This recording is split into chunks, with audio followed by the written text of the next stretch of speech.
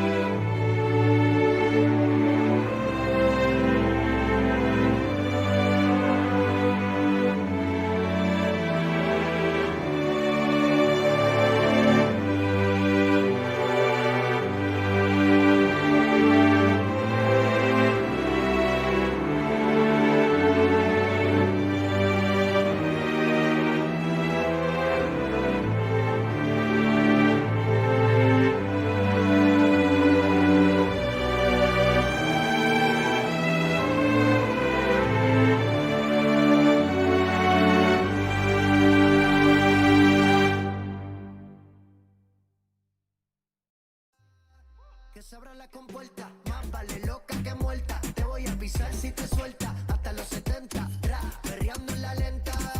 Yo sé que tú no te portas bien, que ratas bajo y yo también. Te vas de party todo el weekend, entren ahora que caben 100. Bailoteo, bailoteo, bailoteo, bailoteo, bailoteo. Bailoteo, bailoteo, bailoteo, bailoteo, bailoteo. Esta noche bailoteo, puesto pa'l discotequeo. Si salimos que romo, sí que esto se puso feo. Te sueltes pa' que me baile, no te preocupes de los detalles. Yo haré que todas las notas te tallen. La gente sabe que somos de la calle. Pa' que te sueltes, pa' que me baile, no te preocupes de los detalles. Yo haré que todas las notas te tallen. La gente sabe que somos de la calle. Bailoteo, bailoteo, bailoteo, bailoteo, bailoteo. Bailoteo, bailoteo, bailoteo, bailoteo, bailoteo. Esta noche bailoteo, puesto pa'l discotequeo. Si salimos que romo, sí que esto se puso feo. Ay, yo tranquila, mami. Ella se va de la casa, de la casa. Mafio. Ella se va de la casa. Rich music. Dímelo, baby, baby.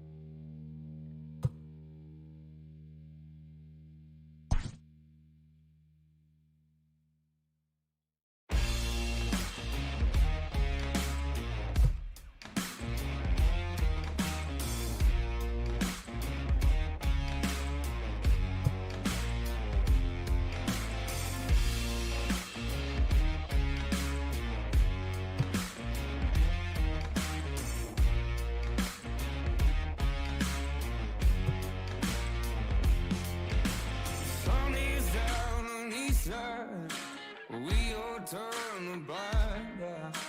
You know I've got your back. Would you ever do that for me?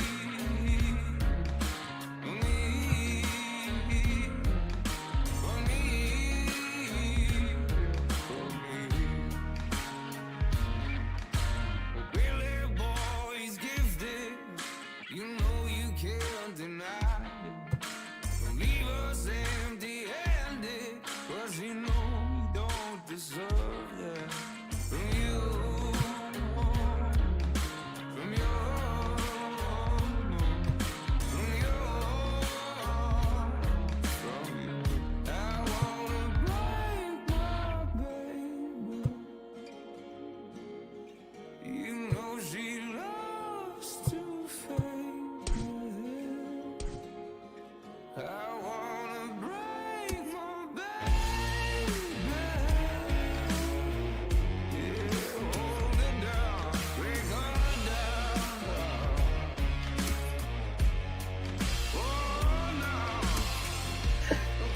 Hello, everybody. I hope everyone is enjoying their Sunday. We are just about to get underway with another day of ML Ball here on Twitch.tv.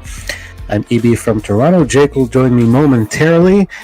He's got to wake up over there in the desert. We're going to start the day with the Angels and the Blue Jays. It'll be Game 3 of the 3-game series. The Blue Jays won the first two. 7-6 yesterday in a game where the two teams combined for 7 home runs. And on Friday, it was a 6-2 Blue Jays win. So the Blue Jays are going for the sweep today. That's how we got to where we are. Looking at the standings, which I have in front of me, the Blue Jays have won 9 of 10. They are now 43-40. Still 6 games back of the New York Yankees in the AL East. And in the American League wild card, they are now 9.5 back. So still a long way to go if they do wish to contend for anything this year. It's going to be tough with the way the American League is set up. As for the Angels, they are 40-42. After losing the first 2 games of this series, they came in at 500. They are tied with the Texas Rangers for second place in the AL West, 5.5 games back of the Oakland A's. And in the wild card, they are obviously further down with the Blue Jays, 12 games back of that second wild card spot. So both teams are kind of on the outside looking in, not even kind of, very much on the outside looking in at the postseason. The pitching matchup this afternoon will have Nate Pearson going for the Blue Jays. You see there 2-0, 4.56 ERA. Some of that earlier in the season as a reliever. Felix Peña will go for the Angels, 5-6, very high ERA at more than 5.5, 5.61. So we'll see how this one goes. You never know in baseball. Pitching matchups can be deceiving.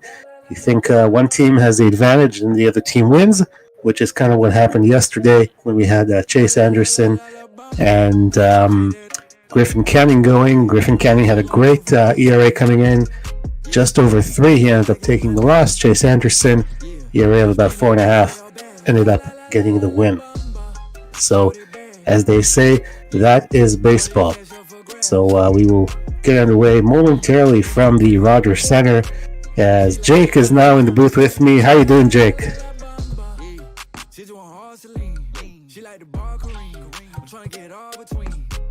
Eventually we'll be able to hear Jake. I think maybe he's still getting his coffee. Nope. Oh, I just muted myself. There we go. There we go.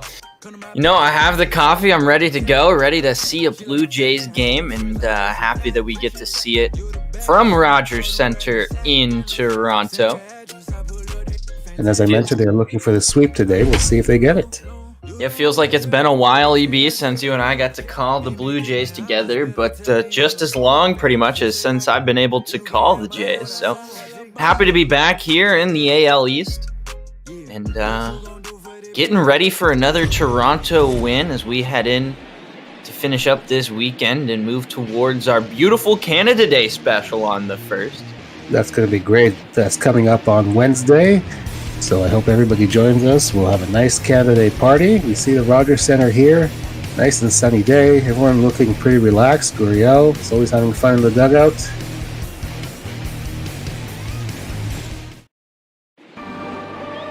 As we see Nate Pearson take the mound today. This will be just his fifth major league start. You see the ERA there. Just 25 and 2/3 innings and only 25 strikeouts. I thought he would have more. Top pitching prospect for the Blue Jays, but he's just getting his feet wet at the major league level. Yeah, and we'll see how he does against this Angels squad that is once again underperforming. Under 500 right now, and when you give Mike Trout that much money, I feel like you should just be winning a couple more baseball games.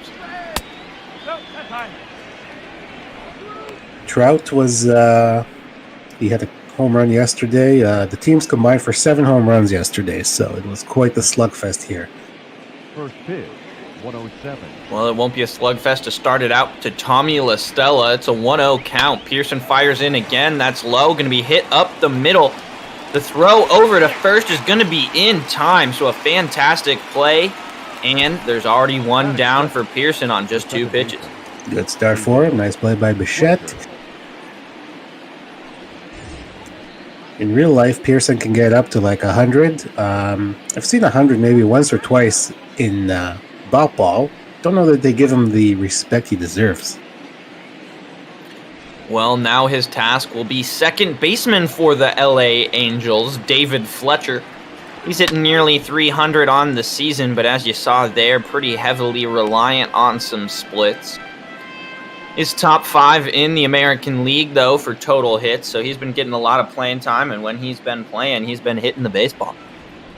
Got on base yesterday in the first inning. Ooh, that goes far to the inside. As you see the weather report there, an absolutely fantastic day for baseball here in Toronto.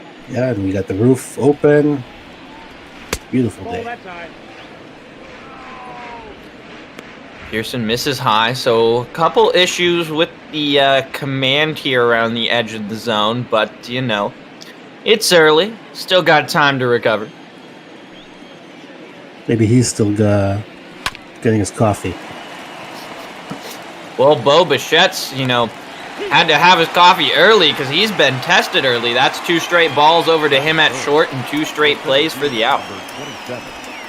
Yeah, he's had to play the first 2 outs. And here is Mike Trout. You see, 342 average, but he's only 4th in the American League, thanks to some of those guys over there in Houston.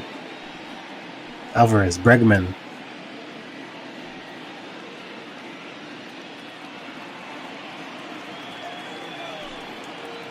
Two down, Pearson readies himself and fires, and that's going to be a nice strike right there, right past Mike Trout. He didn't even swing.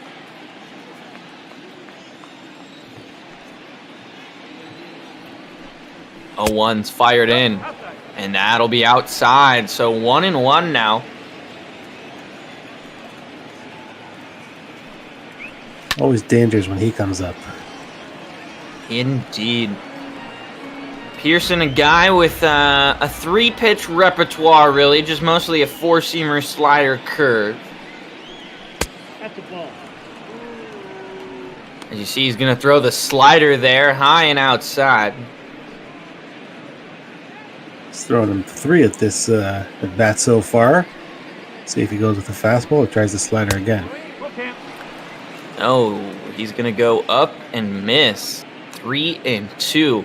The interesting thing about Pearson's pitching style is how hard he throws that slider. Averages about 92 miles an hour. And he's going to use it right there to get Mike Trout. So Nate Pearson mowing people down, making the fans in Toronto happy here. We head to the bottom of the first. Good start. 3 up, 3 down. Angels had a productive first inning yesterday with a 3-run home run from Rendon, but not today. And we see Felix Peña on the mound for the Angels. 5-6 in 16 starts and very high ERA, almost at 6. Does get the strikeouts, but other than that, not really much to talk about with Peña. Yeah, doesn't even get through a lot of innings. So if you're the Blue Jays, you're trying to chase him from this game quickly, trying to get some early offense and then force the bullpen to try and beat you. As Bo Bichette swings on that two-seamer. They did a good job yesterday with Canning, who came into the game with an ERA around 3. Only lasted 4 innings. Gave up 6 runs. Only 4 of them were earned, but still 6. Felix Peña, the Dominican Republic man. He made his debut back in August of 2016. That was for the Cubs. Came over to LA in 2018.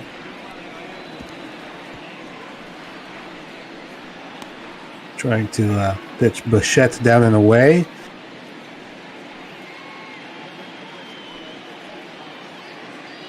Bichette's 262. It's kind of cooled off recently. Started the year very hot. But that will go. The changeup there, 2-2. So Bichette's got to defend the plate now. And he's going to try to, but instead he's going to swing right on over that slider from Felix Peña. And Peña, 1 batter, 1 strikeout. So like we said, Peña keeps the strikeouts up, but whether or not he can keep runners from scoring is another question, and we'll see that today, how it unfolds here in Toronto. He's off to a good start here, striking out the first guy he faces. Now he's going to face Vladimir Guerrero Jr., who is only at 9 home runs. I thought he would have more by now, but not quite. He's used to be in the number 4 spot. He's been moved up to the number 2 spot. Maybe the power will pick up from here. Well, he tries to get on that slider there, but he's going to foul it down the first base line. 0-2 quickly to Vlad. Pitch comes in, and that misses badly. Waste pitch there. Two-seamer, it looks like it just kept running in, and that had no chance of being competitive. Seen the Blue Jays swing at some weird pitches, so you never know. That one's hit pretty well. Yeah, it's going to fall. Well, there you go. Vlad's going to start our offense for the day. He just poked one into right field out there. Nice single going the other way, and Travis Shaw, look at those numbers. 282. I mean, Travis Shaw's honestly been a decent surprise.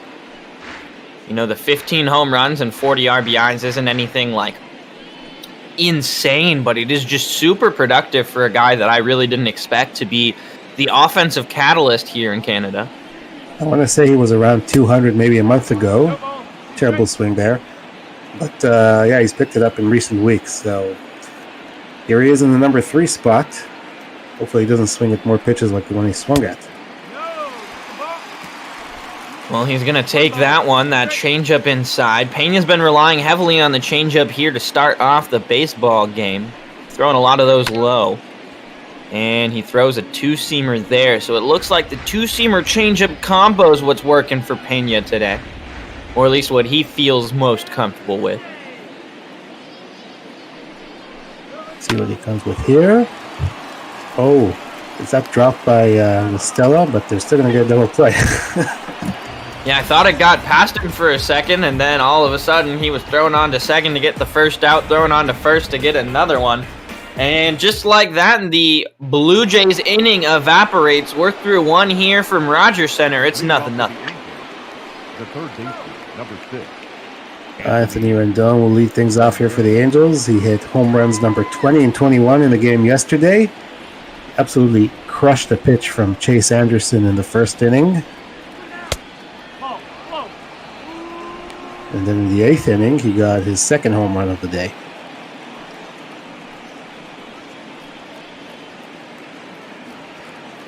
So they got Trout, they got Rendon.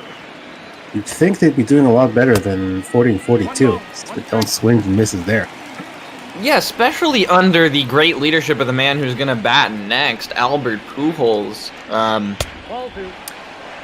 You never know why the Angels are doing so bad, but I just feel like they should have made a playoff appearance in the last few seasons. Mike Trout still really hasn't played in the playoffs, and I don't think this is going to be the season we're going to see it either.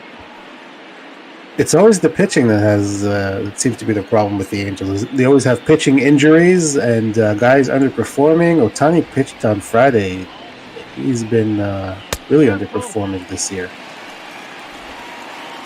Well, Rendon's going to strike through that one. The slider there effective, so the count goes full. Payoff pitch from Pearson, fires into the plate. Swung on, that's hit out to the outfield. Going back, and that'll be caught at the warning track. Woo! That was a little nerve-wracking there, but it's A-okay. Anthony Rendon gets underneath that one, but the Blue Jays defense does their job, and that will bring up three-time Major League MVP, the designated hitter here for the Angels, Albert Pujols. Not doing so well against righties. He does have more home runs, but batting under 200. Oh. 1-0. 19 years in the majors, right there. Obviously, long time with the Cardinals. Then with the Angels from 2012 until now. And what I think the craziest is a guy who didn't get a big offer from a major college, went to a small community college in his, home area or in Missouri that he went to high school in. So, he had a long road to the majors, but once he got up here, man, oh man, has he produced. But definitely on the tail end of his career. I wonder how many more seasons of Pujols we will get. I don't remember how long he signed for. I think he may have another year or two after this year. So after that, I would probably guess he might retire. He's climbing up the leaderboards in a lot of offensive categories. So he's going to walk there. But yeah, Albert Pujols takes the walk. He's 40 years old, 164 days, so, he's getting up there. I hope to be able to play any kind of sports when I'm 40, much less still be a professional athlete in the highest echelons of my sport. See Justin Upton come up, left fielder. 13 home runs, all against right-handed pitching. One of those was yesterday against Anthony Bass in the 8th inning. That made it a 7-6 ball game, and it was a lot closer than I had wanted. First round pick by your Diamondbacks back in 2005. Indeed. It's weird to see him playing out there in left field as that ball goes in the dirt, but not a problem. Justin Upton had his own section of the ballpark called Uptown out in the right field at Bank One Ballpark / Chase Field. And so him playing left field just confuses me a little bit. I'm so trained. He's bounced around since Arizona. Oh, nice pitch there. 96, and he thought it was a ball, and he's arguing, but umpire decides. Batting 7, the shortstop, Angelton. Yeah, might be a little bit with him, just below the knees, but hey, when you got 2 strikes on you, you got to defend against the plate. And he didn't even move, so that'll bring up Andrelton Simmons, shortstop here. Very good defensively, Simmons. Always on his toes, making nice plays out there at short. He's going to get that one out into left field. The issue, though, is that Albert Pujols can't run for the life of him. So he's going to be stuck with just a single. Pujols only going to be able to advance to second on that hit to the outfield. 0 speed. So, yeah, he's going to be stuck there. Advancing 1 base at a time. Special effects mentioning Miguel Cabrera in the Twitch chat. He also has 0 speed. These DH types that do not move well on the base paths. Ooh, that ball's lifted, but not a problem. That is out number 3. So Pujols gets himself in scoring position, but it's no big deal.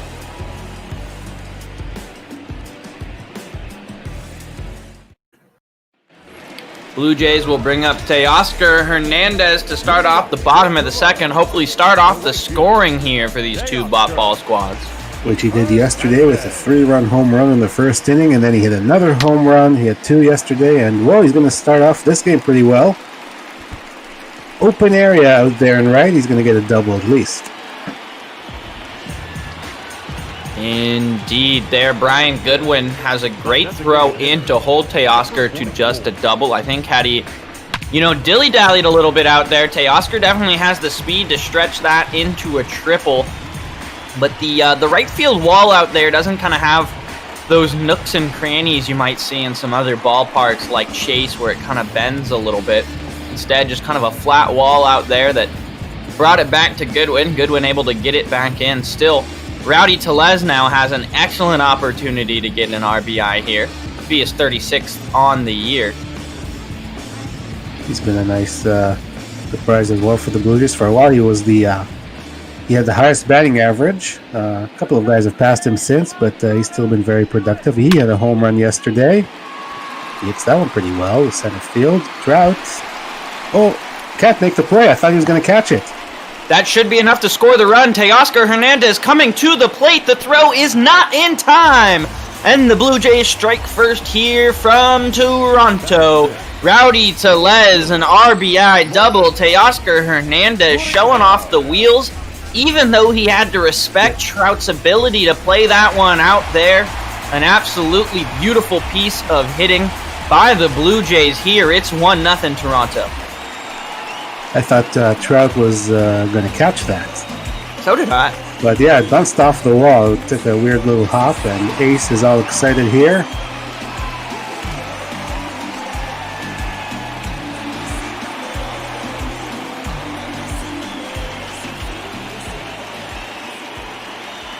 As we see Lourdes Gurriel come up here, trying to add on. He's got an 11-game hitting streak that he continued yesterday. Yeah, and he's going to be a big part if Toronto wants to continue to trend in that positive direction, continue to start competing for playoff spots. They really need his big bat and his defense to continue throughout. There's a number of guys that they're going to rely on. It's really going to be a team effort, but he is definitely a big piece.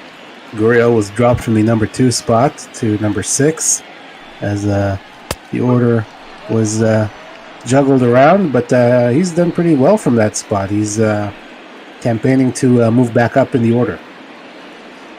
Yeah, at the start of the day, the Blue Jays just 9.5 back in the wild card race. Just 6 back in the divisional race, as it's a 2-2 count here to Gurriel from Peña. Gurriel hits that one on a dime over to third, but that is going to be a quick out there. Anthony Rendon over there is as sure-handed of a third baseman as you're going to see. Okay, don't hit it to him if you can, but Gurriel did. Here comes Grichuk. He and Vladdy with both have 9 home runs. That's the lowest on the team amongst the starters.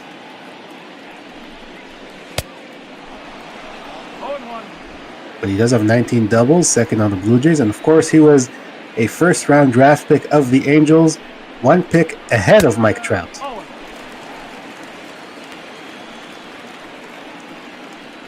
You probably shouldn't draft anyone ahead of Mike Trout. Yeah, but Grichuk, you see, well, a lot of teams passed on Trout, and the Angels had 2 first-round picks in that season. They went with Grichuk first, and then with Trout. Different career paths for these two guys, that's for sure. Well, different batting averages this season, nonetheless. I think Trout's winning by over 100 points. And there's a reason Grichuk's banished to that back third of the order, as he's going to swing on that one, miss as we're talking trash and prove our point excellently. Felix Peña gets his second strikeout of the day. He's been struggling a little bit, though, to control the contact. So, if you're an Angels fan, good to see him get the swing and miss there. That'll bring up one of the biggest disappointments of the season. Yeah. Just 199. That's why he's been dropped to number 8. in the batting order, and at least he won't strike out here because he'll just go after the first pitch and ground it to the second baseman. But before we move on, Rowdy Tellez with the double out to straightaway center. Almost hits that 400 mark out there in center field. In fact, he will hit it on the bounce. It'll bring in the first run of this ball game, and through 2 innings, it's Blue Jays 1, the Angels nothing. Leading off for the Angels. Here comes the catcher, Anthony Bemboom. And despite that name, you'll see he's 0 for his last 14 and 0.53 overall. And with a couple of Angels catchers coming off the injured list in the next few days, I don't think he'll be around much longer. No ball. On strike.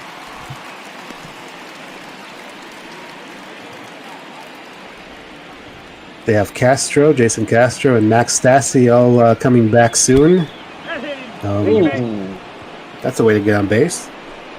Yeah, well, Bemboon doesn't have any boom from the bat, but he gets absolutely boomed in the leg there.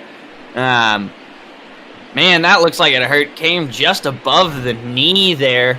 That'll leave quite a bruise, as Tommy LaStella now has base runners for him. He grounded out back in the first, and Pearson's really looked in control so far in this one. So we'll see if he can bounce back. Actually, no, third base runner for the Angels. They had a walk in the single last inning. Tommy LaStella, the former great Cubs pinch hitter, now playing every day at first base.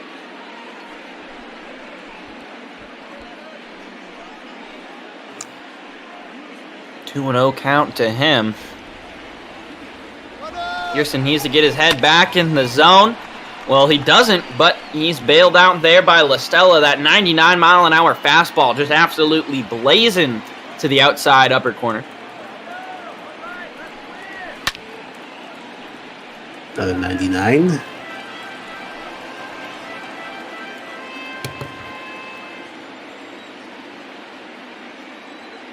Two-two pitch.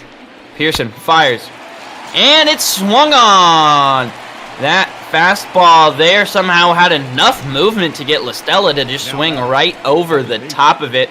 And if you're Pearson, you got to be feeling good about how you're throwing here today. Went with the two-seamer. If he made contact, it might have been a double play. Struck out. Now, we'll try to get another double play, or a double play, so as not to see Mike Trout come up this inning. And, you know, Pearson's a guy, too, who has a lot of movement on his fastballs. Compared to the league average, he generates far more whiffs on his fastballs than you'd expect. And I wonder what the Blue Jays are going to do in this real shortened season, if they're going to bring him up, or what are they going to do, because it doesn't look like there's going to be a minor league season. He's going to need to pitch somewhere.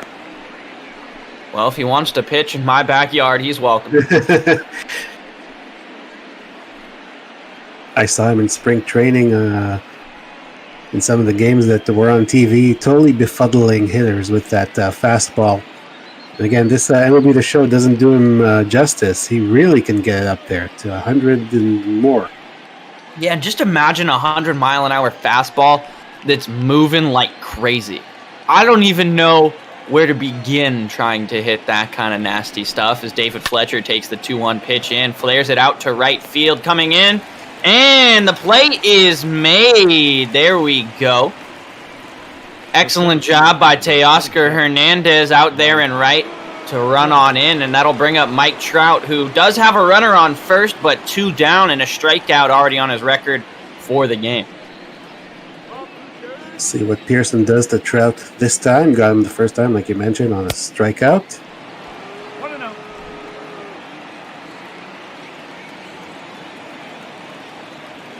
These Angels can hit. It's really been their pitching. As Trout swings right through that 99-mile-an-hour four-seamer.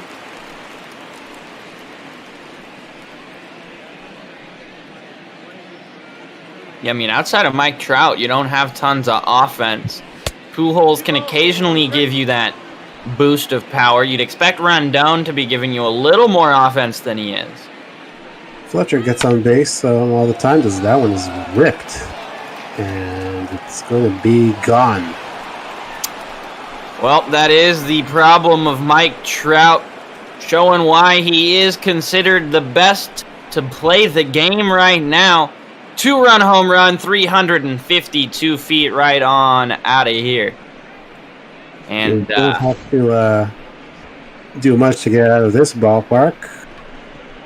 I couldn't see if it was a fastball or a changeup or whatever, but whatever it was, wasn't coming back. So that's his third home run of the series. He had one on Friday, one yesterday, and another one today.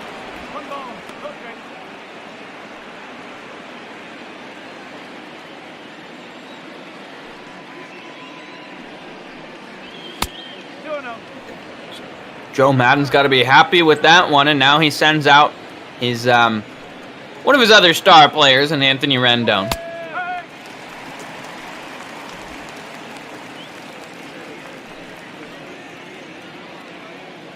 Rendon hit one pretty well his first time up, but Grichuk made the play. Gets good contact there, but he barrels it down the foul line.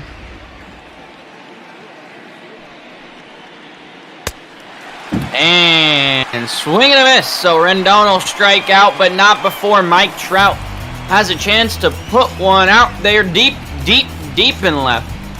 And he takes away the Blue Jays lead, gives the Angels a 1-run lead of their own. We head to the bottom of the third. The Jays trying to fight back. Indeed, 2-1 Angels, as Heidi Watney was talking about all kinds of things like the Blue Jays hitting stats, and while they're a little better than they were the last time we called the game together, they've moved up a bit in the rankings. They don't steal bases because nobody really has any speed, as you can see there. But other than that, they have improved on their offense. They need to do even better, though, I think. Leading up for Toronto. Well, we'll see Danny Jansen now at the plate. Not what you'd call a harbinger of offensive superpower, but serviceable so far with that 237 average. Has been very hitting very well lately. I think last time we were on the game, he was like at 150 or something like that on the batting average. So he's improved. Still has a long way to go, obviously, but 237 is actually pretty good compared to where he was about a month ago.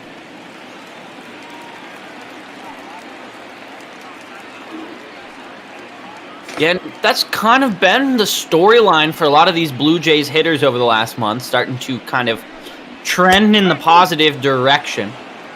And so if they can keep it going, maybe a chance for them to really compete. You know, like I said, the Blue Jays definitely within striking distance of the Yankees in the AL East. And that might be the only way to go this year because of all the stacked teams out there in the American League Central. Yeah, I mean, I think we all know that it's going to be two American League Central teams winning the wild card. Is going to be whatever god-awful team from the AL West somehow wins that division. And then, I mean, the Angels have a losing record right now. We're 82 games into their season, and they're only 6 games back in the division. That's depressing. I wish the Diamondbacks were playing in that division. We'd have like a 12-game lead. And Jansen, he says, you know, you might not think I'm the best hitter, but that's okay because I'm a great walker. Well, the catcher for the Angels reached on a hit by pitch and ended up scoring, so let's see what happens here. As Man8908 asks in the chat, what improvements do the Blue Jays need to make to be serious contenders? And I think it's the offense. It has to be better, and guys like Pearson and some of their other pitching prospects have to show that they can pitch in the majors. Yeah, and I mean, if you're the Blue Jays, you have Hyunjin Ryu now, so you have your top-of-the-order, just stalwart kind of guy. But you have your youngins like Kevin Biggio that you need to be hitting the baseball. Yeah. And he's hitting 199 right now. I mean, you're not going anywhere with that. You need Bo Bichette to kind of take it to the next level a little bit. Same with Vladimir Guerrero Jr. And when you start seeing those guys get some bigger pop into their bat, maybe one big free agent bat signing over, the offseason following the shortened season, I really think the Blue Jays could be a solid team to compete for a wild card slot in the AL. Maybe make it to the divisional, even league championship series. Especially with the Red Sox kind of maybe taking a step back after trading Mookie Betts. And, well, this year we'll see what happens in the shortened season. Of course, next year they'd probably get Chris Sale back from his Tommy John surgery, and they usually are able to bounce back pretty quickly when they do have an off period. So we'll see what happens in the American League East as Bo Bichette swings right through that one.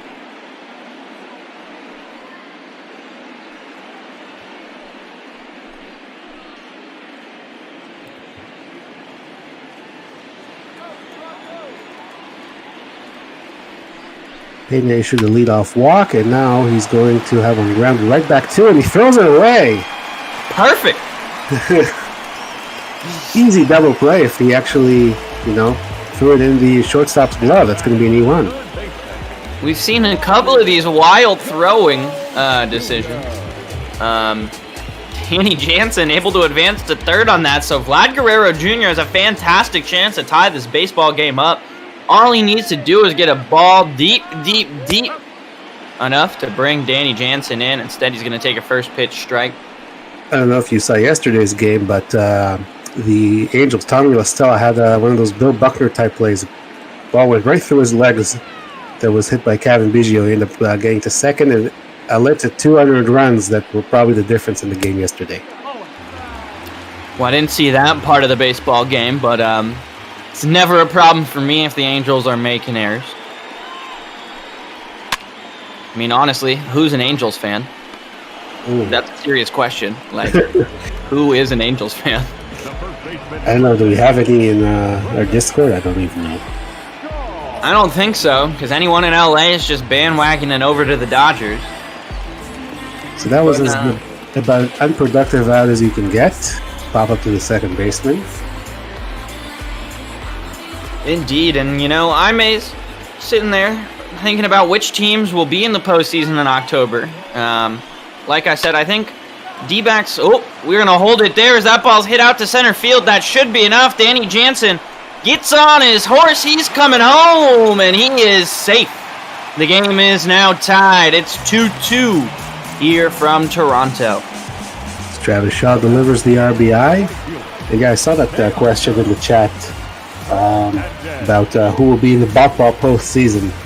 Yeah, I think the Reds might hold on, actually. They've looked pretty fantastic in their ability to get a wild card slot. So I think the Braves and the Phillies will just miss out. Over in the AL, it's got to be the Indians, the White Sox, and the Twins, no doubt, from that Central Division. I would say the Yankees here in the East, probably. Rays are right on their tail, but haven't been able to make up any ground. In the West, I don't know. Probably the A's, but anyone could win that division. Yeah, they really haven't run away with it as much as I thought they would be. Yeah, especially given the fact that everyone else in the West has a losing record. You'd expect the Athletics to really be cruising there. Instead, they're not, as that ball is laced, but unfortunately, it's laced right at Justin Upton in left field. So that'll do it for the Toronto offense here in this inning. However, we're through three. It's a 2-2 ball game. A great day for baseball here and a great game for us, EB. Yeah, absolutely. Tied at 2, Blue Jays taking advantage of that error. And as we go to the top of the fourth, Heidi Watney will remind us to donate to Trevor Project. That's what we're here for this week. Is our that's our weekly charity. We're all doing this for charity. So if you can spare a little bit, please do go ahead. You can type in ! Donate in the Twitch chat and get the link, as we will see the Angels come to bat here in the fourth. Albert Pujols will lead things off. No official bat. He walked his first time out. And yeah, just one quick note. The Trevor Project's an absolutely fantastic charity. It's a toll-free, 24-hour confidential suicide hotline, among other things, for LGBTQ youth, as that ball's going to be hit out there to right field. Teoscar underneath it. So one pitch, one quick out here for Nate Pearson. Pearson's got new life here. He's going to have to keep putting up some zeros. He got Upton swinging, or I guess looking, sorry, yeah, he didn't like that strike 3 call. Just as I was saying that Upton, he was in Arizona, you were talking about Uptown. Then he really has bounced around. He was in Atlanta, he was in San Diego, Detroit. So he's been packing the luggage in recent years. Hey, but you know the one thing that Justin Upton will never get taken away from him? He is the man who's on the back of my first baseball jersey ever. Nice. As he's going to hit that, though, an easy grounder to second. Shaw has it in his glove. That'll be 2 down. But yeah, it's a beautiful Justin Upton. Those red, Sedona red and white D-backs jerseys from back in the day. Yeah, and he's an answer to Diamondbacks related trivia questions a lot of times. And because he's bounced around so much, I sometimes forget that he played for Arizona. But the big guy, sometimes we know when he has his Arizona-related trivia questions, a lot of the times Justin Upton is the answer. I would argue Justin Upton's always the answer, no matter what the question is. He's just a good guy. Yeah, I usually guess Goldschmidt for the first guess for everything, but it's either someone from that 2001 roster, as Bichette's got to turn hard on that one, and he does. That is a fantastic play by the Blue Jays youngster. We're midway through the 4th. It's still a tie game, 2-2, but the man responsible for the first Blue Jays run, Rowdy Tellez, is going to lead it off here in the bottom of the 4th. Bo Bichette was telling Simmons, anything you can do, I can do too. I can throw you out over there at first base.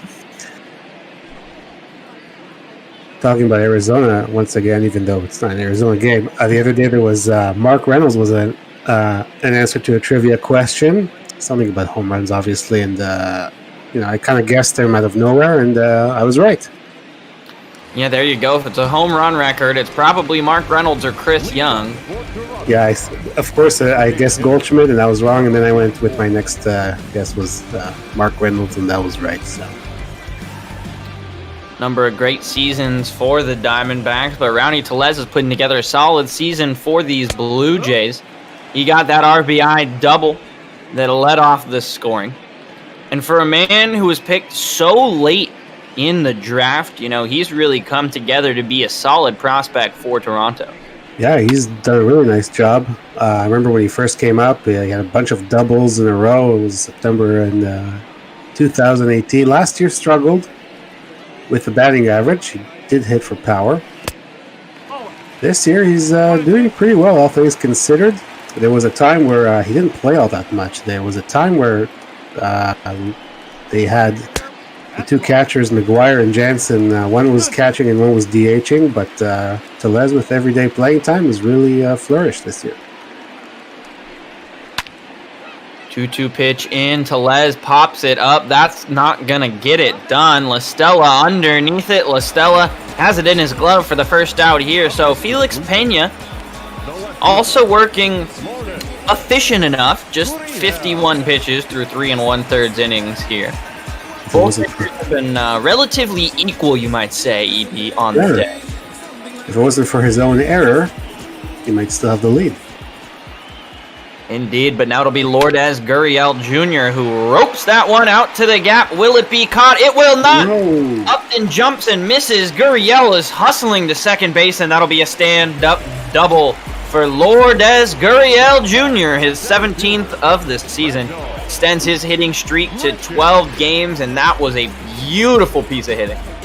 Absolutely. Got that hanger, and Upton I thought might have a play, but then he tried to jump for it. He wasn't tall enough, so he goes for a double, and we'll see what Randall Grichuk can do. Well, he'll hit it deep, deep, deep to right field, but it won't be deep enough, and they're not going to send him. So Gurriel's going to stick there at second. I thought maybe that'd be a chance to advance him 90 feet closer, especially given the fact that it was hit out to right field, and Goodwin's not known for his arm. Yeah, I thought they might drive, but no. Gavin Biggio here. Grounded out on the first pitch he saw. Well, at least he took the first pitch this time. Yeah, he had a nice day on Friday. He had a home run and a double, so I think it was a single. Yeah, a home run and a 2-run single.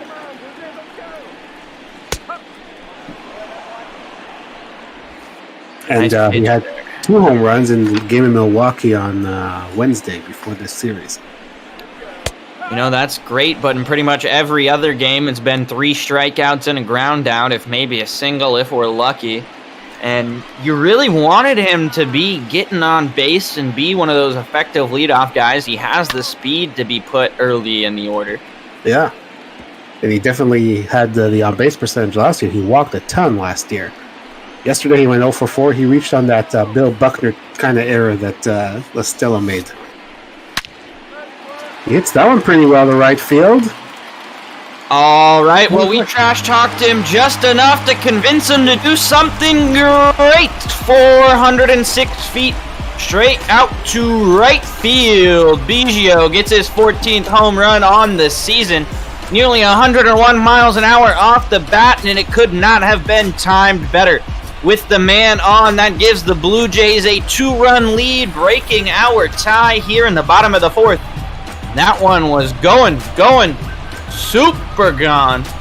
And the fans here at Rogers Center are on their feet. There we go, even. Wow. Second deck up there. Very nice.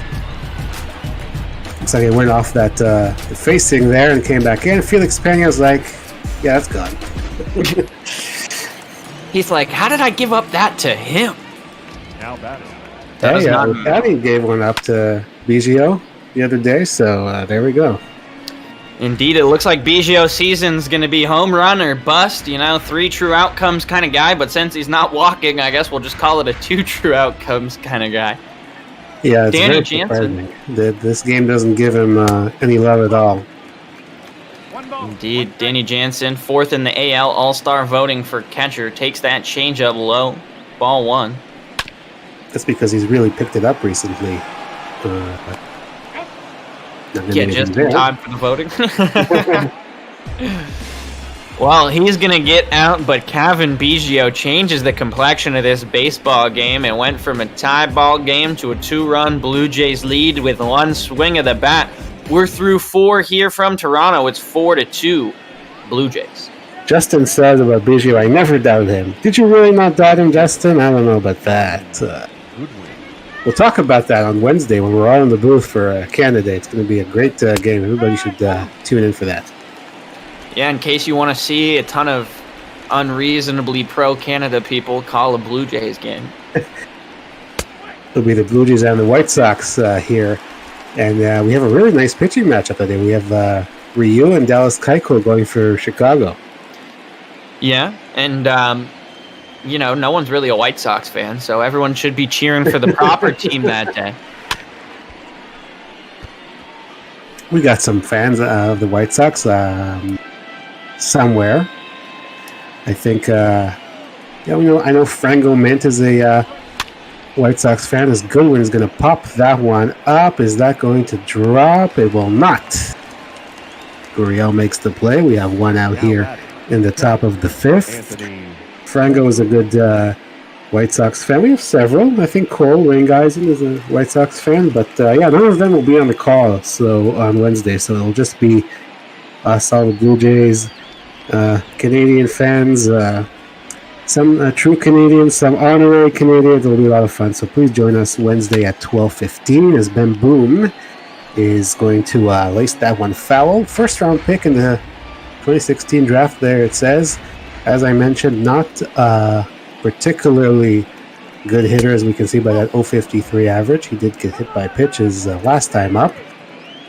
And we also talked about the Angels catchers coming back from injury, both Jason Castro and Max Stassi. That is high 2-1.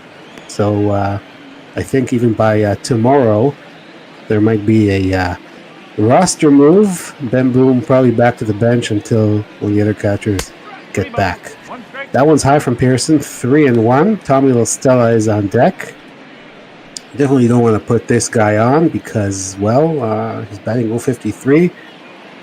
And these are the kind of guys you have to get out. 3-1 pitch. Swung on and missed. He went after that changeup at 83, and he has a full count. Let's see what's Pearson, here. payoff pitch, gets him swinging. Beautiful four seam fastball once again. EB, it's that movement on the fastball that makes him so effective at times. And you saw it right there, another K. And now Tommy LaStella, who's really hasn't shown much here today. The strikeout and the lazy ground out 0 for 2. That was a good pitch from Pearson. Like I said, you don't want to be putting guys on who are batting 053 by a walk or even a hit by pitch like you did last time. Make them earn their way on. Yeah, I mean, attack him. Like, honestly, just throw the ball down the middle and dare him to try and swing the bat if he's hitting 053. It might just get in his head enough that you're throwing right at him, but that one, that's going to be hit out there. But not a problem. Underneath it is Grichuk, I believe. Yep. And that'll be the end of the top of the 5th. The Blue Jays order's going to start fresh. Bo Bichette, who struck out but reached on an error his second time up, going to go for his third at-bat here today, trying to get his first hit on the day. iMace 101 is asking, what do you guys think the Angels need to do the rest of the season to make sure they are in the conversation in October? Well, they have to get better pitching. This has been the problem with them every single year. There's always one or two guys injured, Tommy John or whatever it is that they undergo, and the pitching always underperforms. They have the offense to get it done, I think, with Trout and Rendon. Pujols is still a threat, even though he's in the 230s. The pitching, though, has always been a problem. Here are a couple of guys who seem to be into every Angels game we do. Dylan Bundy and Jaime Barria.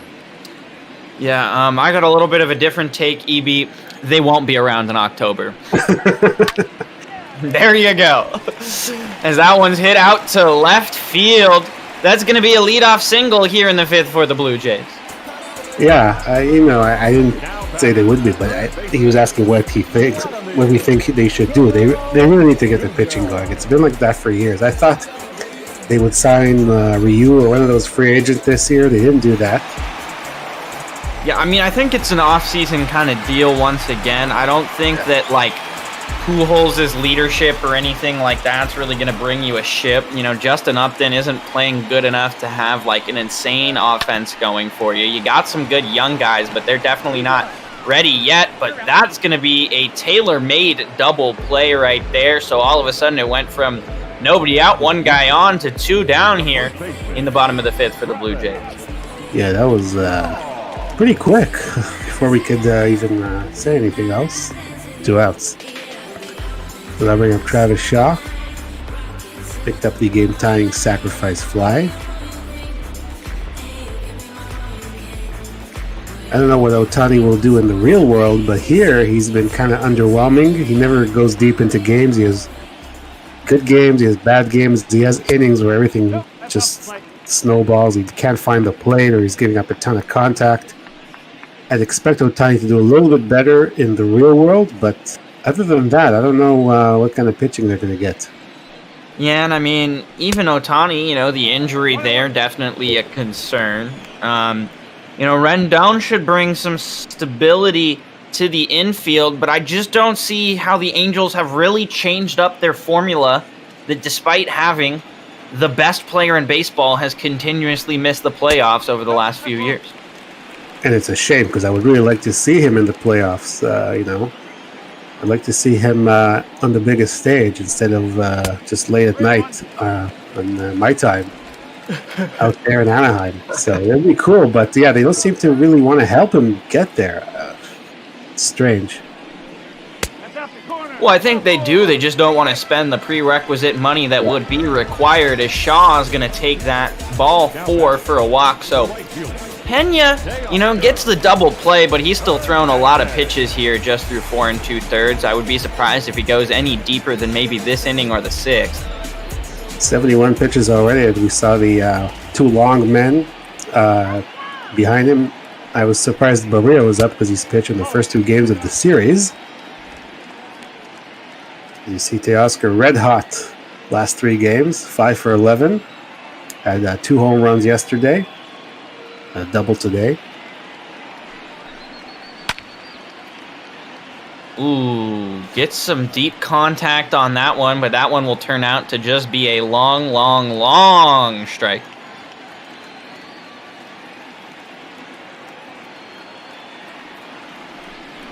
And, you know, I think the biggest issue the Angels are going to have is I just trust the stability of a couple of the other teams in their division a lot better than I trust them, you know.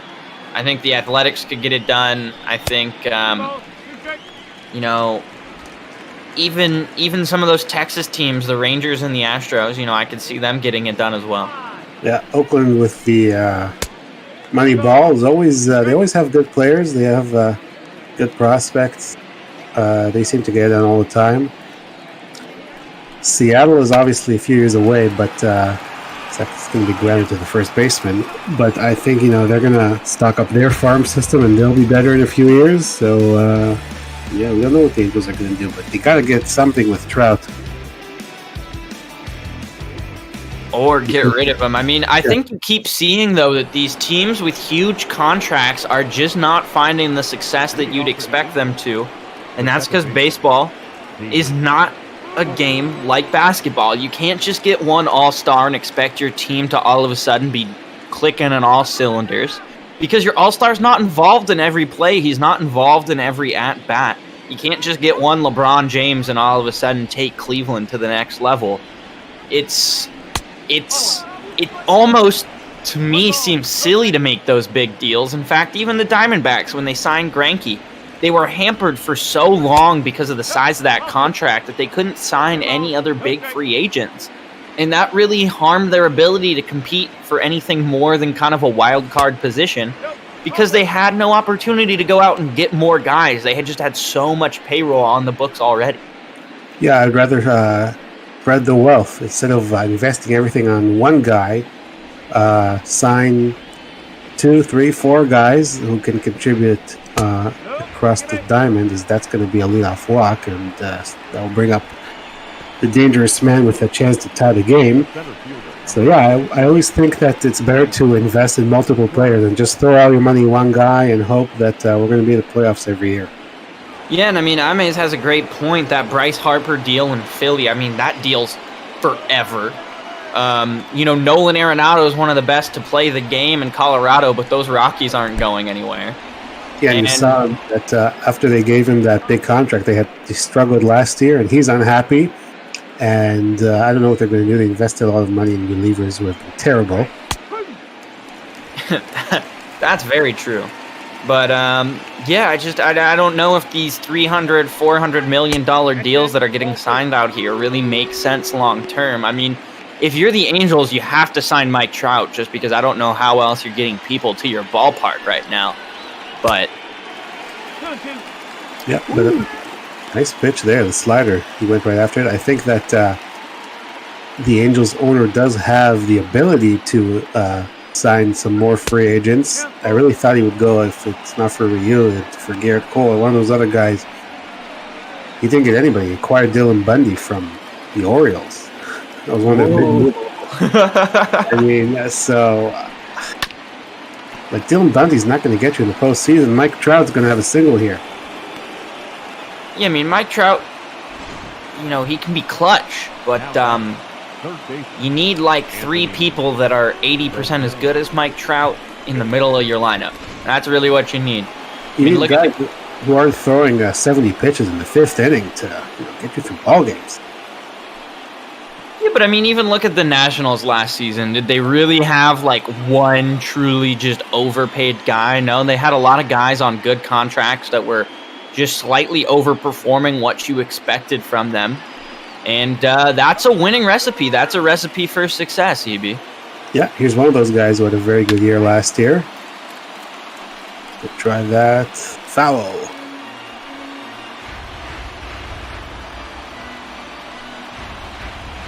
He was a good pickup, but again, I thought they needed pitching more than they needed offense. Like, you can't go wrong, obviously, with Anthony Rendon batting in the cleanup spot, making good plays at third base, and protecting Mike Trout in the lineup. But still, show me the pitching. Yeah, I mean, you're never going to win games if you're giving up. 6 runs every day. I mean, even with Mike Trout, he can only hit so many home runs. Yeah, he's a great player. Love to see him do well, but not much around him as Rendon is going to absolutely demolish that pitch.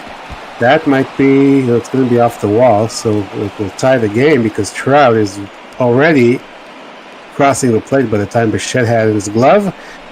So Rendon does what he was signed to do. He has the 2-run double. Yeah, he just absolutely elevates that ball, gets it out to the gap there between left center field. There wasn't a chance for anyone to get to that, so we'll bring in Ryan Barucki.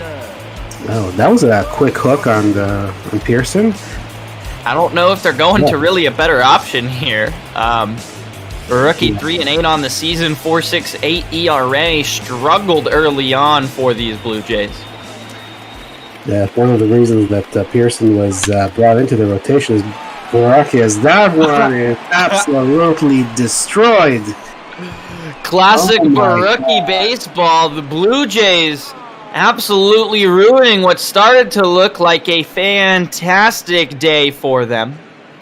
And Albert Pujols trying to, bring back memories of better days as he just sends that one flying on out of here. They couldn't wait till tomorrow to bring back the memories? Oh my goodness. First pitch too. Goodbye. Oh. Yeah, that hurt. In about 2 pitches, the lead went from 2 in favor of the Blue Jays to 2 in favor of the Angels. As now Justin Upton will have a chance himself to try and add on to this offensive parade. Ryan Barucki comes in relief, and immediately his very first pitch of the baseball game is sent flying out of Rogers Center. As more action in the bullpen, Anthony Kay, Trent Thornton. I might have brought Anthony Kay, to be honest with you. Done a better job. Ryan Barucki is really... how can I put it nicely? I don't even know if I can put it nicely. He's campaigning to go back to Buffalo. That's what he's doing.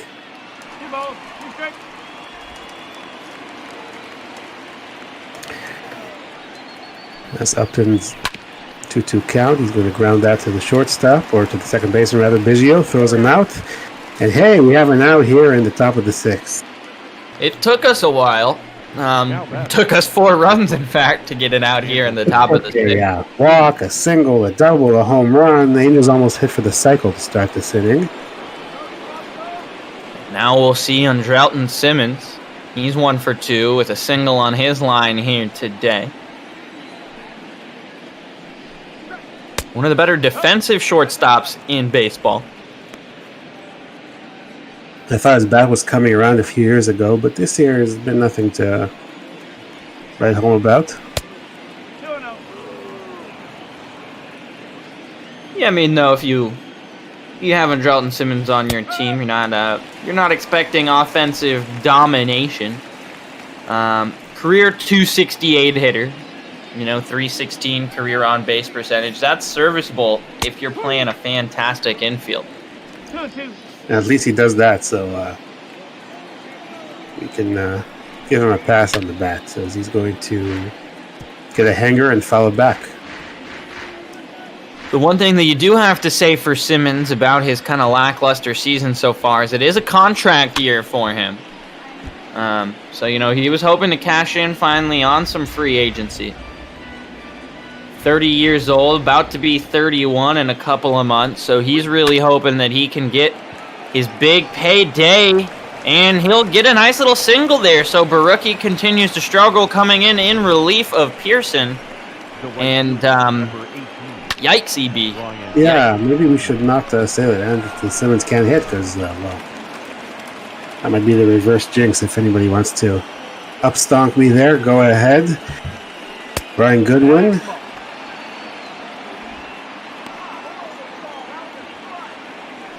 Bump ball managers really love the long relievers. You'll see, I'm sure we'll see an Angel long reliever or two here, although maybe not now with the game in the lead for the Angels, as I don't know what Goodwin was swinging at 1-1. Yeah, I swear it's like, oh, unless there's like 1 out left in the baseball game, it's like, well, it's the middle of the game, time for my mid reliever, and you're like, what? And they pitch every day. I don't know. It's insane. And they never actually pitch for that long. Like, almost always you see the long relief guy come in, and you're like, okay, I'm gonna get 2-3 innings from him, and then he gets 2 guys out, they go into the break, and they pinch hit for him immediately, and you're like, great, okay. Yeah, in the American League, they probably go a little longer, but they usually give up runs when that happens. There's a ground ball. We'll see if they get 2. Oh, that was a really slow transition there at the second base bag, and Goodwin able to hustle it out. Montoya not too happy, but let's give him some credit there. He was coming down the line. Here's Ben Boom. Who was bamboozled Indeed. in his last at-bat. Bamboozled there. It's going to go to the pitcher. Can Barucki get it in time? He cannot. So yet another Angels base runner just legging it out to keep the inning alive, and that'll bring up the leadoff man for LA, Tommy La Stella. Well. Yeah. I mean, you should have. It was hit kind of in a weird spot, but I don't know. I think if I were calling real Blue Jays games, that'd be like that too. Like, yeah, I don't know. I mean, that might be an opportunity there for your third baseman to come in, but it looks like, Vlad just really didn't get a good read of that one, maybe, so left it up to his pitcher. But whatever happened, here's runners on first and second, 2 down here, and now Barucki's really got a battle against La Stella. He was brought in relief and has already thrown 21 pitches while giving up a couple of runs. Yeah, he may not be long in here. By the way, this is the 9th man to come up here in this inning. So the Angels batting through the order as La Stella will swing at that one. Holy cow, Ryan Barucki has thrown 20 strikes and just 2 balls so far. So I guess he's locating? Yeah, well, I don't know. I can't really say he's locating because the first strike he threw was located right into the seats. However, he will get the final out. Well, there you go. The Angels with a devastating top of the 6th. They take a 2-run deficit and turn it into a 2-run lead. We head to the bottom of the 6th. It's 6-4 Angels as Dylan Bundy is going to come into this one. Here's the long man again, Dylan Bundy. Pitched on Friday, didn't pitch yesterday, but yeah, he's in like every Angels game that we have. Former Oriole. Going to try to hold the score at 6-4. Not a very good ERA as we saw, and they're really not good numbers, but we'll see if the Blue Jays can do anything against him. Any relation to Ted Bundy? I don't know, maybe Al? I don't know. I think Al might be a better pitcher. I don't know. Well, Dylan Bundy gets a first pitch strike there. 0-1.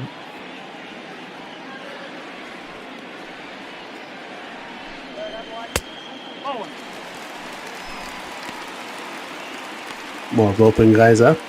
Anderson and Buchter. Buchter's actually kind of decent in terms of the numbers. If he's facing lefties, right, he's kind of hit him around. Bundy throws the fastball there. That might actually be an infield single. The play's not even going to be attempted there. That's a way to get the shift, I guess. Yeah. Yeah, I mean, it's weird because it's not like he's got a lot of speed running down that first base line. So you think you'd try and make a throw, but hey, I won't complain. No, neither will I. It's a base hit regardless if you hit it just a little bit or if you hit it really well down the line and pull it. Gurriel, double in a run scored today.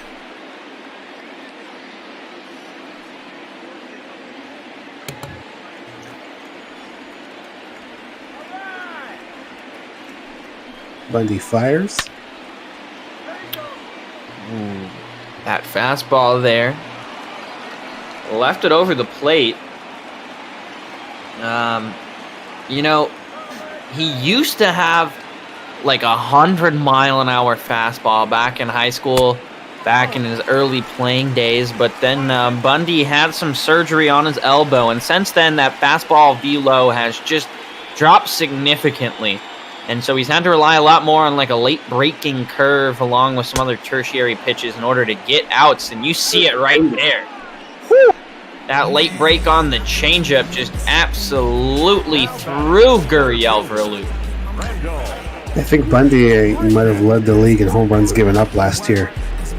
Pitching in Baltimore, you kind of expect that, but when you don't have the velocity to really blow by guys, that you could expect that even more.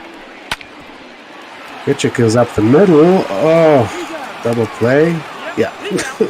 Yeah, and that's not even Pritchik's fault. That was a solid hit up the middle. You just have to give your tip of the hat to Andrelton Simmons there. We were talking about how great of a defender he is, and he shows it right there. Just a nice little diving stop, the flick on to Fletcher at second, and the throw to La Stella at first to complete the double play. As Ryan Baraki will continue for another inning. First one went kind of lousy for him, allowing the inherited runner to score. 2 balls, no strikes. And a runner of his own. Yeah. He's going to fall behind here, 2-0. Yeah, David Fletcher here, one of the men involved in that excellent double play to end the bottom of the sixth. He'll face a 2-1 count here with an 0-for-2 line on his day. Started at last inning with a walk, but here he's just going to ground out.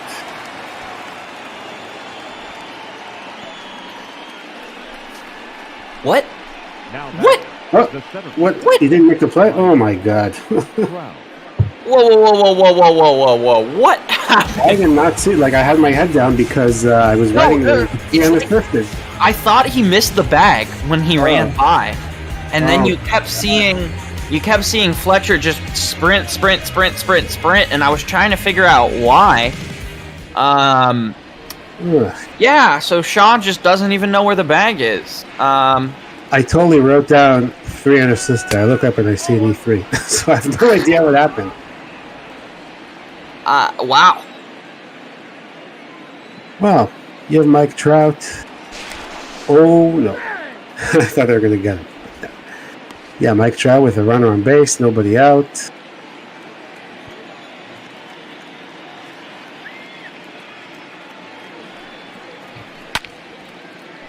A pitch that he probably should have done more with. I mean, how do you do that? Even if he walks past it and doesn't hit it on his first try through, you know what I mean? He could have walked back, tried to step on it again, missed it once again, and then tried to walk back yet again, giving himself 3 opportunities to just be able to step on the bag. Instead, though, it looks like they'll get him. No. Another double play broken up. Mike Trout won't fall victim because of that grade A speed over there down the line. Yeah, if it was Pujols, we'd probably get him, but not Mike Trout. I think literally anyone else on this lineup other than maybe Goodwin, and you probably get that double play. Here's Rendon, tied this game with a 2 RBI double. That was just last inning. That was the last batter that Pearson faced. I still can't get over the fact that he just walked past first base. I told And he him was so calm, too. He just, kind of sat there like, heck yeah, I made the play, boys. As that might be a double play ball finally. They get the one at second, and they finally are able to complete the second end of it. The transfer there from Biggio is perfectly on time. And so Barucki, despite one of the weirdest errors you'll see in baseball, able to get through that inning, and it'll bring up Justin Anderson to pitch now for the Angels. He's thrown in just 11 games, 11 1/3 innings on the season. And we see righties batting .429 against him. So after Biggio, he's going to face a bunch of them. So let's see what happens. Yeah, Biggio, one of the more important batters so far in the Toronto lineup, had that absolute blast to the second deck and right field that scored 2. And at the time, we thought that's going to do it, but no. No. Now just give up 4 in an inning. That's what you do when you bring out Ryan Barucki.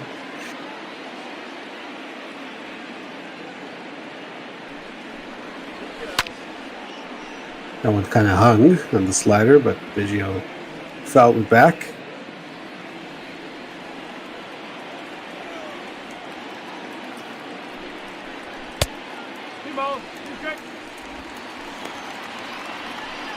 That one was non-competitive pitch, that's for sure. Fastball way inside. 2-2 pitch. Another hanger fouled away. Couple of hangers in this at bat. To Biggio from Justin Anderson. Deals outside, so it's a full count. Danny Jansen will be next. Then Bo Bichette, and hopefully a lot more guys if you're Blue Jays fans. Full count is gonna miss. So there's a walk, a leadoff walk here in the bottom of the 7th. There you go, an excellent take there. And want to thank all nearly 20 of you for joining us for this very early ball game. We have a great schedule on the slate for you after this one. Atlanta and Miami will be next with Aiden Blanc taking over the main duties there. Chicago and New York Yankees. And then at night we have, kind of an NL West special. Dodgers at the Giants, Colorado headed to Minnesota, and then the Diamondbacks headed to Philadelphia as that series is tied 1-1. And Danny Jansen's going to get plonked right in the hip there. So that'll be a free base. I guess Anderson knows that since right-handed batters hit 429 off them, they'll just put them on base by hitting them. Well, that'll work for you and I, EB. Totally. As Bo Bichette, leadoff man, singled back in the 5th. A single right here would do wonders for the complexion of this Blue Jays baseball game. The umpire stepped out. I'm not sure that they think that he intentionally hit Jansen. I don't know. Probably.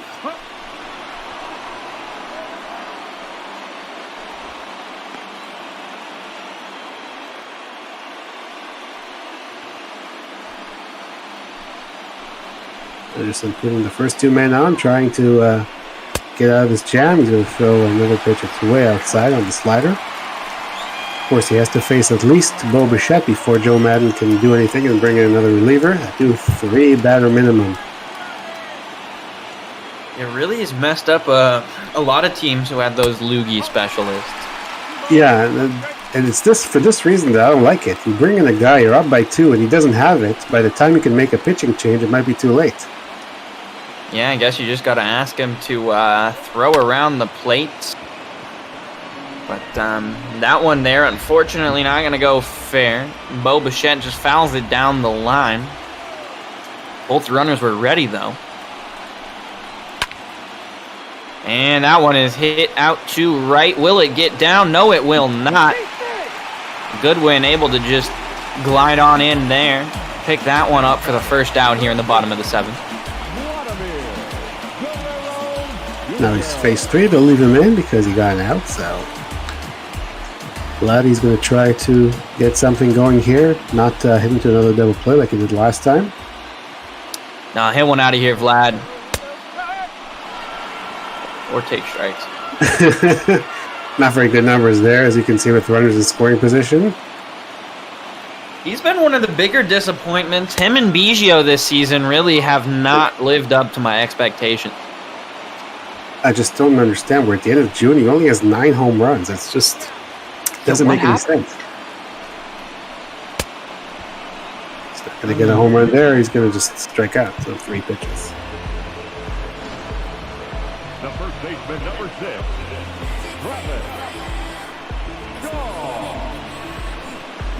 Even IMAX said he doesn't like the 3 batter rule because it made him lose a lot of games. Ryan Buchter will come in to face the lefty. 250. Lefties are batting against him. It's a little higher than I actually thought. Pitched yesterday. Had a good inning.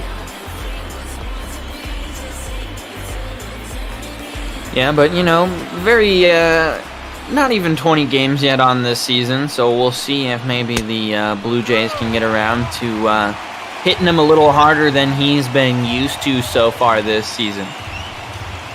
So 2/3 of an inning for Anderson. Now Buchter's going to try to finish off this 7th inning. Going to fall behind here to Travis Shaw. 367 with runners in scoring position. He's been on a tear recently.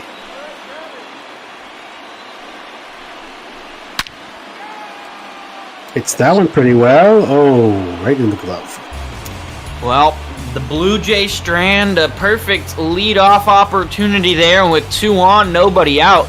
Instead, though, the Angels going to get through it without a problem. We're through 7 here. It's the Angels up by 2, 6-4 from Toronto. Albert Pujols, last time he came up, he faced this man, Ryan Baraki. He greeted him with a absolute moonshot to left field. Why Baraki is still in this game, only Charlie Montoya knows. Yeah, I'm not sure Charlie Montoya wants to win this one.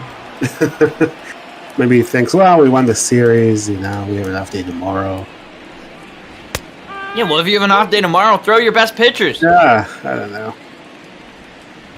And you're not out of it. It's only 2 runs. Especially with how bad we've talked about at times Angels pitching has been. Yeah, so I think maybe somebody else will be in here as Pujols will lay off that one. 38,591 came in to see Ryan Baraki serve up a meatball to Pujols. That one's not going to be a meatball, though. Going to be over to Vlad. Oh, he's going to get the tag. There we go. That's the first time I think I've ever seen someone in bot ball tag. At least Shaw knew that he didn't tap on first that time. 0 speed. You have all day to get Pujols. You should be. There's no way he should be reaching base under any circumstances unless he does what he did last time. It's really well. So. Well, now we'll bring up Justin Upton. Not doing so well today. 0 for 3. He's never really matched those levels that he had back with the Diamondbacks when he was truly kind of a face of the franchise kind of guy. Yeah, he went to Atlanta, and then I think he was okay in Atlanta, and then he kind of fell off after that. Yeah, he had some good years in Atlanta, helped them make some playoff runs.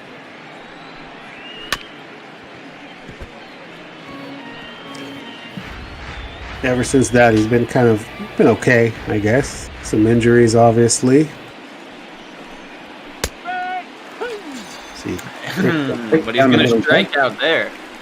Yeah, last year he was activated from an injury in a series that the Angels came to play here in Toronto.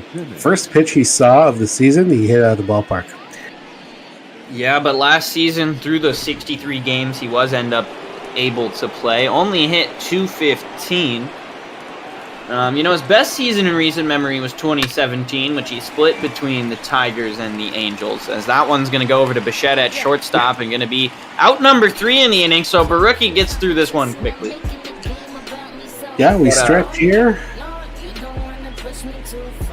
You harken back to the days when he was hitting, 300, that 2009 season for the Diamondbacks, where he had 26 home runs, hitting 300, or 2011 when the D-backs won the NL West, when he got 88 RBIs, 30 home runs, or over 30 home runs, and was hitting about 290 with a 370 on-base percentage. That's what people were hoping for from Upton going forward, but he's tailed off a little bit. Of course, we already stretched last inning. This is the 8th. I've already lost control and count of anything. Hansel Robles, one of the decent guys in the bullpen coming on. ERA of 3. Blue Jays running out of opportunities here.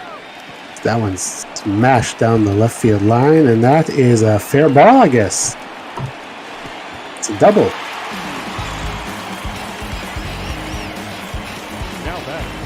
19th double for Teoscar. Good start here.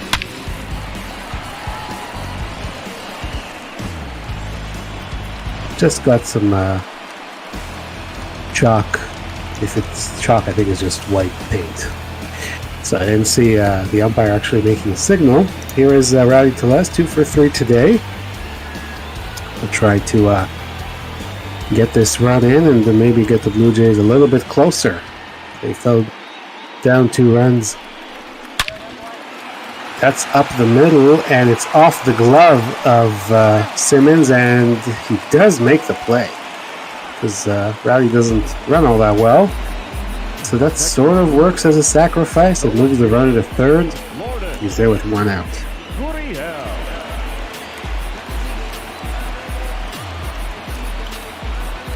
Gurriel will come up. He's 1 for 3 with a double and a run.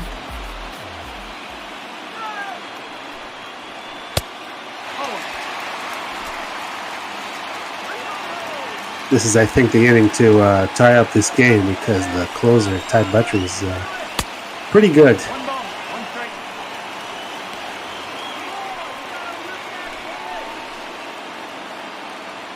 Near the bottom of the order, so it won't be easy. But you never know.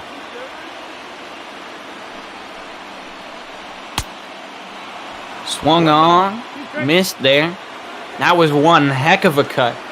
97, it was a center cut, but Gurriel totally missed it, and he's going to strike it down.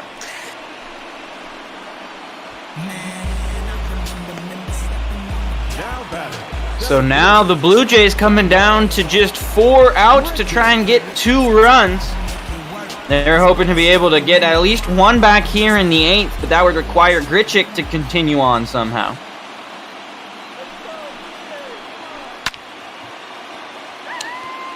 He's 0 for 3 today, so I don't really think that he can do anything, but you never know.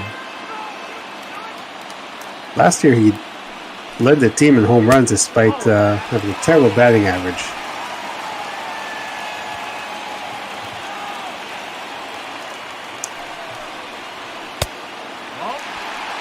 And that'll be just a bit outside, the changeup there. Trying to get him to chase, but Grichuk smartly does not. He will chase that one, though, and it'll pop up. And Bem Boom says no more here in the 8th. So Robles gets through it, doesn't give up a run. The Angels still have the 2 there. Robles credited with a hold. You see Grichuk very frustrated because he thinks he should have done more with that. I like how Ben Boom didn't let the bat bother him. He made the catch. And we go to the top of the 9th. It's still 6-4 in favor of these Angels, who after today will move on to St. Petersburg, Florida to play the Tampa Bay Rays. They will look to do us a favor and take some games down there.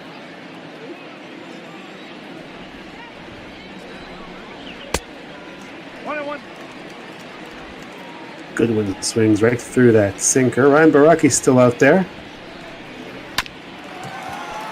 because that is going to be on the ground to Guerrero. Nice play. Man, I thought Shaw almost came off the bag once again, and I was going to have to start shaking my computer monitor yelling at him, but it's okay. Here is Ben Boom, who is 1 for 8 after that single he had earlier.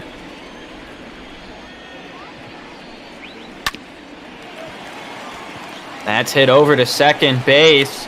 We're going to see Biggio move on over there, get the out in time. So Barucki, really kind of after that rocky start, has locked himself down here. Unfortunately, it's a little bit of a story of too little, too late.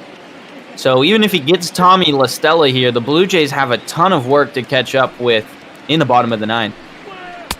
I honestly don't know why you bring him in with runners on.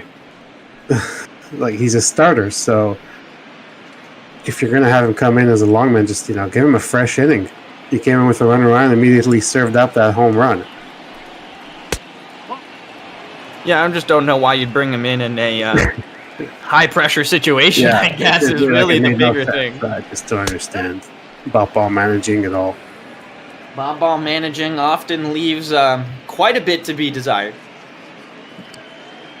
But if you're the Blue Jays, I guess you got to be okay with the fact that you won this series. You're within striking distance in the AL East, even if you're not right there yet. 9-1 in their last 10, so that's good. But you gotta wonder how many times you can kind of have these missed opportunities where you have a solid 2-run lead and you're not able to hold on to it. These kind of games are going to start hurting come fall time. And the Blue Jays are going to need every game they can get if they want to really compete. So Stella will fly that to center field. Grichuk will have a play. Now we will go to the bottom of the 9th inning with the Angels up by 2. And a really big series coming up, I would say. You have 3 against the White Sox starting on Tuesday, and then 3 against the New York Yankees on the weekend. Ladies and gentlemen, your As Ty Buttrey will come in, 25 for 27 in saves. Good numbers across the board. A lot of Ks across those 26 innings. Yeah, and that 1.73 ERA does not bode well, especially given the fact that we get Cavan Biggio to start it off for us. I mean, he's got that home run today, but in terms of a man that you want average from, he would not be the guy. 99, swings right through it. 8-9-1 will be up for the Blue Jays here. Bloop and a blast ties it. 2 bloops and a blast win it. Bloop and a blast, bloop and a blast. I'm willing it here. I'm just trying to, Why else do you think I'm singing it? That one's hit pretty well. Let's see if... he's not going to get it. Good That's win. one- Totally misplayed that. That's one heck of a bloop. Yeah. And you noticed Biggio has very nice speed over there at 69. Leadoff double. There's that bloop. I would say probably should have been caught. I don't know why he's leaping for it, but okay.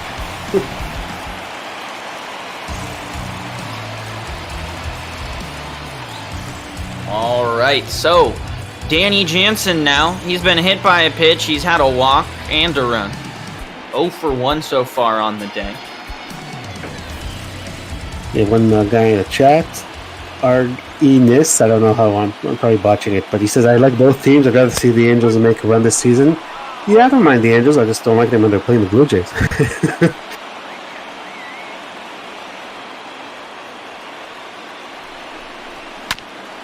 Danny Jansen is going to go after that one, and it's going to be a nice play by Fletcher. Pretty sure that's how last inning went, right? It was a double or a couple innings ago, and then ground out, and then nothing happened after that. Here's Bill Bichette. Ace is trying to fire everybody up here.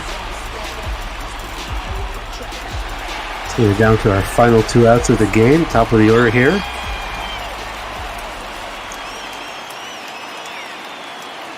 Shot 1 for 4, reached on an error as well. Takes a strike. Slider from Buttrey. Came over from the Red Sox a few years ago in exchange for Ian Kinsler. 0-1 pitch. On the ground, that will score the run. However, it'll be the second out, so it doesn't really do much. Now you need another bloop. Or maybe just a blast now as Blue Jays unfortunately down to their final out. They've messed up Buttrey's ERA a little bit, but other than that, they haven't really struck for much damage yet. But hey, if someone was supposed to be up there who could power it out of the ballpark, I'd normally assume Vlad Guerrero Jr. is a pretty good option, except for the fact that, well, he really hasn't done that all season long, but he tried right there. That's a long fly ball down the first base line. Yeah, getting a double and then moving him to home on 2 productive outs is good when you're like maybe in the 3rd, 4th inning, but when you're in the 9th and you're down 2 runs, it doesn't really do anything. And I mean, it would have been perfect last inning. Yeah, and we talked about Vlad and only 9 home runs on the year, so for whatever reason, don't really expect him to hit one here, but you never know with baseball. And even less with bot ball. That's what makes these games so exciting. The 1-1 pitch comes in, and Vlad takes one that, man, Vlad, if there was one for you to try to send out of here, it was there. Was it. Yeah. 1-2 pitch on the ground. Well, no, that's going to be the ball. Yep, it will be. So, John Madden's, Angels able to get the win just barely here, able to salvage a game from this series in Canada. An absolute heartbreaker for the Blue Jays, who for most of the game felt firmly in control, other than a couple of missed pitches that were sent over the wall. Indeed. Yeah, I don't know. Bummer there. Ryan Barucki gives up the home run to Albert Pujols, and that ends up being the difference here for the Angels. So Barucki's going to drop yet another game here midway through this season. Although Pearson was charged with a run, so he'll take the loss, his first in the majors. Peña's going to get the W, and Butchery, despite giving up that run in the 9th, will qualify for the save. Mike Trout, who hit one of those big home runs for the Angels, will get the player of the game nod. And, it wasn't a very well-played game defensively or offensively by either side. Really just both sides occasionally got a big blast of a home run. Yeah, that was it. Unfortunately, the last home run came at the worst opportune time. I guess the Angels fans are happy, so good for them. Like I said, the Angels will go on to Tampa Bay. They'll play the Rays for 4 games, so maybe they can help us out that way. Blue Jays still have to visit Anaheim later in the season, so we'll see what happens there. But yeah, it was not, you can see there, an error on each side, so not really well played, I guess. No, the Blue Jays are going to fall to 43-41, so they'll just be 2 games above 500 now. The Angels clawing their way back to 500, now 41-42 on the season. Blue Jays do win the series, though, so that's got to be a positive if you're a Toronto fan as we start looking at the highlights there. Now, Rowdy Tellez double really gave them momentum, but then Mike Trout took it right back as the Angels hit that one down the line, and then you thought, ouch, that hurts. Toronto really needs to turn it around, maybe get momentum back, and they did just that. Biggio homered to right, 406 feet, got 2 RBIs, and all of a sudden it felt like, okay, the Blue Jays weathered the storm. Mike Trout did his damage for the day, and maybe there's a solid chance for the Blue Jays, but just kidding. Then came the 6th inning, which was an absolute disaster. There's that 2-run double that tied the game. Anthony Rendon doing his thing, ends up at second base, and then Ryan Barucki came in and said, "Here you go, Albert, here's a meatball.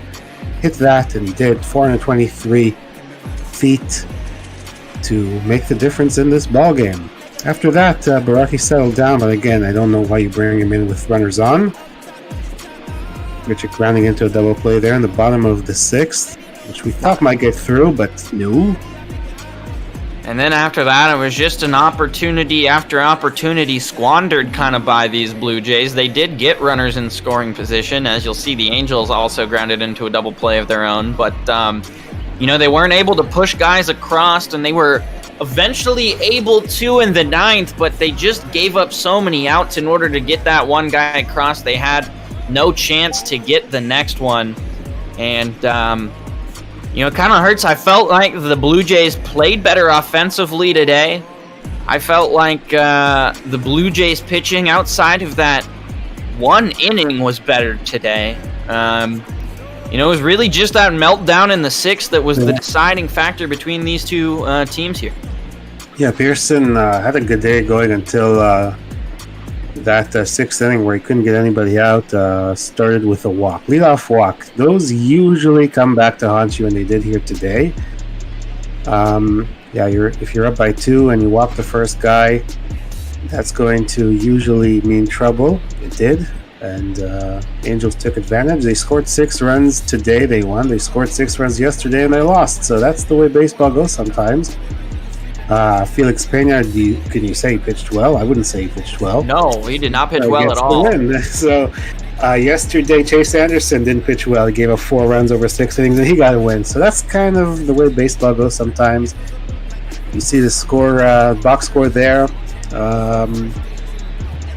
Just not a very well played game on either side. Is the best way I can put it today. But Blue Jays will take the series win. I think it's like 5 straight series for them now that they've won. So they're still in a very good stretch, and they have some tough games coming up, as I mentioned, against the Chicago White Sox and then the New York Yankees. So they're going to have to stay on top of their game if they want to at least finish with a competitive record. And with that, we will bring in the man covering the next game for you. That is Aiden Blanc. How are you doing today, Aiden? I'm doing well. A really great start to this Sunday slate with a big win for the Angels. Obviously, they're trying to catch up to the A's. They've kind of gained a lot of ground in the last few months, and certainly as we go into the dog days of this bot ball season, should be very fun to watch that race down the West. And if I'm not mistaken, it'll be Atlanta heading to the sunny state of Florida to take on the Miami Marlins here. Mike Foltynewicz, I can't pronounce that name, versus Sandy Alcantara. Foltynewicz, yeah, we're looking, I guess it's some minor league stats for the Texas Rangers. I don't know what. I guess they want to make a lineup change or something. Edinson Volquez. Oh, they got some guys down there. I forgot they existed.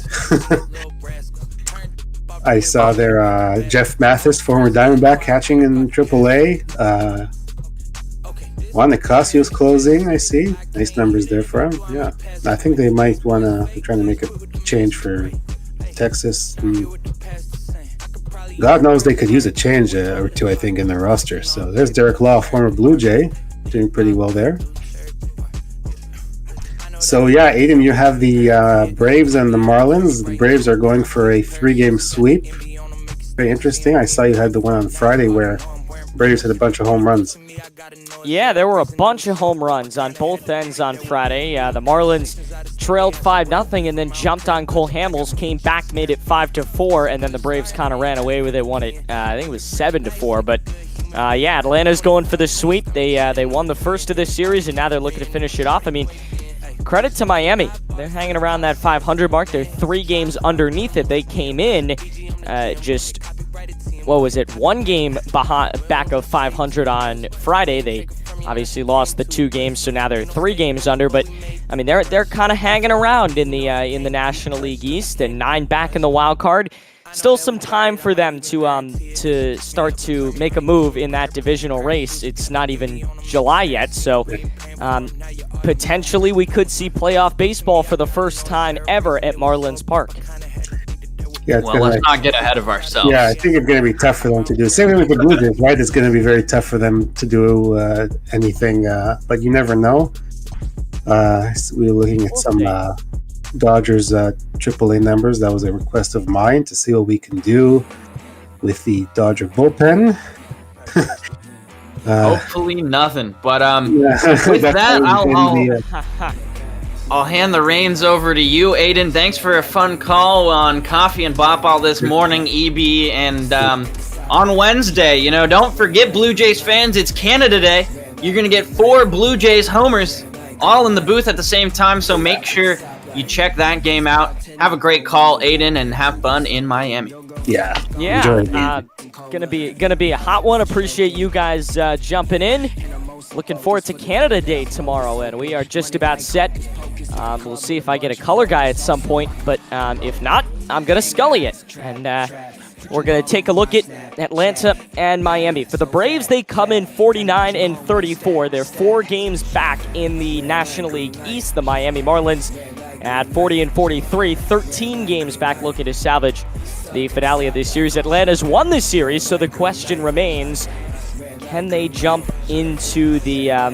can they finish off the sweep, rather? So We are just hanging around, waiting for 2 o'clock to roll up. Get you some starting lineups as we move along on this bot ball day. Only second game of the day. Still plenty to come across America. We went from Toronto to Miami. We'll go all across this great country as we move along. For the Braves, Ronald Acuna, Ozzy Albies, Freddie Freeman, Marcell Ozuna, Nick Markakis, Tyler Flowers, Johan Camargo, Dansby Swanson, and the pitcher Mike Foltynewicz will all hit. For the Marlins, it's Jonathan Villar, Brian Anderson, Corey Dickerson, Jesus Aguilar, Isan Diaz, Harold Ramirez, Jorge Alfaro, Jazz Chisholm, and the starting pitcher this afternoon, Sandy Alcantara. We are just about ready to go. Beautiful day in Miami, I would presume. It certainly wasn't that way when I called the game on Friday, but hopefully will change as we move along.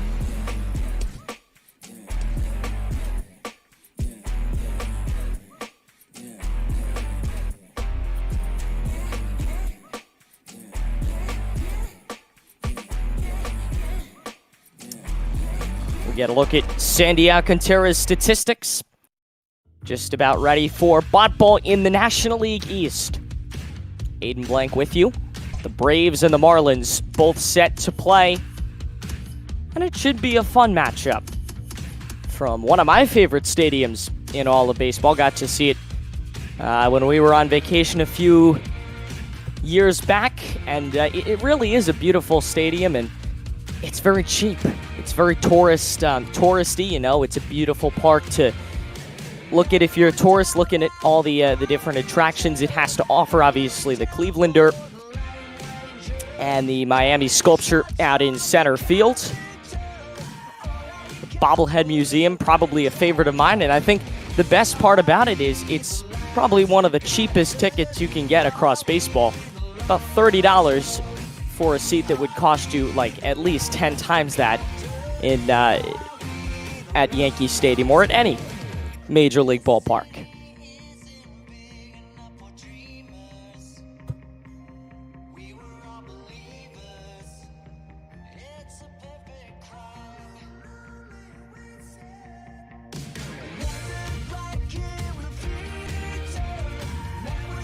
So those are the starting lineups. We can get you defensive arraignments. We're about 2 minutes from starting things off for Miami defensively. In the outfield from left to right, it's Dickerson, Ramirez, and Anderson.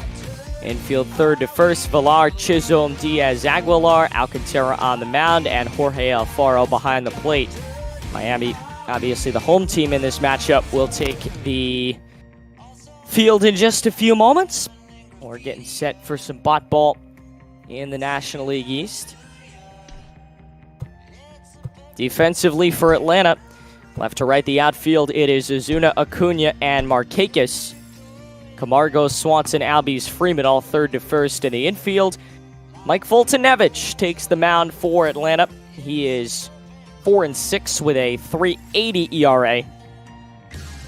And Flowers will be the backstop this afternoon. You get the starting lineups on the left side of your screen. They'll be scrolling through periodically as we get set for some butt ball.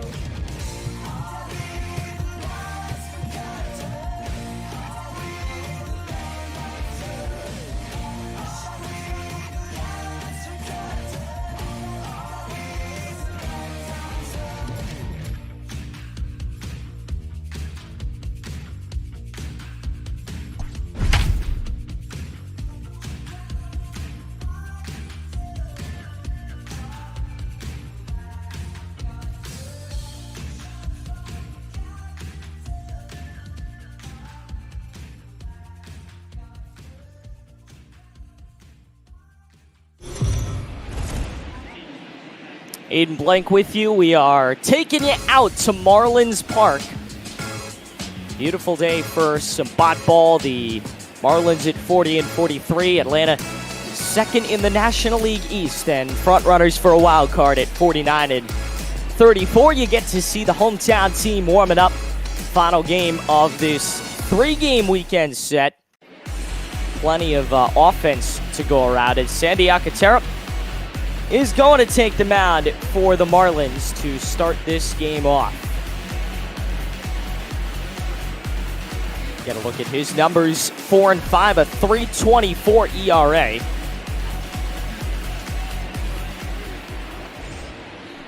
So not terrible numbers for him, and he'll face one of the hottest batters in this Braves lineup, and that is Ronald Acuna. We got introduced to him the last few years, but he just continues to improve.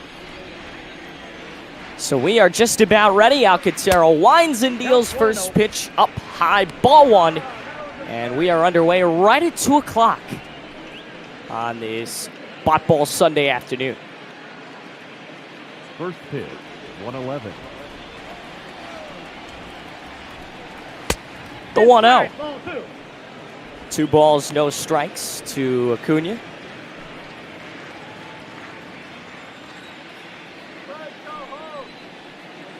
.296 average with 17 home runs, 45 RBIs, and he's going to get a hit to start the day. He's speedy. He turns into second base with a lead-off double. His 17th of this season, and already Atlanta jumping on this Miami pitching staff as they have all weekend.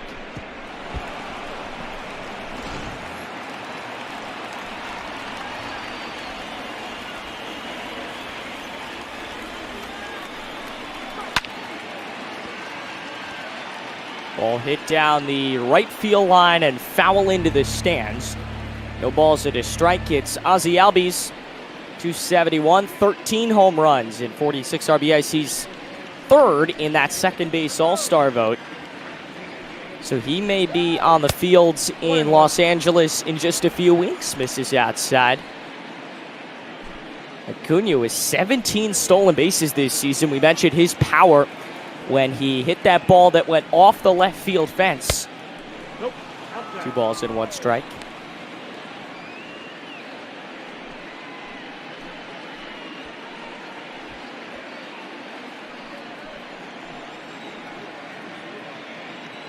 Two-1 to Albies, just the second batter of this game, and he lifts one to right.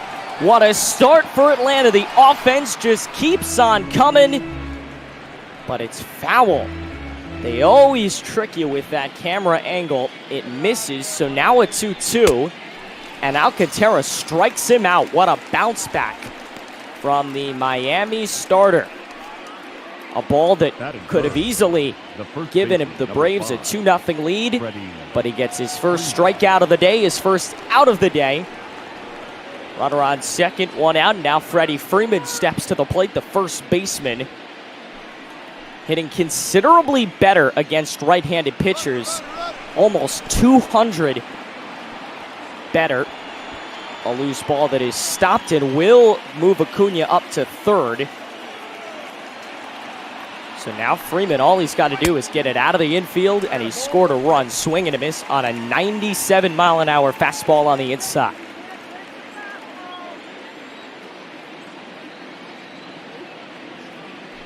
One with 1 on and 1 out. Misses away, 2-1. That one certainly took a little bit off after he brought him inside and threw a beautiful heater. So now a 2-1 with 1 on, 1 out, just warming things up. Aiden Blank with you, scullying it on this Sunday afternoon. 3 balls and 1 strike. Marcell Ozuna, the former Marlin, is on deck. 301 average. He's one of their hotter hitters as well. In the cleanup spot this afternoon. The 3-1. Down the line in left, but hooking foul, so he battles back now 3-2. A big payoff pitch to arguably the hottest hitter on this Braves team, and Freeman draws a walk. So he misses to the first baseman, who goes to first base. The left fielder, number 20. And now runners on the corners, still 1 gone. And Marcell Ozuna looking for his 48th and potentially 49th RBI of the season. Standing in, again, hitting considerably better against the right-handed pitchers. 329 versus 222 against lefties. First pitch to the cleanup man, and it's foul back, 0-1. 5 for 8 versus Alcantara. He certainly has the numbers in his favor between the way he hits against righties versus lefties and the way he hits versus Alcantara, but now he's down 0-2. So he's got to protect the plate with 2 on and 1 out.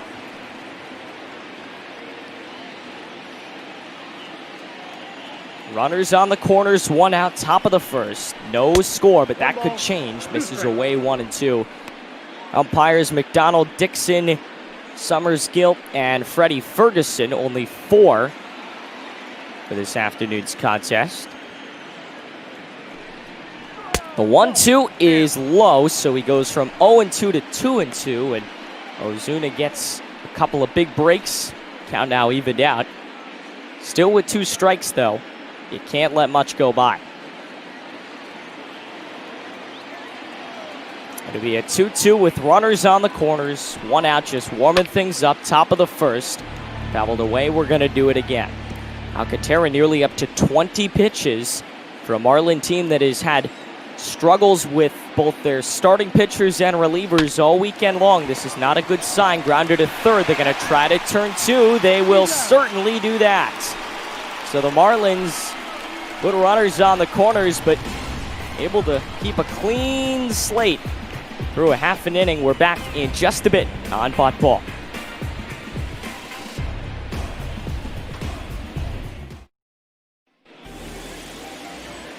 Aiden Blank back with you from beautiful Miami on this Sunday afternoon. Mike Foltynewicz set to take the mound.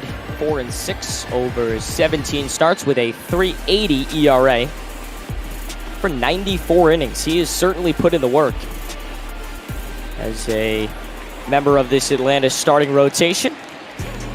He'll face the leadoff man, Jonathan Villar, 6th in that National League All-Star vote, as a third baseman who just initiated that double play for Atlanta. They're in a pennant chase, 2nd in the National League East at 49 and 34. 4 games back of Atlanta for the, 4 games back of Washington for the division lead. Misses upstairs, 1 ball, 1 strike. They are the defending division champions. Remember, Washington came out of the wild card last season. 1-1. In for a strike, a little bit closer than that last pitch, so he's up on the opening batter, Villar, and the 1-2 pitch. Misses inside, now 2-2. Took a lot off that at 85, the slider that missed down low. Opening batter in the bottom of the first, 2-2. Down the middle of the plate and fouled off left side, out of play. Roof seems to be closed here in Miami. We didn't get to see too much of that. We may see that as the game goes on. Does not seem to be a particularly good weather afternoon. 3 balls, 2 strikes with Brian Anderson waiting on deck. It'll be Villar, Anderson, and Dickerson all set to hit. Swing and a miss, outer half. And that's where he got Villar 3 straight pitches. And Foltynewicz has his first strikeout of the night. Anderson.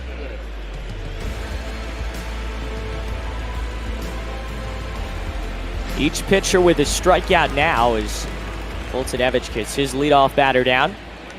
Now Brian Anderson standing in. One of the weaker hitters on this Miami team, although no one is, other than Jazz Chisholm, is above that 300 mark. Anderson at 262, 7 home runs, 36 RBIs, the 1-0. Slider away, 2-0.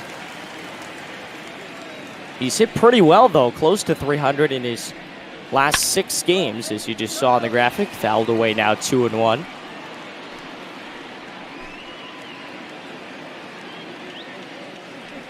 It's the 2-hitter Anderson.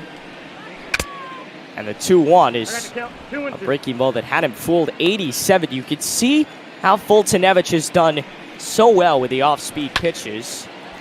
This one down the line into left field. It is going to one-hop the wall. He's on his way to second, and he'll stand up with a double. Beg your pardon, he'll slide in with a double.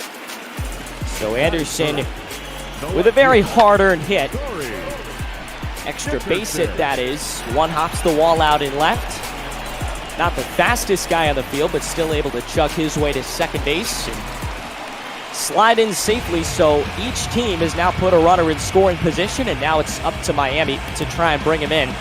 If they can get the early lead, it would certainly be a good start for Don Mattingly and company. Corey Dickerson standing in 8 for 23. But again, in baseball, that's a .348 average, which is pretty impressive. 0-1. And he's a .333 career hitter versus Folty. Away, swing and a miss, 0-2.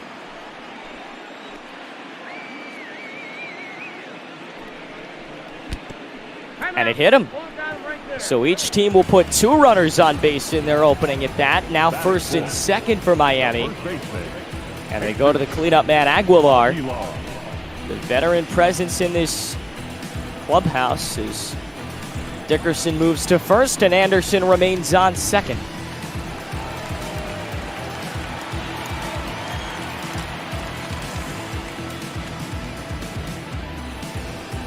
So Aguilar standing in, as we mentioned, very much a veteran presence for the Marlins in that clubhouse, and now he's going to try to bring in 1, maybe 2 runners. Fouled off down the line, not a great start, 0-1. You can see it's a dark kind of afternoon in downtown Miami. Swing and a miss, 0-2.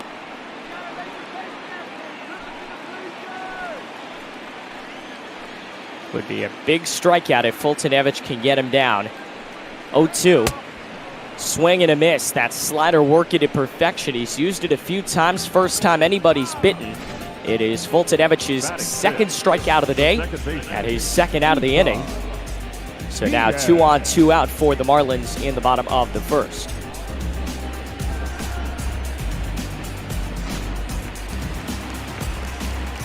And that'll bring up the 5-man Isan Diaz, second baseman, hitting .241. Inner half, strike 1.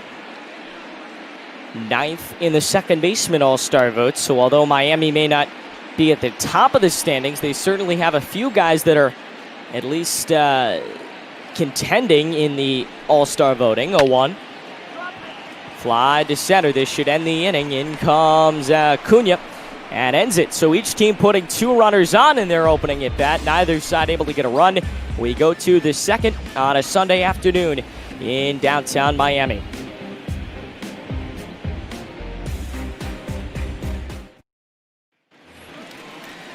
Aiden Blank scullying things today. Solo call. The second game of our Bot Ball afternoon. We'll get you the rest of the Bot Ball schedule as we move things along. It'll be 5, 6, 7 due up in the second for Atlanta. Markakis, Flowers, and Camargo all set to hit. And Markakis leads things off, outer half, strike 1. 3 runs in his last 5 games. Although he struggled in this series. The 0-1. Breaking ball this time misses 1-1. Same type of pitch that broke inside. This time he can't get him to bite. Big 1-1 pitch to lead off the top of the second after Alcantara put runners on the corners back at the first. This one lined into the stands past that protective netting. I'm not sure if the Marlins are one of those teams that have it, but I know a lot of teams, it has basically become industry standard to put that protective netting out. This one sliced to left. Dickerson barely had to move. So out number 1 is recorded. And after the leadoff man doubled in that last inning, a good start for Alcantara.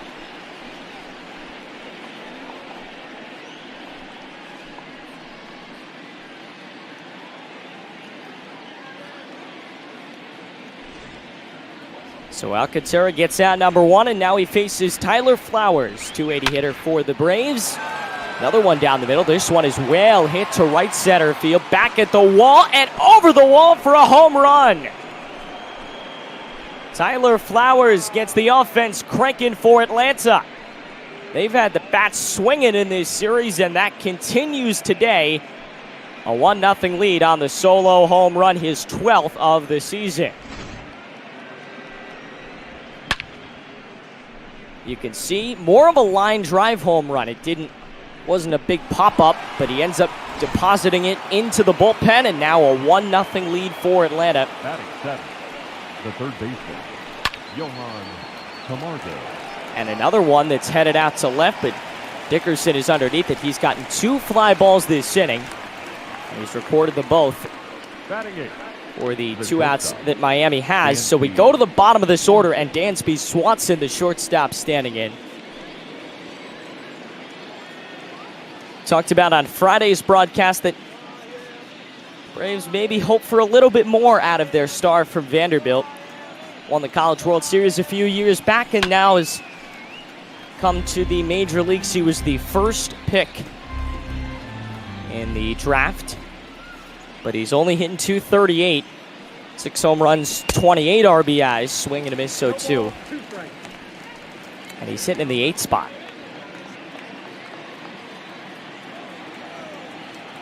0-2 from the wind. Misses away, 1-2. Same pitch that he just threw, just a little bit further away, and Swanson was able to hold up. A 1-2. Fouled away, we'll do it again.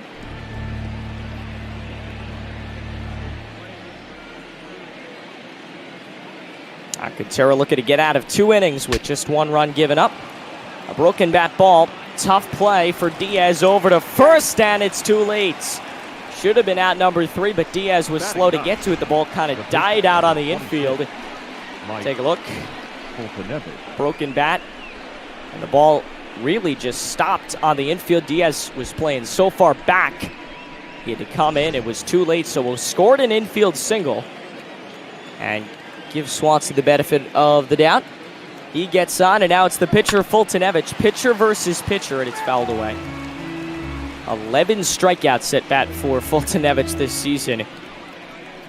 138, though, not the worst average we've seen from a pitcher. A lot of them up below the 100 mark. 0-1. Popped him up to center. So he does make contact, but not enough. It's caught by Ramirez. Atlanta gets on the board. The Big Bats just continuing to come out this weekend series. They lead it in the finale of this 3-game set.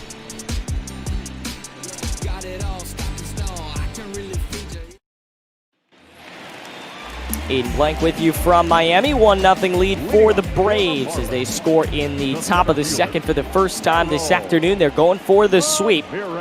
6, 7, 8, bottom of that Miami order due up. Ramirez, Alfaro, and one of the most dangerous hitters on this team, Chisholm, set to hit. 2 balls, no strikes. Ramirez, one of the higher averages on this team at .271. Only 1 home run. He doesn't hit for power, but he can certainly get on base. 2 balls and 1 strike. Foltynewicz, only 23 pitches so far. If he can get a quick inning, he'd be on track to pitch a long time in this game. This one falling, and a diving catch by Acuna out in left center, or rather right center. He lays out to grab it. And that's what you're getting from a guy that is most likely headed to the All-Star game. Ball that was perfectly placed by Ramirez, nearly dropped down. But it goes the same in the book. 1 big 8. Nice stop by Ramirez. For out number 1, Foltynewicz no doubt tipping his cap as his star outfielder able to retire the opening batter of this inning. Alfaro standing in second in doubles on the Marlins. So he can hit the ball, and when he does, he usually is speedy enough to get to second.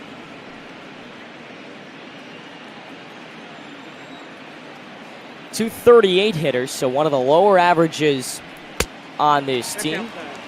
2 balls, 1 strike on the 96-mile-an-hour pitch that's away.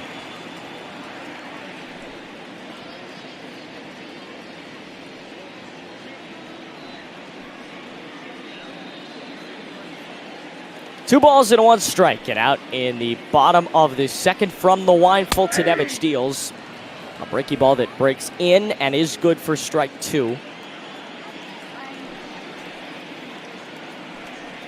2-2.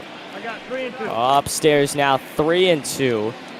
Dangerous to put a guy on with Chisholm, who is above 350. Most guys in Major League Baseball are not. Payoff pitch will come. Nearly took out his third base coach. The 3-2 is swung on and missed at a huge strikeout for Foltynewicz. Not only does it get the second out, but it means Chisholm is coming up with the bases empty and 2 outs. A bad situation to hit in, if there ever was one. Alfaro down on strikes in his first at bat today. A beautiful pitch. And it looks like Foltynewicz may be able to go deep into this game, especially if the Atlanta offense could keep cranking. So it's Chisholm versus Foltynewicz. Misses inside, ball 1. Aiden Blank with you from Little Havana. The Marlins trailing 1-0. Each team has certainly had their offensive opportunities. Not here for the Marlins, but back in the first, each team put 2 runners on. Atlanta was able to capitalize in the second with a home run. Ball and a strike to count to Chisholm. 352, and he's hitting in the 8 spot. That is pretty impressive, although he's only hit in 16 games. 1 ball, 2 strikes, but he's gotten on base, and he's hit the ball. He will no doubt start to move up in this Marlin lineup as they are in desperate need for power. 1-2. Upstairs, and they ring him up for strike 3. So a very big 1-2-3 inning that's capped off with back-to-back strikeouts. Foltynewicz is dealing, and the Braves have the lead.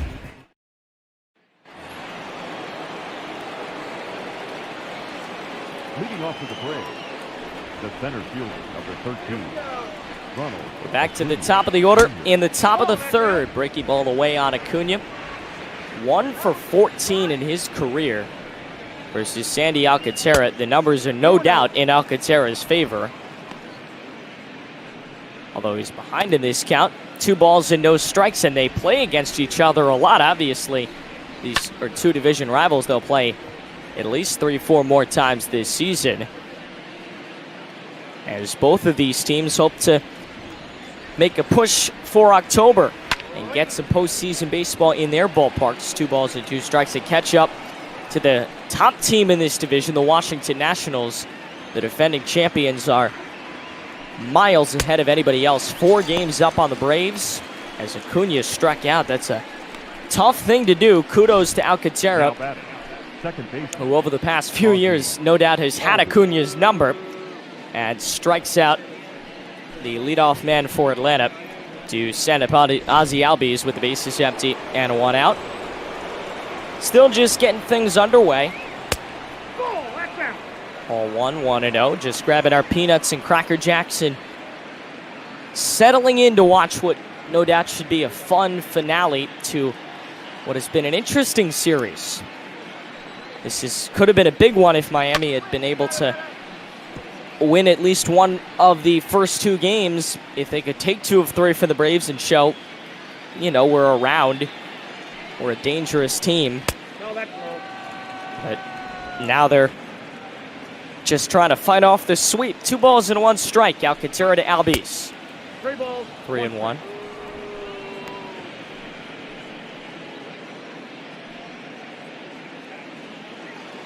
Freeman waiting on deck.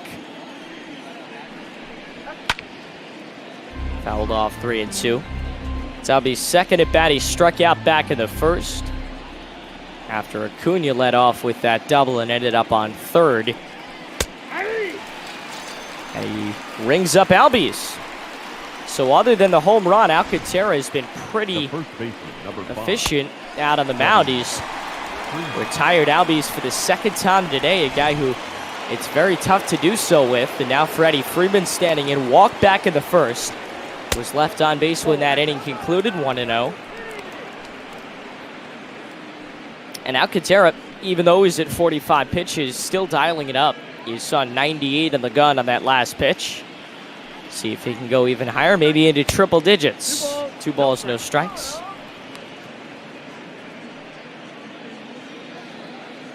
Freeman's an Atlanta guy. You saw 10 years with the Braves. All-Star last season and a few seasons over his career. Obviously, all these guys got playoff experience. Maybe not as much as they would have liked. Ended up falling in that division series in 5 games to St. Louis. But a 1-2-3 inning as he gets Freeman to pop out. 1, 2, and 3 all are retired in the third. Alcantara started to settle into a groove, although his team needs some runs. They trail 1-0.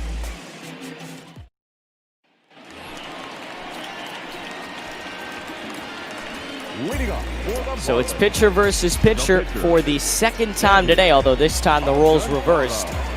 Now it's Foltynewicz versus Alcantara. Begin the bottom of the third. Miami, same dilemma it's been for the past 2-3 games. They just need to score some runs, and they can't seem to do that. The 1-0, 2 balls and no strikes. On Friday, they lost 7-4 against Atlanta. There were a lot of home runs, but they trailed 5-0. They ripped Cole Hamels in the bottom of the fourth, rather, who was Atlanta's starting pitcher that day. 3 balls, no strikes, and they put 4 runs on the board, so they closed the gap from 5-0 to 5-4, but they wouldn't score a run for the rest of the day. They just simply couldn't produce offensively, and if they could have had some more offense going, they win that game. He loses the opening batter, Alcantara, on 4 pitches. Not a good look for Foltynewicz. The third baseman. And the runner goes to first. So pitcher versus pitcher, and the hitter ends up winning. Atlanta's pitching coach out to talk to his starter. You certainly would like Foltynewicz to go deeper into this game if he can. They didn't get much out of Hamels, and certainly not a quality start on Friday. Although Foltynewicz certainly has the numbers on Villar, who's 1 for 10.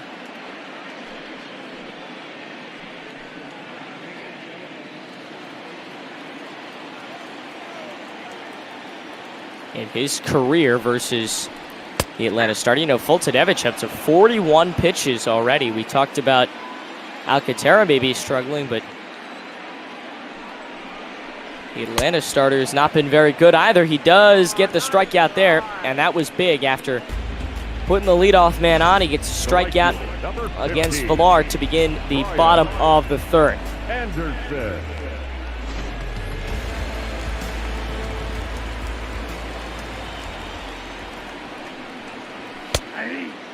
And a ball, no, a strike inside on Anderson. The zone's been pretty wide today. Give credit to our home plate umpire. He established a zone and he's trying to stick with it. But a lot of pitches that have gone to the corner have gone in the pitcher's favor. The 0-1 down the middle, hit into right center field. Over and deep is Acuna. That ball sailed a little bit. He does make the catch to hold Alcantara back at first. 2 down, and a much different situation now than Atlanta was in just 2 batters ago. Corey Dickerson was hit by a pitch. Was one of 2 lefts stranded in the first. Now with 2 outs and a runner on first, he hits in the bottom of the third. He's 4 for 12, 333 with a home run in his career versus Foltynewicz. Maybe he can repeat that right now. Low, 2-0. You could see Foltynewicz does not like those numbers. He knows he better keep that ball low. Does not want anything getting too out of hand. That's ball 3. Misses, and now it's 3-0. Second batter this inning that he's gotten behind 3-0. The first being the leadoff man, Alcantara, who drew a leadoff walk. And he's walked him again. 4-pitch walk, his second of the game, his second of the inning. And his control has been off. He hit a batter and is now walked 2. And he's almost up to 50 pitches. So Aguilar batting for the second time in this game. Miami has put 2 runners on base.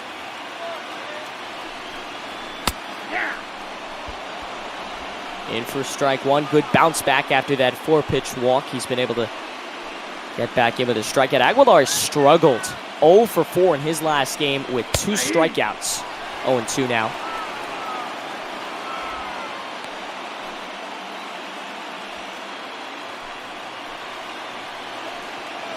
Big 0-2. Foltynewicz to Aguilar.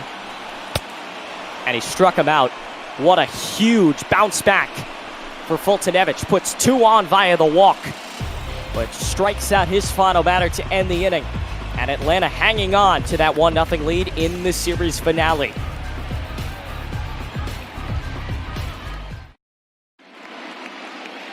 Aiden Blank with you. And we are in Miami. Donate to the Trevor Project, and reminding us that there are plenty more bot ball games left today. Chicago and the Yankees next up. Tyler Chatwood versus Garrett Cole. Nick Margevicius versus Charlie Morton with the Rays and the Mariners, their series finale. Also Dodgers Giants, Price versus Smyly. Senzatela versus Smeltzer,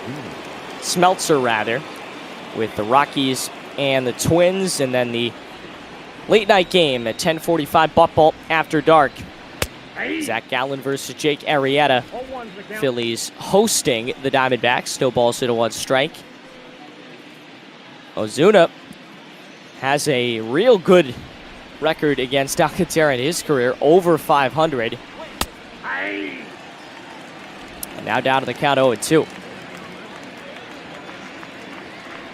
Ozuna, the former Marlin, now playing for a contender, and he strikes out on 3 pitches. So after facing 5 batters and giving up a run back at the second, Alcantara has bounced back. He's now retired 1, 2, 3, 4, 5 in a row. And he's been pretty dominant. What you would like out of a guy who is one of your aces. Again, the Miami pitching has not been the problem this weekend. It has really just been the lack of offense. A base hit right side and through. Puts the leadoff man on as Markakis grabs first base on a single with 1 out in the top of the 4th.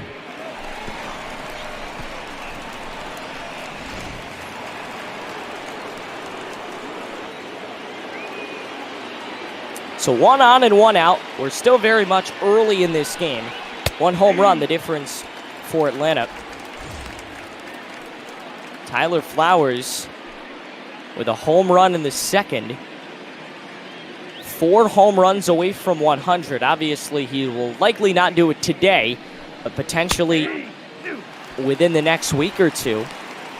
And he's 7th in the National League All-Star vote. He's a very good catcher, and it's rare to see your catcher hitting this well, but at 280, 11 home runs, 26 RBIs, he certainly can bring the power.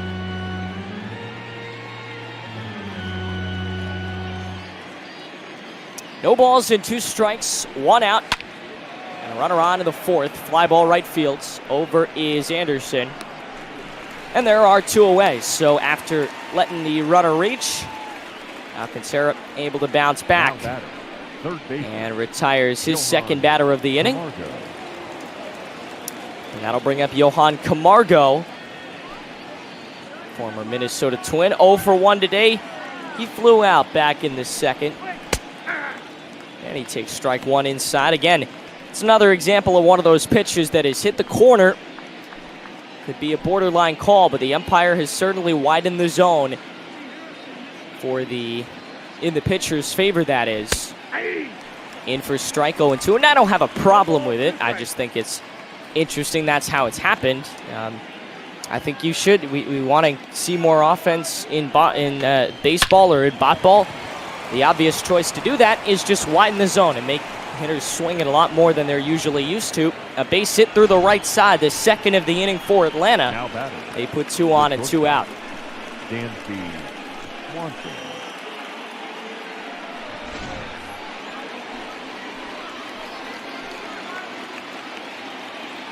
And we're back to Dansby Swanson.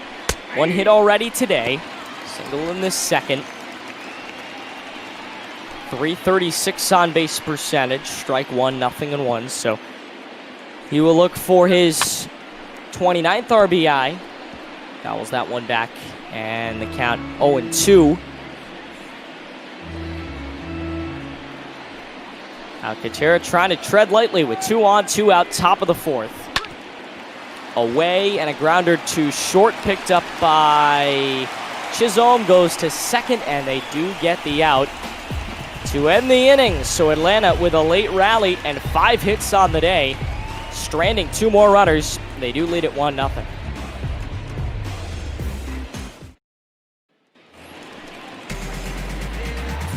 Back in Miami, Aiden Blank with you on the Spot Ball Sunday afternoon marquee matchup between the Yankees and the Cubs still to come at 3:45. Looking forward to that. Wow, hard hit ball down the line and foul. Diaz does not have great numbers versus Foltynewicz, 1 for 9 in his career. Standing in to lead things off. Another breaking ball, this one into the dirt. A poor breaking ball, something you usually don't see. Foltynewicz, that's the one pitch he's really had control over. When he goes to the fastball, it has been wild to say the least. This one misses down low, and again, the fastball he had very little control over. 2 balls and 1 strike. Foltynewicz has struggled to hit his spot no matter what pitch he's been throwing today. 2 walks and a hit by pitch. 2-1. 3-1, and Miami has stranded 4 runners on base. Atlanta stranded a few as well.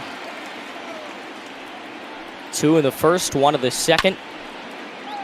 This one down the line, and it is fair. It hit inside the foul line, and it will be a leadoff double. Good start for Isan Diaz. He strokes one in down the left field line for a base hit.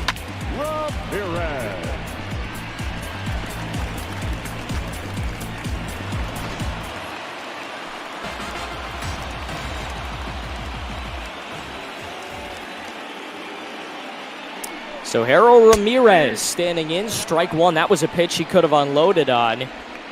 Ramirez, the 6-hitter center fielder for Miami.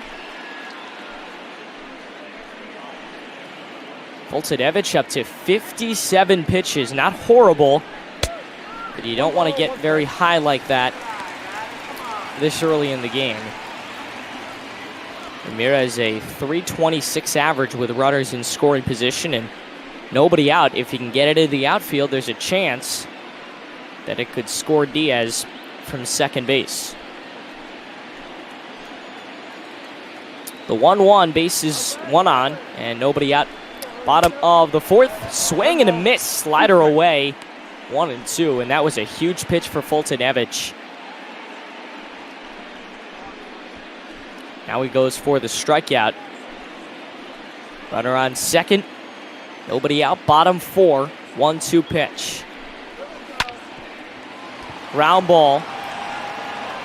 Fielded by Albies. He does get the out at first, but off to third goes Diaz. So in a way, Ramirez does his job. Moves the runner up. And now it's Jorge Alfaro to stand in and try and bring him home.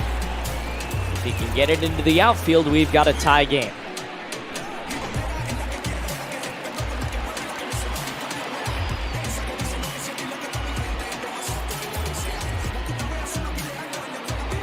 Alfaro standing in to strikeout back in the second. And a ball to start off his at bat. Signed out of Colombia. Trying to bring home Diaz standing on third base. After his leadoff double, swing and a miss on a ball that could have easily gotten him ahead 2-0. Instead, now we're even at 1-1. 63rd pitch this afternoon from Foltynewicz. Swing and a miss, a ball that, if put in play, could have been dangerous, but now 1-2, and this would be a big out for Foltynewicz if he can get it. From the stretch, the 1-2 with an out in the bottom of the 4th. Wines deals, swing and a miss, strike 3. That slider, when executed right, has been perfect for Foltynewicz. It is his 7th strikeout of the afternoon. He has been dominant when he can hit his spots. And now it's Jazz Chisholm. Strikeout in the second. He's 0 for 1, 419 on base percentage. His numbers have been good, but not here. They're going to strand the runner on third as he pops out to the catcher Flowers, and the inning is over. Another scoring opportunity left unused for the Marlins. They trail 1-0, end of 4 in Miami.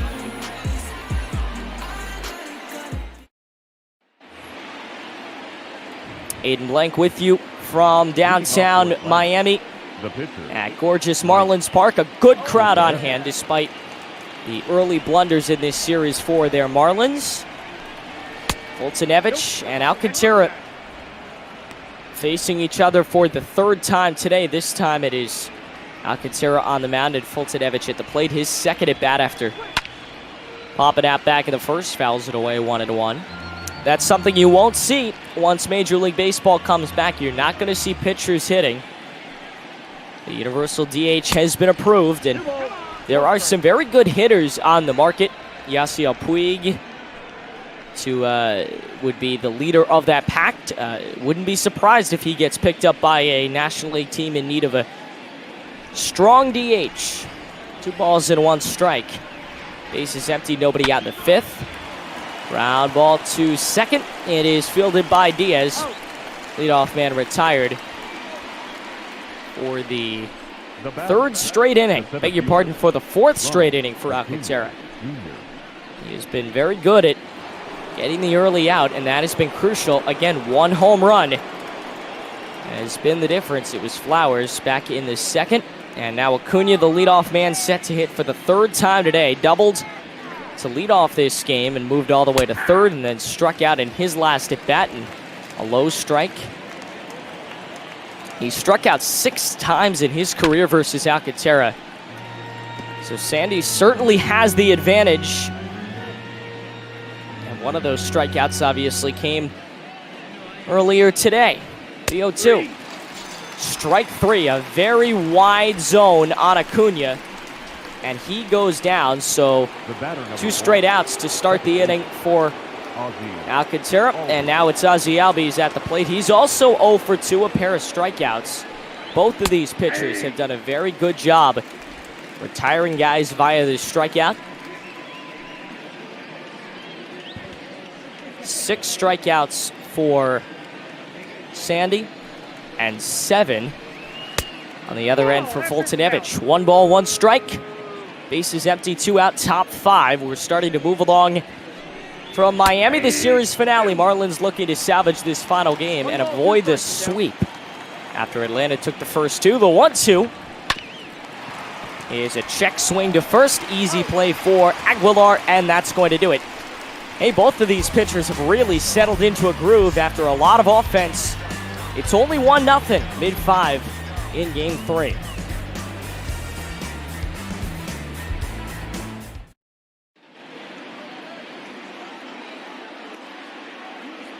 Going to check in with Heidi Watney, reminding us that there is a division leader matchup coming up next, possibly the biggest matchup of the bot ball season, or the bot ball weekend, rather. The Yankees and the Chicago Cubs. They are meeting in the finale of their series coming up next, right after we finish things. Don Mattingly talking things over with his coaching staff in the dugout.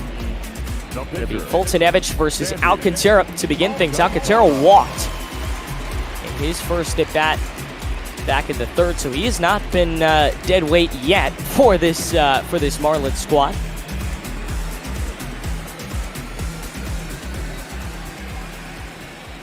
Bottom 5, leadoff man takes ball 1. 96 miles an hour. Get the attendance to you in just a bit. Looks like pretty fair crowd to begin this weekend, or to finish off this weekend, rather. Swing and a miss on the off-speed pitch. Ball and a strike. On the line, the 1-1. That's ball 2. Now 2-1. 2 balls, 1 strike.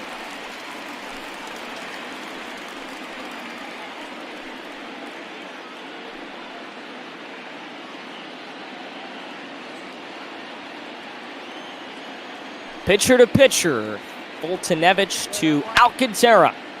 2-1 is back up the middle and a big hit for Sandy. Pitchers who rake has become a theme in bot ball. And he may not have hit it very far, but he goes back up the middle, leadoff, and gets on base.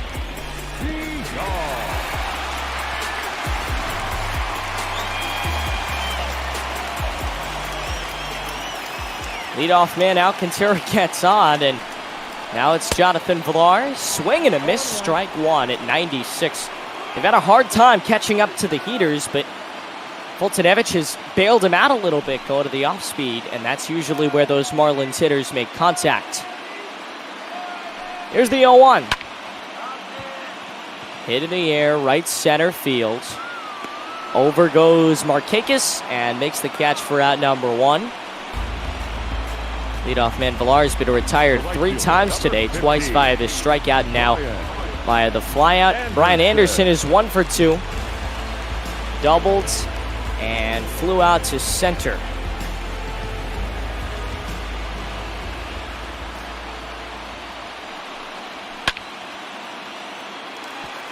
That's going to get through, and it's a base hit. So 2 runners reach with just 1 out in the bottom of the 5th. We've been through this before, yes, but maybe now it's for real. The Marlins put 2 on, 1 out.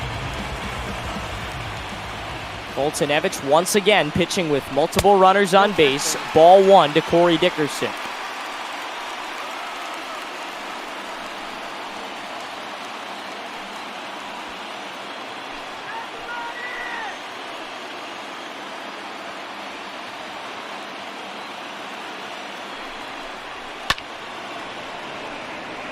Fouled away, 1 ball, 1 strike.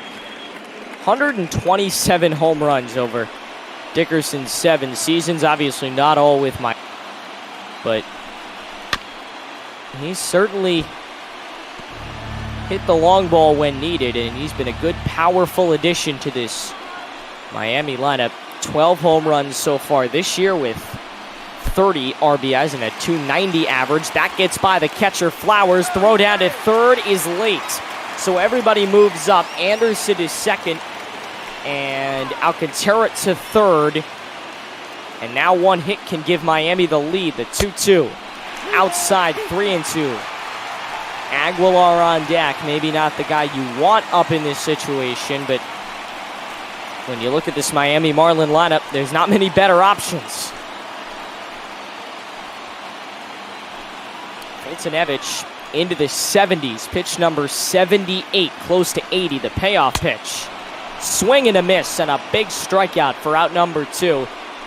Miami continuing the trend of not being able to produce with runners in scoring position. They get the runners on, but Foltynewicz has pitched his best with runners on, unfortunately, this afternoon. So it's Aguilar, 2 strikeouts today with Shane Green and A.J. Minter up in the Atlanta bullpen. Strike 1 on a 97-mile-an-hour 4-seam fastball. Big position for the cleanup guy, trying to do what they are supposed to do, clean up. 0-1, hanging curveball in for a strike. 0-2. 2 on, 2 out, bottom 5. If Foltynewicz can get out of this, they may give him another inning. From the stretch. Misses, will do it again.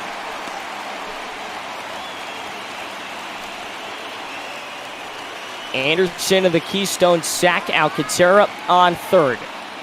1-2, 2 outs, bottom 5, and we'll do it again. Miami trailing by a run. That home run off the bat of Flowers, the only offense either side has experienced today. This is lined right at Swanson. He makes the catch and saves what could have been a go-ahead base hit. The Braves clinging to that 1-run lead. And Freddie Freeman will lead off.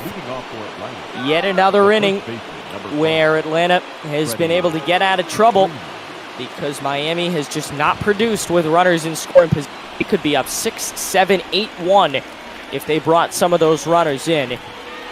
Freddie Freeman to stand in, and a long fly ball, but playable for Ramirez out in right center field. Out number 1 recorded in the top of the 6th. Up next for Atlanta, the left fielder, Marcel Ozuna. Get a look at today's crowd. We'll get the numbers shortly. Spotty attendance compared to what we've seen in these previous 2 games, but still good attendance and better than what we would usually see at a Marlins game. Bottom 6, 1 out, and a 1-0 count now to Marcel Ozuna. Ozuna and Alcantara, former teammates, faced each other 10 times so far, and 5 of those times, Ozuna's been able to reach base. The 1-0. Swing and a miss, 1-1. Sterling Sharp, Adam Conley, both set to warm up in the Marlin bullpen, so they're thinking about bringing them in, although with Alcantara pitching this well, I'm not sure why you would. It's only a 1-run game. He would technically get the loss if Miami cannot fester up any offense. But in my book, he pitched pretty well compared to how these Miami starters have fared over the weekend so far. He's pitched very well, and against an Atlanta offense that is potent, to say the least. He battles to the count 1-2.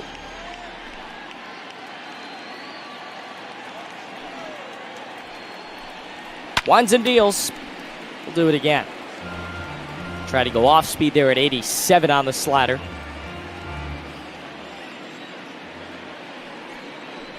A 1-2 away, and we'll do it again this time, 2-2. Look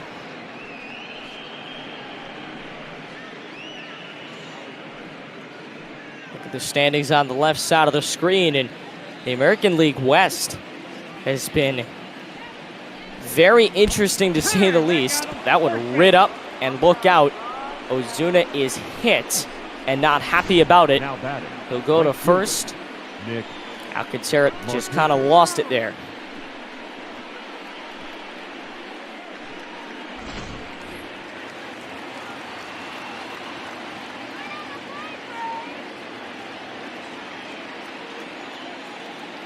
But as I was mentioning with that American League West, the Rangers are now up to 5.5 back, and a very bang-bang double play ends the inning. We're off to the last of the 6th. Gonna have to catch up on what just happened, but very odd that just did. Leading off for the Marlins, It'll go 6-3 in the scorebook. And that's how the inning ends. Markakis lined out. And now Isan Diaz leading off. Shane Green, Chris Morton, both up in the Atlanta bullpen. Don't think they were ready to come in yet. Foltynewicz cannot weather the storm of this Miami offense that has hit him early in these innings, but been unable to bring those runs in late in the innings. He may end up coming out. Inning away from a quality start. Potentially a shutout if he can continue going. 86 pitches. Looking to get the leadoff batter tired in the 6th. 0-2. Do it again.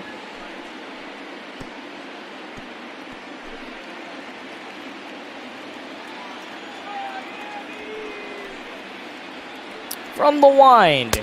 Nope. Ball 1. And misses upstairs, 1-2. 1 ball, 2 strikes. One more time.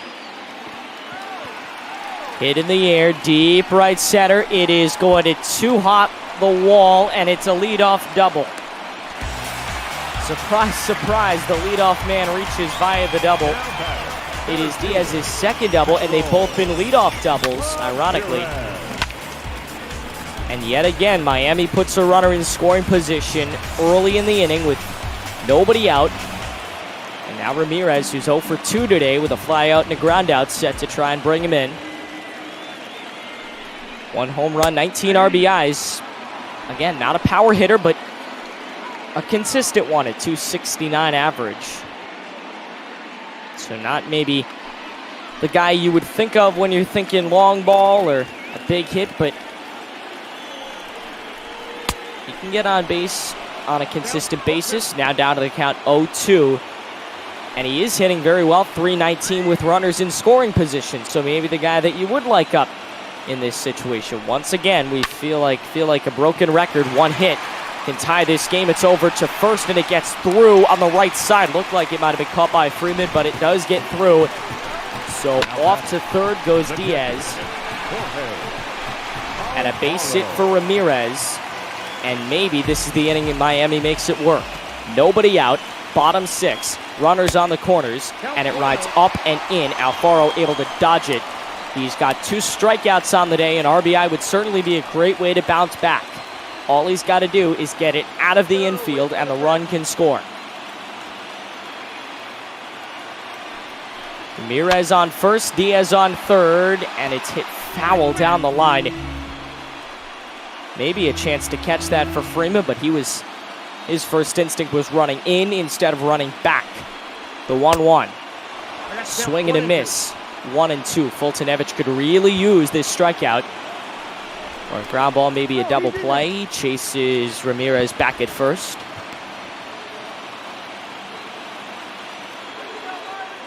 One and two. Marlins trailing by a run. Runners on the corners. And nobody out, at a swing and a miss for out number 1. What a big strikeout. Alfaro now with 3 on the day. Foltynewicz just continuing to pitch so very well with runners in scoring position. 0-1. He has flirted with danger all afternoon and is still pitching a scoreless game. And if you are Atlanta, why would you mess with that? Pitch number 98 with runners on the corners and 1 out, bottom 6. Misses, and now it's 1-1. Another guy who's hit very well with runners in scoring position, Jazz Chisholm. A 313 average when there's a runner on second, third, or both. Works him off the plate, 2-1. Foltynewicz, you get a look, has not been terribly consistent with his spots today, but he's got the job done. Down the line, 2-2. If he can get another strikeout, I would be astonished. 2-2. A runner on and runners on the corners. Check back to first again. Very concerned about Ramirez. The 2-2. Ground ball by the third baseman, Camargo. Finally, they get some run support. Everybody up one base. And RBI for Chisholm, and this game is tied in the 6th.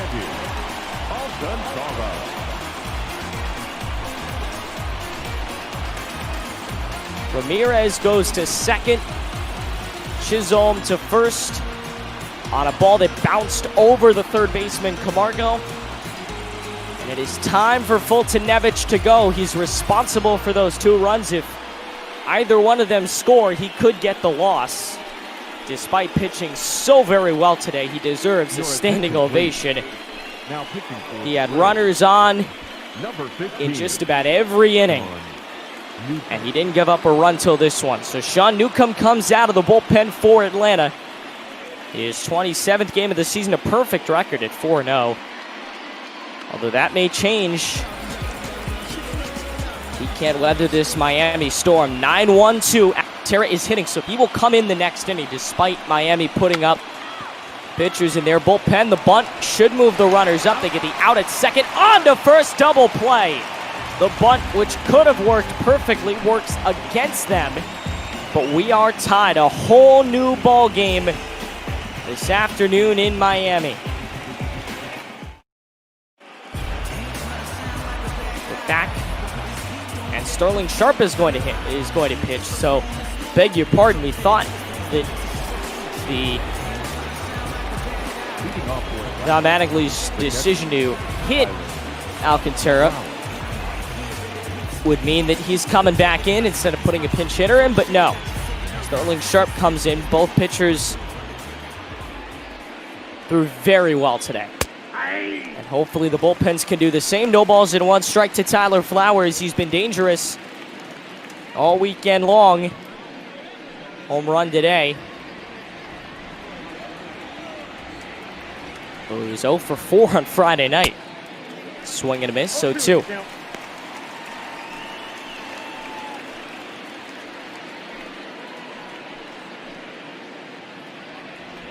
Sharp out of the bullpen, bases empty. Opening batter of the 7th. Ground ball. Back toward the middle, snagged by Diaz. Bang, bang play, but it was actually a lot less close than I thought it would be. Gets the out at first. And the catcher is retired for the 2nd time today. Without him, without his first inning home run, Braves would be trying to measle up some offense to tie this game, but instead we are tied. Now it's Johan Camargo. Base hit and a fly out. And a strike low, 0-1 rather.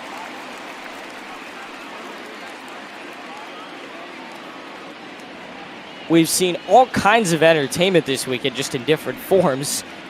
Today it was the defense. In the previous 2 games, it has been the offense that has shown up. Today the pitchers take over in the finale of this set. Fouled off. Put a scare into that third base dugout, 0-2.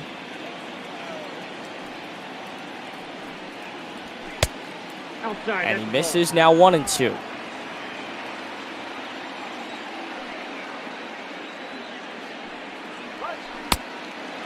Inside, goes from 0-2, now even at 2-2. Winds and deals. 3 balls and 2 strikes. Again, Yankees and Cubs. Rays and Mariners, Dodgers, Giants, Rockies, Twins, and Diamondbacks, Phillies all still to come on this Sunday at Bot Ball. Popped him up. Shallow center field. Ramirez makes the catch. 2 quick outs in the 7th. There is no Bot Ball tonight. The batter, number 7. Dansby. We've shown that the past 2 Sundays, Eddie and I are taking the day off because I had the 2 p.m. slot. So no Bot Ball tonight, for lack of a better term. We'll be back next Sunday, recapping 2 weeks worth of fun Bot Ball. No balls, 1 strike, 2 out, top 7. Whole new ball game. Miami's got some offense flowing for the first time all weekend. Swing and a miss, 0-2.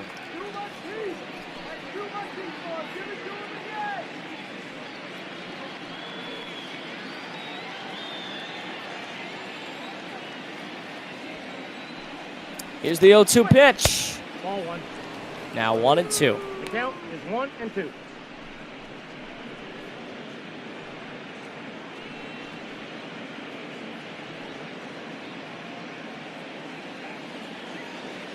One, 2. A strike away from getting out of this inning. First inning of relief for Sharp.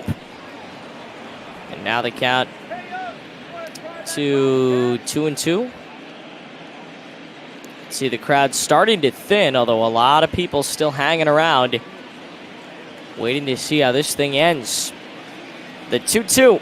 This is empty and 2 out. Now it's 3-2.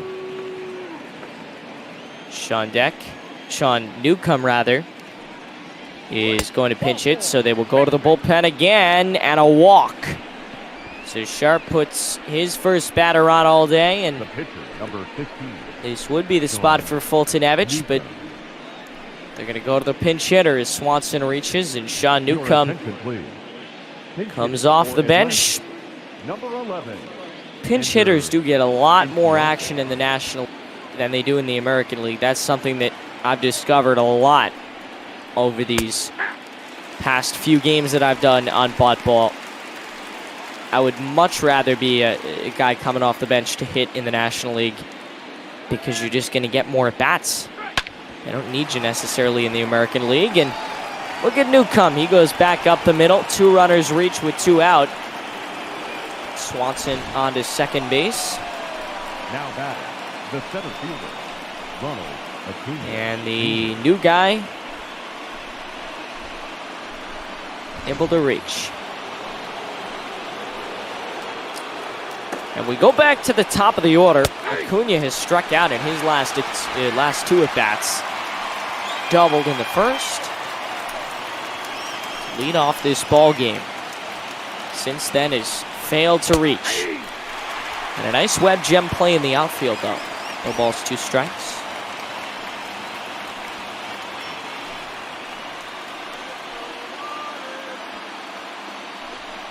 Oh, 2. Swing and a miss on the slider. It was a fastball, rather, had the movement of a slider, but Sharp able to get out of it despite leaving 2 on. We are mid-7. Stretch time from Miami. This game is tied. Your attention, please. Now pitching. And they will go to the bullpen again. Shane Green coming in. If his offense can get something going, he might be able to close this game and get the save. But he comes in a tie game. Top 7, beg your pardon, bottom 7. Villar is 0 for 3.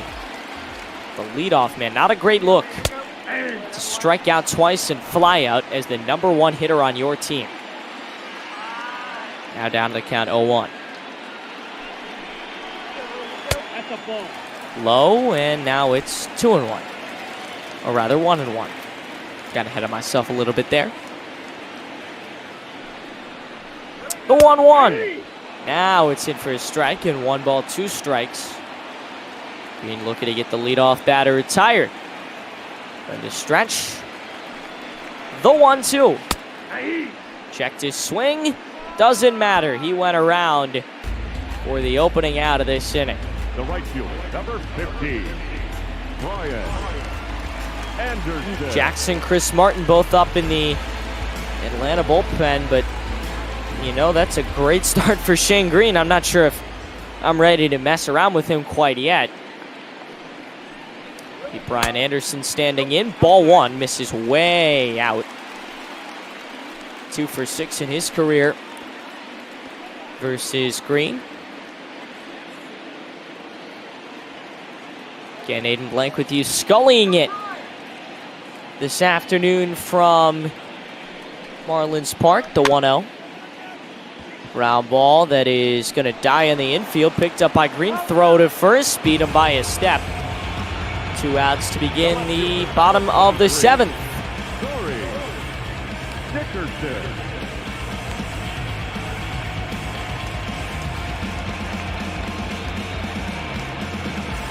Now Corey Dickerson, the 3-hitter. This is the top of the Miami order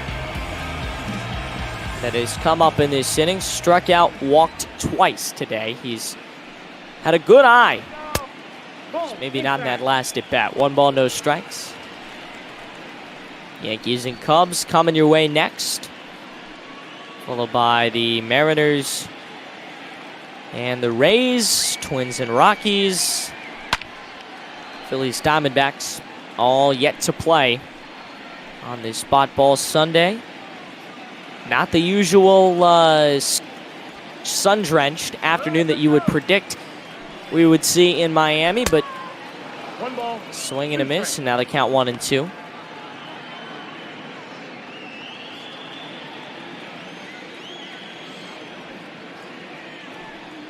A 1-2. Swing and a miss on a beautiful breaking ball to end the inning. A 1-2-3 start for Shane Green out of the bullpen. Out of the 8th and a 1-1 game. Your attention, please.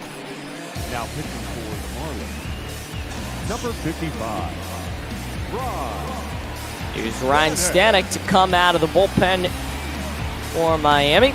His 33rd game of the season. Only won or lost in 3 of them. And it's 2-3-4 to come up. Albies, who's 0 for 3, Freeman, and then Ozuna.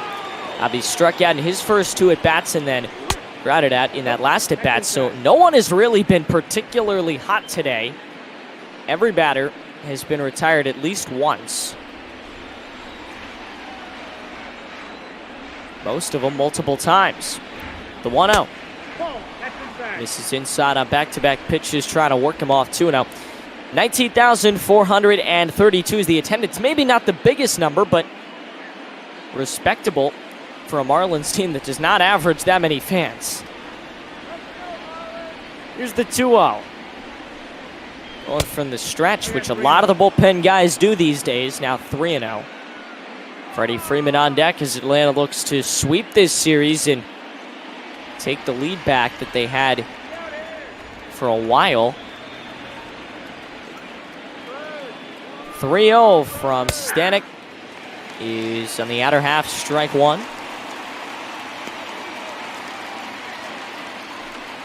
I remind you that we are doing this for charity. I'm not getting paid. Whoever my broadcast partner that is, was supposed to be today is not getting paid. No one's getting paid to do this. We're all just, doing it for fun. Take your base. We hope that you can consider a donation to the Trevor Project. Leadoff man gets walked.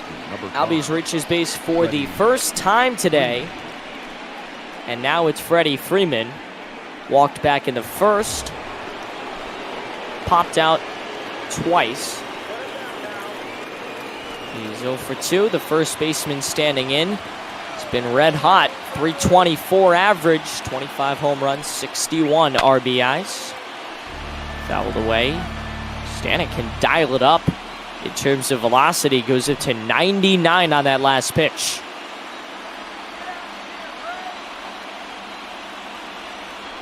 The 0-1 by the catcher Alfaro, though he did keep it. It looked like it may have hit off the umpire, so he did keep it relatively around that home plate dirt circle.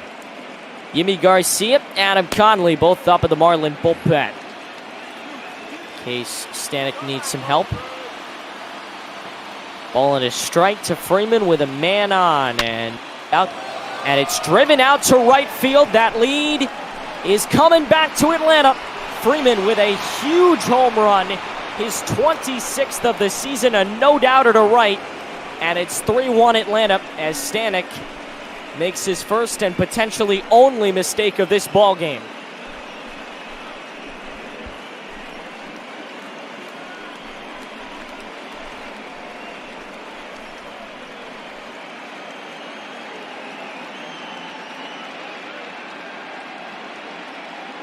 And that certainly has energized an Atlanta offense that has been ice cold all game long.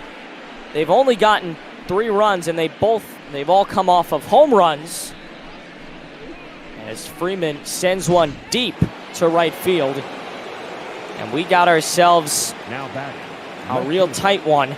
Miami's offense now is going to need to produce again. Took them 6 innings to do it the first time. The Atlanta offense not done. A base hit for the cleanup man Ozuna. 3 straight hits off of Stanek. Now batting. And now Margevicius comes up with a man on, and still nobody out. Stanek has not done very well out of the bullpen. He is in line to take the loss. Neither starting pitcher is going to get a decision.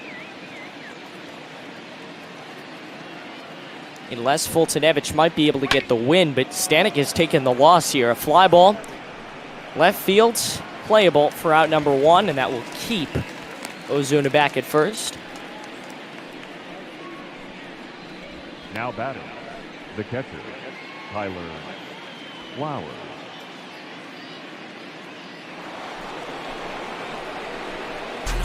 If you're just joining us, Freeman with a go-ahead home run. How about Tyler Flowers in his last at-bat, in his first at-bat, rather. Deposited one into the Miami bullpen. Or that might have been the Atlanta bullpen. I could never tell. Gave him a 1-0 lead that Miami came back to tie, but Atlanta, much like on Friday night, able to gain back that lead and now lead 3-1.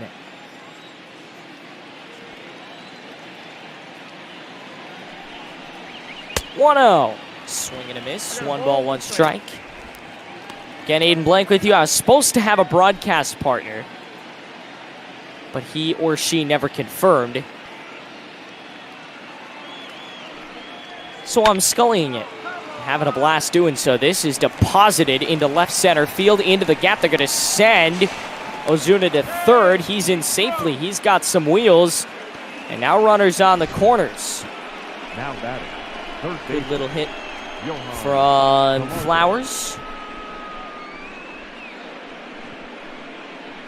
And Ozuna off to third base. Still only one out in this Your inning. attention, please. Now pitching. And they're going to go to the bullpen again. Yimi Garcia, we talked about him. He was up in the bullpen to begin the inning. And that's going to do it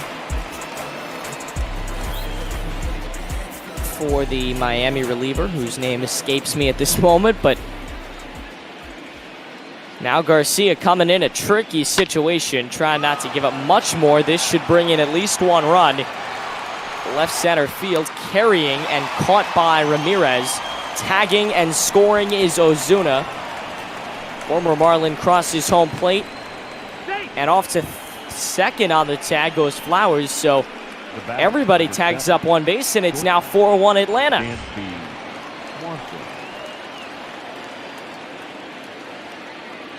Here's Dansby Swanson with 2 outs, top 8.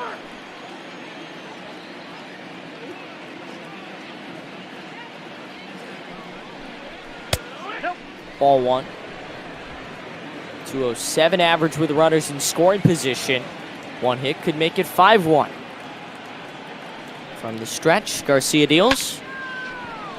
Fouled off, and a hard hit ball that went foul down the left field line out of play. 1 ball, 1 strike. Top 8, Atlanta's been able to put up 3 runs in this inning. Runner on, 2 out. Miami trailing by 3, and now it's 2 balls and 1 strike.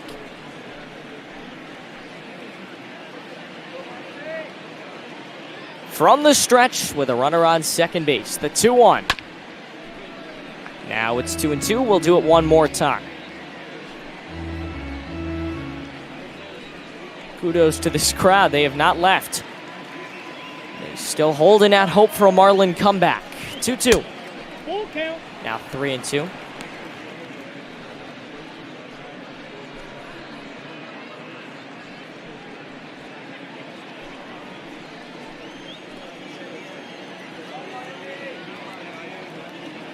From the stretch, 3-2 is fouled off down the line, and we'll do it one more time. Another payoff pitch set to come. Marlins ball boy there to snag it. The payoff pitch from Garcia to Swanson is down the third base line and tapped foul. Swanson, the big pick out of Vanderbilt, supposed to be the future of this Braves franchise. He has been anything but. Fouls it off, staying alive to the count. Still 3 balls and 2 strikes.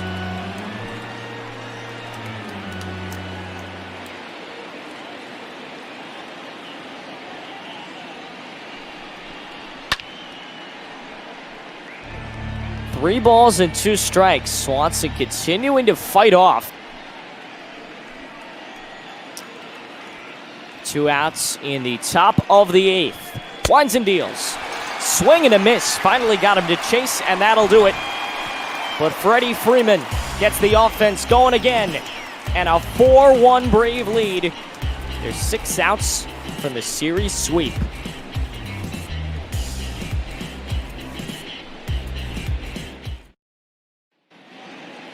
All but 2 Braves came to the plate in that last inning. The double switch is going to come.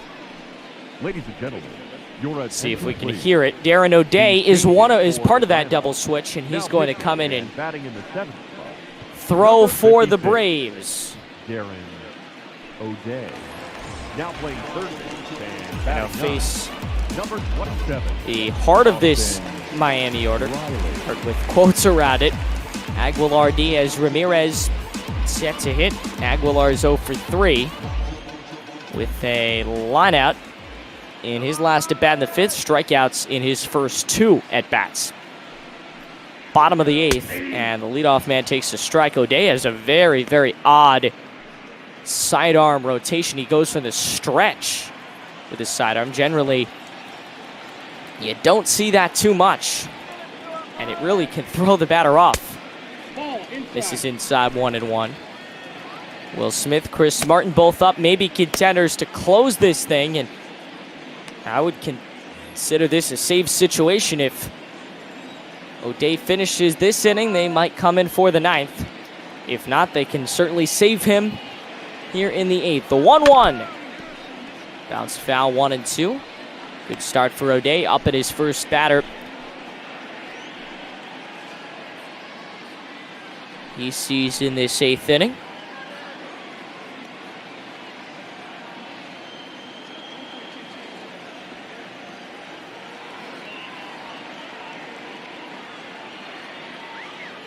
From the stretch, the 1-2. Popped him up to center field. Back going is Acuna. A few steps in front of the warning track. Makes the catch for out number 1 of this 8th inning. Now batting, second baseman, Isan Diaz. Aguilar is retired, and that's going to bring up Isan Diaz. Scored the only Marlin run, did 2 doubles and a flyout. I mean, he's been the most consistent member of this Marlin offense all day long, and he's going to be retired with an easy ground ball right back to the mound. And O'Day with a beautiful throw to first to retire his second batter, and out away from a 1-2-3 inning. 6 straight Marlins have been retired, dating back to the 7th. Rather to the 6th.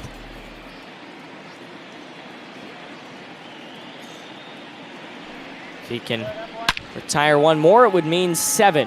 Get hard and foul down the line. In right, no balls, 1 strike.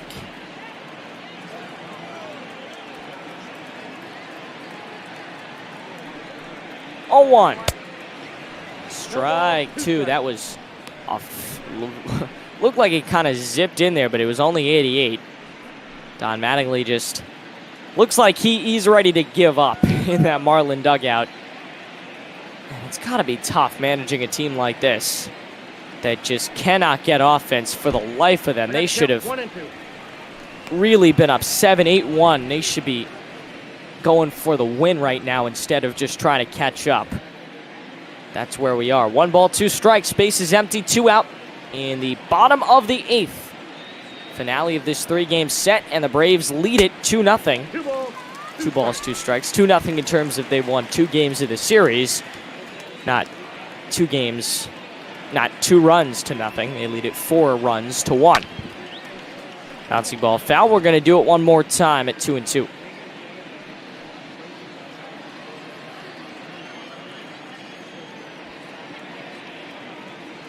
From the stretch, that odd little delivery, the 2-2, and Ramirez fouls it off speed pitch. O'Day does not throw it very fast. He just kind of relies on the breaking ball to help him out. Does not have much of a fastball. 2-2. Strike 3 call. There's the fastball at 86. Marlins are going to need 3 runs with 3 outs, but the Braves, a chance for insurance. O'Day with a 1-2-3 inning out of the pen. We go to the 9th in Miami.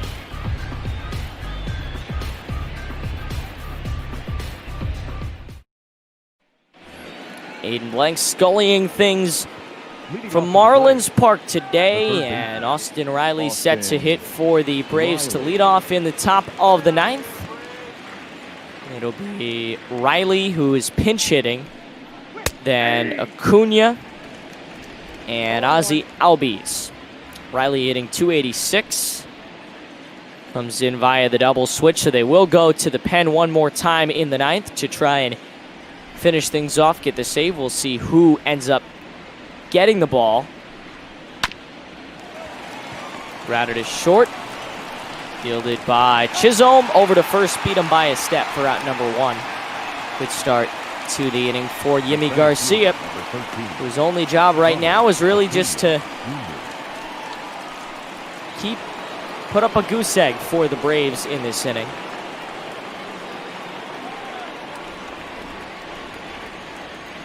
Now he's got to beat the top of the order. Acuna has struck out 3 times. A lot of the power names in this Braves lineup have not done great. Acuna struck out 3 times. Albies has been retired 3 of 4 times. Freeman's only 2 for 4. He does have that home run, though, so he'll likely end up the player of the game if this thing ends.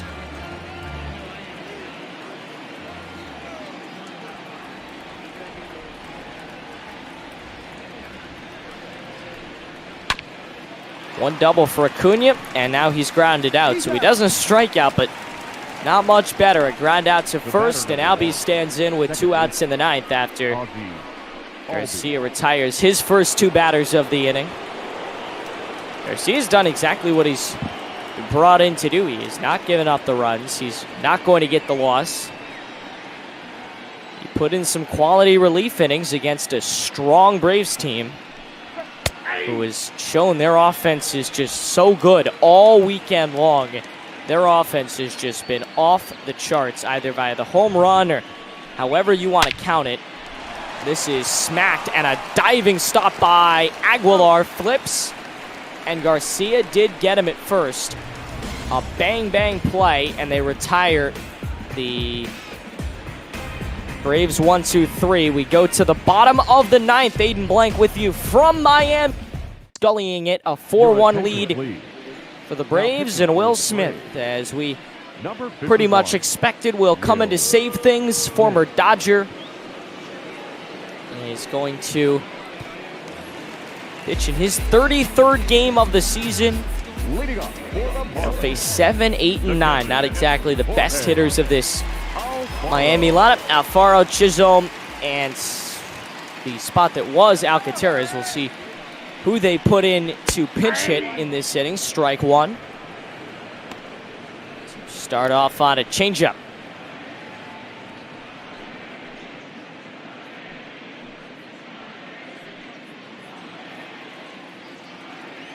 Smith only going from the stretch. Facing Alfaro, who has struck out in each of his 3 at-bats today, and this is inside a ball and a strike. Crowd sticking around, trying to see if this Miami team can put up a late comeback, even though it is highly unlikely that they do so. The 1-1 misses inside 2-1, so control issues, a big problem for Smith.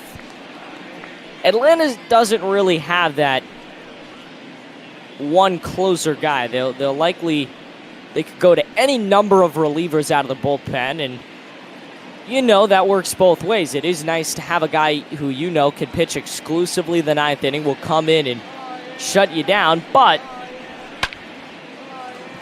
the bullpen route isn't horrible either. Right now, that's what the Yankees are doing with the absence of Aroldis Chapman. A fly out to begin this inning. Will Smith with 21 saves, so he, I beg your pardon, is kind of that lockdown guy for Atlanta. Faro's going to finish the day 0 for 4 if Miami can't get him another at bat. Now it's Jazz Chisholm. Struck out and singled. 1 for 3 on the day. Swing and a miss. Strike 1, 0-1.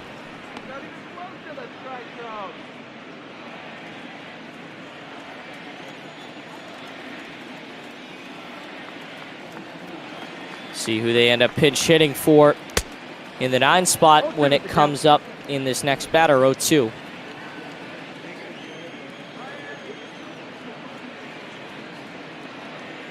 From the stretch, Smith looking for another strikeout. Misses 1 and 2. A slider away at 82, so took a lot off of it. See if he goes to the fastball right now.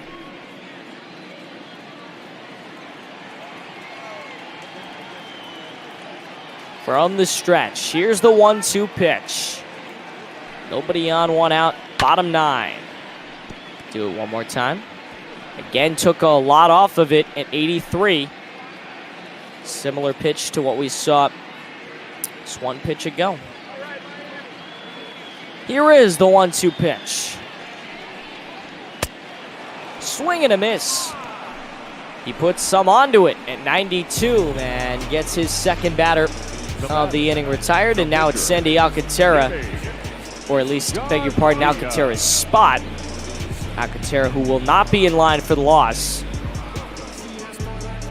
is going to come in and Your attention, please. try to For the Marlins, number 27, Matt. keep this game alive. They will go to the pinch hitter. And it's Matt Kemp. A blast from the past, hitting .375 with a .938 OPS. Former Dodger, longtime Dodger. Didn't know he was on the Marlins at this point, but he is going to pinch hit and try to keep this game alive. This could be the end of his career, the very tail end of his seasons in professional baseball. In his heyday, he played very, very well with that Dodgers squad. Lines out to second, and that's going to do it. Albies makes the catch, and a big day for the Braves. They are trying to get a game closer to the Nationals for first place in the division, but if not, this will most certainly get them up in the wild card. As they win it 4-1 this afternoon. We'll get you some highlights as we move along, finishing things up in the 2 p.m. slot on Botball. Aiden Blank scullied it, enjoyed it this afternoon. Hope you enjoyed hanging out with these two teams. Tough loss for the Marlins. Braves went 6 innings without scoring a run. They put up 3 in the 8th, and that was that. Freddie Freeman is the player of the game, and no doubt, without his home run, the Braves would only have won by a run. He was able to come in and get a big win for this Braves team. Take a look at some highlights from this afternoon. It all got started with that Flowers home run, and we thought it might be a big day for the Atlanta offense after he hit that shot back in the second. It made it 1-0 Atlanta. Thought it may be a long day for Alcantara. It actually was not. He was very efficient. Ramirez flied out to center field in the bottom of the second, and a diving stop from Acuna that is no doubt a top 10 bot ball play we've seen today. A great play from him. Dickerson struck out on the slider bottom 5, and the big story today was nobody could get anything going with runners in scoring position. Chisholm ties this game with a line drive down the left field line. It felt like a breath of fresh air for this Miami team when they were able to tie the game. And Acuna strikes out with runners on base. Nobody could get runners to score except for Freddie Freeman, the player of the game, with a moonshot to right field, 436 feet. Brought in 2, they would get 1 more. I don't know if we'll see that. They did get 1 more. And we will see that. Camargo on a sacrifice fly to center field brings in the 4th, and that was all the offense we would get today after seeing home run after home run and hit after hit for both the Braves and the Marlins in these first 2 games. Today was just a defensive kind of day. Both pitchers pitched very well. And we go to the 9th.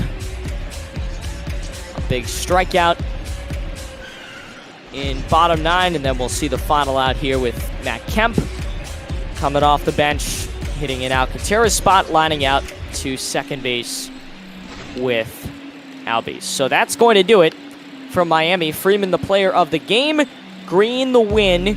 Stanek, the loss, because he came in and gave up all those runs. Smith, the save.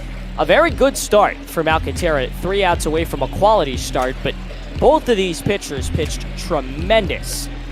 But in the end, the bullpens get the win, the loss, and the save. And that's how things will go. You get a look at those box scores.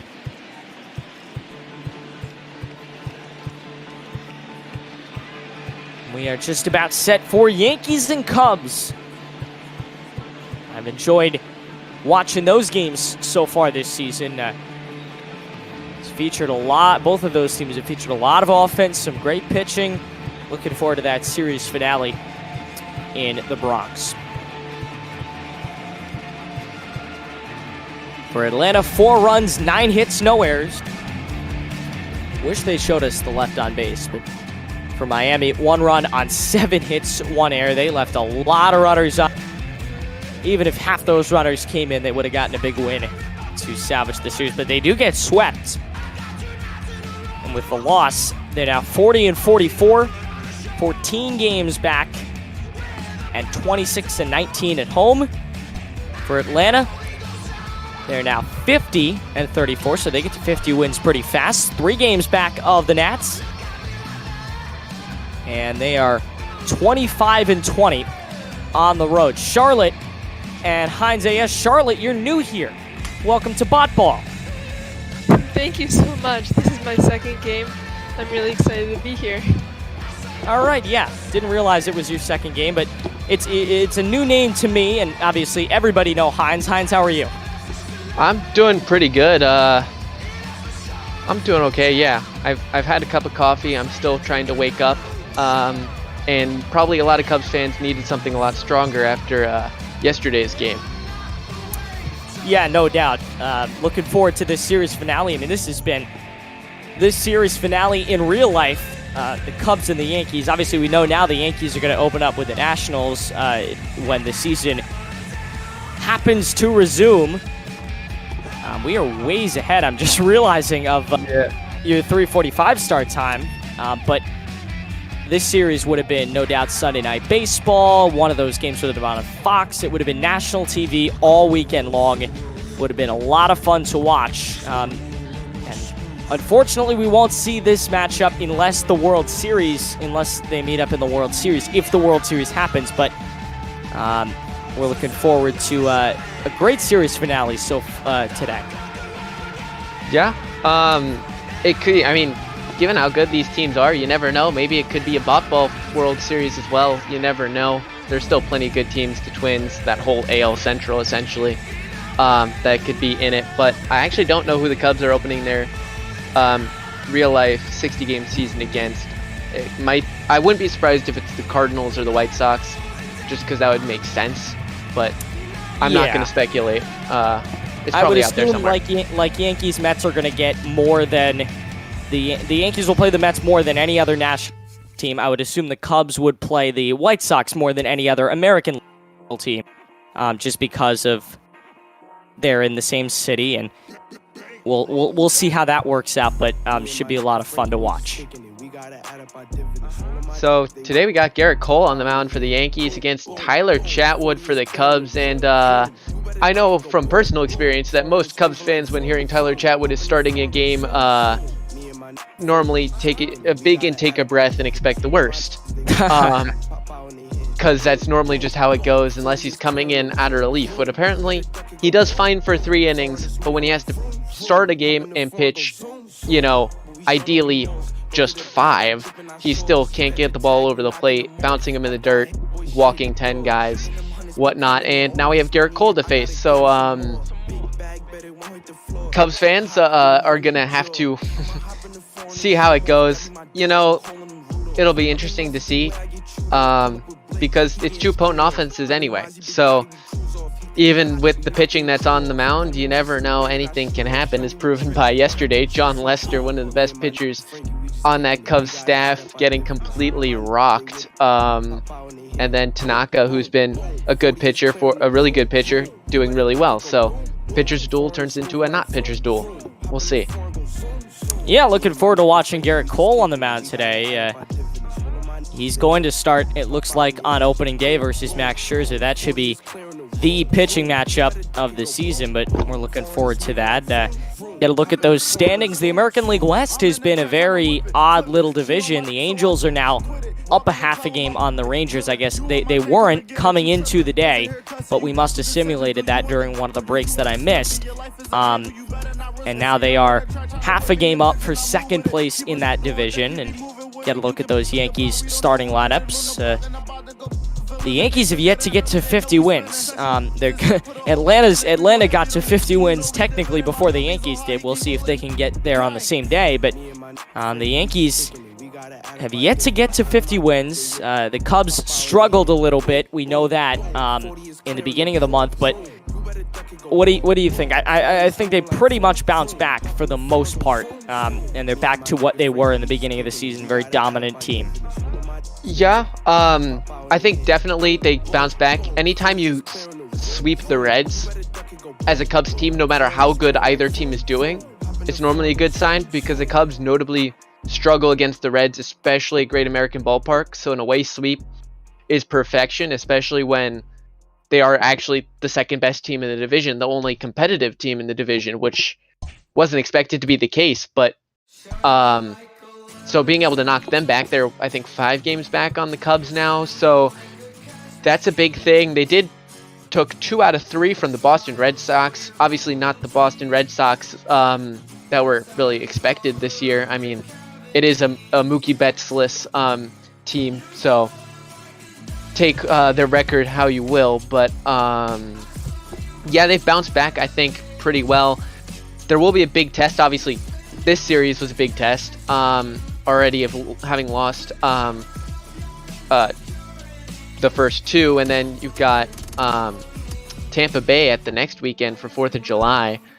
So, you know, things can change, you know, as quickly as you like here in baseball, and so you never know.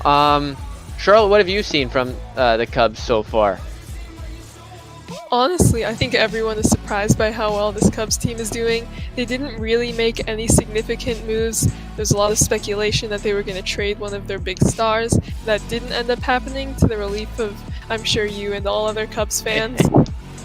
And the Yankees, almost the opposite, bringing in probably the biggest catch of the offseason in Garrett Cole, and then not being the best team even in the American League, I think is hurting them a little bit. Now on an 11-year, well, this year would be the 11th year if they didn't make it to the World Series, which is quite a drought for the Yankees. Well, we already have an early prediction from Mo in the chat. He does tend to make these predictions, so he says that if the Cubs lost to Tanaka, they're definitely going to lose to Cole. And given the fact that Mo has been notably wrong on several occasions of late, I'm going to take that with a grain of salt. But, you know, everyone's entitled to their opinion and their prediction, because obviously the Yankees on paper today are vastly ahead, given just the fact that they have Garrett Cole, who's going to, barring anything happening, I would see winning the Cy Young this year. Cole already has 2 complete games, 2 shutouts this season. The Cubs desperately hoping to avoid giving him a 3rd.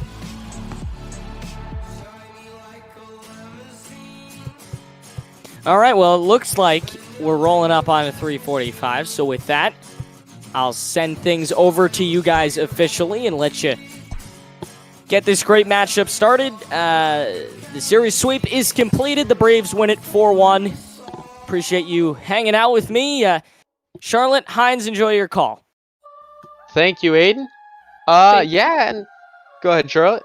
No, sorry, I was just thanking Aiden as well. Well, hopefully, for the sake of Cubs fans and myself,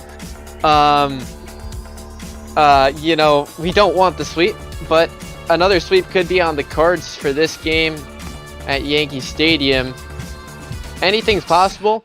So, we'll see. You got, obviously, Garrett Cole, Tyler Chatwood. We've seen him struggle a little bit this season. He's limited the long ball. Big surprise, given how he usually pitches. But the walk's still there.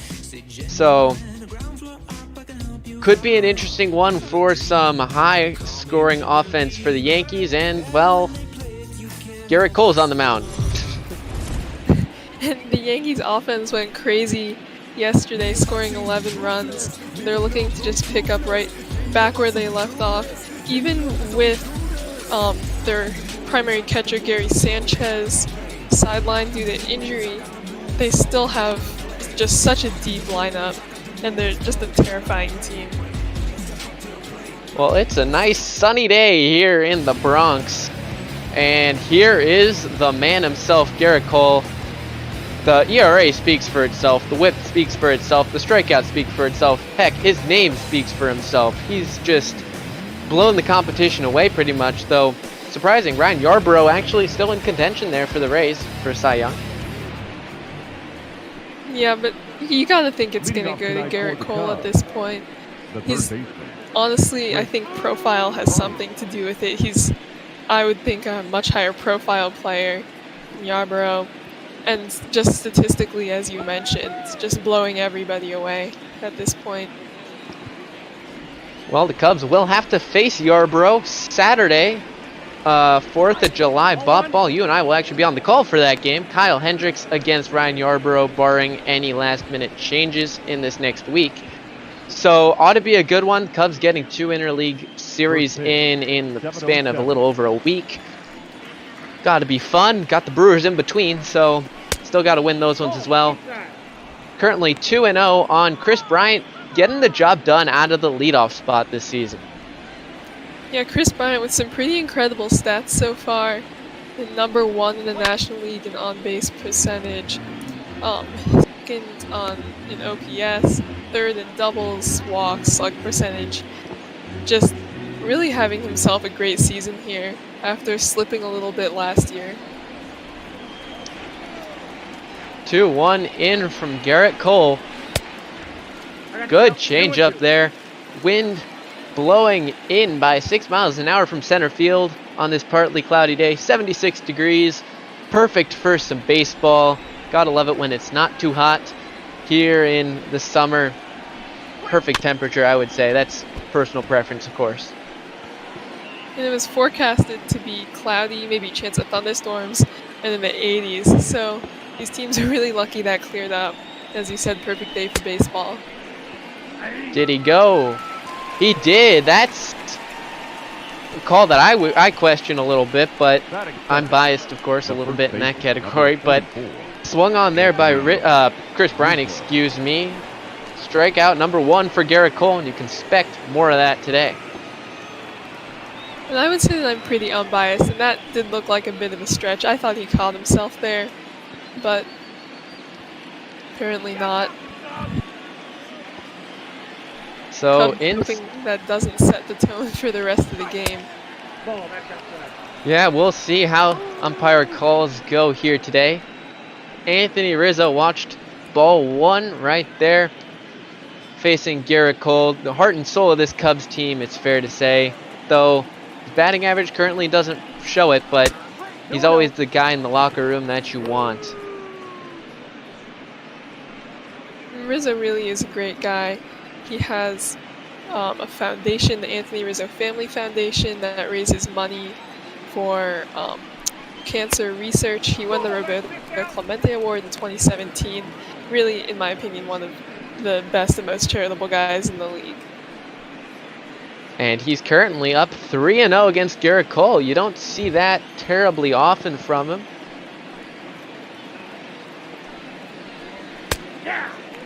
Watches that one on the black, high in at 98. Of course, these guys faced each other a little bit early on when Garrett Cole was with the Pirates, the ace of that Pirate staff.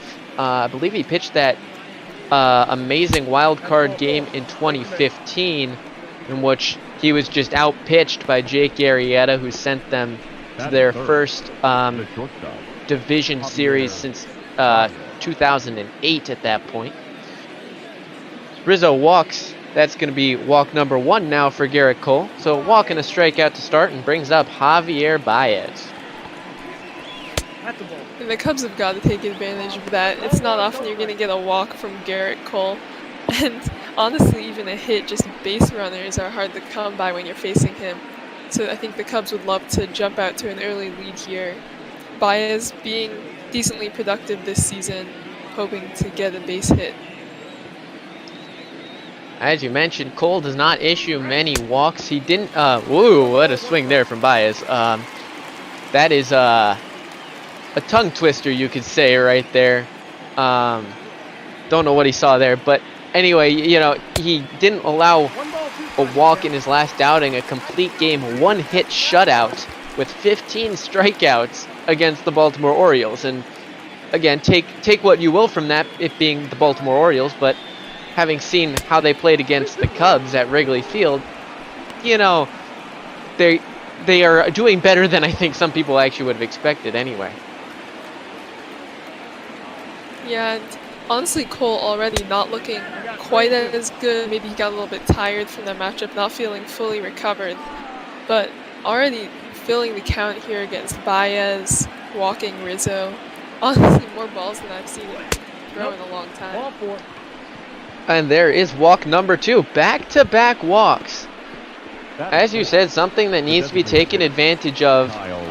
Don't know if it's something up with his arm today or what, but this is not a Garrett Cole outing that we see very often. I mean, Javier Baez, that's walk number 30 on the season, matching his season high total, which came back, I believe, in 2017 was the only other time he reached 30 walks in a whole season, and it's not even the All-Star break.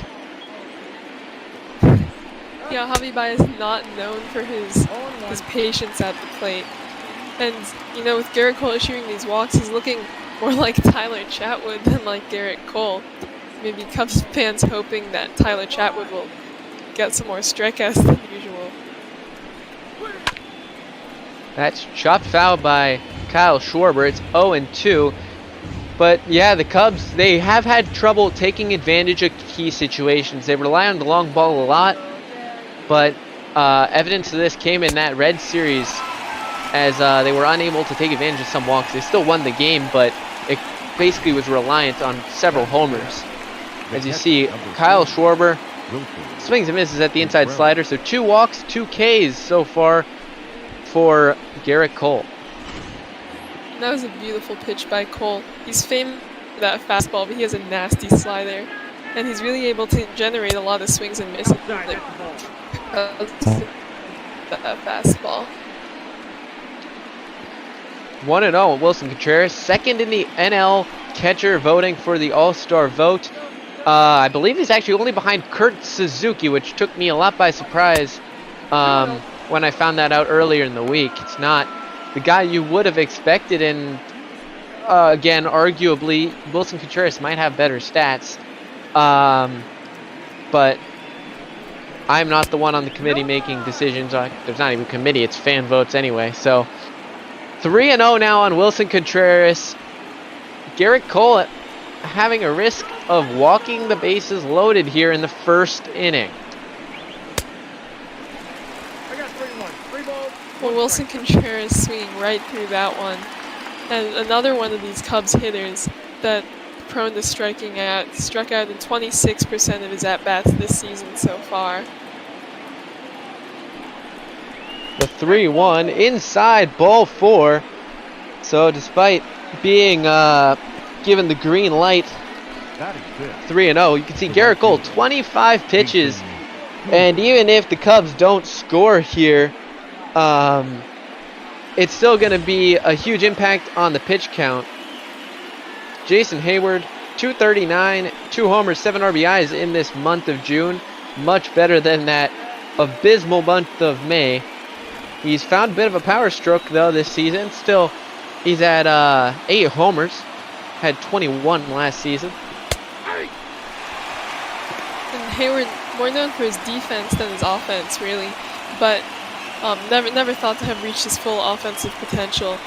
But as you mentioned, having a pretty decent season offensively, and it would be so huge here for the Cubs to convert on some of these walks that they've been handed by Garrett Cole. Cole getting the benefit of the doubt on that changeup. It's 0-2 now to Jason Hayward. Cole looking to get 3 strikeouts in the inning. That's inside 1-2.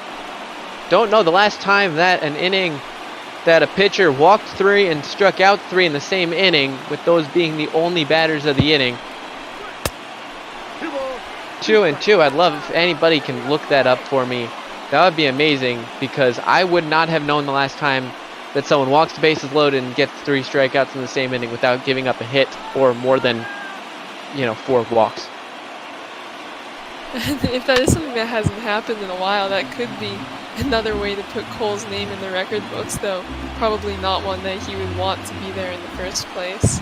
Because he keeps throwing a knuckle curve to Hayward, and he's just not biting. That swung through. 3 strikeouts for Cole, 3 walks for Cole. He's at 30 pitches, still something to consider as we look forward in this game. We head to the bottom of the first here in the Bronx.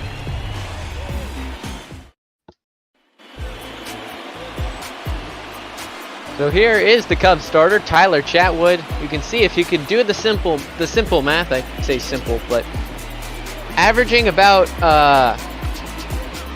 man, I'm struggling with simple math in my head now. It's a little over 4 innings per start if I did that correctly, which is not a very good result. Leading off for the Yankees. Yeah, only 27 in the 3rd innings on the season. 0-1 record right now. His ERA looking decent though. So hoping to keep that down. Help out his Cubs here a little bit. Chatwood went 5, giving up 7 hits, 4 runs, limiting the walks to only 2. I say only. In a 5-4 win against the Reds, as that's hit high in the air by DJ LeMahieu. Ian Happ, though, playing in left field, not his natural position, but he's out there today with Kyle Schwarber taking the DH duty. So he's out there in left. Almora in center. Jason Hayward in right. Bryant, Baez, Bodie, and Rizzo along the infield with Contreras behind the plate here today. As you said, a bit of an interesting lineup for the Cubs. Not exactly where you'd put some of those guys, but you gotta do what you gotta do.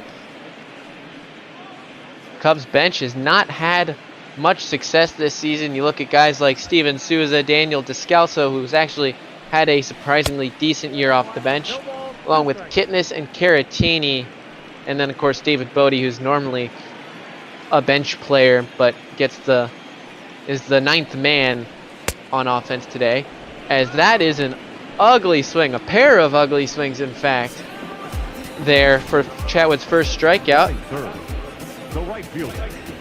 Chatwood busting out that curveball of his. He actually didn't walk anybody with that curveball in 2019. So that's something rare from Chatwood. So that'll bring in Aaron Judge. Not necessarily the year you'd expect, as that curveball just sails on him. And Judge is an absolute giant out there. 6'7", 282 pounds. He was actually recruited to play D1 football by Stanford, Notre Dame, and UCLA, but decided to play baseball instead. It worked out well for him. Yeah, I'm sure a lot of people, and Yankees fans especially, are glad he chose them over football. It's 1-2 here to Chatwood, or from Chatwood to Aaron Judge. As that one is laced the other way. Hayward will make the running catch. A 9-pitch inning for Chatwood. Big contrast from the top of the inning, but still hitless for either team through this first inning. Leading off for the Cubs, the left fielder, number 8. See, we're already at the 7th spot in the Cubs order in the top of the 2nd inning. Garrett Cole starting out with pitch number 32. We'll see how long he can last. Even if he goes as efficient as we know he can be, he might not last as long as he would have liked. Yeah, especially coming off those complete games, we were speculating that he might tack another one on here, but essentially no way he could do that now after that high pitch count in inning number 1. So that is ripped the other way by Ian Happ. Gonna be 1-2, hitting 281 on the year. A good resurgence for Ian Happ. That one is just a bit outside. 2-2 with that 97-mile-an-hour fastball.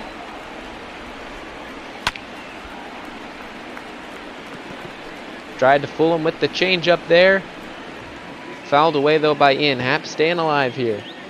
If Happ could hit one the other way, then he would easily get on base. You saw the extreme shift there. He's a pull hitter. He was ahead of that curveball. The 2-2 pitch to Ian Happ. Watched inside, another 3-ball count here. That's going to be, I believe, the 4th 3-ball count. Of course, had the 3 walks. Full count pitch from Garrett Cole. Slider, I think that might be the first time we've seen that pitch today. So 3-2.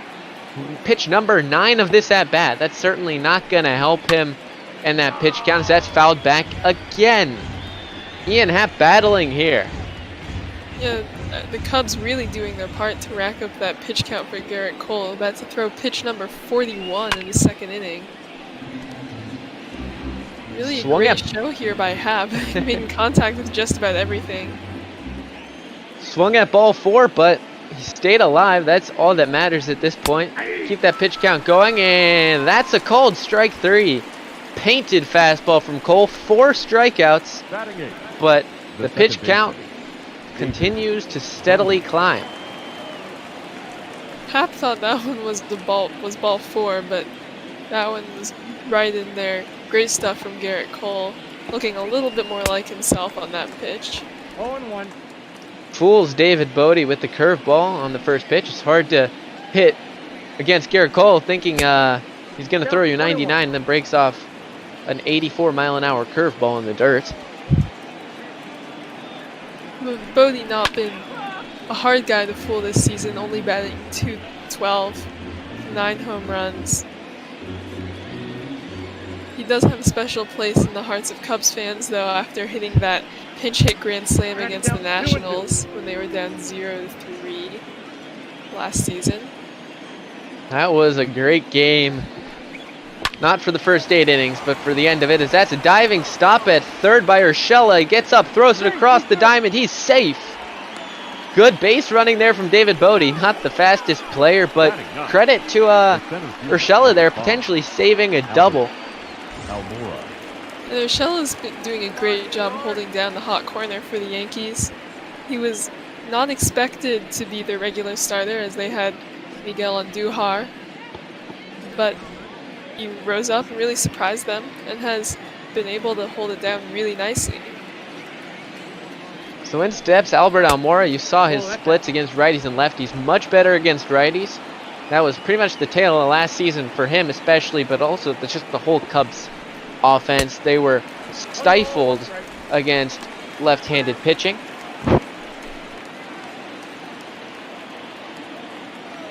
Almora, the 6th overall pick by the Cubs in 2012.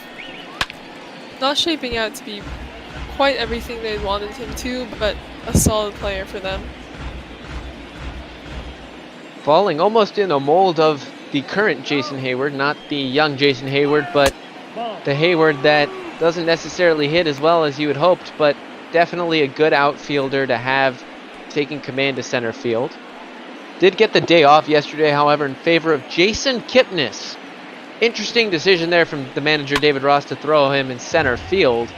He had played there a little bit, but you would think that they had some better options than throwing Jason Kipnis out in center field.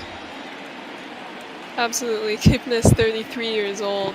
He was an all-star as recently as 2015, but batting a measly 174 this season. That's another strikeout, though, for Garrett Cole. He's gotten 5 outs today, all via the K, all of which, well, all but one of them were swinging strikeouts as well. So he's not necessarily throwing many strikes in the zone. He's getting a lot of swing and misses, so these Cubs just need to bear down and watch something. And honestly, they should try and see if we'll give them some more of these walks here. Not having any success really hitting the baseball, but if they can let Cole wear himself out, that's when they might start to make some progress. Pitch number 56 is inside 2-0 to Bryant. First in that NL third base all-star voting. I don't think that's a surprise to anyone when you look at those stats he has, leading the Cubs in almost every statistic except for homers and RBIs, and in the top 10 in the National League for all of those categories. Pitch outside, ball 4, walk number 4. So the Cubs have 1 hit today, yet they have 5 base runners. Not something you see very often. Garrett Cole, 57 pitches. He's on pace for what? 3 and being at 100 pitches in like 3 innings.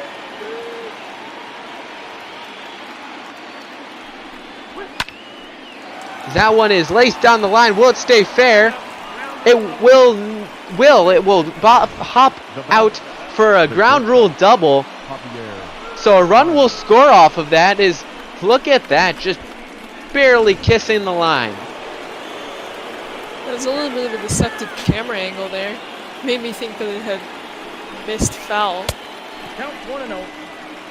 Me too. I was really confused, but it counts as a run for the Cubs, so they already have 1 run, doubling their total amount of runs for this series. They lost game 1 3-1 and obviously shut out yesterday by Masahiro Tanaka. And now a base hit, scores 2 in most likelihood.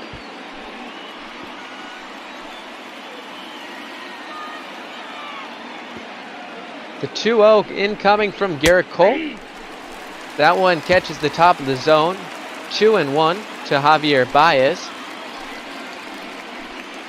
Baez batting from the right side of the plate, actually naturally left-hand dominant. We saw him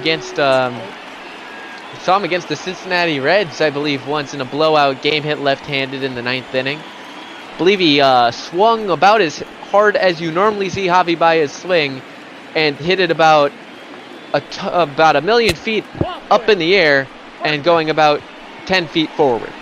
But he draws a walk again. That's 5 from Garrett Cole.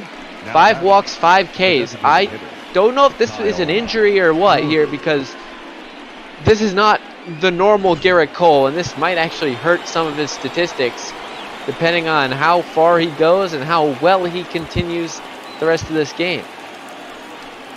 This is just something else from Cole here. Really not at all what we'd expect. The interesting part is that he's still getting the strikeouts. This is the second Garrett Cole game I've called. The first one, he went 1/3 of an inning and then left with an injury in a game against Boston. So 2 big games in which Cole has pitched, and both of them he has not been himself, as he's already fallen behind 1-0 to Kyle Schwarber now. Maybe it's something about you. Well, I like to think it is, but I don't know. I mean, I will absolutely take credit. That's almost become a trademark for me. Is a lot of things happen on my watch that never happened, and I will absolutely take credit for all of them.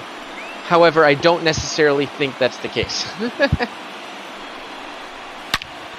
As that is ripped, that is high, that is deep. At the wall is Judge, it's gone! A grand slam! Kyle Schwarber! 23rd of the season, the Cubs lead 5-0. They wasted no time there. That was gone, just right off the bat. He's a big home run hitter, a lot of power, and Garrett Cole did not respect him. And Schwarber showed him.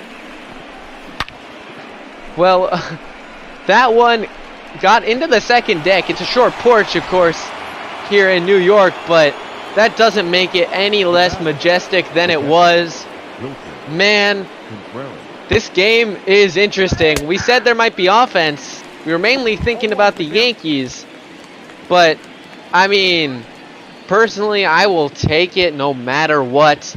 As EB, our friend, fellow commentator and Toronto Blue Jays fan, who's going to actually have to face Cole. His Jays face Cole on Saturday, on July the 4th, asking me if I want to join him for that game just so Cole doesn't do well. I think you already have a partner, EB, but I mean, Nope. Outside. so I wouldn't steal a spot from your partner, but you know, I'll watch the game for you. Maybe that's enough.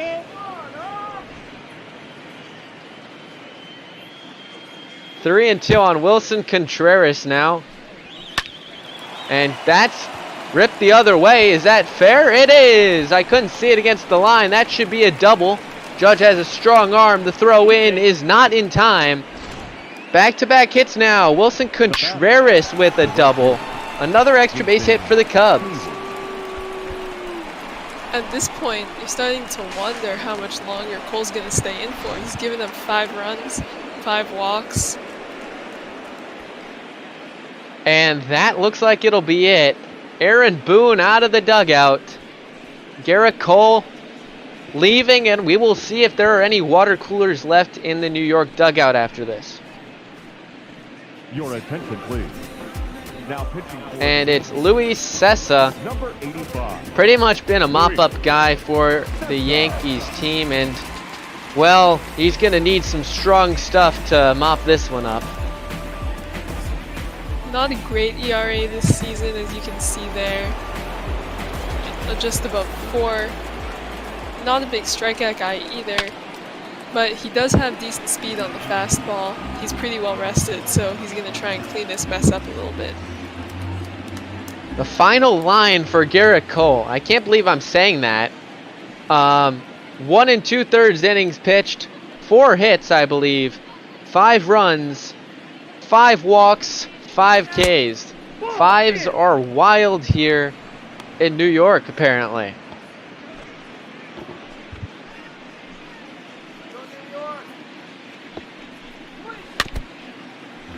So here's Hayward, the 9th guy to bat this inning. The Cubs have bat around.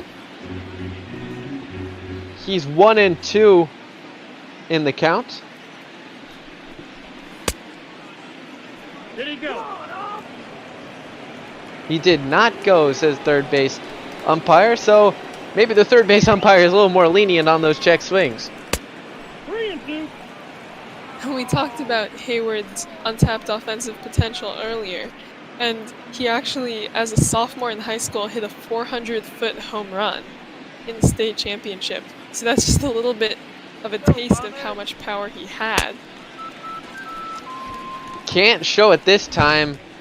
Second K of the game for him, but Kyle Schwarber, you know the guy can hit bombs, and he proves why here in the Bronx. Bottom 2 upcoming, 5-0. Leading off for the Yankees. So now that I catch my breath after what was probably, in my opinion, the second best inning I've ever seen the Cubs have this season, that I've personally called. We have Giancarlo Stanton at the dish. He's hitting cleanup on the day. You can see that career hits total, 1,230. Stanton spent most of the season injured last season, only 3 home runs for him. But now back up to 27 already this season, regaining some of that power. And he promptly rips one through the hole there on the left side of the infield for a base hit. So there goes Tyler Chatwood's no-hitter. But The center fielder. leadoff single, so maybe a chance for the Yankees to chip away here early in this game. But I mean, hey, Chatwood's got a nice cushion here, so he can relax a little bit. That might be ill-advised against this Yankees lineup. Well, he's used to coming into games when the score is around 5-0, but usually in the opposite direction. Normally a mop-up guy over the past 2 seasons coming out of the bullpen. Actually fared fairly well in that role. A little mention there of Aaron Hicks coming from the Twins. He was basically horrible for the Twins. One of their highest rated prospects. Drafted him 14th overall in 2008, and then just couldn't do anything, so they got rid of him. Shows up in New York and is all of a sudden this great center fielder. Well, Shark Shavery, our resident organist, just joined the chat asking what did he miss? Where did the runs come in? Well, Garrett Cole exploded would be pretty much the way to say it. 5 walks, gave up 5 runs thanks to a Kyle Schwarber grand slam last inning. That accounted for 4 of those 5 runs, along with an Anthony Rizzo ground rule double. So the Cubbies making up for lost time here. That's chopped to Bodie. Opts just to go to first, so that's out number 1 here. Nice pickup by Bodie there. That was a high hop on that one. And he was able to throw that one in the air to beat out Hicks, who's actually a decently fast runner. And here is Luke Voigt batting in the 6th hole, which I think is almost a little unfair to how much ability he's had this season. You can see that average, 335. And the on-base percentage at 399. First pitch from Chatwood, up for a ball. Voigt, I think, the victim of being on the Yankees where name power is very strong. Voigt, another one of those Yankees players. I mentioned Judge recruited to play D1 football, so was Voigt. But some injuries got to him, ending his football career prematurely. And I'm guessing he wouldn't regret how far he's come in baseball. Well, he's turned himself from a very good baseball prospect to a baseball player, I think, above the ability that a lot of people might have expected from him. And he's certainly exploding this season. The 2-1 is missing somewhere. So Brett Gardner will stand on deck. 1 out here in the bottom of the 2nd.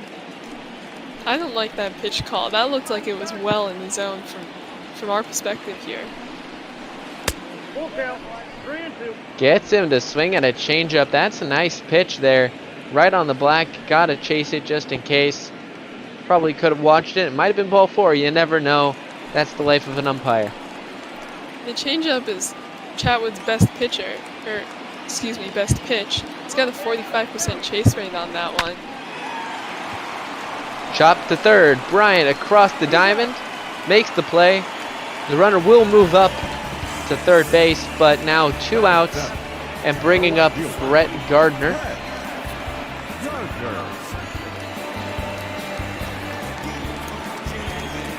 Gardner, a veteran for the Yankees, 36 years old, was around with them to win the World Series in 2009. Having a pretty solid season though. And that's popped into shallow left field. Ian Happ camped under it, makes the catch, so 1 hit for the Yankees. Nothing doing though. We head to the 3rd, 5-0 in favor of the Cubbies.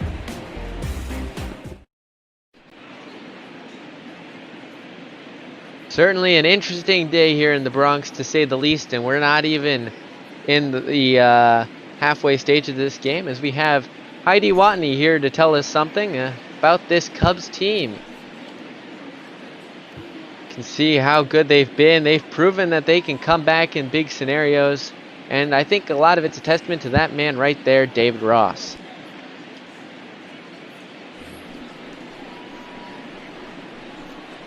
Leading off for the Cubs, the left fielder, Ian. So Ian Happ will lead off the inning. He led off the last inning, in fact, with a strikeout. And now he has to face Luis Cessa, complete different pitcher.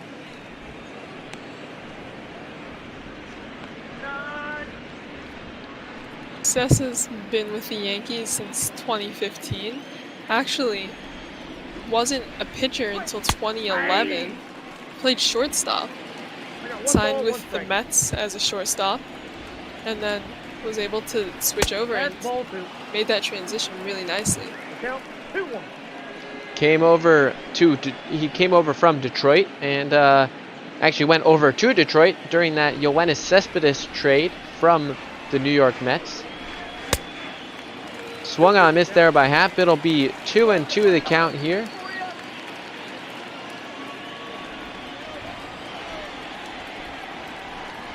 The 2-2 pitch. Good take there on the inside part of the plate. So full count. David Bodie will be standing on deck for the Chicago Cubs. That one is ball 4. Happ was rung up earlier in the game on a pitch that was in the zone. Maybe benefit of the doubt there. A little bit of luck. This is a small strike zone today, as we've seen some interesting calls. And as you said, maybe taking advantage of that one, as he had a hard go at it last time. So in steps David Bodie, leadoff runner on base. That's the 6th walk the Cubs have drawn today. They drew 5 in yesterday's affair despite only 1 hit coming courtesy of Chris Bryant. So the on-base percentage has been fairly average for the Cubs this series. The base hits, however, have been a bit of the problem.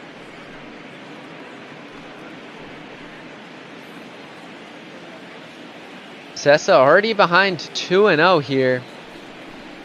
Pitch into Bodie is down 3-0. I don't know what these Yankee pitchers had for breakfast today, but whatever it is, it's not helping their pitching performance, that's for sure. The Yankees bullpen not looking fantastic this season. We're counting on Cole to carry them through a lot of this. Obviously that didn't work out so well, and now they're in some trouble here facing these scary Cubs hitters. Bodie ahead 3-1. The pitch from Sessa.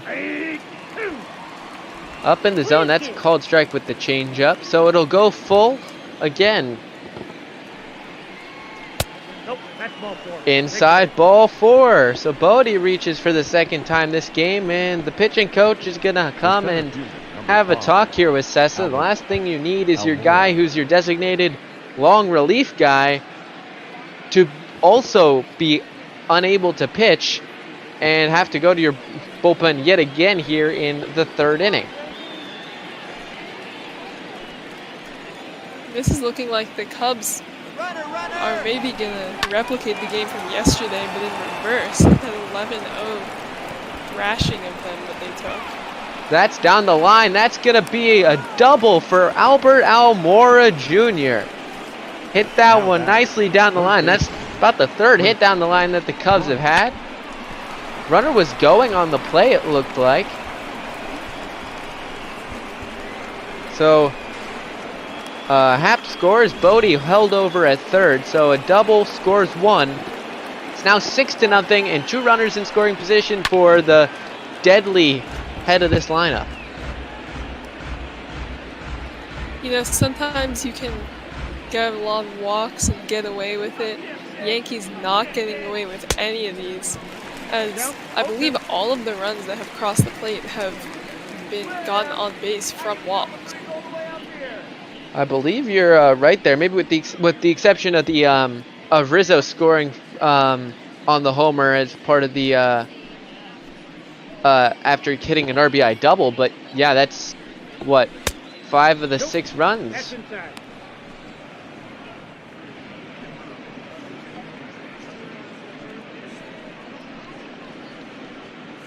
So 1-2 to Chris Bryant. Has 2 homers in, I believe, was his last week or so.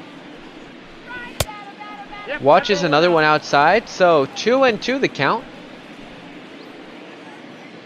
Chris Bryant drafted by the Cubs in 2013 with the 2nd overall pick, surprising a lot of people. Cubs were expected to take a pitcher, but the top pitcher of that draft, Mark Apple, was taken by the Astros, and the Cubs probably happy they didn't pick that one. He's known as the biggest bust of the draft ever. As that is flown into left, Gardner will get it in, but the runner will score on a sac fly. Gardner, surprised his arm just didn't really get the ball in very quickly, but you'll take it if you're Chris Bryant in your in another at bat. So another run scores. He just didn't get behind it.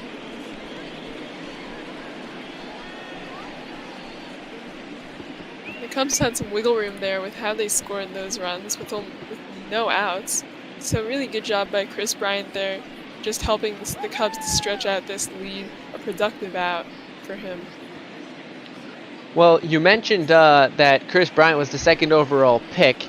Since we haven't gotten our daily trivia from our trivia guru, the big guy, I have a quick trivia question. He was obviously drafted 2nd. Who is the only Cubs player to get drafted 1st overall? 1st round, 1st pick. If anyone has that answer, you can put it in the Twitch chat. Charlotte, if you have one, you can also guess. I'm not an avid Cubs fan. I have no answer for that one. It is a little more of a difficult one. You probably do have to be a Cubs fan to know it. 22 pitches in here from Sessa, and he is at 1 full inning, I believe, if my count is correct. Ugly swing from Rizzo. Could have been 3-1, down 2-2 now.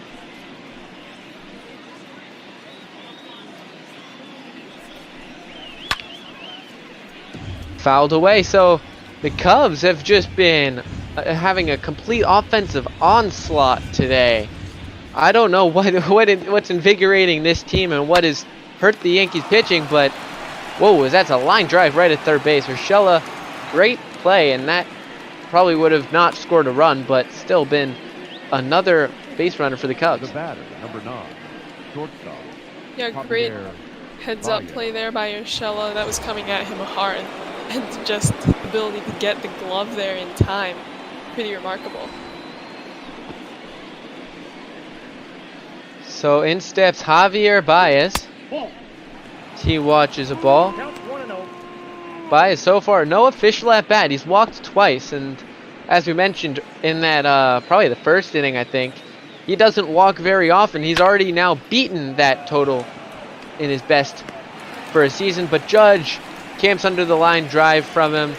So a little lucky, maybe you could say, for Sessa to only allow 1 run, but it's 7-0 Chicago Cubs through top of the 3rd.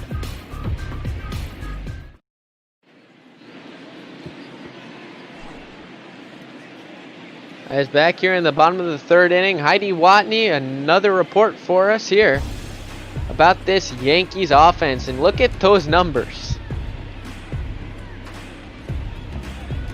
They might be slipping in some of those categories after this game. We'll see. We've got plenty of game left. Definitely the pitching stats are going to be going a little bit downwards, and if Chatwood can continue to blank them, you never know. Those batting averages, non-base percentages might be slowly dripping downwards. Urshela now at the plate had an incredible game yesterday. He was 4 for 5 with 2 home runs and 3 RBI.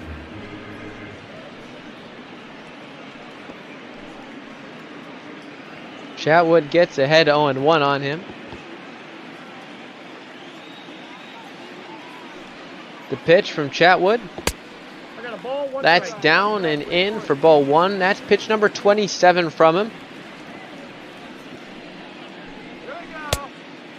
The count is 1-2. That's a called strike, I think. I don't think they called that one on the swing. So it's 1-2 here on Gio Urshela.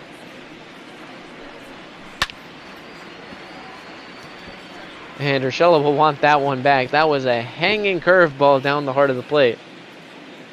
Got a little excited there, pulled that one just too far. But he hit that pretty hard. Well, that's off the plate. And an eagle eye take right there on that cutter. But a lot of people will swing at that pitch, that's for sure. That one is smoked. See that, with that fastball touching 97. Tyler Chatwood's getting a bit jumpy too today.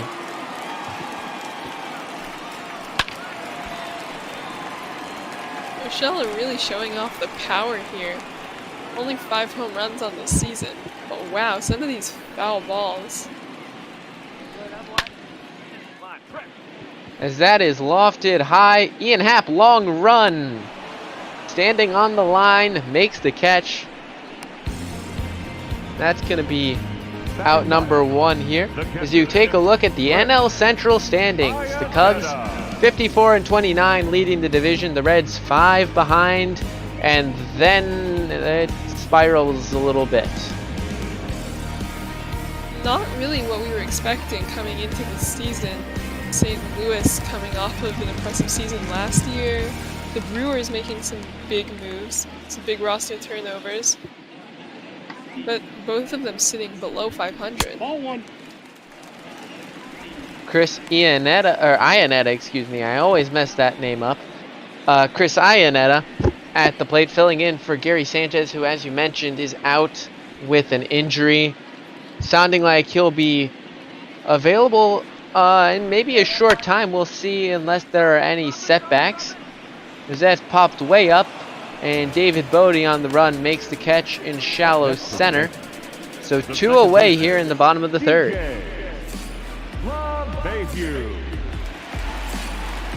The Cubs really lucky that they're not facing Sanchez.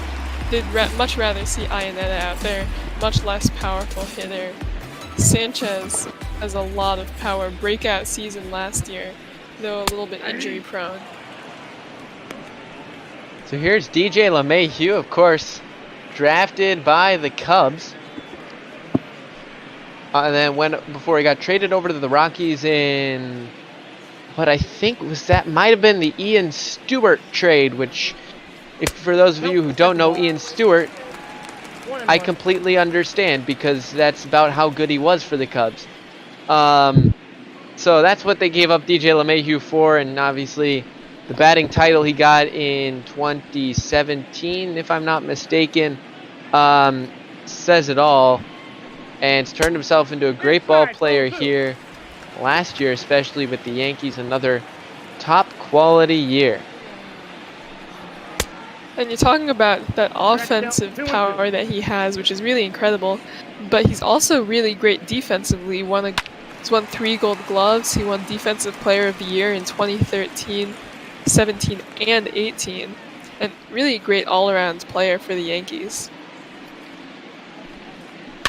The 2-2 is chopped, rolled over there. Bryant on the run makes the throw. So 1-2-3 go the Yankees in the third. It's 7-0 through 3. Schwarber, Contreras, and Hayward coming up for the Cubs.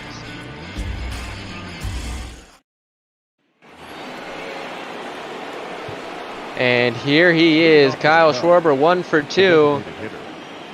Early pick for player of the game right here. I think, you could almost say with a degree of certainty that that's going to be the case, barring an offensive explosion from another player in this game, or Tyler Chatwood going complete, which would not be something you'd see from Tyler Chatwood, no matter how good he's pitching. Schwarber playing as designated hitter today, not taking that title lightly. He's done some great hitting for the Cubs. Taking some of that energy that he'd use in the field and expending it all at once. Maybe he can keep it going. Hopefully he didn't expend all of his energy in one swing. He's already ahead in the count, though, 3-1. Luis Cessa, 37 pitches. That's more in the time period he's been pitching than Tyler Chatwood has had all game.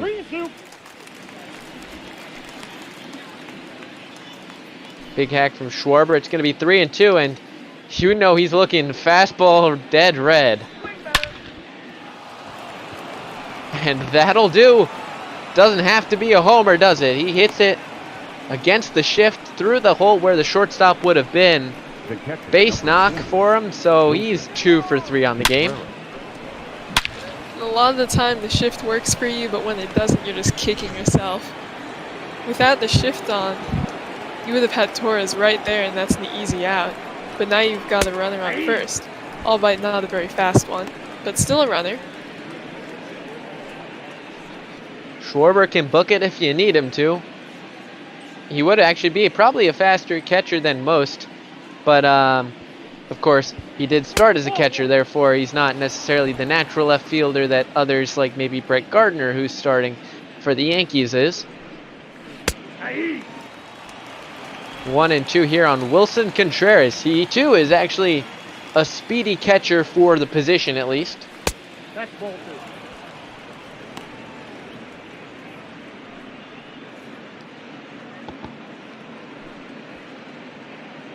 2. 2-2 here, top of the 4th inning, 7-0 Cubs. 1 on and 3-2. Man, if I had a nickel for every 3-2 count we've had this game, I would have enough to at least buy something from a vending machine, that's for sure. But that's swung on and missed. K number 1 from Luis Sessa. I'm sure that'll be a sigh of relief from him. Now batting, the right fielder, Jason Hayward. Yeah, good job there to just get it out in that inning. That changes the situation by a lot. Two on and no out is very different from 1 on, 1 out. And now a little bit less pressure on him. It's Hayward up now, Hap on deck. You can see Hayward already 2 strikeouts.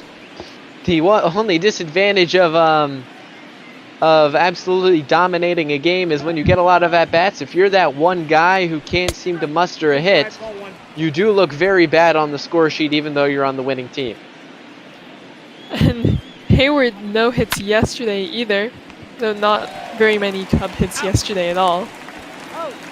And that's going to be your textbook 3-6-1 double play. Sessa covering the bag. So a very quick inning, all things considered. So we head on to the bottom of the inning. It's still 7-0 in favor of the Cubs.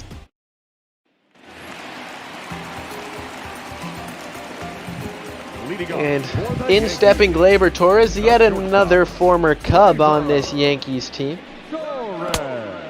Part of that package for Aroldis Chapman back in 2016. Must say that deal didn't work out very well for the Cubs in the long term, though they did get their World Series title. Indeed, as he grounds out to Javier Baez, though, I think ask any Cubs fan, myself included, I'll take a World Series ring over one amazing player. I mean, sure, imagine the team you could have if you had Schwarber in left, Bryant in right, Baez at third, Gleyber at short, DJ LeMahieu at second, and Rizzo at first. A dream, and absolutely a team that would score about 20 runs a game. But all things considered, Javier Baez has exploded since that 2016 trade and has proven that he is the guy, at least as long as his contract is here in Chicago. So he does. We do lose a top quality player, but we gain a priceless World Series ring. That's true, and they say the experience is what matters most, right? They got that experience, and so did all the fans. Absolutely priceless. 3-0 here on Judge. Chatwood at risk of issuing his first walk, though that one sneaks on in. So 3-1 here. Chatwood touching the upper part of the 90s. You know, sometimes he can touch there, but you don't see it as consistently as we've seen it from him today. Yeah, really impressive outing by Chatwood. Maybe channeling a little bit of his Garrett Cole. Maybe a little bit of swapping spots here today. Maybe we'll see almost exactly the opposite of what we saw yesterday. Who knows? You alluded to it a couple innings ago, but Stanton does have a hit on this game. He singled, currently the only hit on the ball game for the Yankees, so they have a chance to get something going here in the 4th inning. I feel like I sound like a broken record here, but Giancarlo Stanton received D1 football scholarships coming out of high school. Another one of these big guys, 6'6", 245 pounds. Well, if there's ever an exhibition football game among these baseball teams, you know who's going to be winning, that's for sure. Though, got to give a little bit of credit to the Giants, who'd at least have Jeff Samardzija, Notre Dame wide receiver, back in his college days. Though that's another strikeout, number 2 on the day for Tyler Chatwood. And that's a big strikeout there. Giancarlo Stanton is not an easy guy to get out. And he does swing at a lot of things, but it's hard to get him to miss.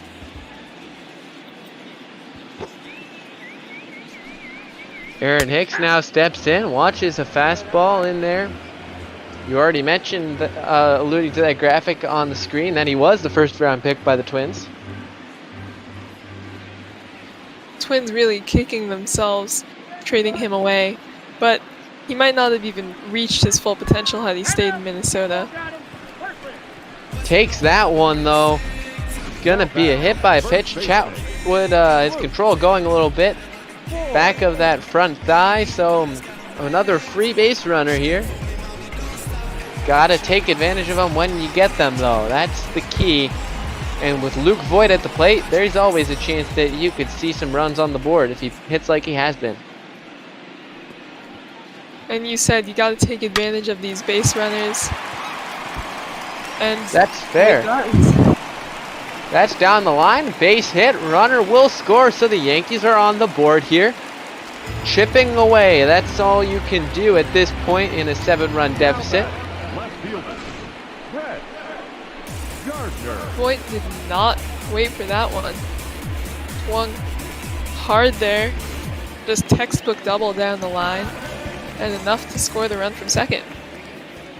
And now Brett Gardner has a chance to get something else going. He's 0 for 1. He flew out in the second inning, out to, I believe he was out to left field.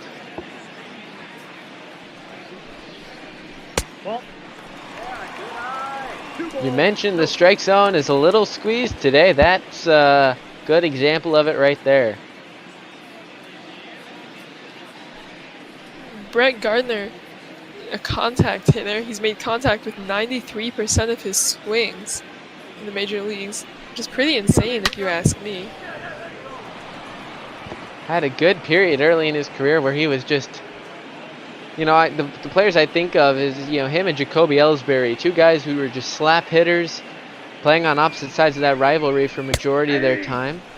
And, you know, beating players with their speed and just their ability to get on base. 2-2 now. That was an interesting strike call there. Chatwood looking for strikeout number 3 on the day.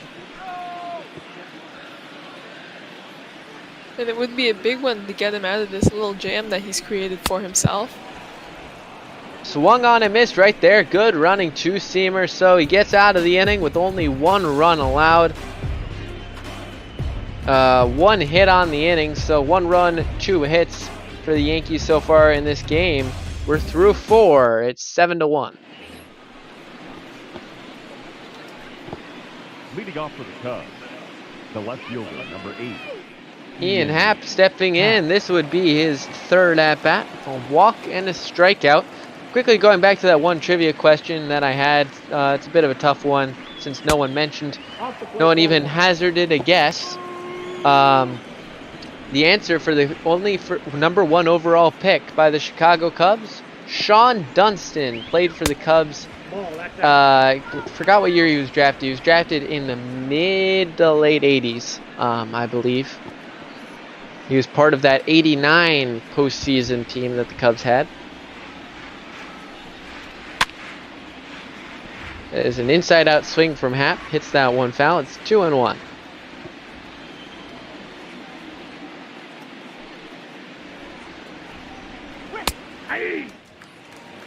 Catches the zone with that slider.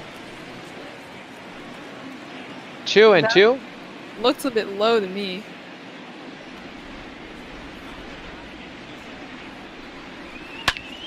As that one is ripped down the line, will it stay fair? It will not. Good rip there by Ian Happ. Happ, another one of these Cubs players that struggled with strikeouts, was actually sent down to AAA in 2019 to work on it. Doesn't work for him here, though he has turned things around a little bit. There is the line for Garrett Cole. 72 pitches, 1.2 innings pitched, 4 hits, 5 runs, 5 walks, 5 Ks. If we only gave up 1 more hit, imagine all the 5s you could be seeing on one screen. What a line that would have been. We have a request in the trivia in the chat for more trivia after coming in a little late. We'll see. Maybe our trivia guru gets here. He came in late for the last game. Otherwise, I do have another one that I might offer. It's a little difficult again. We'll see.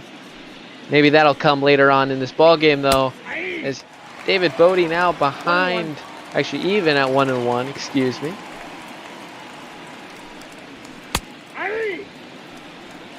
One and two. Look at that from Luis Sessa. 57 pitches.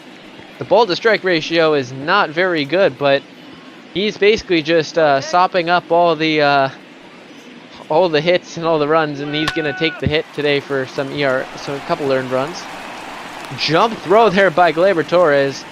That's a little bit unnecessary, I would say. He had beat Bodie by about like 5 steps, but a great play nonetheless. Yeah, Torres getting a little bit flashy there with that one, as you said. A bit unnecessary, but it's still nice to excite the crowd a little bit when you're down by 6 runs. Maybe the only excitement they see for this game. Gotta give the fans something for the price of the ticket that they paid. Well, ballpark experience is worth it, even if your team's not doing so well. That one's hit well from Almora. Ranging back is Aaron Hicks. Nearing the track, he steps back and makes the catch. So Almora with a chance to excite the traveling fans, but can't get anything done. So 1-2-3 for Luis Sessa. We head to the bottom of the 5th inning.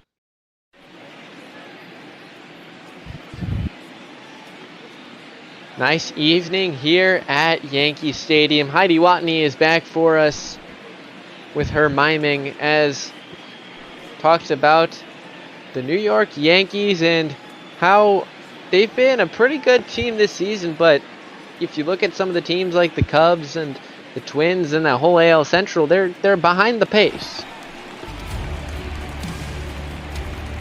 The AL Central is really something else this year. People were expecting it to be competitive, but not quite like this. The White Sox, all of those young players coming together in a way that wasn't expected for a number of years, and they're looking like they're going to have a promising future, so we should see some interesting Cubs-White Sox matchups in the next few years. Oh yeah, I'm looking forward to that. They do have one on July 7th and 8th at Guaranteed Rate Field. Man, that just doesn't sit right in the mouth, does it? Anyway, that's hit high, deep right field. Hayward tracking back, makes the catch. Almost thought that might travel over that fence, but it's not to be for Gio Urshela. Didn't look like a hard hit there, but just kept going back. I was wondering if he was going to get those extra few feet. Lucky for the Cubs, it stayed in. Easy catch for Hayward. So here is Arrieta. We saw 2 guys, McGill and Mills, warming up in the bullpen. It seems, as we mentioned, the innings pitched per game for Chatwood is very low. Pitching 5 in his last game was actually an increase compared to what he usually does. So it's a bullpen game for the Cubs, and rarely does that turn out to be a winning side when you're facing a Cy Young candidate. You normally don't see one team's bullpen out pitching another team's ace, but that is so far the case today. This is an interesting matchup here between Chatwood and Arrieta, who were actually traded for each other, just a 1-to-1 trade in 2011 between the Rockies and the Angels. Each one maybe trying to prove that they were the better player in that trade here. Well, so far it's in favor of Tyler Chatwood. You actually beat me to that little factoid there. That one's line down the line. Get out of the way, umpire. Avoids it and has enough time to tell that it goes foul. The adrenaline of some of those umpires over there and the ball boys must be through the roof, as you've seen some of these foul balls that have been absolutely smoked. They've got to always be on their toes. As that's grounded, Baez can't get there. He's got amazing range, but just not enough range on that play. next for the Yankees. I was hoping he would snag that so we can see him show off that incredible defense, but it just got through. So in steps DJ LeMahieu. Actually, interesting. He's played only player in this matchup to have played for each team when they played each other. He played for the Cubs against the when they played the Yankees back in 2011, a series in which the Cubs took 1 of 3 back at Wrigley. That's lined. Rizzo with the catch, and he caught it on a line. Nice snag there at first. Quickly, LeMahieu also played for the Cubs, for the Yankees back in 2017 when the Cubs played the Yankees then as well.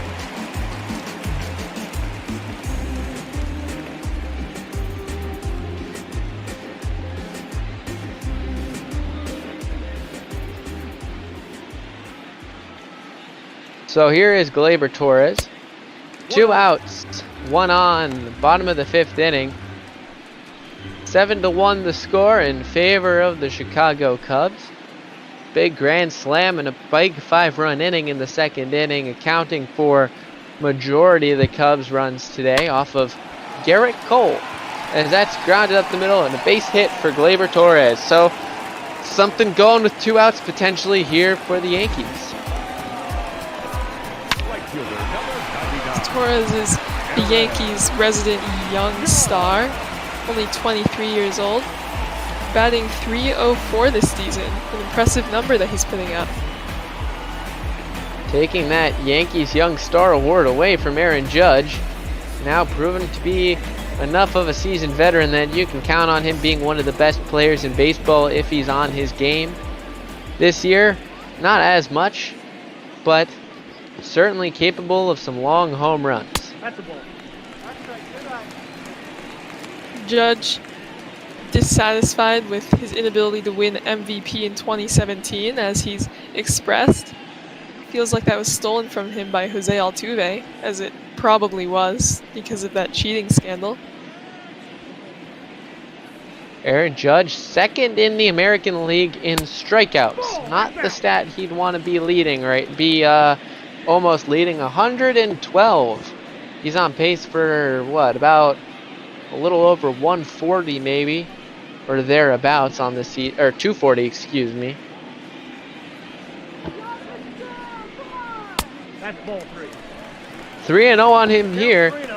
Stanton looms on deck, and man, if bases loaded, 2 outs, Stanton could see some fireworks. Absolutely, Stanton is always ready to send one out of the park. One of the most powerful hitters I think that I've ever seen. Definitely one of the most powerful hitters active in baseball right now.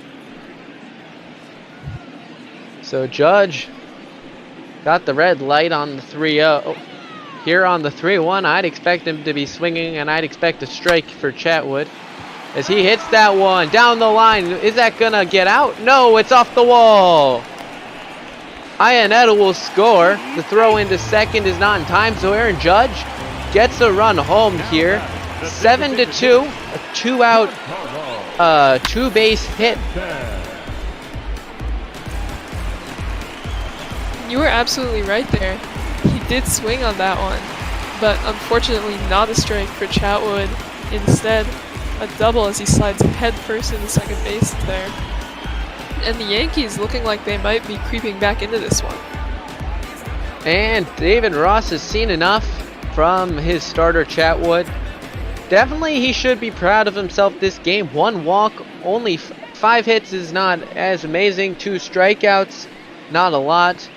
But it's definitely an improvement from some of his outings. However, not as long as you might have hoped. As we see Alec Mills, one of the guys in contention at the beginning of the year for that 5-starter spot. Alec Mills pitched 1 2/3 innings yesterday, gave up 2 runs on 2 hits, also got 2 strikeouts, so he's a little bit familiar with this Yankees lineup. But they are also familiar with him. That is strike 1. Good fastball there from Alec Mills.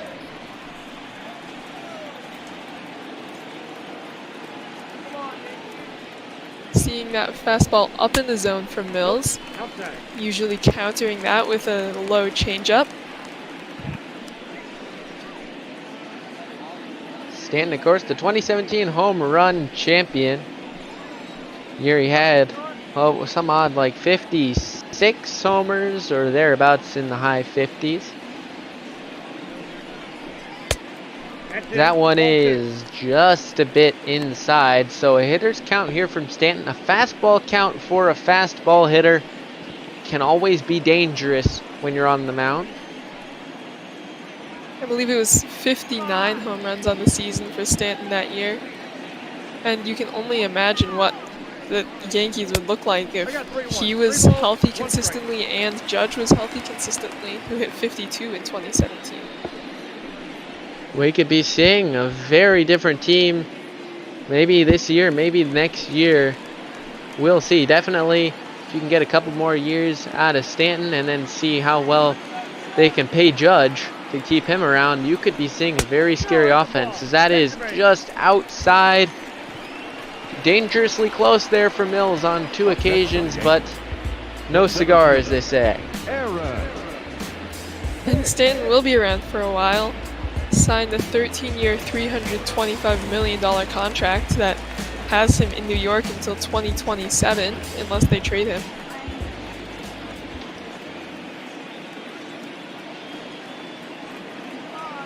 So here's Hicks. He has some good pop to him and certainly wanted to send one out of the ballpark here.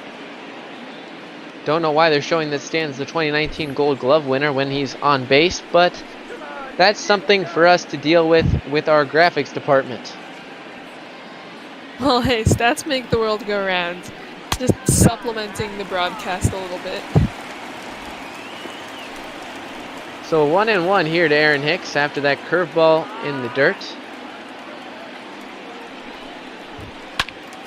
That one is popped way up into foul territory. Rizzo giving chase.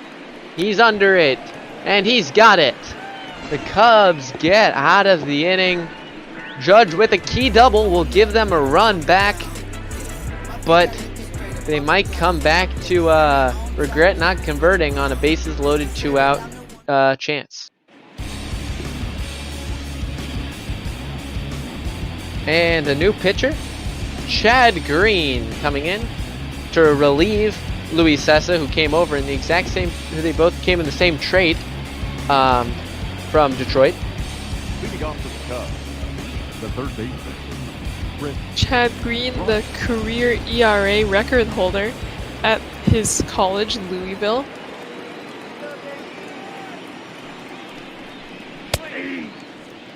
Not been so successful with the ERA though this season, hovering just around 6. It's 0-1 here on Chris Bryant. 1 ball, 1 strike. That pitch outside with the slider, so it's 1-1.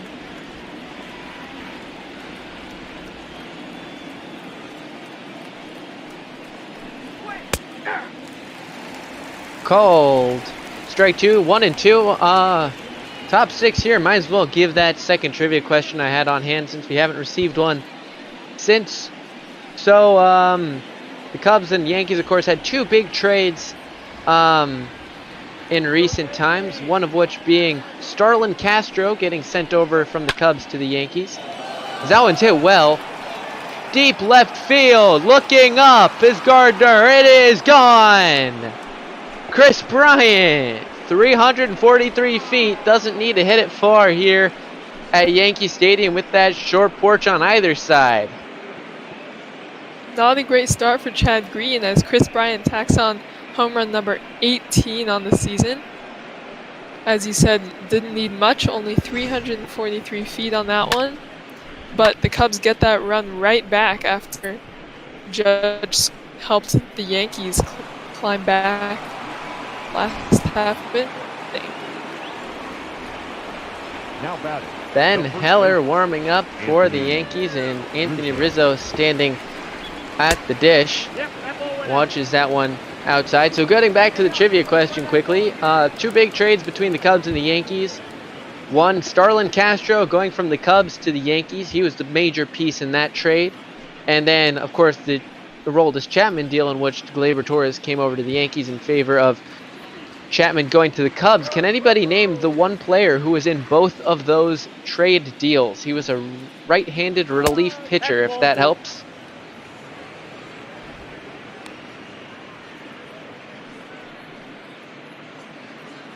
And wow, that was about 2 seconds, and EB from Toronto gets the correct answer. So, well, congratulations to you, EB. You, I admit I'm not very good at trivia, but you definitely got that one very quickly. Adam Warren, right-handed reliever, played a bit for the Yankees, never got to the big leagues for the Cubs, at least during the regular season that I know of. EB, what do you win? I don't know. Maybe we'll find. I can find something. That's hit the other way. That's gonna get down from Rizzo. And will he get into second safely? He will, diving head first. An opposite field double from Rizzo. Number 9, shortstop. The Cubs just eating up Chad Green here, as we have home run followed by a double. I wonder what we'll see from Baez. Maybe a triple. Can we hit for the cycle in 1 inning? Let's. Yes, EB, you did indeed win a Rizzo double. Congratulations. Ball 1, no strike. Baez 2 walks and a line out, or no, excuse me, a ground out, I believe, on the day.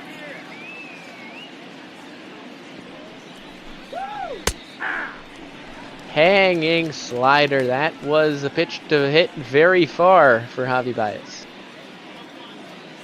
Baez, born in Puerto Rico, moved to Florida when he was 12 years old, didn't know any English, so had to learn English by going to middle school. If you think middle school is enough, imagine going into it without speaking any English.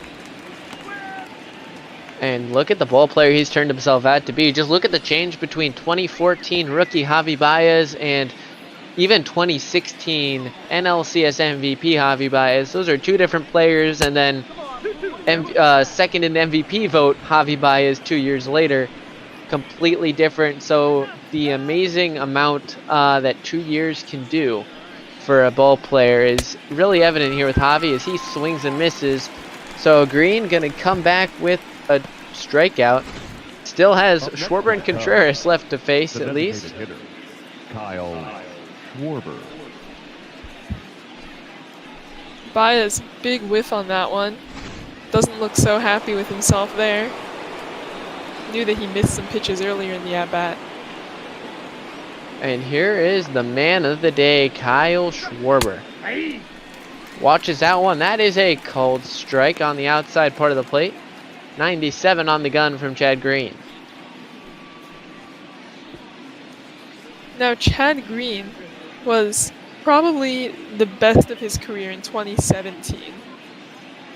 He's been falling off a little bit here. He changed his mechanics a bit recently to try and help him gain some control back. And it did help, but struggling a bit here. EB saying in the Twitch chat he'd love to see some more Cubbies offense, and I can say I'm with you, and if you want someone to give Cubbies some more offense, just look at the man at the plate. He is the guy to do it at this point. And I might not be a big Cubs fan, but definitely am not a Yankees one, so I would be perfectly happy to see some more Cubs offense here too. Schwarber swung at that fastball like he wanted to hit it to the moon. Instead, it only hit the catcher's mitt. 2-strike count, and that is swung on and missed. So Schwarber probably actually will indeed have another chance later in this game to maybe get another homer, maybe get another base hit. But that's strikeout number 2 on the inning from Green. Strikeout number 2 of the inning from Green. Yeah.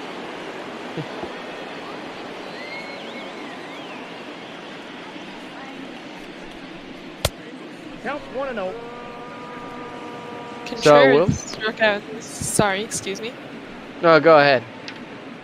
Contreras struck out in his last appearance, but hit a double in the second, hoping to bring in the runner from second base. The pitch in there, called strike one. Rizzo not the fastest runner out there at second base, but certainly can score on a base hit.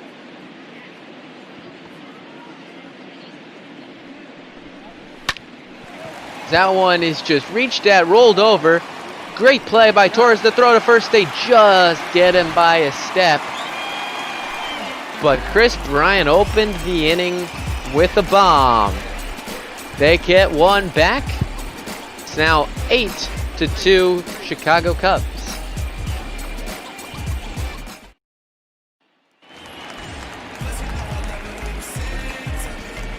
Leading off for the Yankees, the first baseman, Luke. Mills back out there here, bottom of the sixth inning. That one's in the dirt. Ball one. You can see Trevor McGill and the Cubs' lone left-handed reliever Kyle Ryan warming up in that bullpen. Luke Voigt, not really named Luke. His real name is Louis Linwood Voigt III. No, that's a big name. I think Luke is much easier. Yeah. Back outside. 2-1 here to Luke Voigt.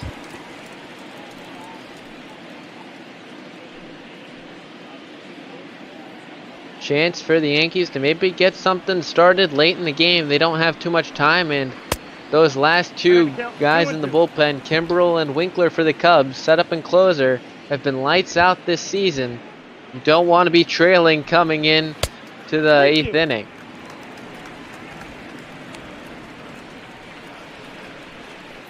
3-2 here on Voigt. The pitch from Mills. A hanging slider, and Voigt got all of it, but can't steer it fair. Down to his knee on that one.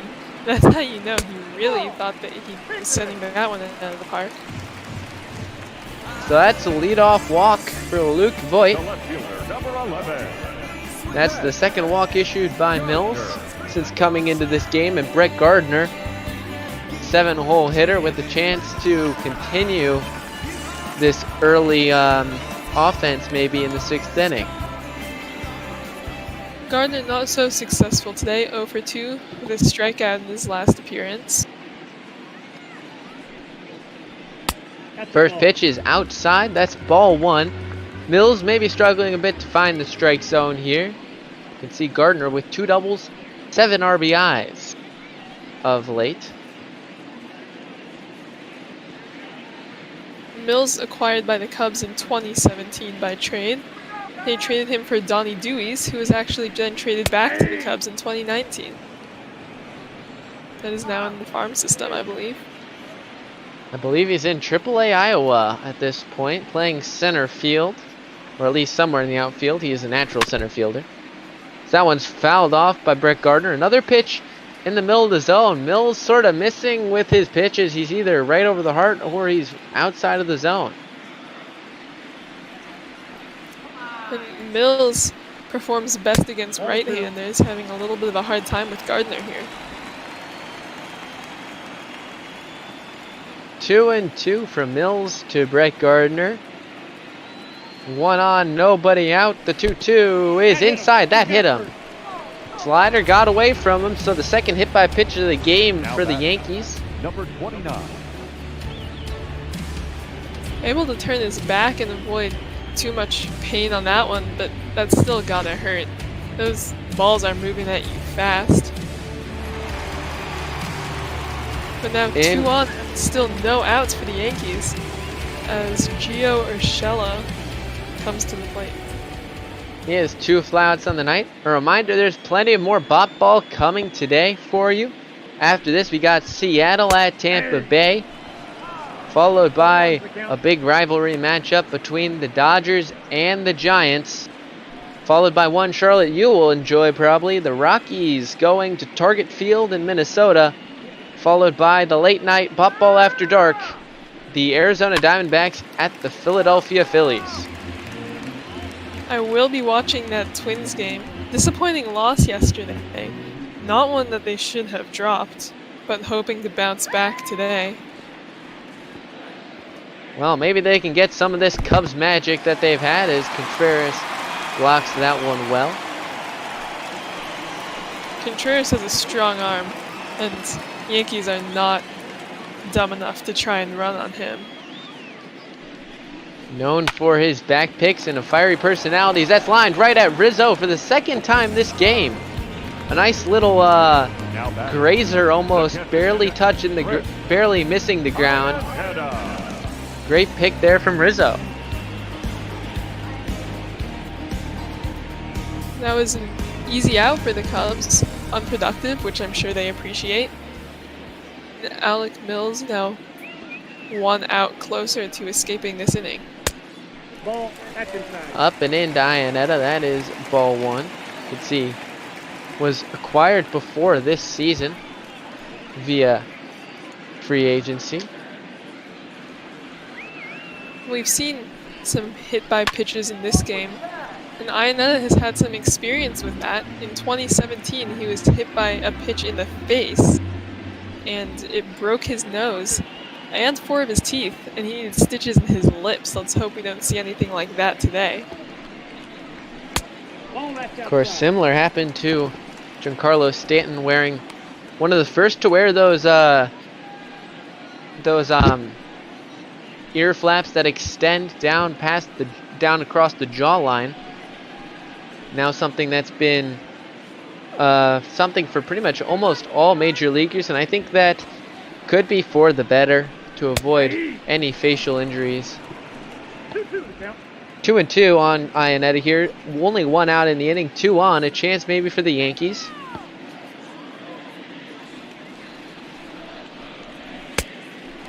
That one is inside. That one almost hit him. Mills got to be careful. LeMahieu on deck. And personally, I don't know if David Ross will be willing to leave Alec Mills out there should he load the bases with the top of the order coming up. We saw that bullpen action earlier, and I agree with you. Mills, if he can't get these outs, then he definitely should not stay in the game. Though he is a ground ball pitcher, so the Cubs are looking for a double play here. That is not a ground ball, but that is going to be caught by Ian Happ out there in left field, so that'll get the job done. LeMahieu now will bat with 2 outs. Much less dangerous proposition. The second baseman, DJ LeMahieu. LeMahieu,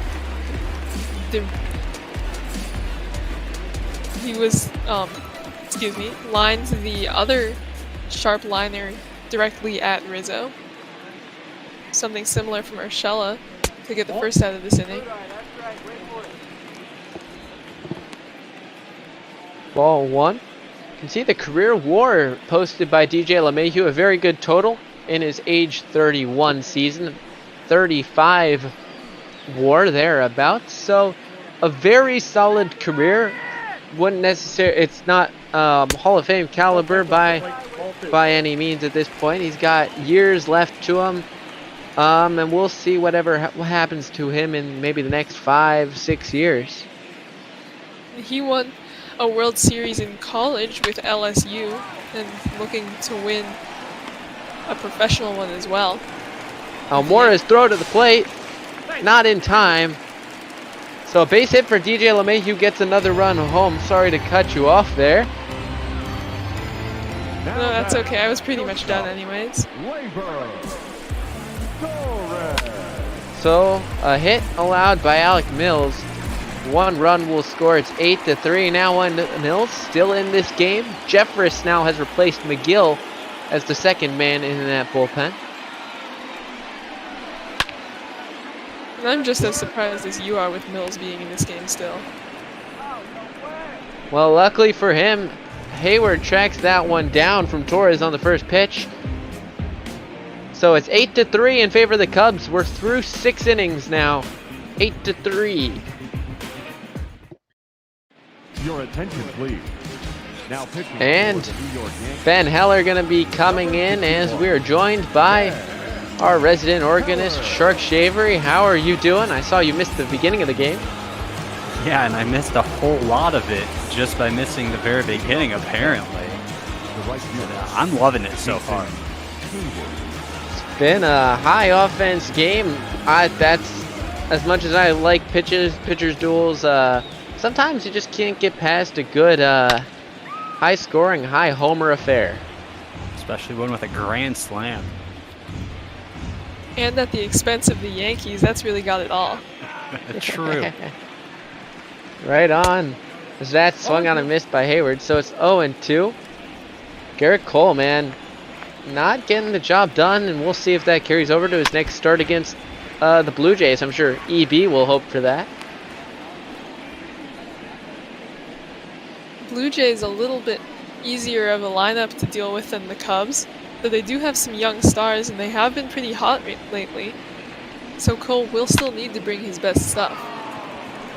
Oh, look at that. Slap the other way, Jason Hayward. That's textbook baseball right there.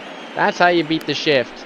Sure, you could hit it 500 feet over the shift, but the technical ability just to take a pitch down and away and hit it the other way, that's something different. And that's the second Beautiful time place. the Cubs have really beaten the shift today. That one going right where Urshela would have been.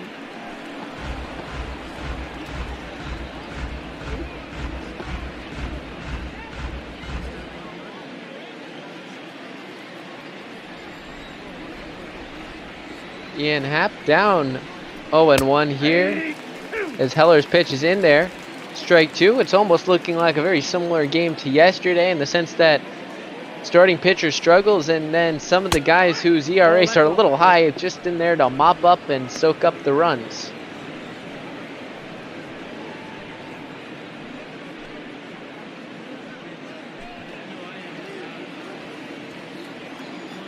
The 1-2.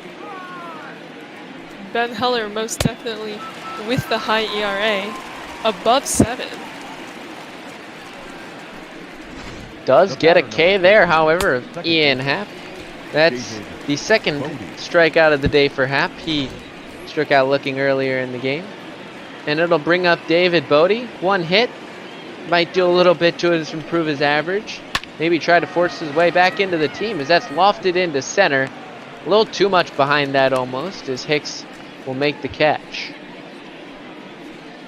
Now batting, the center fielder. An aggressive throw there by Hicks. A little bit unnecessary with the runner obviously not trying to advance from first base. So here is Albert Almora. Does have one hit on the day, a double that scored a run. So he's on the RBI list of the game. As you can see, Heller, another guy throwing high 90s. I don't think there's been a guy throwing below 95 in this game so far. Cole, followed by Sessa, followed by Green, and now Heller. Even Tyler Chatwood on the other end of the ball too. Heller underwent Tommy John surgery in 2018 and lost some velocity after that, but has been able to build it back up to the 95 that we're seeing from him right now. He has missed his spot twice in a row. Here to Albert Almora, and of course you do not want to face the top of that order. And right now it's looking like he might. Chris Bryant looming on deck. Already has a homer this game. I'm sure he'd like to be the first player to hit 2 homers in the game. Maybe beat out Kyle Schwarber to it, as that's a walk for Almora. And I'm pretty sure that one clipped to the inside of the zone there, and Heller was pretty sure it was in there too. But the umpire gets the final say on that one, and now 2 runners on for Chris Bryant. I looked at the Twitch replay, and it definitely seemed like that was in there for a strike, but like you said, the ump does get that final call. And that's why none of us are umpires, isn't it? Count 1-0. That's 1-0. Well, in that scenario, I think that we could have done better than the umpire there. people will keep calling for that electronic strike zone until it happens, and don't know if it will, when it will, but all I know is that's out number 3, and we've got a 7th inning stretch for you. Ladies and gentlemen,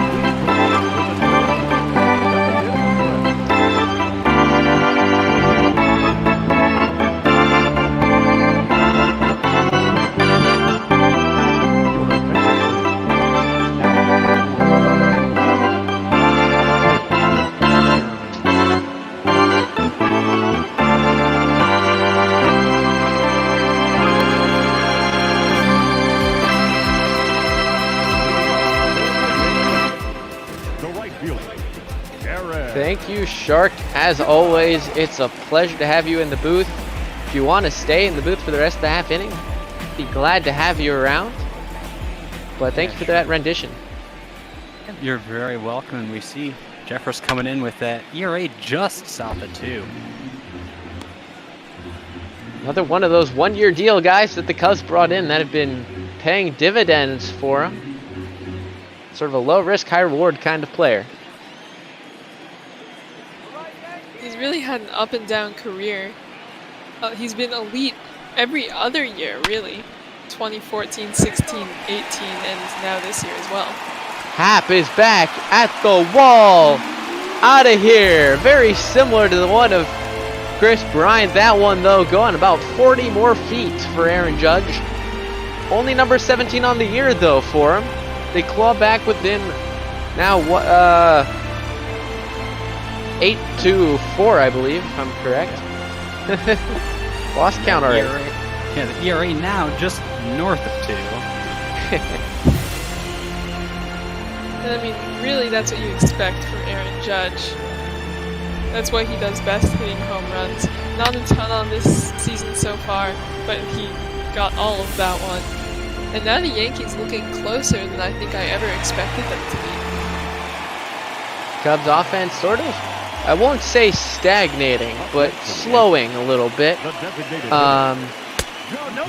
Now bottom 7. As we said, we don't want to come up against the late inning relievers for the Cubs, so they're looking to try to get it all done now and worry about those two later.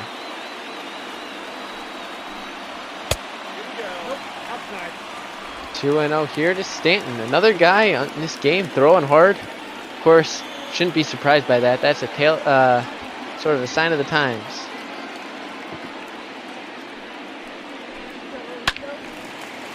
As that is hit high, but man, that is just foul. Well, not just foul, but foul.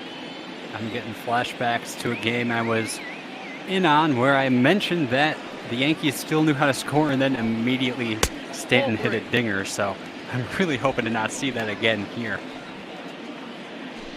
Well, it's a count that he will totally relish here. Fastball count. Jeffers with good fastball, though. Opts not to challenge him, but that one is high. That one is deep. At the wall. And the catch is made by Ian Happ. Shark, you have just been bailed out. Yes. Yes, I have. Talking about me predicting things during the last game, that Pirates Nationals game, when you came in the booth, and now it's your turn to have a little bit of foreseeing the future. Yeah, I've been jinxing things like crazy recently, so I'm glad I didn't do it there. Well, I know what it feels like. I've done that plenty times as well. Hopefully not anymore in this game.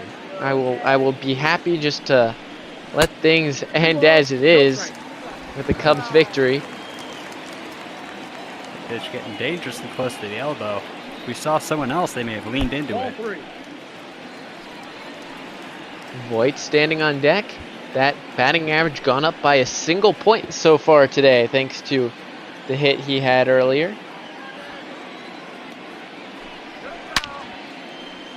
Oh, and he got all of that one, but he hits it up into those upper deck in foul territory.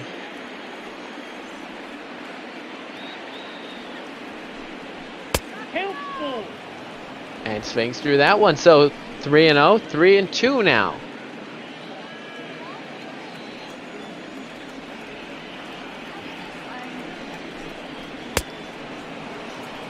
Swung on and missed. So 3-0, no problem.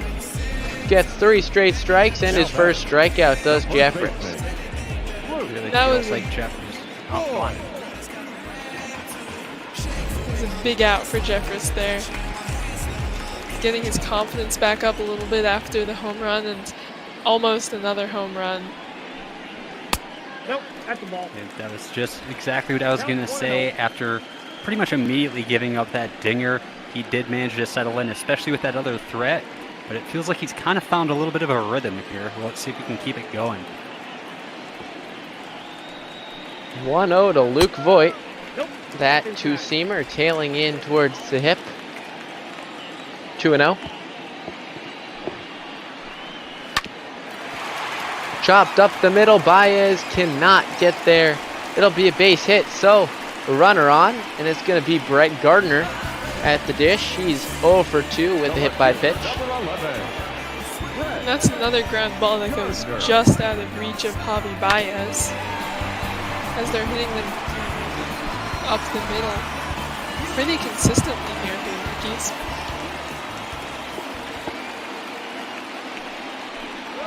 Ball 1. 1-0 with that fastball to Brett Gardner.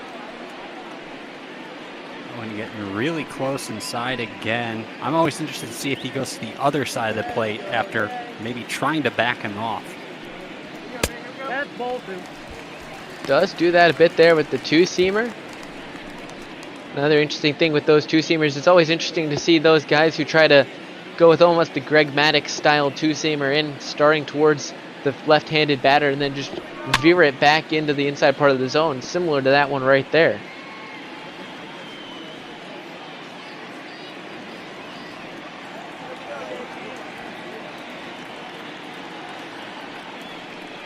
Two and 1. That's ball 3.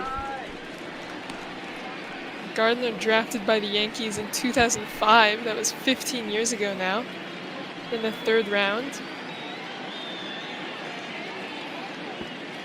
Wow, it's 15 years already.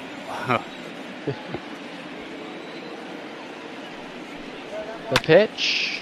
Good two-seamer. That would have caught the tip of the zone there anyway, but fouled away. Full count, 1 on, 2 outs, 8-4 the score in the bottom of the 7th inning. I'd like to see a breaking ball from Jeffers here. Doesn't go with it, and that is hit high. That is deep. It is gone. A 2-run shot. Nice. I should be their pitching coach. Yeah. You seem far from the optimal pitch there, getting that solid contact, bring it within 2. And honestly, do you take Jeffers out at this point? You know, he's given up 2 home runs now. Granted, there is that 1 out left, but do you want to just kind of stop this before it gets out of hand? Well, it's definitely a valid question, and definitely one we might see answered here. As Shark, are you Shark, have you like wiretapped their dugout or something? I can neither confirm nor deny. I don't know if that breaches any rules. Well, I'll look the other way. Craig Kimbrell, shiny ERA of 1.46. Number 29. Supposed to be the closer, gonna be the setup man this year, and maybe that's where he should be. Really struggled last season with an ERA of about 6.53, 30 strikeouts in 20 innings. Put a quick out there. Rizzo almost pulled off the bag, but one of the masters of the stretch there at first base. So a 2-run shot brings them even closer. The Yankees are not out of it yet. 8-6 Cubs. And with that, I'll step on out and let you two get back to it. Thanks for letting me hang around. I always do enjoy it, so I hope you both have a great rest of your call, and go Cubs go. Well, thank you, Shark. Thank you for the stretch, and thank you for adding another person to the booth. It's always nice to have a third perspective. You have us two, me as a Cubs fan, and then you, Charlotte. It's nice to have Shark in on the booth always. Absolutely. And the organ really unmatched. And now that we have finished stroking the ego, we shall head back to this ball game. See the paid attendance, 42,741. A good turnout here at Yankee Stadium. I think one of the premier matchups of this season. You know, two historic franchises that don't play each other very often. And really, the series has turned out to be a great one. Not if you're looking for close games, but if you're looking for some high run scoring and lots of great hitting, then this has been just perfect. 2-1. Speaking of history, a little bit of this date in baseball history. June 28th. For the Chicago Cubs, will take you back to 1910. Big history in this franchise, in which Joe Tinker, obviously of the famous Tinkered Evers to Chance. Quickly, that's grounded to DJ LeMahieu in the shift, thrown to first, out number 1. Tinker stole home twice in the same game in an 11-1 victory over the Cincinnati Reds, becoming the first Major League player to steal home twice in one ball game. No, that's not something you see very often anymore. Or really at all. Javi Baez. Well, Javi Baez has been known to fool a couple catchers every once in a while and steal home. But not in the way that those guys used to. It was hard-nosed baseball all the way.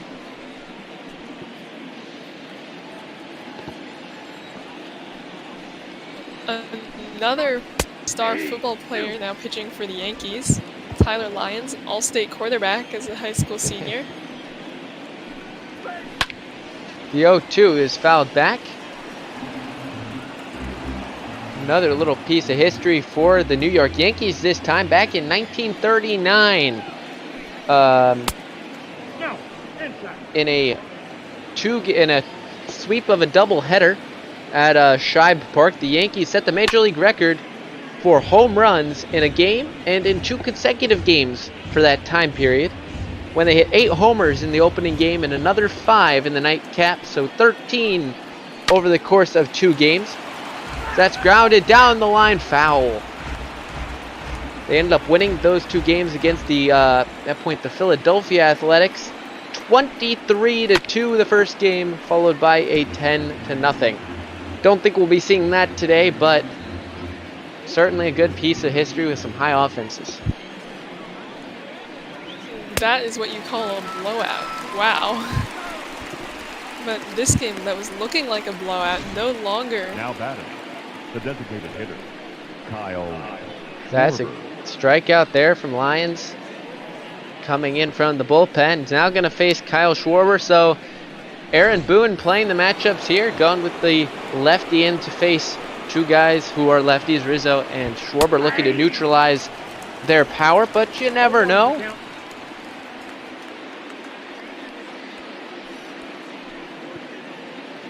It is absolutely critical at this stage that the Yankees bullpen can neutralize these Cubs hitters if they want any chance of winning this game or even tying it to bring it into extra innings. Cubs are definitely going to want some insurance runs and maybe see if they can beat a lefty. That's not something they're known very much for, especially guys like Schwarber. He's currently behind, on a 2-strike count. Full count now, 3-2. Wilson Contreras standing on deck.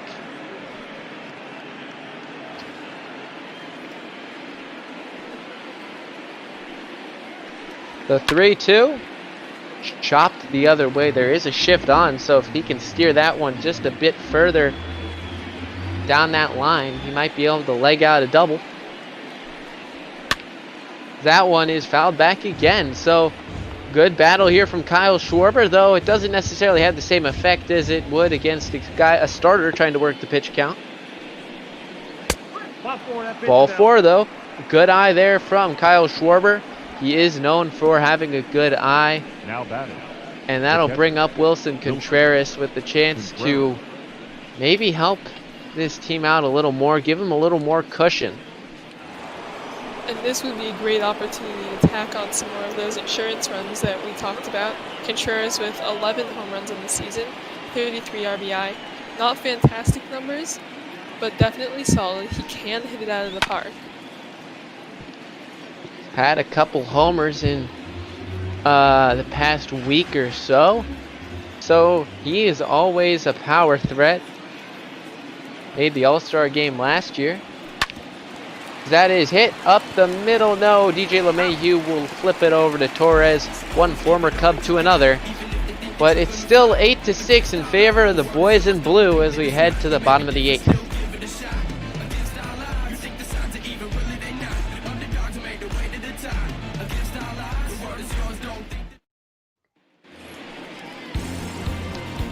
Bottom 8 here, Chris Ionetta followed by the top of the order.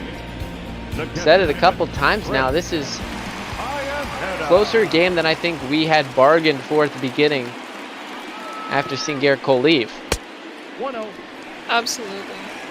And Ionetta would love to get on base here with DJ LeMahieu, one of the best hitters in the league. And then you've got Gleyber Torres, Judge, Stanton, really just an absolutely stacked top of the Yankees lineup. Well, and for a high-scoring game, you know, 8-6, that, you know, it combines to 14 runs. Only 3 homers is almost a little surprising. I mean, yes, we had a grand slam, and we've had several extra base hits, but, you know, only 3 long balls. Judge, Bryant, and then, of course, the grand slam.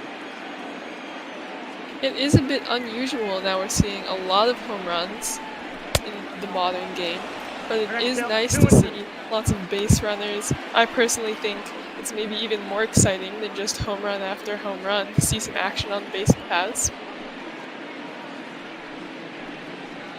You gotta be able to hit for average or at least work your walks. That's been the key to this game. That is for certain a lot of walks for both sides combined, really. Obviously the story being the 5 by Garrett Cole, as that's hit high. Hayward is under it though.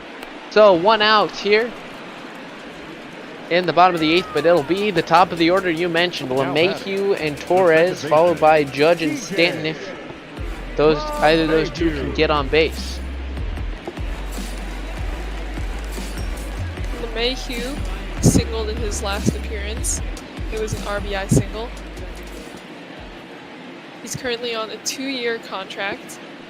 And at the end of this year, $24 million. And you'd expect the Yankees to try and keep him here after this season. He's done incredibly well. Certainly going to be a desirable player at the end of this season. Definitely not many teams that can really afford that amount of money. He's worth every penny, but it's all about stretching your budget to where you can.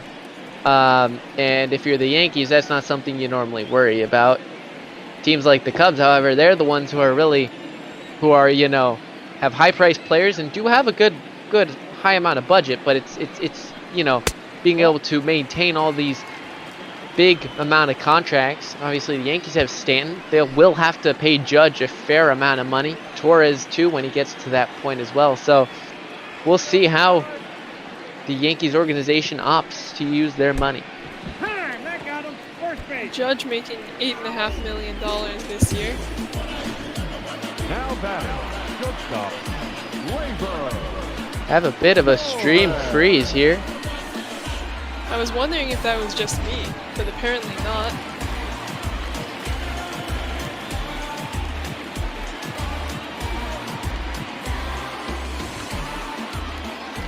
We could take this opportunity to continue discussing the contract situation with the Yankees, who I'm sure are desperate to keep around so many of these young players that have made them so good.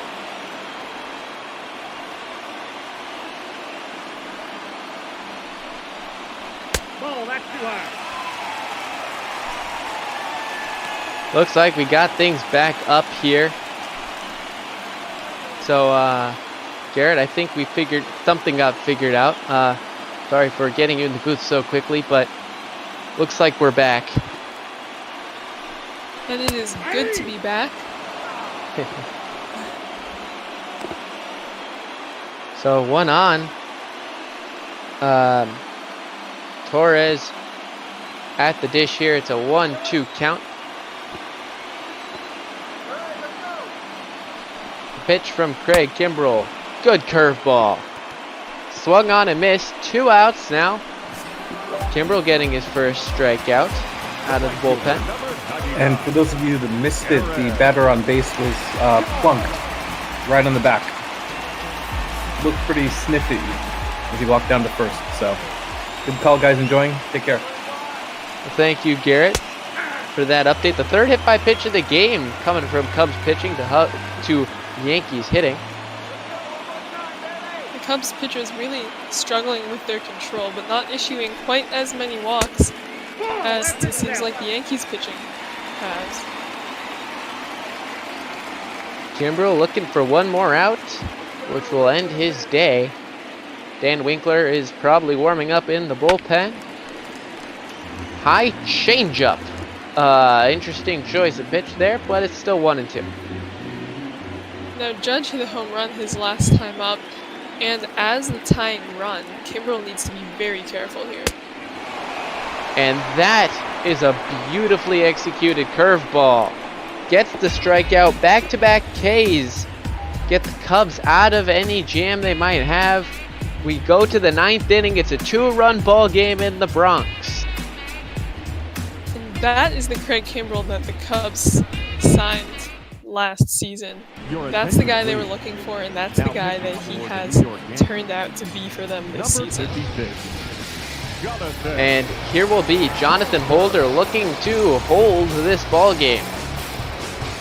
See what you did there.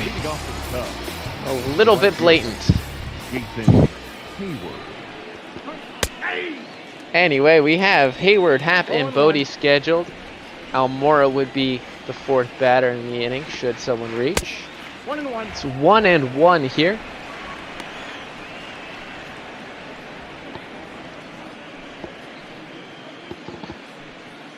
Holder, a 6th round pick by the Yankees in 2014 from Mississippi State. Now you can expect to see a lot of changeups out of him in this at-bat against the lefty Hayward, as he throws his changeup 4 times more frequently to lefties than righties. Well, that fastball got him to pop one up. Arrieta back, a nice basket catch. Almost running into an unsuspecting Ian Happ. That was close there. Worried about a collision for a moment. And here he is, Ian Happ. Maybe he can try to hit a homer here. I don't know.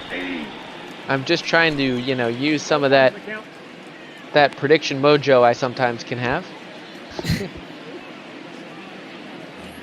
Happ hit a 413-foot home run for his first career hit.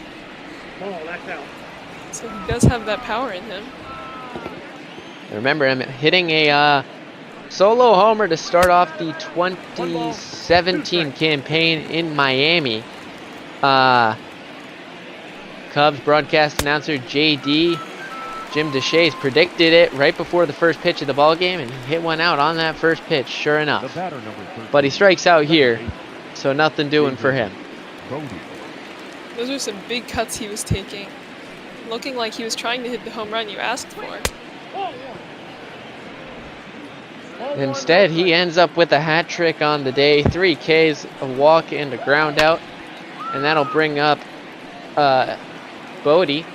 He's currently 1 for 3 on the day with a walk as well. Even a 1 for 3 performance is probably going to boost that average for Bodie, hovering around 200. He needs to take advantage of his chances when he can get them. He's been coming off the bench pretty consistently. He's a double switch guy coming in instead of Ian Happ. As that's hit to second base, LeMahieu gathers, throws it over to first. So that'll end the top of the 9th inning here. Dan Winkler coming in. Stanton, Hickson, Voigt in a 2-run ball game. Your attention, please. Sure enough, here he is, Dan Winkler, 24 of 27. In terms of his saves, though, Those 3 blown saves coming much earlier in the season. Don't think he's blown one, at least in the last month, as far as I can remember. And he's just been absolutely spectacular for the Cubs. He signed with them at the beginning of the season. He had no saves in 2019, and now 24 this year, as you said. He's 4th in the National League in saves, and it's really a great pickup by the Cubs. That is a cut by Stanton, according to the home plate umpire. It's 0-2, and man, what a relief it is right now to have Giancarlo Stanton leading off when he can only make it a 1-run game rather than tying this ball game up. Absolutely. He is such a dangerous hitter, as we've talked about so many times. And the Cubs are lucky they don't have to face him more often than they do. He was almost traded to the Cardinals in 2017, but Stanton exercised his no-trade clause. And that one is golfed out to right field. Jason Hayward makes the catch. 1 away here in the 9th. 2 outs remaining for the Yankees. Another deep fly ball from Stanton, but he's unable to get those last few feet and get them out of the ballpark. So it's Hicks at the dish. He's 0 for 3. Does have that 1 hit by pitch. 1 of 3 in the ball game, as we previously mentioned, along with Gardner and then DJ LeMahieu last inning. We were talking about contracts a bit earlier. Hicks, not one they have to worry about. Signed a 7-year contract that'll hold him here through 2025 with a 2026 team option. That seems really far away to me, honestly. Well, that's almost, you know, what it's come to nowadays. It's a lot of long-term contracts. Players, you know, when they're in their mid-20s are looking for, you know, 7 or plus years deals. When you reach 30, you ask for 4 around. That's hit the other way. The shift was on. If that gets down, that's a double. But it's just foul, and man, he almost beat the shift there. The Cubs getting really lucky as that one just spun foul. As the Cubs have been able to hit against the shift a few times, and the Yankees almost doing it right back.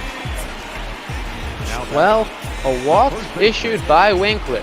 Luke Voigt's coming to the dish, and 2 for 3 says a lot here. Yankees, of course, have more hits than Cubs have had in other games. They've had 9 so far today. So, definitely something to be worried about here. Outside, ball 1. This would be a big win for the Yankees if they can pull this off. They're only 2.5 games above the Rays in the American League East.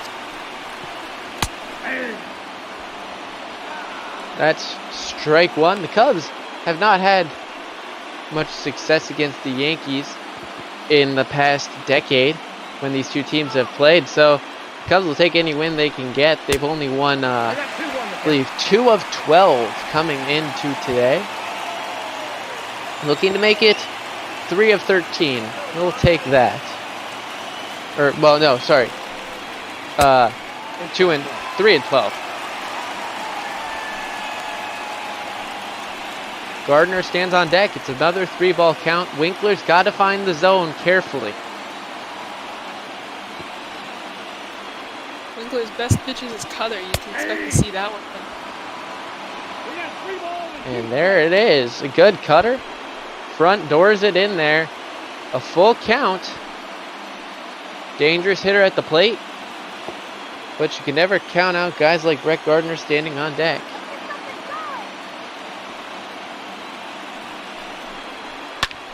That one, too close not to swing at. It looks like it's going to tail foul into the right field side seats. So we'll do it again here at 3 and 2.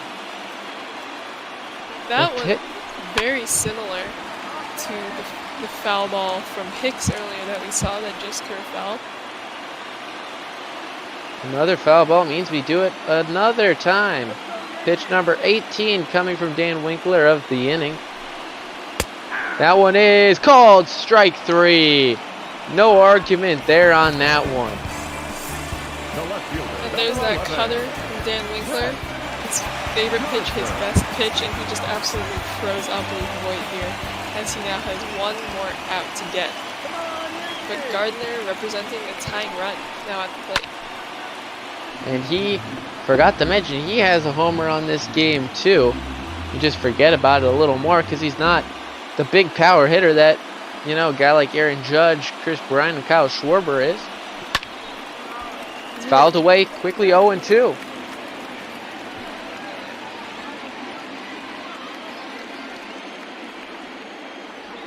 Yankees down to their final strike.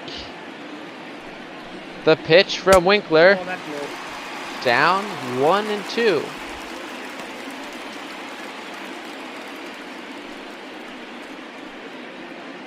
Now Winkler has a fantastic curveball that gets him a lot of strikeouts, so you can expect to see him use it here. He has a few balls to spare, so he could go for one out of the zone. And right on cue, he does throw the curveball. It is in the dirt. 2-2, so both sets of fans you can see getting on their feet here. Cubs fans wanting a win, Yankees wanting a rally. A 2-2 pitch coming in from Dan Winkler. Chopped foul. 2-2 now. Gardner hanging in there. Great at making contact, which means that he can foul off just about anything until he gets that pitch he's looking for. Swung on and missed there. Cubs get the victory today. More nail biting than anybody would have hoped. But a win is a win, and the Cubs can avoid the sweep here in New York. And what a win for the Cubs. They came out fast, knocked out Cole from the ballgame, and were able to keep the offense moving almost the whole time. The Yankees threatening there, but the bullpen doing really a great job of shutting down the Yankees offense. Winkler closing it out for save number 25. You can see the box score, a 5-run second and a 2-run third, really aiding the Cubs there. That got almost all their offense. 8 runs, 9 hits, 0 errors for the Cubs. 6 runs, 9 hits, 0 errors for the Yankees. Mills with the win in relief. Cole with the loss. And as you mentioned, Dan Winkler getting the save. Kyle Schwarber, our player of the game. 6 runs, 9 hits. Really, who else could it be? 10 men on base. You can see Rizzo doubling in that second inning, the start of the Garrett Cole blow-up. Ground rule double, and as you mentioned, who else could it be but Kyle Schwarber. 396 feet for a grand slam. Get home safely. Cubs continue their offensive onslaught with a double from Almora that following inning in the third. That scored 1 to make it 6, and they would later make it 7 before the Yankees tried to get back into, to their credit, they fought hard today. They really did, and that just goes to show that you can never count out the Yankees, that they will fight back from anything, even when it looked like absolutely nothing was going to happen for them. They never gave up, and ended up coming really close to making it all the way back. Chris Bryant in the 6th, extending by 1 this lead, 343 feet. And many other ballparks, that's a lazy flyout, but not here at Yankee Stadium. Solo shot, and then it was all Yankees for a little while there. A little scary for Cubs fans and for that Cubs bullpen. Another run in there before Judge took a pitch. That's a pretty high pitch, and takes it out to left field.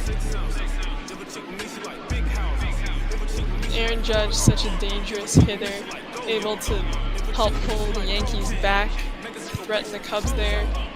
That was part of Jeremy Jeffress's extremely inefficient outing that he made. Gardner, 365 feet, another one into like the third row in that right field porch would bring them within 2. But Dan Winkler out of the pen did walk one guy, but gets the K there. Back-to-back Ks finish off his outing of Voigt and Gardner, two guys who had done very well in the game. Voigt had 2 hits. Gardner had a 2-run homer. Absolutely, and Winkler has made himself into one of the best closers in the game for Chicago, and they really have to thank him for the work he did here today.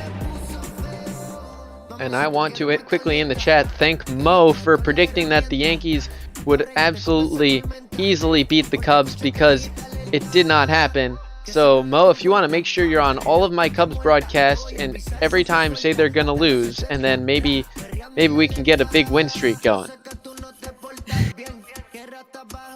But anyway, the Cubs have 4 upcoming against the Brewers at home before they face the Tampa Bay Rays, who we're going to be seeing up next back at Wrigley. Charlotte, you and I will be on the call for Saturday on 4th of July. But right now, we're joined in the booth by Brother Beard and Eddie McCarthy, who will be on this next ball game. Oh, hey, how's it going, everybody? As we get into the Mariners lineup here, a bit of spot starting going on. Getting with the 2 losses here against Tampa Bay. We're going to see Carlos Gonzalez step in to the DH spot, and we're also going to see Austin Nola step in and play first base today. I'd like to welcome my partner Eddie McCarthy into the booth. How you doing, my friend? Doing well today, brother. It's a beautiful day out here in New Jersey. Not sure how the weather is by you. I mean, it's a beautiful summer day out here in the Pacific Northwest. Little on the humid side for my liking, but still a great day for baseball. Well, it looks like you guys are about to get your game started here at the Trop. So, Charlotte, any last words before we let these guys call a game? I got nothing. That was a really fun game to call. I hope you guys have a great call. Well, over to you guys. Have a good one. All right, take care. Thank you, Charlotte. Thank you, Hines. As we get down to Tropicana Field. Luckily, we're going to be indoors away from that Florida heat here in the middle, at the end of June. The third game of this set between the Seattle Mariners and the Tampa Bay Rays. Kind of a matchup of a team that's contending and a team that's trying to rebuild with everything they got. We're going to see the extremely well pitching Charlie Morton making the start for the Rays. A 9-2 record to start the season, a 3.03 ERA across 18 starts, already over the 100 innings of work mark.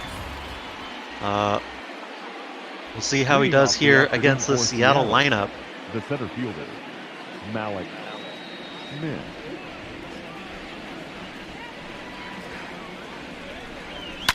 First pitch here at Tropicana Field is going to be 5:58. It's going to be fouled off for strike 1. Eddie, what are you looking forward to in this game here today? Well, I'm looking forward to see how Charlie Morton decides to attack this considerably weaker Mariner lineup than perhaps some of the teams that Morton has been facing in the AL, such as the Yankees and the Blue Jays. Off to a good start right there on the ground out, but sometimes for a pitcher, if you see a weaker team on the schedule and you've been pitching as well as Charlie Morton has, they don't prepare as well, and their mental focus lapses a little bit. I'm looking for Morton to avoid that today and continue his strong performance, which he has shown all along this season, as his record provides adequate justice of. Well, it will be interesting to see how he continues to attack here. 4 pitches delivered, and looks like he might get a second out. Is this one? No! Kyle Lewis is going to hit a home run.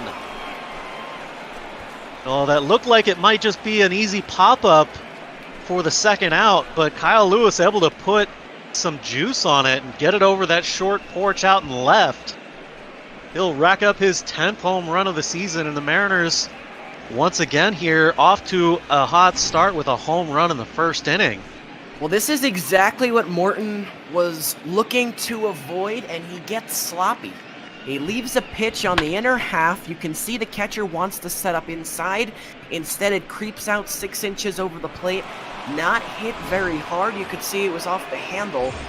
But that very shallow porch out there, short porch in left field, combined with the short wall in height, it just sneaks over there, and Kyle Lewis gets the Mariners off to a good start here in the Trop on a Sunday afternoon.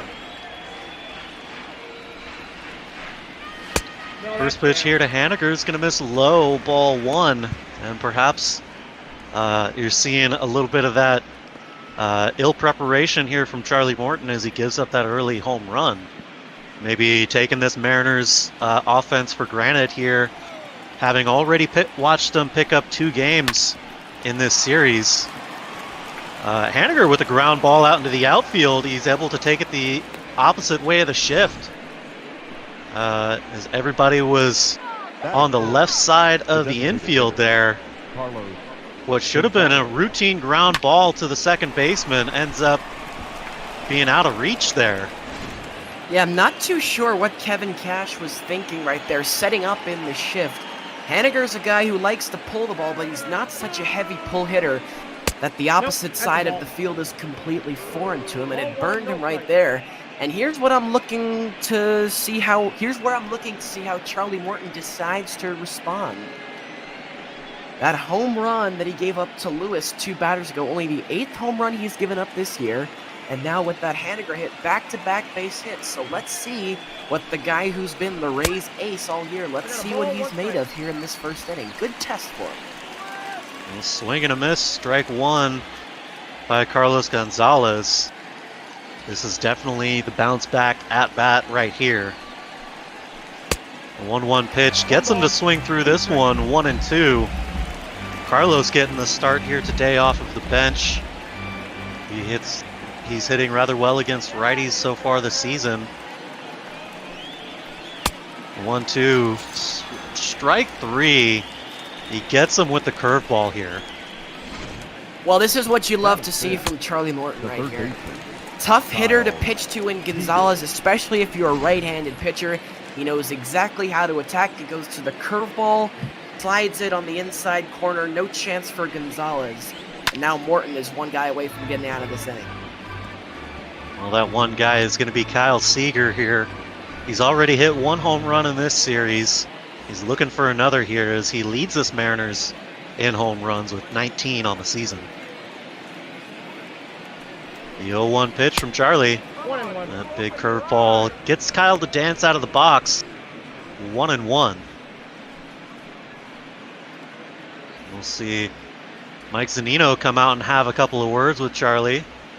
Of course, Mike Zunino spending a good chunk of his career coming up through the Seattle system. Knows Kyle really well. Spent quite a few years playing on the same team. Perhaps having a few words of advice for Charlie here in this particular situation. 1-1 now from Charlie. We'll see another curveball inside. 2-1.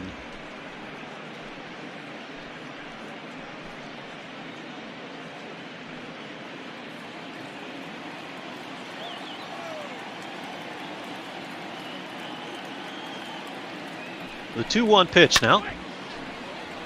We'll foul this fastball off. Counts 2-2 now. Morton's got a lot of pitches available. He's tried the curveball a couple of times. Look for it again right here. He runs a fastball high and out of the zone. 3-2. Runner's going to take off from first as there are 2 outs and a full count. Kyle lifts this one out into center field, but not enough on it. That'll be an easy fly ball out there for Kevin Kiermaier, and that's going to do it. Kyle Lewis, however, putting a little bit of pop behind this one as that gets over the short porch, and the Mariners are out in front, 1-0.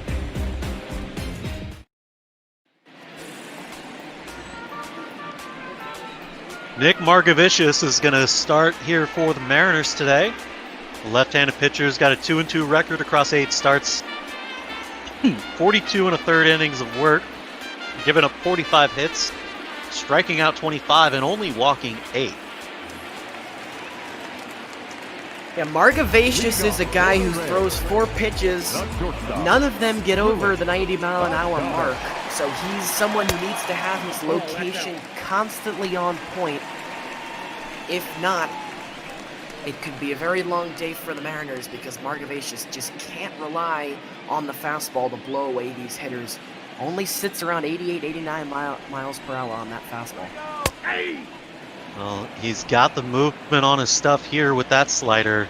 Of course, Nick Margevicius has been in the Mariners minor league system for a while now, getting the call up recently to get a shot here at the major league level. He's excelled in striking guys out, racking up about 5 or 6 strikeouts in each appearance that he's made, and limiting the walks.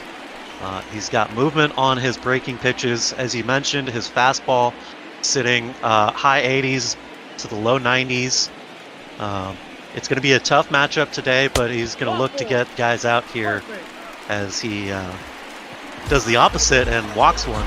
But his record would show that that perhaps will be the only walk of the day. A dangerous one to give up as Willy Adames is now on base. Yeah, Adames can run. He's got 10 stolen base attempts on the year, 6 times successful. This Rays team, they like to steal bases, they like to play small ball, they're scrappy. Nope, that's down. That's also why they're so good. Very well coached, this Tampa Bay team. Well, Nick's going to miss with the first pitch here to Brandon Lau. Comes set, take a look over to first. Delivers. Gets him to swing through this one, but it's going to hook foul into the bullpen down there on the right field side. We'll see a 1-1 pitch here. Fastball in there for strike 2 at a 91 mile an hour. Good job here by Margevicius so far, bouncing back, and now let's see what he decides to do. This should not be a strike. He's got a pitch to waste. That's the ball. Good spot. Painting the corner there, not getting the call from the umpire. Perhaps a bit outside. 2-2. 3-2, the full count here for Brandon Lau. Now if I'm Margevicius, I think maybe I check up on the runner here just to give yourself a second. Maybe Adames will be running. 3-2 pitch. This one's lifted out to center field. Malik Smith ranging back to track it down. He settles under it in time, and the runner will have to retreat back to first, 1 away here in the bottom. Well, Brandon Lau did not miss that one by much. He hit it to the deepest part of the park out there in dead center. Malik Smith does well to track it down, but not a good sign here so far if you're a Mariners fan. Margevicius has walked Adames, which is uncharacteristic of him, and now missed the spot right there to Lau and nearly burned him. Well, Austin Meadows stepping in here. Their big bopper in their lineup. Hitting .242 on the season. Falls off the first pitch. And connects with this one. It's driven deep into right field. Haniger's ranging back to the track and to the wall. That one is going to fly over the fence. And Austin Meadows picks up a big 2-run home run. He gives this Tampa Bay Ball Club the lead with his 17th home run of the season. Well, I just said it, how Brandon Lau just missed that one. He hit it very hard, but ended up being right at Malik Smith. But Austin Meadows does not. And like I said in the open, Nick Margevicius, a guy who needs to be located. That's the only way he can be successful. Again, he misses his spot, and this time Austin Meadows burns him. Well hit into right. And the Rays, after being down 1, they've done well to make it 2-1. And another hard hit ball out in the right field. Hanniger ranging over to corral that, and that is a double. And as we're continue to see here, Nick Margevicius is just leaving the pitches out over the plate, and he needs to perhaps have a conversation with the pitching coach and calm down for a minute here before he faces Jose Martinez.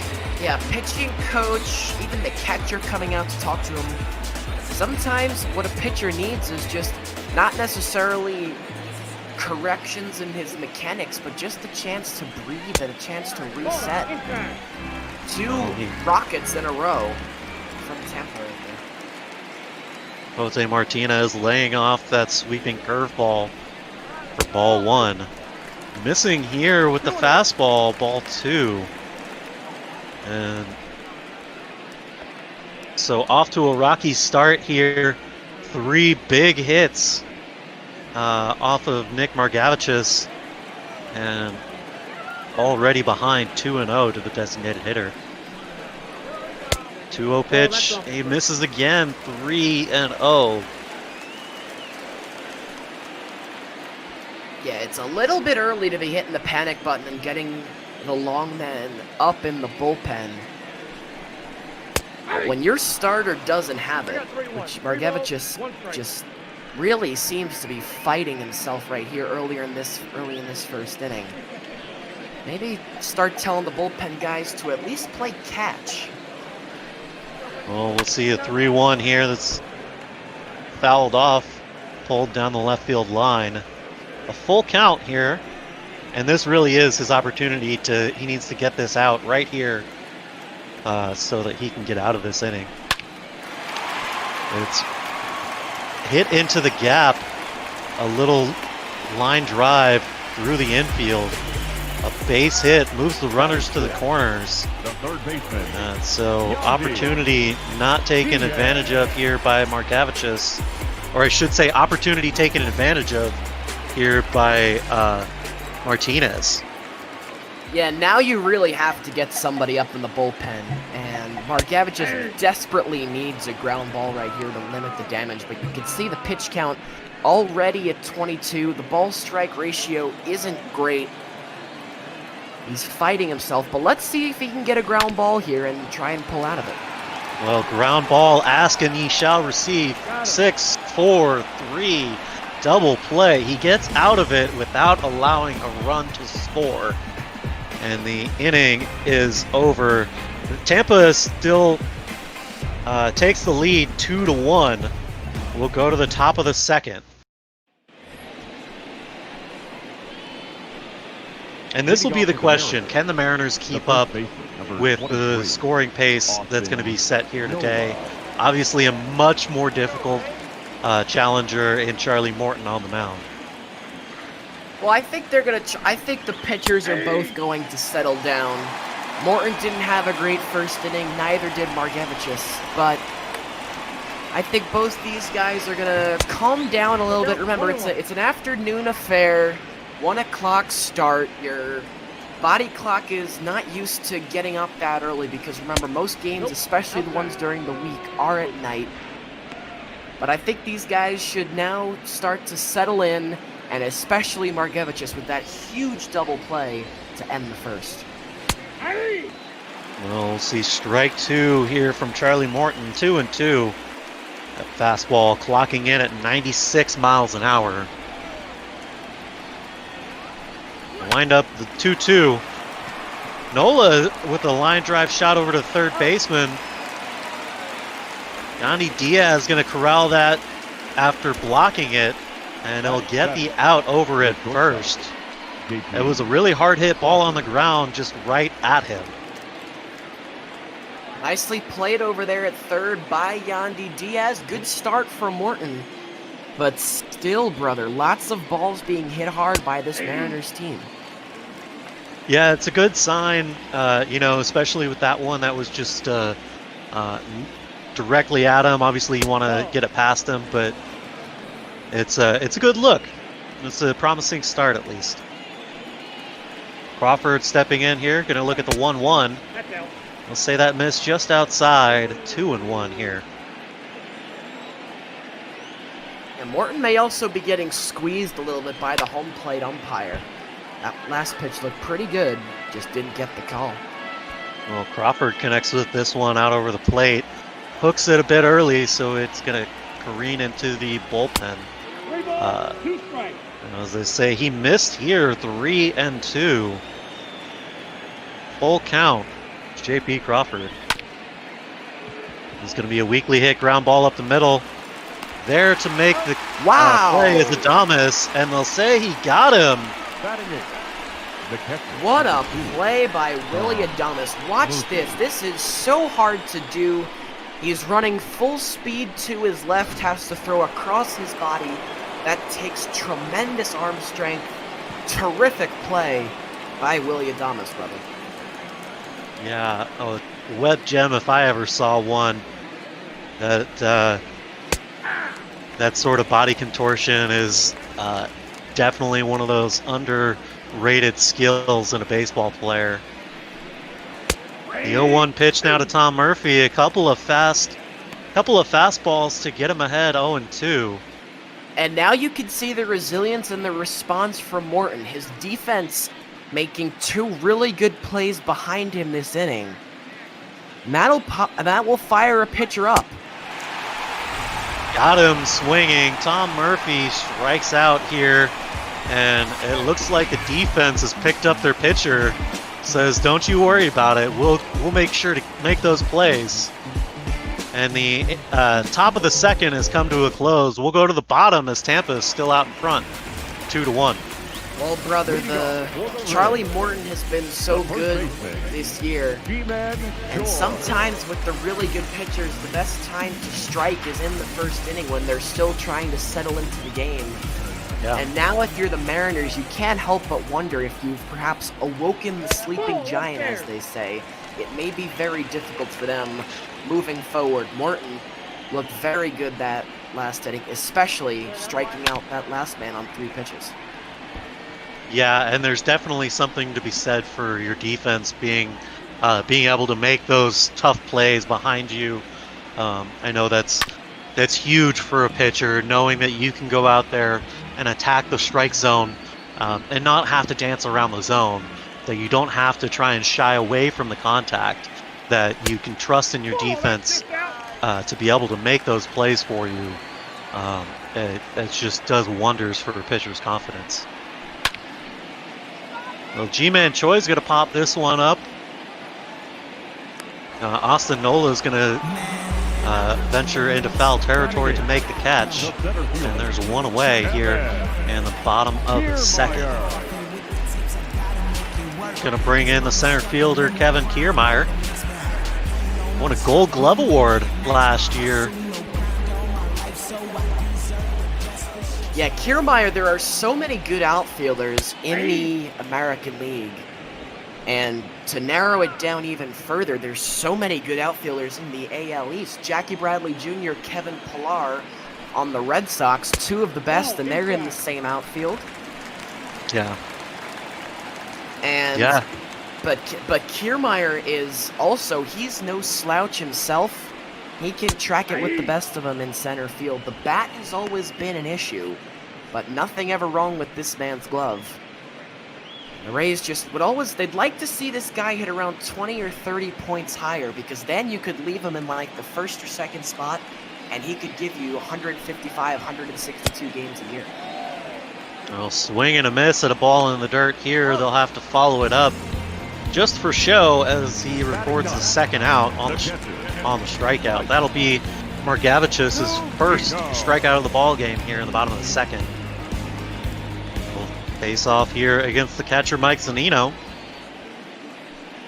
Mike having a good series here against the Mariners, hitting a couple of dingers. Of course, he was a first-round draft pick back in 2012 for these Mariners. Making a quick way through the system to start catching for the Mariners. I believe it was 2014.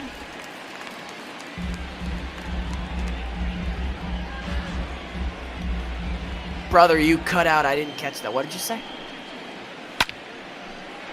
I was saying I believe Mike Zunino started catching at the major league level in 2014.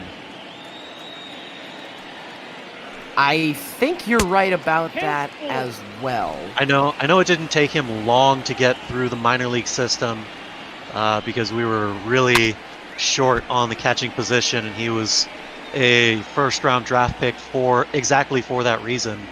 They drafted him with the idea of going straight to the major leagues. They thought he was about a year, maybe 2 away from being major league ready.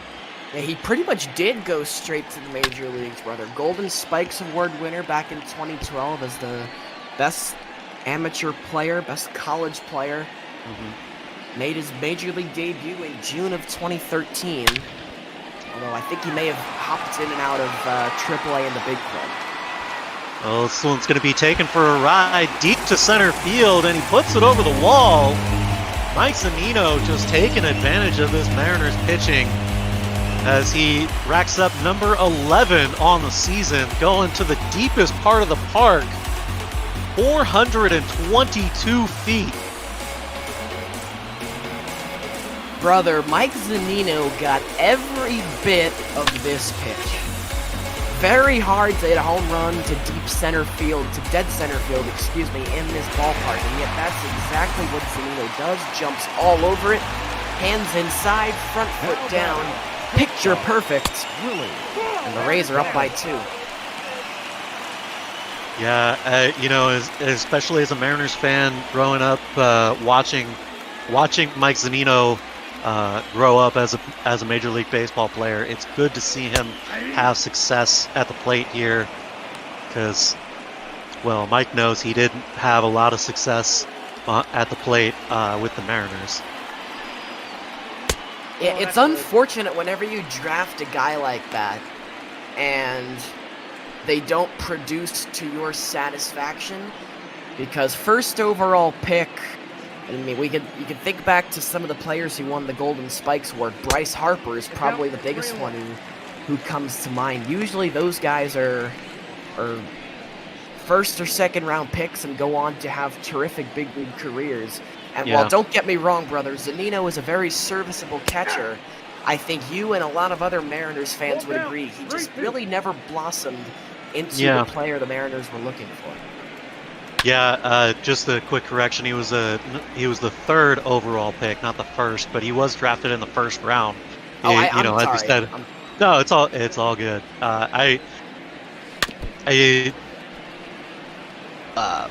It is very unfortunate that he never was able to reach his full potential. There was such hype and such high expectations for him. Making his major league career start, you know, I am definitely of the thought that perhaps they rushed his development a bit too much, just expecting him to be able to step up that quickly and play at a major league level. I think was probably a bit too much for him, but nonetheless, he has turned into a very serviceable catcher. You know, he will always have a good presence behind the plate and a good position in that battery. Agreed, brother, agreed. That's a ball. Well, after giving up a walk here, he's going to face off to Brandon Lau. Another walk for Adames as we get around to the 2nd time in the order. Having a bit of trouble here against Brandon Lau. Margevicius has been really having to sweat it out. Faced 7 hitters in the 1st inning. This is number 5 here in the 2nd. The pitch count, that number right now is not his friend. Already at 52 pitches, brother. Want to be around 15 per inning. Yep. Yeah, definitely not where you like to see it. And you definitely, from a pitching perspective, you never want to be into the 2nd trip through the order in the bottom of the 2nd. That's usually not a good sign. Swing and a miss here, 3-2. Got him out in front of that one. He needs to get Brandon Lau right here if he wants to go the minimum 5. He has to get Lau. Yeah, I think he'll be lucky to be able to get 5 at this rate, as we see a foul ball here from Lau. As you mentioned, already 55 pitches in the ball game, trying to get the 3rd out in the 2nd inning, and he gets it. Swing and strike 3. That big slider with a lot of movement on it, 79 miles an hour. He gives up the home run to Mike Zunino, and it was a big one. Puts the Rays up another one, 3-1 here.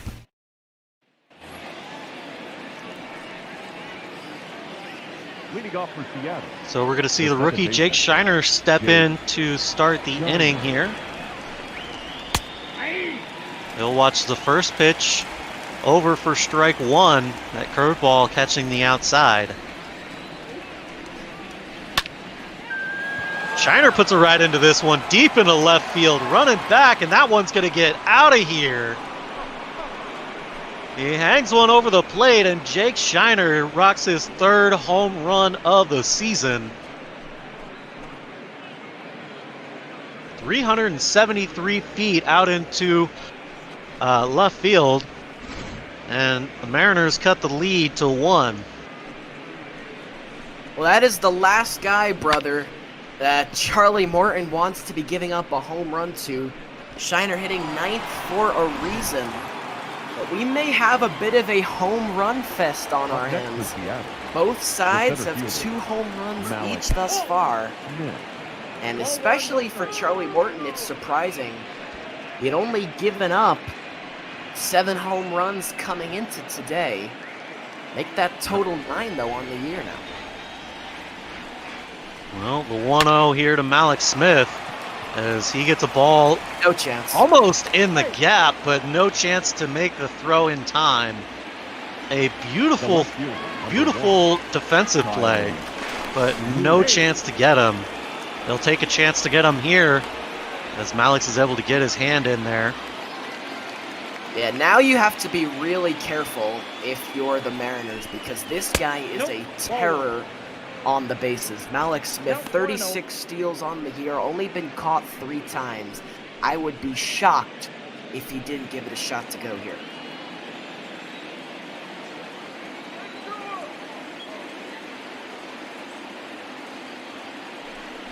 Delivers the 1-0 pitch. That one's over for strike 1 as Kyle Lewis swings right through it. 75 hits on the season for Kyle Lewis. That's good enough for 3rd place in this batting lineup, as we'll see another throw over to first. Yeah, I got no problem with that, Beard. Keep checking on him. The 1-1 now. This is a fastball low and inside, in there for strike 2. Yeah, this is where if you're the Mariners, you have to watch, or excuse me, if you're the Rays, you have to watch the steal here, because traditionally hitters don't like you running with 2 strikes, but also good chance to spike. Well, swinging strike 3 on a curveball below the zone. Charlie Morton gets his 3rd strikeout of the ball game here against Kyle Lewis. And that keeps Malik Smith staying right over at first base, as he did not go. Yeah, I gotta say, brother, really surprised that Smith didn't decide to run. Maybe with 1 out, with nobody out in the inning, you don't want to dash your only base runner. But now I'm at least expecting him to go with 1 out in the inning. He's of late he's taken to waiting until they, he knows that they're going to pay close attention to him in the at-bat directly behind him. So he kind of waits it out and takes, he's only been caught 3 times, as he highlighted before, and he's looking for the good opportunities, not necessarily all of the opportunities. Nice. Yeah, you are our resident Mariners expert, so you certainly would know a lot better than I would about Malik Smith's base stealing habits, if you will. I try and be here for all of them. Oh, that's out.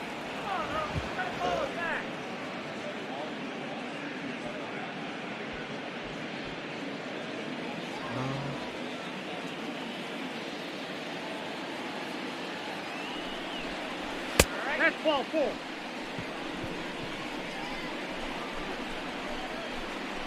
Well, Mitch Hanner going to draw a walk here, as I would like to thank Comcast for the technical difficulties on my end. That would be wonderful. I had it on my end as well. I hopped out there. I thought it was a technical issue, and you gotta do the old hop in, hop out trick, just like the turn it off, turn it back on. That's the tried and true Yep. IT testing. Did you turn it off and on again? Yeah, that's about the limit of my technological abilities. Aside that, I can fix any technological problem you have with a hammer. But aside from that, You have a very interesting definition of fixed. you've lost me at turn it off and turn it back on. Nope, outside. Well, Charlie Morton having a little bit of struggle here after giving up a walk to Mitch Haniger. He has gone 2-0 here to Carlos Gonzalez.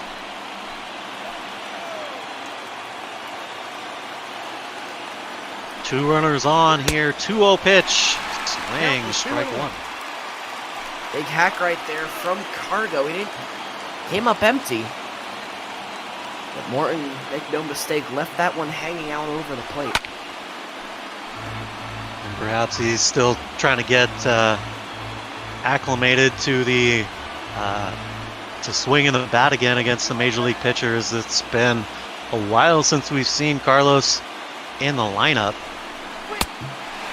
Swing, strike three, his second strikeout of the ball game. Charlie Morton's fourth in total. The third baseman, Kyle.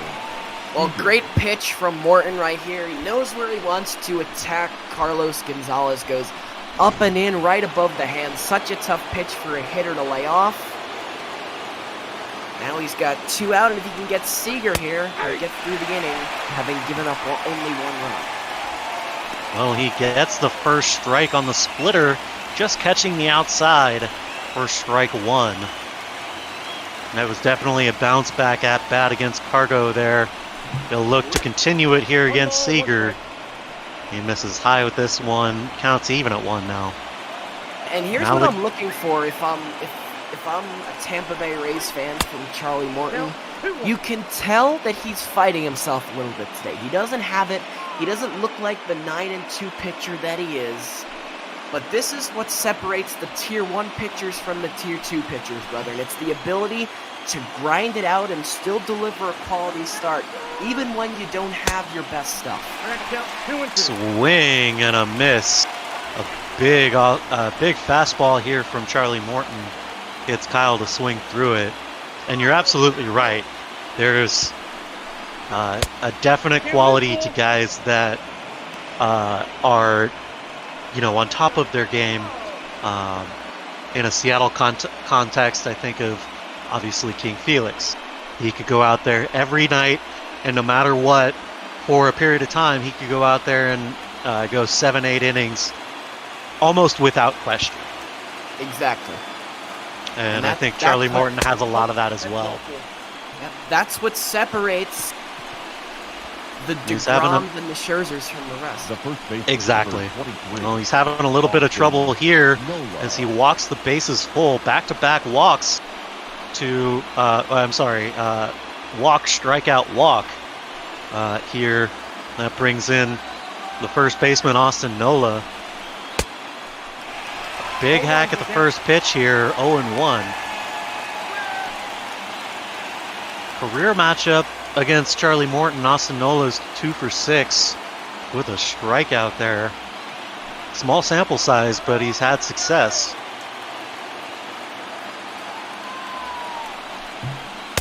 The 0-1 pitch, a swing and a miss, strike 2. Now is where you have to trust your catcher. Mike Zunino has to be able to stop a pitch in the dirt right here. 1 ball, 2 strikes, Mateo. Missed inside here, perhaps getting him to chase one. Good eye there by Nola. Morton delivers the 1-2, and he runs it up and in. Ball 2 now. Yeah, that's what I don't really like that from Morton because he had 2 pitches to waste, but neither one of them were enticing. Now he has to come to the hitter a little bit because you really don't want to run a full count. 2-2 pitch, and Austin Nola hits. Get out the rye bread and mustard, Grandma. Austin Nola has just hit a grand salami. His first home run of the season. My and goodness. It is the sandwich variety here in ML Bot Ball. My, oh my.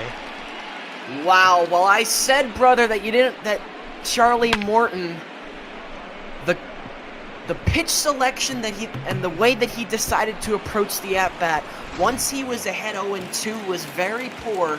Neither the 0-2 or the 1-2 pitches were enticing in the slightest. And then, if you're a pitcher, you don't want to run a full count with the bases loaded. So he tries to sneak a cookie over the plate, but Austin Nola jumps all over it. And you nailed it on the head, brother. First home run of the year, and what a time for that to come.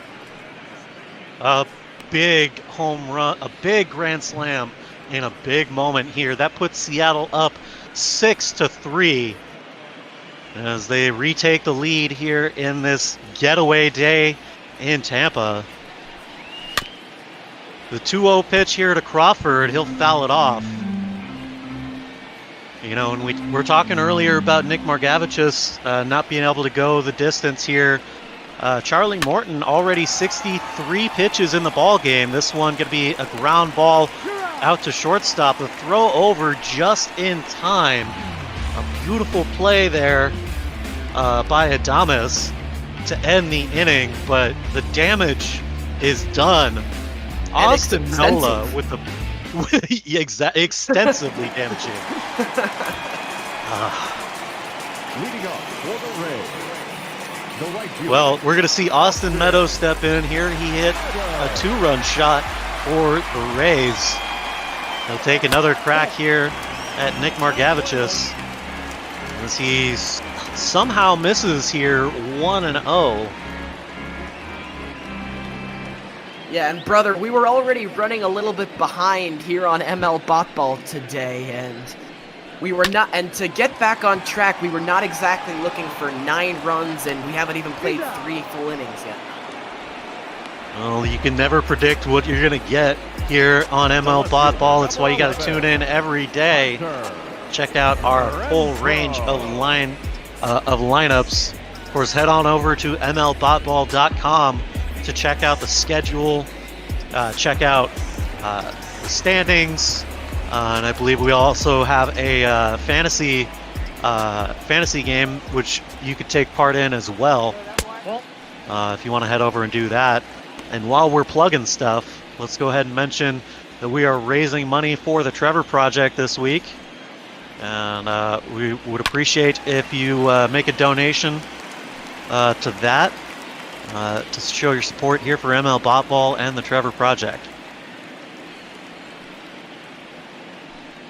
Well, Hunter Renfro's going to foul off another one here. Pushes the count to 1-2.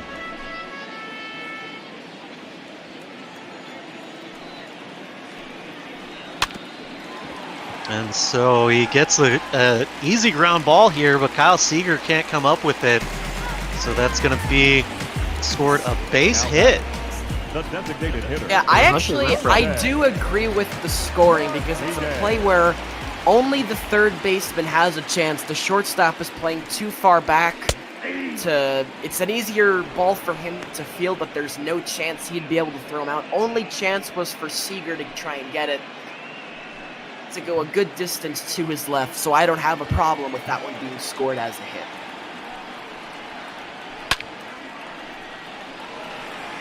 Well, a well-hit ball here by Jose Martinez, but that's going to hook foul, 0-2. A runner on first, the 0-2 pitch. misses the outside corner, says the home plate umpire. I'm going to have to disagree with that call. Yeah, it was funny that you said misses the outside corner, says the home plate umpire. Oh, I'll get him there, though. Strike 3. Got him looking with the changeup.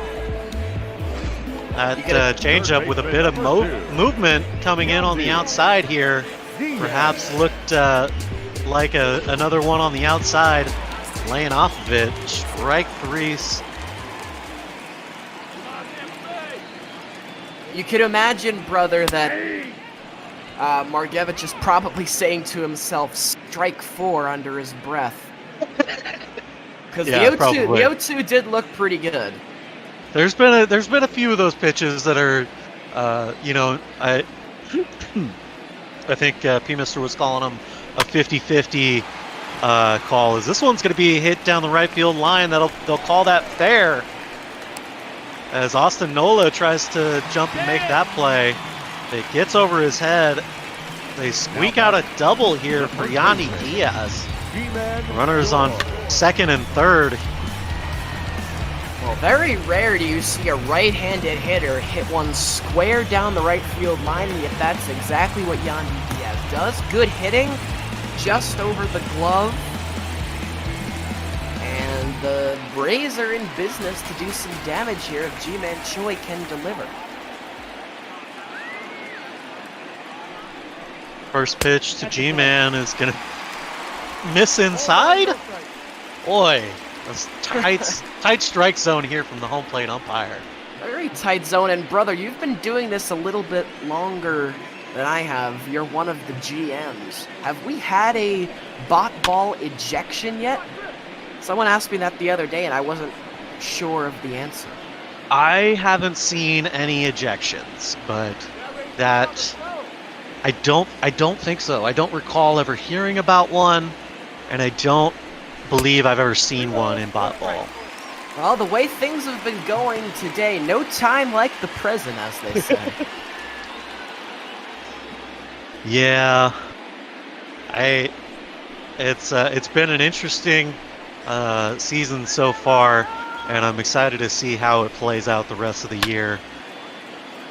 Especially with the return of baseball, to be able to see the parallels between the two, it's going to be especially fun for all of us here at ML Bot Ball. Yes, the return of baseball. Ji-Man Choi hitting the 2-2. Haniger's going to be able to track it down out in right field, and that's going to end the inning. Stranding a couple of runners in scoring position. Here are the Rays as we head to the top of the fourth. Tom Murphy's going to step in and lead it off. 8-9-1 due up for the Mariners.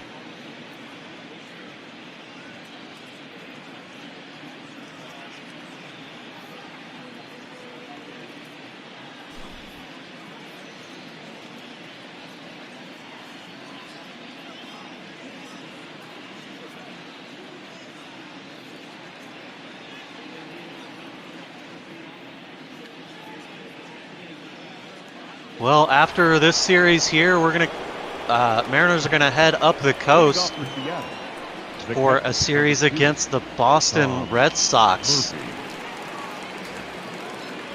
As we've got 2 games here on ML Bot Ball, Monday and Tuesday. We're gonna be broadcasting both of those games later in the day. Head on over to ML Bot Ball to check out the full schedule. And Charlie Morton starting off here 1-1, the count to Tom Murphy. Yeah, bro, the way this game has been going, both teams have been able to score runs at will. Exhibit A right here, so no lead is safe in this one. Tom Murphy leading off the inning with a big double against the shift. And that shift, once more, proving to be the boon of defenses everywhere in bot ball. Yeah, this really would be right at the right fielder if he had been in the original spot. And wow, that is going to be all for Charlie Morton. AL Cy Young, one of the front runners right now, out after 3 innings and 1 batter. Well, he's going to be on the hook here for the loss if nothing changes. We will see a pitching change. Trevor Richards getting the call probably a bit earlier than anybody expected. He'll face off against Jake Shiner, the number 9 hitter for the Mariners. He'll get one over for strike 1. Perhaps a bit generous that Shiner didn't swing at that, as that was kind of left hanging over the middle with that curveball. Always a dangerous pitch. Comes back with a fastball on the outside. Yeah, the Rays better get set for a bullpen game today, and on a day where they really weren't expecting to have one. When you have a guy like Charlie Morton, your number 1 starter, usually expecting him to go decently far into the game, but Morton just did not have it today, brother. Yeah, definitely a surprising outing on both sides of the ball. Good production out of Austin Nola in his spot start today. Jake Shiner striking out here, the first batter against Taylor Richards. The center fielder. Already a productive relief appearance, as Charlie Morton definitely did not have his usual stuff here today. If the Mariners are able to pull this one out, from this point on, he'll get only his 3rd loss on the season. Yeah, but like I was saying at the beginning of this inning, lots of runs scored thus far, 9, and we're not even halfway through. So the hitters are seeing the ball well today, so buckle up. We may be in for a high-scoring affair. I doubt this is going to be the full extent of the scoring. Yeah, probably not.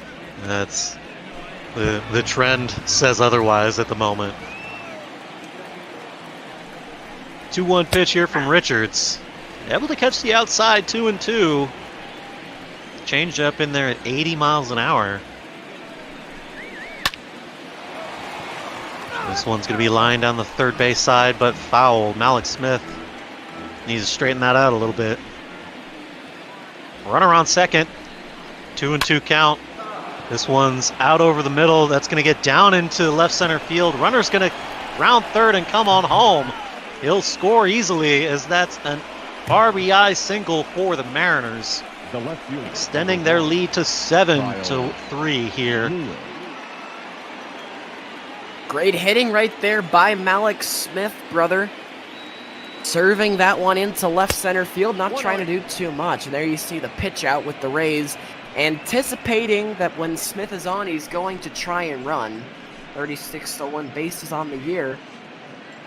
But how about the Mariners? Team who had lost 6 in a row. They are really coming out with an offensive explosion today, brother.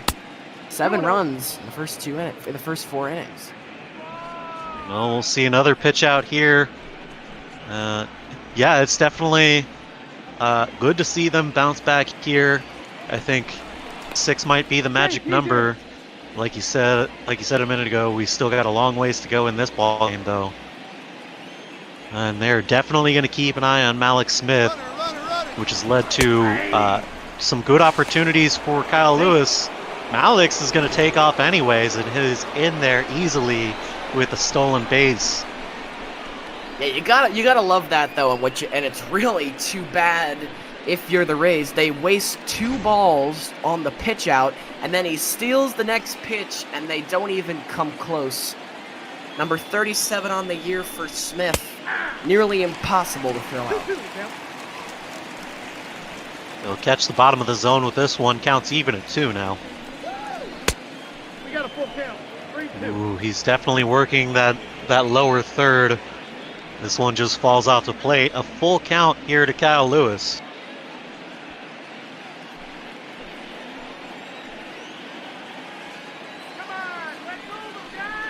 Richards delivers the full count, and he misses up and inside, so ball 4.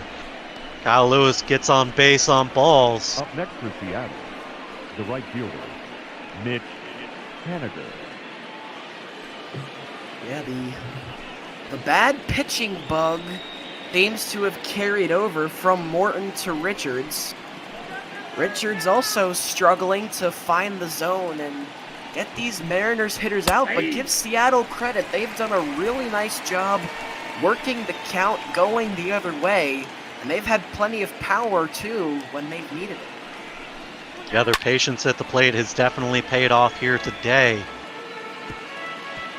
That first pitch to Mitch Haniger was a really, really nice one. If he had decided to turn on that, it probably would have been gone. Ball, that's out. Let's miss outside here, 1-2 with that curveball.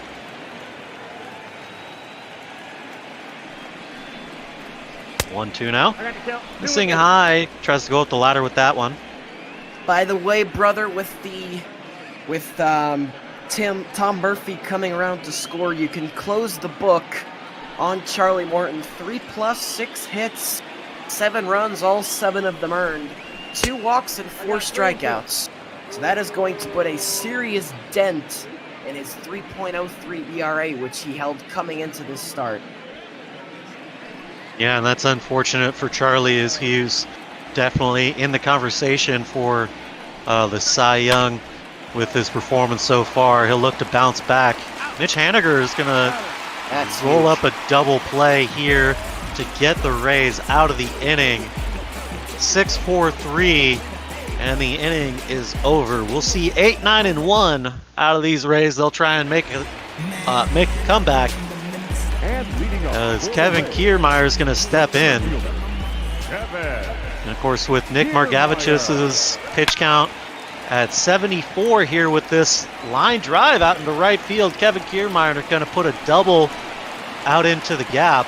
Gets over Mitch Haniger's head. Alex Smith going to bring it back in. Welcome to the party, Kevin Kiermaier. He joins the fun. Already 7 hits on the day for Tampa Bay. And make no mistake, this game is by no means out of reach. They're just going to have to keep plugging away. You're not going to be able to get it all back in one swing, most likely, although we already did see a grand slam today. Tampa Bay just going to have to keep chipping away, and that'll help.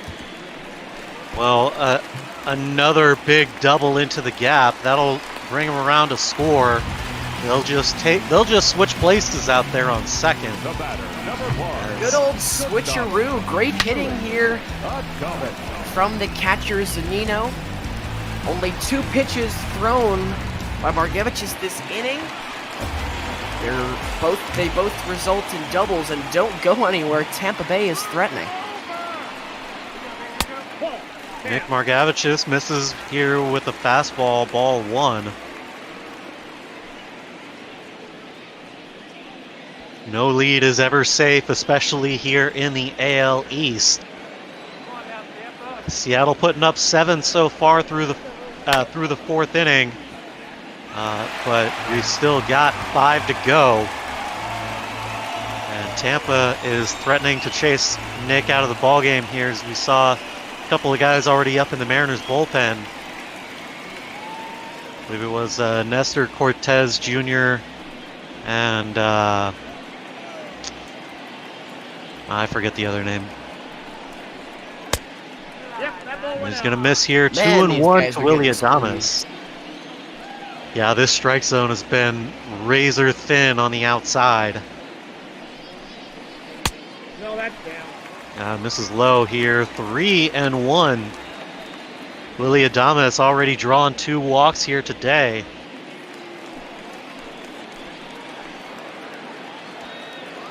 Still without an official at bat. He connects with this one and drives it down the third base line. Look out. Foul. Out into the bullpen. Boy, those catchers are putting themselves at risk right there. Nothing to protect them from a screaming line drive like that. And he misses ball 4. So runners on at first and second. Willy Adames with his 3rd walk of the ball game. And that's going to do it for Nick Margevicius. Scott Servius is going to come out with the hook. That's going to be all she wrote. for the starters here. Neither of them able to make it out of the 4th inning. Your attention, please. We're going to see the big righty Connor Sadzek step in, making his 3rd relief appearance here. A 1.80 ERA across 5 innings of work. 6 strikeouts in those 5 innings and 4 walks. Really small sample size, but he's been successful so far. Can't argue with that, but coming in a very difficult spot right here, and he's got to face the heart of the order, 2, 3, and 4. Well, first pitch swinging here is Brandon Lau. It's a swinging bunt that rolls foul. Would you consider bunting right here with Lau? Maybe a little bit early in the ball game. It's too late now, but it would have been an interesting decision, because if successful, you'd get runners at 2nd and 3rd with 3 and 4 coming up. With how he's been hitting today, possibly. I think I would be much more comfortable with that if it was somebody that I knew could put down a good bunt and make it down the line. Brandon Lau obviously not having success at the plate here, racking up a strikeout on a pitch that was way inside. I think that's probably a safe bet anyways, as at this point you really just want to continue to rack up the score. You know, this Tampa Bay ball club's got to chip away at that 3-run lead here. Here, this could be a big defining moment in the ball game. Austin Meadows pops up, and big moment here indeed, as that's the 2nd out here in the 4th. If the Rays can only get 1 run here, then that's going to be really, really crushing, because this was looking good. You lead off the inning with back-to-back doubles, and then you knock the starter out of the game. Hunter Renfroe has to come up big here for Tampa. Well, he's 2 for 2 on the day so far. Now facing a new pitcher, Connor Sadzek, right through the middle of the zone in the bottom of 3rd for strike 1. Comes in now, catching the inside, 0-2. That 80-mile-an-hour curveball just catching the inside corner there. Perhaps some good framing by Tom Murphy. Now the 0-2 pitch. And this is inside and high. 1-2 to Hunter Renfroe. I wouldn't go back to the fastball here. You'll have the 2-2 and the 3-2 to do that. This should be an off-speed something down here. The 1-2 got him to swing through the fastball.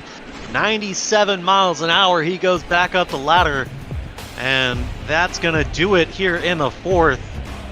Mike Zunino drives in a run on this RBI double, and Tampa puts another on their scoreboard. 7-4 is now the score. Mariners still out in front. Well, I guess when you have a fastball like Sadzek's there, you can throw it whenever you want. 97. Especially where he put that one, very tough to hit, but huge opportunity, brother, missed right there by Tampa. Yeah, right you are. You know, with a runner in scoring position there, they were definitely on a roll, just not able to put it together.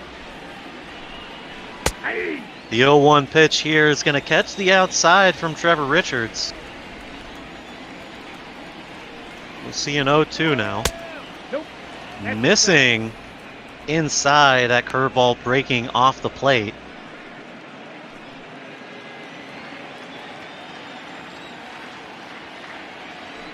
See the 1-2 now. Ball 2. Missing low and inside, 2-2. 2 strikes.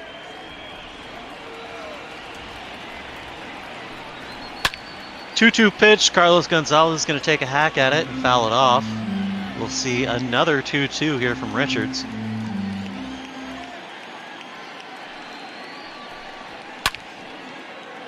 2-2 pitch is going to be lifted out into left field, and the shift is perhaps going to bite him again. This one's going to hop over the short fence for a ground rule double. Carlos Gonzalez with his first hit of the ball game, and it's going to be a ground rule double into left. Yeah, when that one first entered the frame, when the ball first entered the frame, I don't even think the left fielder, Lewis, was pictured. Renfro. Excuse me, Renfro. I'm looking at the, You got the it wrong backwards. chart right there. My bad. That one's on me. Well, that one is 100% on me. But it goes to show once again, though, and we've talked about it a couple of times, how both teams are being burned by the shift. Yeah, and it's a trend I've noticed all season here in bot ball. You know, more and more teams are relying on that shift, and you know, perhaps there's some evidence to be shown that it works in some opportunities, and some it's just better to, you know, line up straight as they come. 2-2 here to Kyle Seager. He fouls that one off.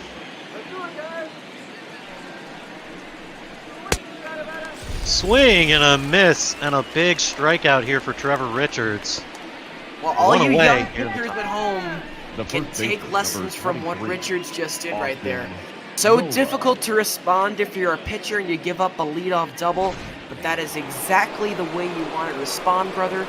Punch them in the mouth right back, showing complete command over Kyle Seager right there. Outstanding from Richards.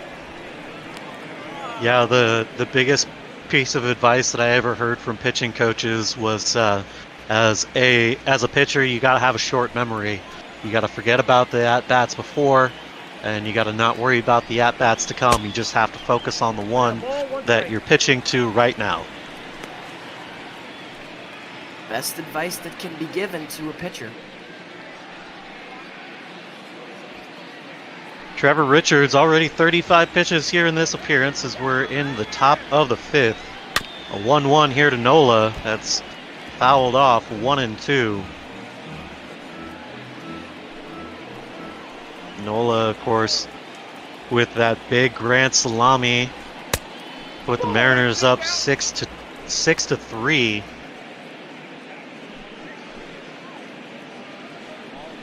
We're going to see a 2-2 here from Richards.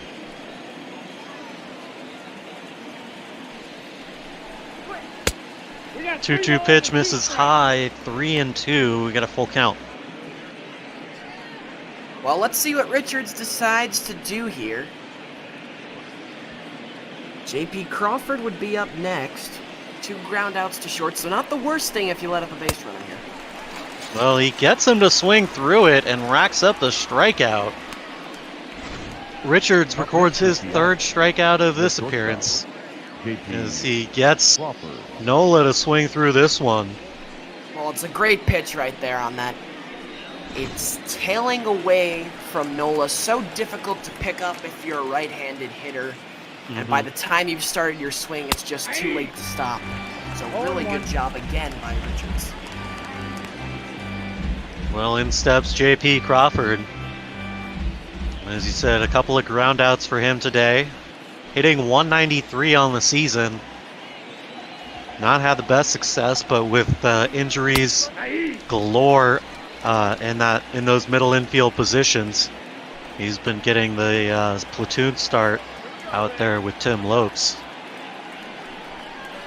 The 0-2 pitch misses inside, 1-2.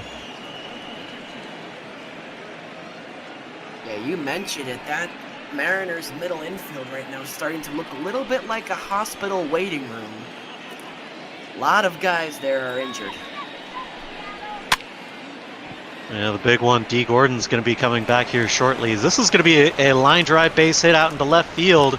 It'll get down for a double. They'll try and throw into home, but the throw is up the line towards first, and Zunino can't make a play on it. Up next for Seattle, So the catcher, an RBI double Murphy. here for JP Crawford as they switch places here with 2 outs. Well, great hitting right there from JP Crawford. 0 for 2 to start, but a nice double there. And the Mariners increased their lead. We said that we didn't think 6 would be enough. And they've since responded. They tacked on number 7 last inning, and now number 8 here in the 5th. And this lineup has just progressively gotten better with their hitting throughout this series here in Tampa, as they seem to be learning from the mistakes of yesterday. Murphy's going to foul this one off, 2-1. Richards delivers pitch number 47 here and gets Tom Murphy to swing through it, 2-2.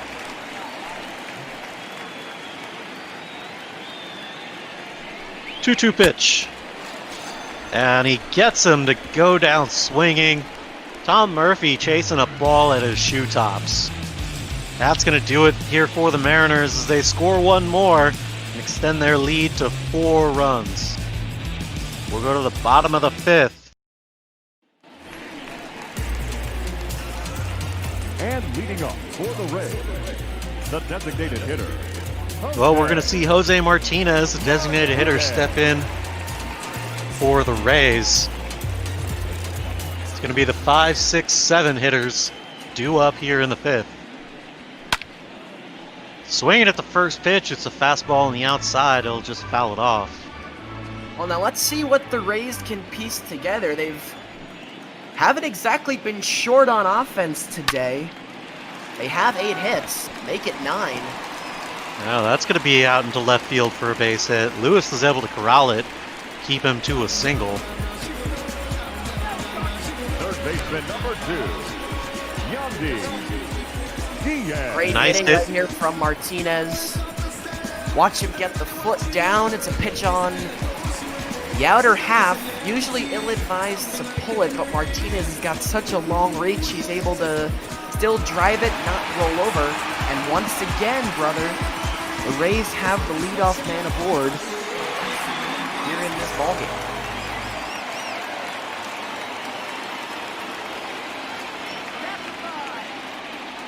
Well, first pitch here to Yandy Diaz is going to be high and outside. 1-0. As we take a look at the Mariners bullpen, Carl Edwards Jr. and Taylor Williams, a couple of righties stretching and getting loose out there. 1-0 misses low, ball 2.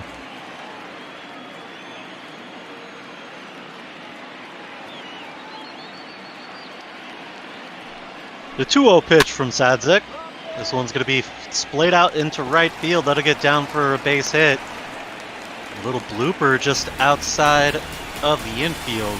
Up next for Tampa And Bay. quickly, that's 2 men on. Yeah, I think that the Mariners may have exhausted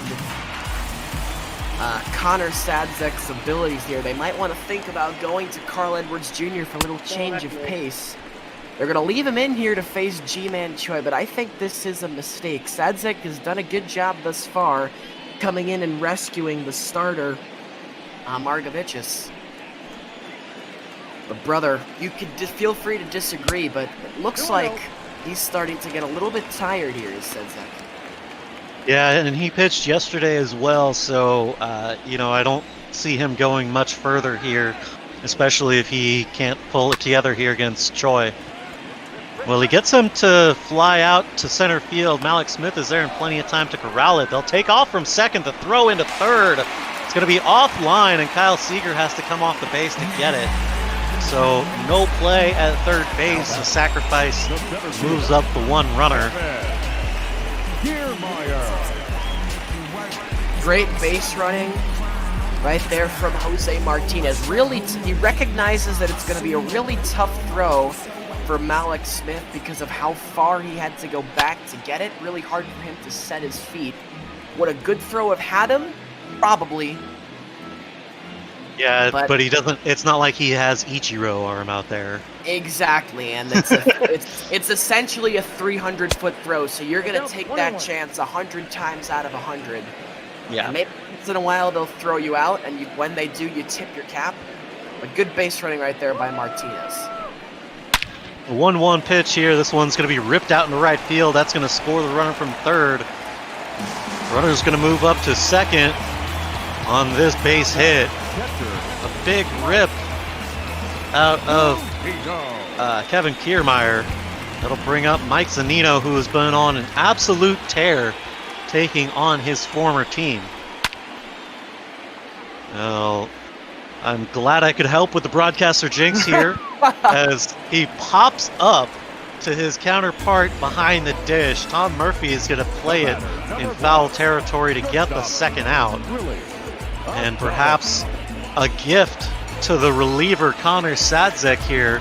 An easy out number 2 without advancing the runners. Broadcaster jinx, Brother Beard, is an epidemic. You know, they've instituted rules that it's like the cardinal sin of baseball to talk about a no-hitter in the dugout, but yet broadcasters don't have a rule. We can just go around and jinx whoever we want. I mean, I'm pretty sure we have a rule on that, but it's everything else It's that not it's as everything highly else frowned that, upon. That's the issue. It's not as Yeah. highly frowned upon because part of our job is we do kind of have to predict what we think is going to happen and call it like we see it. I mean, how could you have beautiful predictions like one Mike Blowers seems to come up with every single day if you can't talk about what you think is going to happen? Exactly. 2-2 pitch here from Sadzek's able to get him to swing through it, and after struggling to start the 5th, he comes through and gets the outs he needs, saving another inning of work from the bullpen as we go to the top of the 6th, and the Mariners going to be at it again. Now pitching for the Rays. We'll see Chaz Rowe come in and relief for the Rays. Big right-hander. Here's the problem thus far for Tampa Bay. They're getting plenty of hits. They have 11 on the day, but they've left 8 men on base. So they've pushed across 5 runs, but so many opportunities left out there. And of those 8 men left on base, 4 of those are runners who were in scoring position. So the opportunities have been there for them to be a lot closer than 3 runs behind. Yeah, it's unable to capitalize. They've done a good job getting the leadoff man on, but just from there, they've been able to push one across, but really haven't gotten that big hit to drive in multiple runs. Yeah, it's definitely been a story of capitalizing on mistakes and not.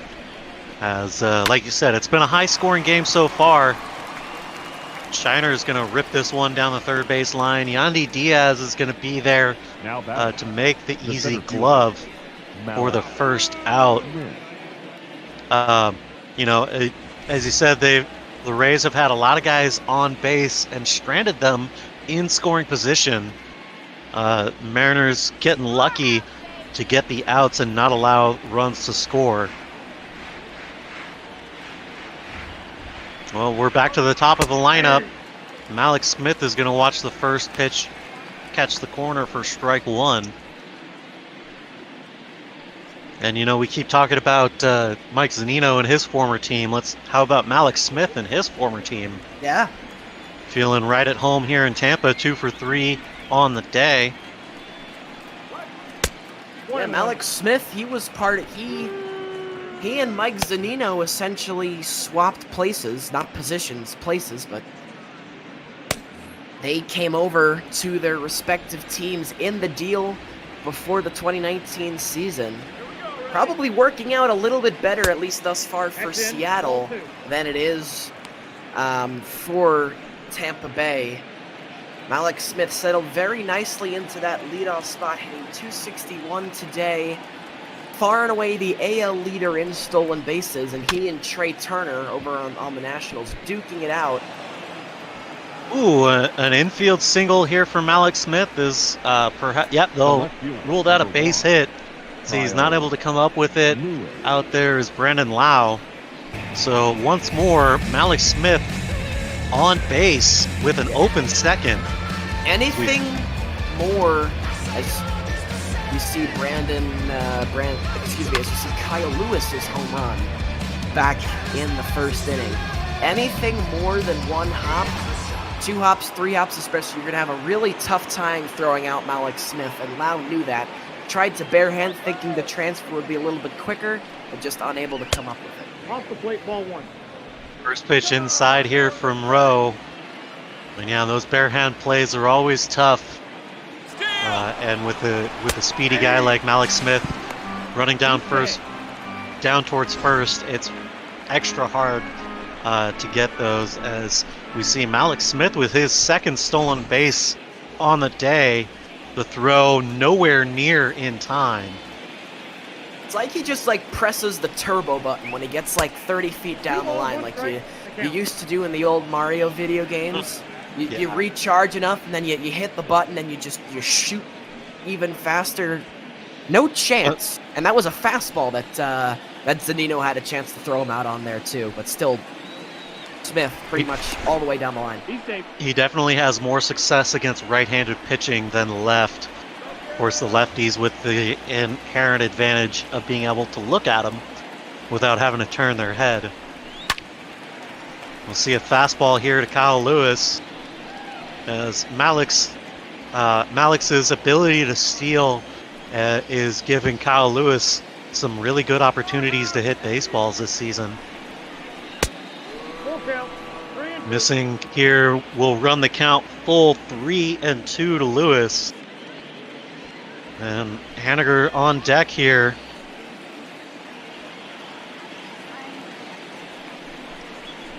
Three-two pitch. Got him looking, as they'll ring him up on an inside slider. Came knocking through the front door, as Kyle Lewis checks his swing, doesn't like it, and the umpire racks him up. A big strikeout here from Chaz Rowe. And now with 2 outs, he'll just look to get out Mitch Haniger. And Malik Smith is going to steal third base. His third stolen base of the ball game, and he steals third on it, beating the throw by a country mile. That's the old saying, when the leadoff hitter gets on base with a single, it's like he hits a triple. He can steal second and then steal third. Malik Smith, just a demon out there on the bases. 3 on the day, bump him up to 39 on the year. Well, 39 stolen bases, and we're still a week out from the All-Star break. It's not bad. What a monster pace. Yeah, it's not too shabby.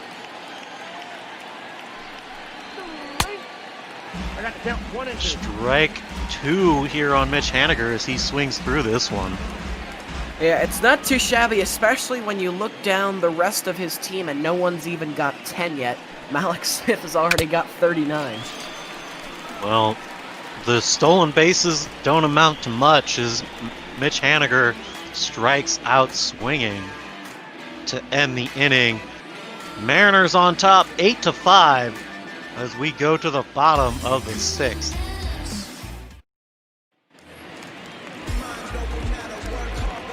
And Connor Sadzek is going to stay out and pitch the 6th inning here. Number 8. That's surprising, because I remember we were both saying last inning that we thought he was lucky to get out of that with only 1 run scored, because a couple of really hard hit balls by Tampa Bay in that last inning. I have confidence in him here, and I'm not sure that's the right move, especially considering he has to face the heart of the order. 2, 3, 4 due up this inning. Yeah, I imagine this is going to be a short leash situation for Connor Sadzek, as that was a hard hit ball down the right field line. Plenty of distance, but it hooks foul. He'll miss high and outside. 3-1 here.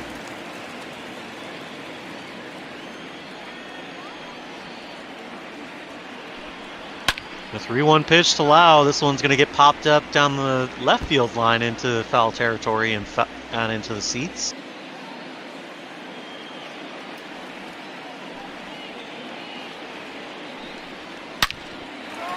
It's going to be a hard hit ball down the left field line, and the shift strikes again. That's going to be a stand-up double, as Kyle Lewis will corral it and throw it into third. Brandon Lau with his 15th double of the season. Well, great hitting right there by Brandon Lau, and interestingly enough, that's now the 4th time in this ball game that we've seen a half inning start with a double. The Rays have done it twice, and the Mariners twice as well. So we certainly have not been short of hits. If you like offense, brother, you'll love this one. 1-0 pitch in there for strike 1. Sadzak keeping an eye on the runner out at second base. 1-1 here to Meadows. He'll get him to swing underneath this one. 1-2. Yeah, and once again, though, brother, this is the big spot that you see now for Tampa Bay. That's a really good stop back there by Murphy, but Tampa has had the leadoff man on in 2/3 of the innings here in this ball game, but just unable to get that timely hit. Searching for it here. Yeah, you'd like to see some of that resiliency to translate into the leadoff hitter as well. Connor Sadzak delivers one here, and that's a really hard hit ball. Austin Meadows will wish he had that one back. Yeah, brother, the theme of this inning so far seems to be hard hit. Swing and a miss. A hard hit and a hard swing. The two ends of that spectrum as he takes a big ol' whiff at this high fastball. Well, that's what Sadzak can do. He has the ability to dial it up, but he's able to say, I'm going to give you everything I have. If you can hit it, great. That's what he does right there. And Austin Meadows just unable to connect. But again, like I was saying, with all the hard hit balls this inning, I think it just proves both of our points that Connor Sadzak is at the end and has really been flirting with disaster. Hopefully, at least for the Mariners' sake, it does not strike. I feel like when you're playing Mariners baseball, you're kind of always flirting with disaster. We just try to manage the chaos as we can. Such a grim outlook on things. Well, you know, welcome to Mariners baseball. That's not you to get rub it used in. to it. Not to rub it in. What's it been? Has it been 17 years? 19 years? Since what? Since appearing in the playoffs? Yeah. In a minute. Strike 3 swinging, and that's two-way here. Connor Sadzak, after giving up the double, racking up a couple of strikeouts here. Hunter Renfroe out in front of this one. Well, Connor Sadzak seems to feel like he has to give up the obligatory leadoff hit, but then he gets around it, and that's what he's been doing. If he can get Martinez here, he'll have put together a really nice outing for himself. And once again, Tampa Bay looking for that hit was in scoring position. Let's see if they can find it. It almost feels like he prefers to pitch out of the stretch. It could be. Boy, but talk about an underappreciated player this inning. Tom Murphy has made some really great stops back there, brother. That last one being the third that we've seen this inning. Yeah, the defensive play behind the plate has been stellar out of Murphy. We've seen some interesting balls in the dirt so far in this series. As you mentioned, 3 here in this inning alone. A couple of pass balls on the other side of the ledger as well, and you know, neither guy a slouch behind the dish, but Tom Murphy's done a really good job of smothering all of those breaking balls in the dirt and keeping them in front of him so that the runners don't advance. Yeah, and what he's provided is security for Sadzak, and meaning he can bounce one here, and I might consider it on the 2-2. Well, he goes back to the fastball up, and he gets the pop-up. Coming over is going to be Austin Nola, and he gets the third out. Connor Sadsek really relying on that high fastball to get the outs here in the 6th. We'll go to the top of the 7th. Seattle still leads this 8-5. Ladies and gentlemen, as we are joined by our very own organist Shark Shavery in the booth. We're going to see Jose Alvarado making the relief here in the 7th. They'll face off against Carlos Gonzalez, Kyle Seager, and Austin Nola, 4, 5, and 6 hitters. I've always said it, brother, that Shark Shavery is the best organist on Twitch. Granted, I've never heard or met another Twitch organist, but I'm sure Shark would probably be better than him. Or her. Add the caveat that you've seen, and then you're not wrong. Although being technically correct, the best kind. And I gotta say, I've had this game on in the background doing some image editing, and I was hearing all the scoring, but then I looked at the score and it really just sunk in, like, oh, this is actually like a high-scoring, like, high offense, awesome game. Yeah, who'd have thought it, right? Mariners and Rays, we're gonna put up, what, 13 runs now? 13 and runs. We're still in the 7th. 22 hits between the ball clubs. I'm not going to lie, when I was hearing runs, I was like, oh, it looks like Tampa's scoring even more, but a lot of the times it was Seattle. We'll finally get a strike over here from Alvarado, 3-1. Running that fastball in there at 101 miles an hour. Ooh. Just a little bit of pepper on that. Tad. Just a little bit. 3-1 pitch, he comes set, delivers. The breaking ball misses outside. A good eye here from Carlos Gonzalez, able to draw the walk. Third baseman, Kyle.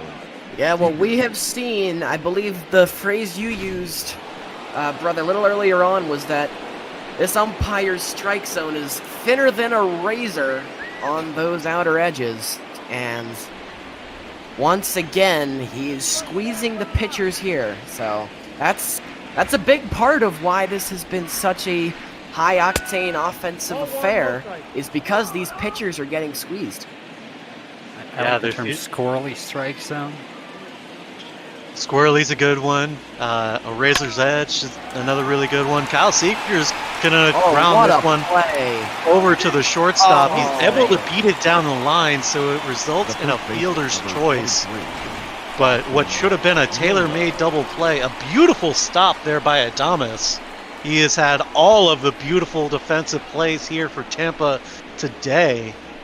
Looked to me like a borderline takeout slide at second base by Cargo, because you saw the second baseman Lau kind of double clutch.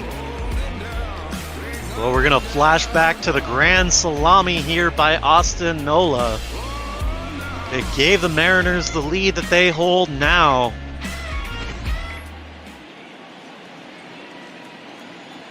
Big game for Nola, making the spot start here over at first base. First pitch is going to miss low, ball 1. Another triple-digit pitch. Love to see it. Yeah, Jose Alvarado, no stranger to fast pitches. As a Tigers fan myself, I love seeing the heat. The good old days with Verlander and Zumaya. Shark, you're a Tigers fan. You from around the Detroit area or so, or where are you West coming Michigan. to? West Michigan. About 2.5 hours from Detroit and Chicago. So big Red Wings fan? Oh yeah. Oh good. Actually, bad, because they're not doing very well right now. But yeah. That's Detroit. In past One years, might say that the Red Wings have had enough championships for a lifetime. Yeah, and what about you, Brother Beard, over there on the Pacific Northwest? Excited that Seattle's about to get a hockey team? Man, it's going to be good to have hockey back in Seattle. Is to take a moment from that. This one's going to be hit it deep into center field. Not deep enough, as that's just going to be a long and loud out number 2. Of course, Seattle going to be getting the next expansion team, just naming their new stadium here in town as well. And, I'm super excited to see professional hockey in Seattle. I grew up going to the Tacoma SaberCats games. Just down in Tacoma. They were only around for a few years, but my family always had tickets right up on the glass, and that was probably some of the most fun that I ever had going to a sporting event. Was going to that. Tacoma Rockets were a little before my time, Sounder fan, but I hear you there. I always say, if anyone ever has a chance to go to a hockey game in person, go. It is an amazing experience. Oh, it's something else, man. Especially if you can go to like minor league games where they have something to prove. It's great. Yeah, and along that line, there's the I believe they're like 16 to 20-year-old team, the Seattle Thunderbirds, just south of Seattle. They've always put on a really good show as well. Well, we'll see a 3-1 pitch here from Alvarado. Crawford's going to foul it off. And let's see, as far as hockey goes here in Washington, there's also a bit closer to where I'm at up north is the Everett Silvertips in that same division as the Thunderbirds. As that's going to do it here in the top of the 7th. Let's stretch it on out.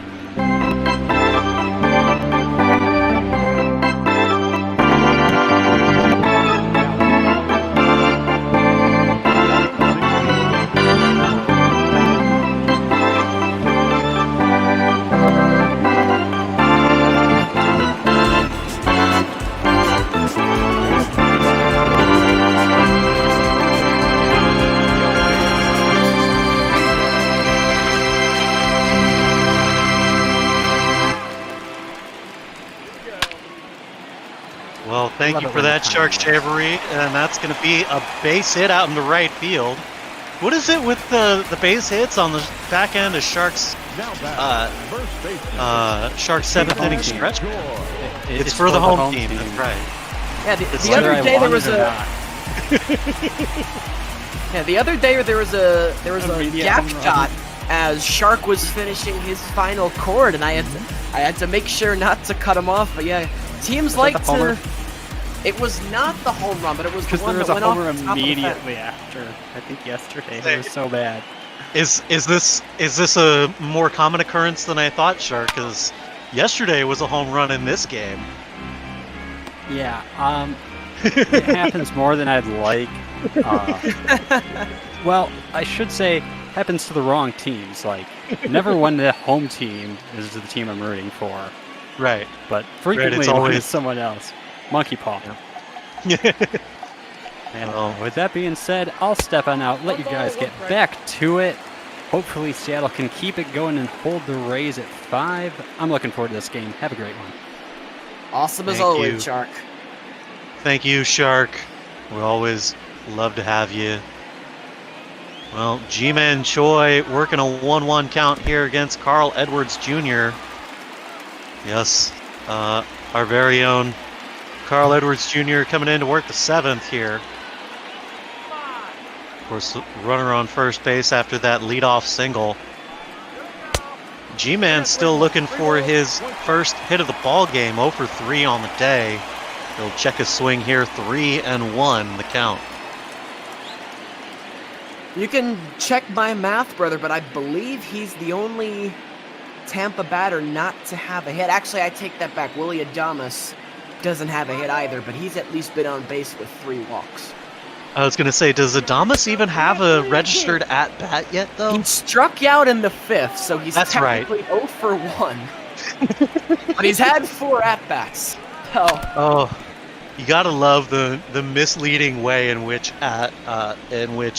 baseball stats can make it look like you had a bad day, but really you drew 3 walks. And I guess I shouldn't even say at-bats, plate appearances, because he's only technically had 1 at-bat. Right, exactly. He's had 4 plate appearances, but only 1 registered at bat. Exactly. Yeah. That's some of the most fun bits for us baseball nerds is digging into those stats and see how they actually play out and relate to each other. As Carl Edwards Jr. is going to register his first strikeout of the ball game here against G-Man Choi. 0 for 4 on the day for the first baseman. Not a great outing for him. No, but a good pitch right there by Edwards, attacking him down and away. Good bounce back from him after giving up the leadoff hit. It's like these Mariners pitchers just love working out of the stretch. You can't go an inning without letting the leadoff guy on. It makes it less interesting. The bonus in having that leadoff guy on is now you can roll up a double play, assuming he actually can induce a ground ball here. 2-0 pitch, swing and a miss, strike 1. That 2-seamer clocking in at 94 miles an hour from Edwards. Swing and a miss, strike 2. Back-to-back fastballs here, look for something out of the zone. The breaking ball gets him to swing through it, and that's a strikeout for the second. Now batting. Back-to-back strikeouts here. That was impressive from Carl Edwards Jr., wasn't it? Just went right after Kevin Kiermaier. And once again, I know I've said it 8 zillion times that I'm not trying to beat a dead horse, but the Rays, one more time, are in danger of letting a leadoff hit go to waste. I mean, it's not really your fault that they keep getting a leadoff guy on board and then not able to convert, as that has been the name of the game here for Tampa. No ball, 2 strikes. Trying to think if there... I think it might have been only the second inning in which the leadoff man didn't get aboard. Strike 3 swinging here for Zunino. He strikes out the side in his appearance here in the 7th. We'll go to the top of the 8th. Every single inning, brother, the Rays have left at least 1 man on base. 1 in the first, 1 in the second, 2 in the third, 2 in the fourth, and 2 in the 5th. And then 1 in both the 6th and the 7th, which is good enough for 10 on the day. And that, ladies and gentlemen, is not a good number. And especially for a team that is only 2 games back out of the division lead. Not a good look here, as they want to keep that race with the Yankees as tight as possible. Whoa, that's down. Oliver Drake going to make an appearance here today as well. Missing with the first pitch, low 1-0. I'd like to thank all 10,606 people for showing up here on this beautiful Sunday afternoon. You got me excited there, brother. I thought that was our views on the Twitch stream.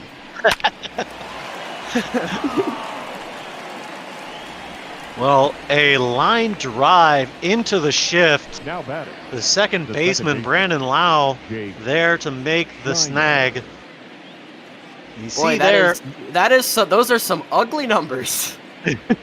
Not a good day not a good day for starting pitching here in Tampa. Both men go 3+ innings. Morton gave up 7. Margevicius, he gave up 4. Yikes. Yeah. Well, it's definitely been a bullpen type of day, and really it's been a offensive day. 13 total runs so far, and we're not through the 8th inning yet, as that's going to be a blooper out into right field, the opposite direction for Jake Shiner. His second hit of the ball game, as he's got a single and a home run. Little inside-out action from Shiner right there, but to go back to what you were saying at the beginning of the inning, brother, with the Rays, trying to keep the race as tight as possible with the Yankees. It's looking, as of right now at least, and we're over halfway through. This is game number 85 for both of these teams.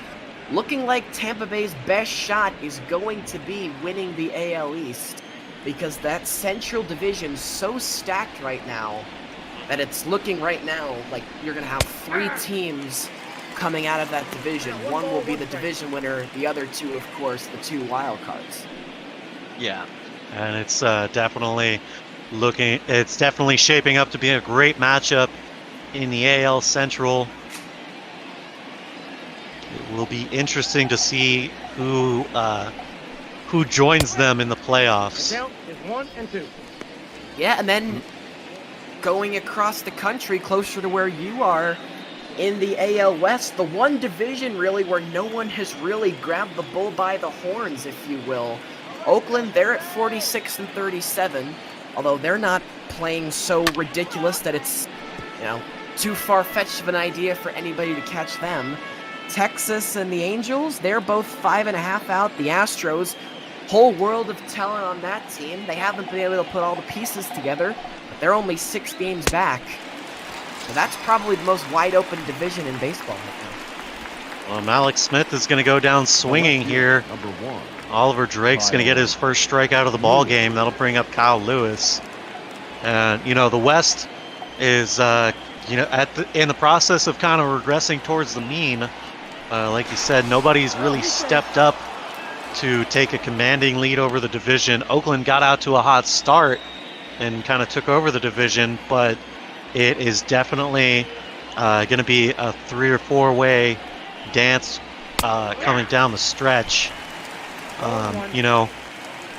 It's not to say that Seattle couldn't put it together and get really hot coming down the back half of the season, but I do not expect them to, which is why I say it's probably a 3 or 4 team dance. Right, and it's going to be really interesting, especially as look out here. Oh, I thought that was hit a lot harder than it actually was. Says that kind of swing that makes everything pop up like that, but that's going to be a harmless fly ball to his counterpart. We're through the top of the 8th. We'll go to the bottom. Tampa with 6 more outs to score 3 or 4 runs. They'll have to try here against Yoshihisa Hirano, making his 27th appearance of the season. He's put 11 holds to his record across 23 1/3 innings of work. But to finish my thought from the last inning, brother, it's going to be really interesting in the AL West especially to see what kind of moves those teams decide to make at the deadline. And I'm eyeing the Astros in particular. They should be getting Justin Verlander back. But right now it'll only be Verlander and Greinke. Look for them to maybe try and shore up that rotation with one more pitcher in the midst. Well, Willy Adames not able to work some magic here as he goes down swinging. His second strikeout of the ball game and an 0 for 2 day for him. Yeah, 0 for 2, but asterisks with 5 at-bats. Yeah, 0 for 2 with 3 walks. So, I mean, deceptive. A good day for the on-base percentage, not a great day for the average is the best way I think we can sum it up. Yeah, there you go. Well, a 2-0 pitch here from Yoshi. That one's going to be fouled off. 2-1. Check out the sideburns on this dude. Yoshihisa Hirano with some magnificent sideburns. I fully expect to see him rocking those at some point this season in real life. Hey, they could be glorious. Yeah, and if that's the beard on June 28th, what's it gonna look like during the playoffs? Well, chops or not, he's able to get the strikeout here. They'll just have to follow it up as it's in the dirt. And here's the real test. Austin Meadows. Of course, he had that big home run back in the first. We'll say ball 1 here with this one. And I never thought we may see this, brother, but we are knocking on the door of something that has only happened once in this ballgame, and that was all the way back in the top of the second, and that is the novelty of the 1-2-3 inning. We got a broken bat single here, and Yoshi's got to avoid the broken bat. He fields it himself, but the throw over not in time as Kyle Seager was playing the shift here. Yet again, no 1-2-3 inning. It has been a tough day for pitchers, as even on balls like that, where the pitcher does everything right, anytime that if you're a pitcher and you can get the hitter to break his bat, you've done your job. Just unfortunately hit in the wrong spot right there. Yeah, and having to avoid the flying bat careening towards him. You know, obviously that was going to be a tough play for anybody, especially for a pitcher coming off of the mound.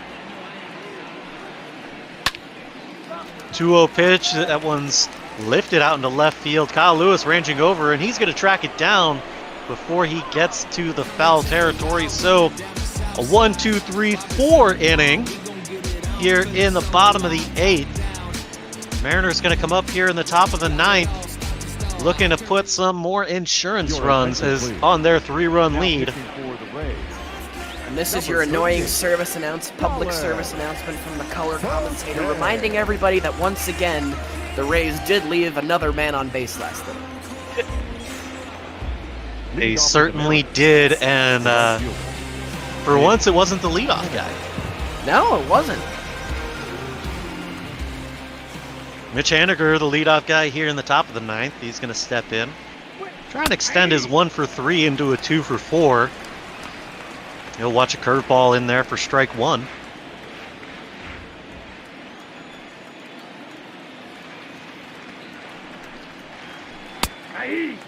We'll see a fastball in there for strike 2. Quickly 0-2 here to Haniger.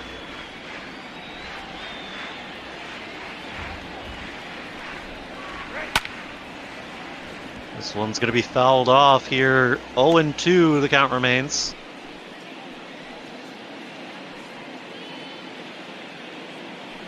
To work with right here.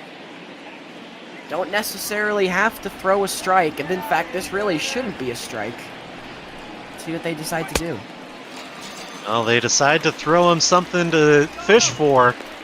As that's low and inside. Gets him to chase it. Haniger racking up another strikeout here in the ballgame.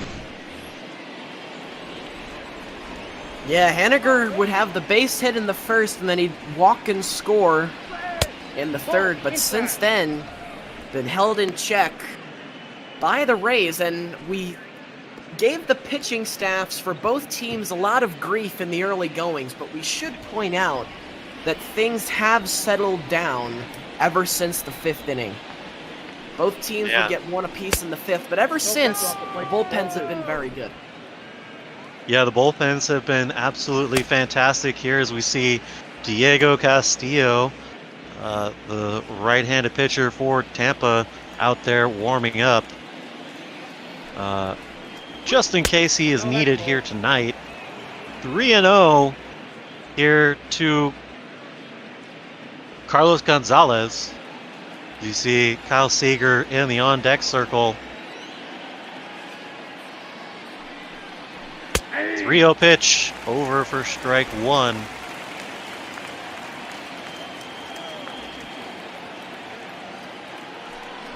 Three-one pitch.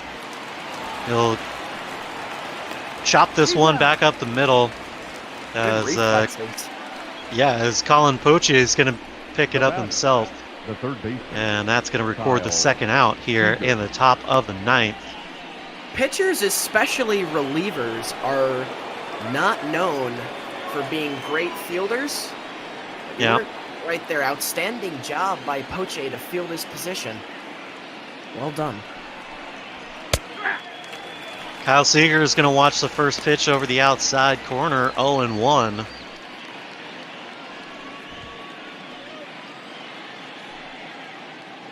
Kyle's still hitless in this ball game, 0 for 3 on the day.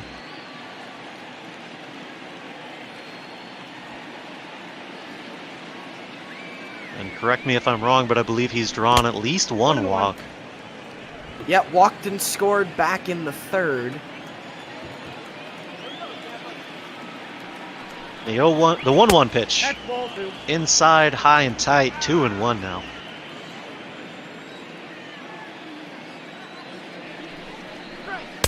Two 2-1 pitch. Kyle takes a healthy hack at this one. 2-2 is the count. The 2-2 pitch. Missing outside. We'll see the payoff pitch here. 3-2 from Poche.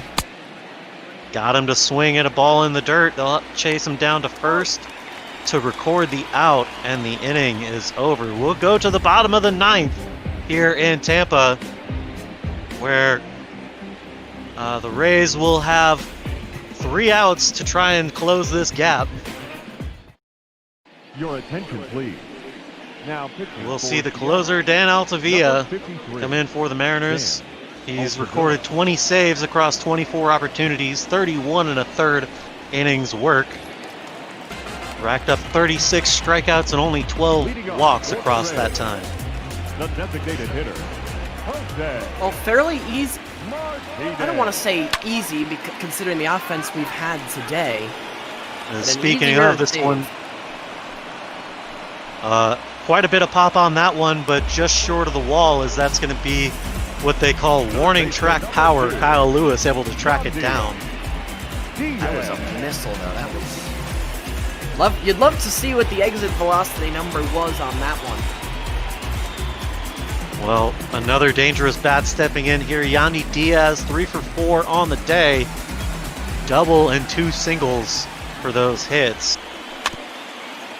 He's going to swing at the first pitch, and that's going to be a swinging bunt. Murphy comes out of his crouch and is able to record the second out. That is a terrific play.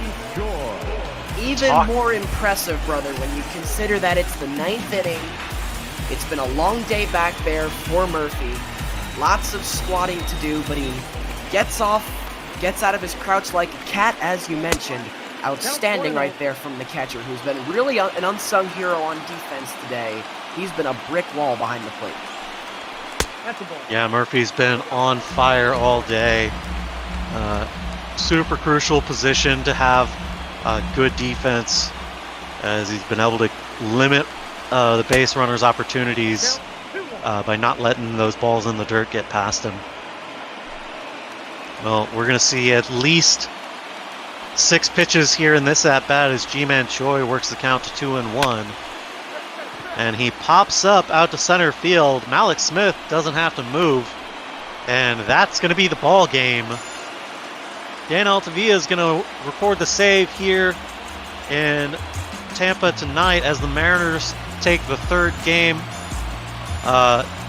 Tampa already clinching the series by winning the first 2. I believe they're going to give Nick Margevicius the win. Did he go enough? I don't think he went enough to get the win, did he? I guess we'll find out. That we will. No, they're going to give it to Connor Sadzik. Charlie Morton is going to get the loss, though. His 3rd on the season. Dan Altavilla recording his 21st save of the season. You see there a combined 25 hits between the 2 ball clubs. An absolute shooting gallery all day long. For the Rays, 5 runs on 14 hits. Malik Smith going to get the player of the game. 3 for 5 on the day with an RBI, 3 singles on the day. I would also contend,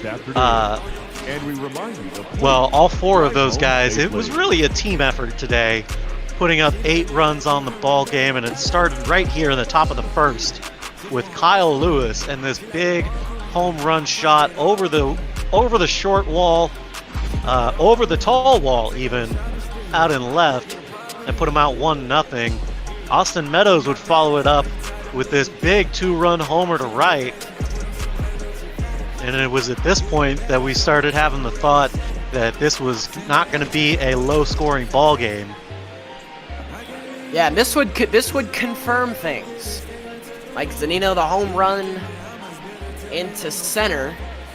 Tampa would lead at one point 3-1 in this ball game, but as I think we're about to see, brother, and I'll let you take care of it, a really big hit.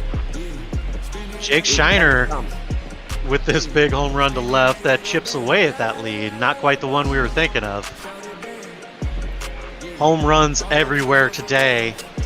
Already being the 4th home run. Here up it to is. that point. Here's the big home run, the big grand salami from Austin Nola. 421 feet. That really opened the floodgates here for the offense. That put the Mariners up 6-3. And they would never look back. Malik Smith with this single out to center that would drive in a run from second. That pushed the lead to 7-3. And then Mike Zunino coming in big again with the RBI double, changing places out there. I believe that was with Kevin Kiermaier. That was 7-4. And then J.P. Crawford with this big single out to left. It was a single that he was able to advance on. Kevin Kiermaier driving in another run that would put Tampa Bay up to 5 runs. And then this would be the final out of the ball game. A routine pop fly by G-Man Choi. What a ball game here for the Mariner fans as we celebrate the getaway day. Really big, high-scoring affair, and there are a couple of guys you could highlight besides Malik Smith, brother. Obviously, the huge grand slam from Austin Nolan, which was his first home run of the year.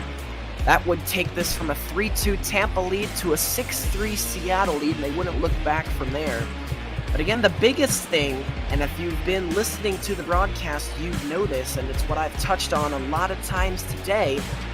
There was a lot of offense, 25 hits combined, 14 for Tampa Bay, and 11 for Seattle. But the big difference, Tampa Bay, 11 men left on base, Seattle only 4. And what that tells you is Seattle, they got the most, they got the max out of those 11 hits. Tampa Bay, a lot of runners left on base, and even bigger, a lot of runners left in scoring position.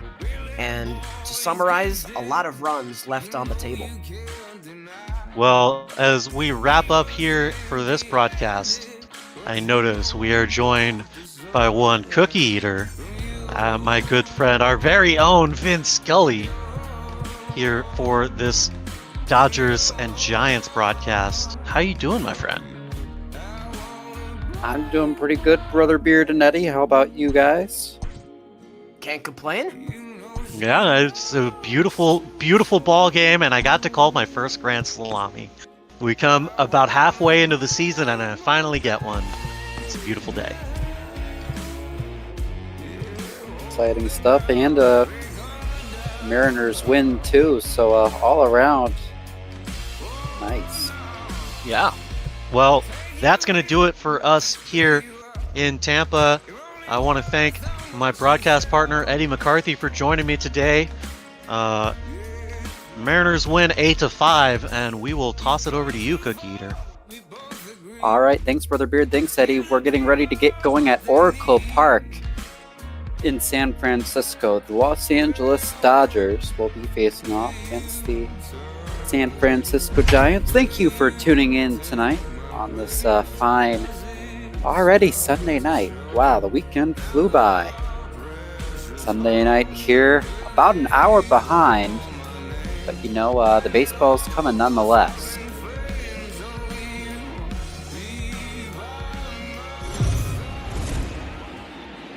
As one Vin Scully once said, it's time for Dodger baseball.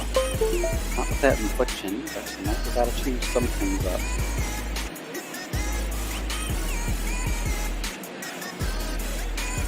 Mookie Betts in the dugout as these Dodgers for an all-important win as they try and fend off the Arizona Diamondbacks. Up within a game of them now in the standings. As we see Drew Smyly, a well-traveled Drew Smyly, getting the start for San Francisco. The record's not all there, but you look at the ERA, the whip, the strikeouts, walks. I mean, he's having a solid campaign. He's just struggling from perhaps a bit of a lack of offensive support. Leading off the afternoon for the Dodgers, the right fielder, Mookie Betts. We'll see him take the mound with his team. Mookie Betts, like we mentioned, leading the NL in All-Star voting at the right field position, batting almost .290, 16 homers coming into play. Want to get things started. First pitch will be delivered right at 8 o'clock on the East Coast, 5 local time, and it's going to be a strike.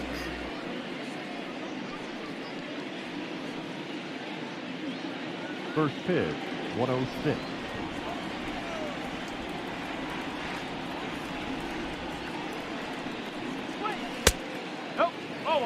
Dodgers team that's facing a rather weak Giants squad. Giants are probably the worst team in the NL West this season, although that's on paper. In all actuality, they're currently in 4th, and the Padres and Rockies have really been giving them a run of their money for who is the worst of the West. But this is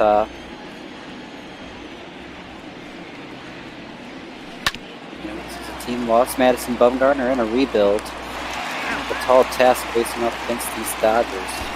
Mookie Betts on 4 pitches is going to ground him to second. That'll be the first out here in the first inning. And with the lefty Smyly on the mound, that means Chris Taylor playing left field will step in.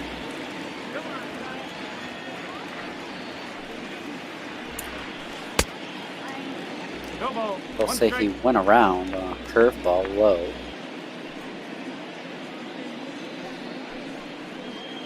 You know, talking about Chris Taylor in left, Kike Hernandez at third. Injuries have kind of hit this Dodgers squad. And that's really only been in the form of a Justin Turner injury, which it's just about over. We'll see him back later this week in time for the 4th of July. That's going to be a big win for these Dodgers to have him back. They've definitely missed his production. They've seen some other guys step up. They've managed to hold first place. But there's no doubt that Justin Turner is one of the best bats in this lineup, so we'll be excited once he returns. 2-2 pitch to Chris Taylor. They'll call it strike 3. Curveball just catches the bottom of the zone. Smyly has his first strikeout, and there's going to be 2 out now in the top of the first inning. Cody Bellinger.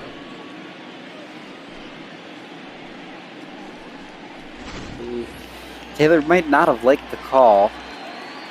I can tell just by looking at his face, but it happens. Just got to deal with it, come back to the next at-bat, and try and do better.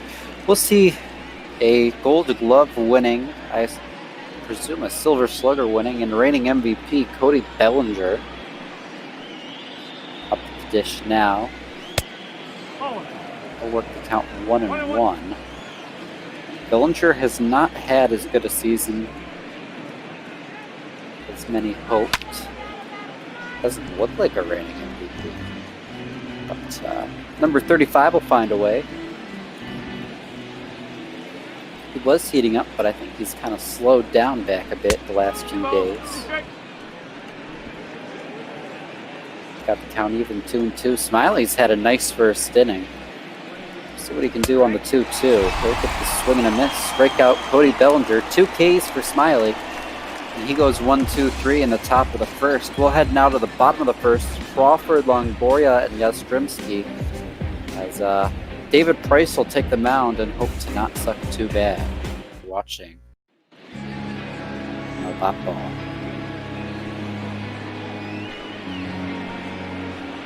As we mentioned, David Price, ERA up over 5, whip at about 1.5. A lot of walks to not a ton of strikeouts. It's not like he isn't striking anybody out, but we'd definitely love to see him doing a bit better. The shortstop, Brandon Crawford. So he'll start out facing Brandon Crawford. He'll get one in there, strike one, get things started.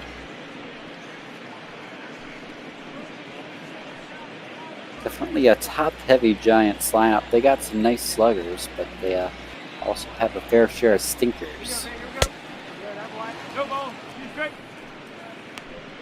Meanwhile, for David Price, this is a huge start. You got to think it's getting to the point with how he's done and some of the arms these Dodgers have in AAA. He could be seeing a move to the pen if he can't figure stuff out and put together some quality starts. Has a great start here, though. 3 pitches, 1 strikeout. The third baseman, Evan Longoria. Crawford goes down.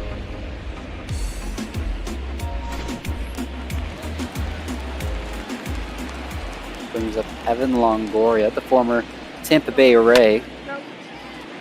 Trade of him to the Giants didn't really make much sense to me at the time. He hits one really deep in the gap. Cody Bellinger did a great job to almost get there.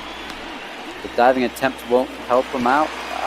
Just gets by him and bets he'll throw it in, but with how deep that right center is in this ballpark, it's going to be a triple for Longoria with one away. Would have been a highlight reel, maybe even a catch of the year by Bellinger if he managed to get a glove on. That means Yastrzemski being that one away. Like I mentioned, runner on third, a fly ball all it will take to get him in. So he has also a fair share of home runs, 16 on the season, batting almost .290. Also leading the team in doubles, all around their best player, a big part of this team's future.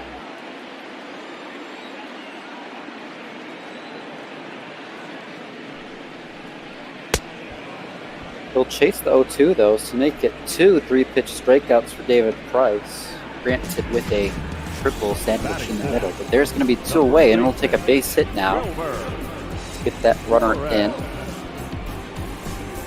from third base, only 90 feet away. It's going to be Wilmer Flores to attempt to make that a reality.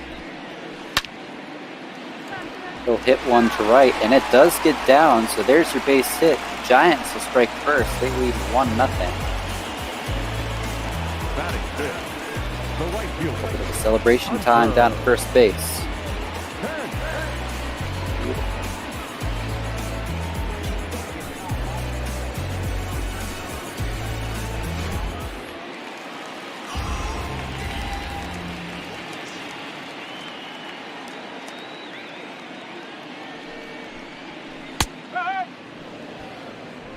Generous call on the changeup.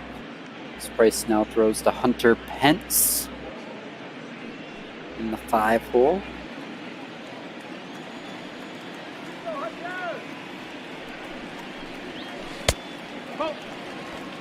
One ball, 1 strike.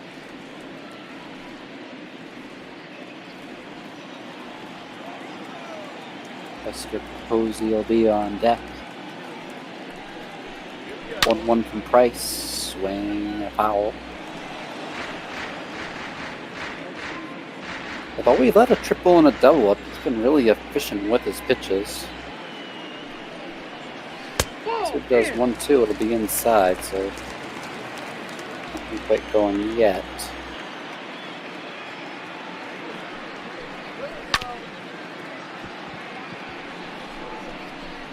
Rounds a foul, stays alive. Pence, pretty talented right fielder. Nice bat, nice defense. Veteran in the league. And retired on strikes. Couldn't think of a more fun way to say that for y'all. But it doesn't matter because the San Francisco Giants get a runner in. It's a triple followed by a blooper to get them on the board. And they'll lead 1-0 as Max Muncy will lead things off for the Dodgers in the bottom half. First baseman's hit 22 homers, batting almost 270. He'll be facing Smyly here in a lefty-on-lefty matchup. Takes one down the middle for strike one. Muncy's closing in on 100 career home runs. I don't think we'll see that today unless he has a 3-homer day. Well, I know we won't see it today unless he has a 3-homer day, but I'm not thinking a 3-homer day is on the horizon for Max Muncy. We'll see how he does. These Dodgers are going to want to respond. They're allowing the run in the top or the bottom half of the first. Something of a response there, I suppose. Muncy, grounds one into the shift. The first baseman grabs it. The throw to the pitcher covering was just horrendous. That ball roll into the dugout, so an E3. Put a runner on second with nobody out. A huge break for the Dodgers, and one they're going to need to capitalize on. As we see Kike Hernandez step up. Down low, 1-0.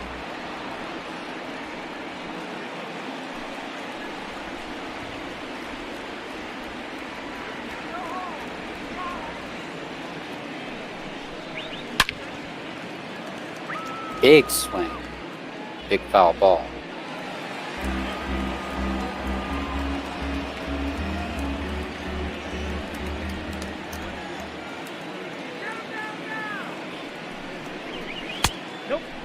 That'll be inside, make it 2-1.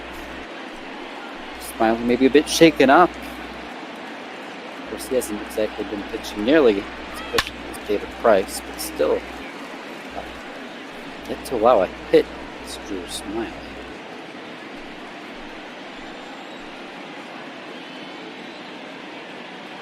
So we can do the 2-2 pitch. Kike Hernandez will take it low in the dirt, and that'll bring the count full, 3-2. Tough thing to approach those 3-2 counts. Do you protect? Do you take? Take in fear that you'll try and protect on a pitch that's way far out of the zone. No need to debate here. It was down the middle, but it's just a harmless fly out to left handled by Yastrzemski for the first out. Brings up Gavin Lux, the Rookie of the Year candidate. Putting together a pretty solid season at second base, batting almost 250 with 12 dingers.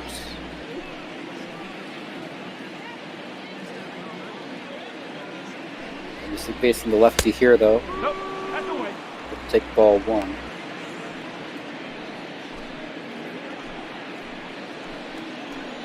Runner on second base, one away. 1-0 pitch. Smyly works the left-hand side of the rubber. They'll throw in a curve for strike.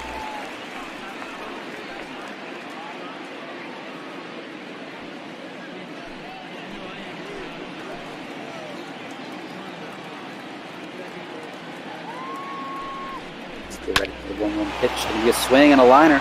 That's going to get down the line. That's going to be trouble. Lux is heading for second. We'll see Muncy come home. It'll be an RBI double, and this game is tied back up. Has the bat of Gavin Lux. Yeah, just takes it, pulls it. It's a good job to work with the pitch and keep it fair, pull it down that line.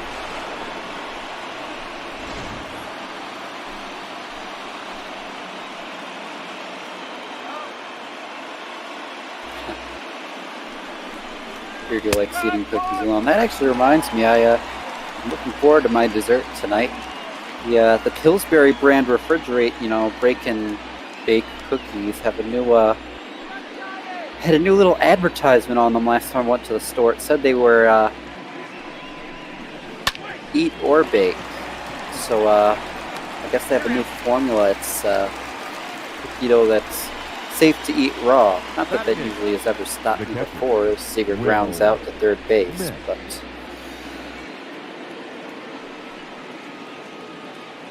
you know, I'm not baking my cookies tonight. I'm going to be eating some raw cookie dough, so I'm very excited.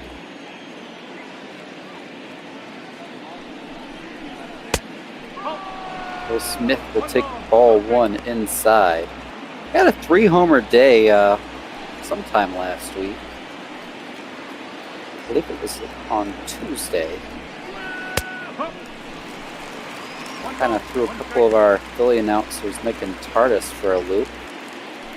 They didn't really think too much about Smith given the plethora of other stars in this Dodger lineup, but he really showed off what he can do with the bat. He is an all-or-nothing guy. He's hit a ton of homers, but you see that average is only at 212. The Dodgers are hopeful that'll creep up, but as long as he's doing a good job calling games and working the pitching staff and hitting them hard when he does hit them, we'll go ahead and take that for an 8-hitter. It's a catcher who can hit them out, hit above the Mendoza line.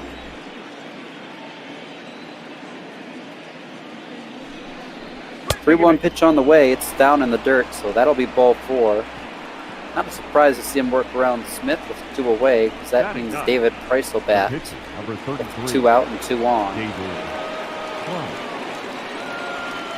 Price batting 100 on the year, which I'm assuming would be 2 for 20 or 3 for 30. And he'll just dribble one out to second base, and oh, that's not going to be handled. He's going to be safe at first base, so the bases will be loaded on the second error of the day for the Giants.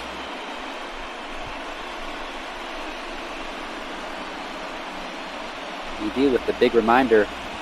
Price's start last week, he nearly hit a home run. It just went foul at the last second.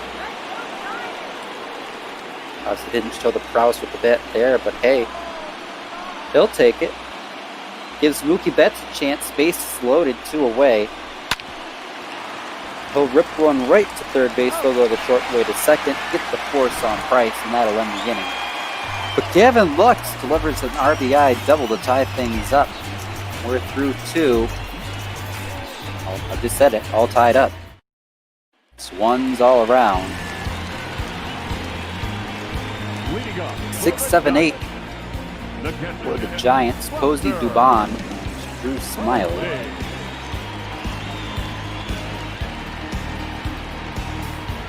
Billy Hamilton, center fielder, in the 9th spot. He'll come up if one of those guys reach and don't get erased on double play. Play starts out to Posey high.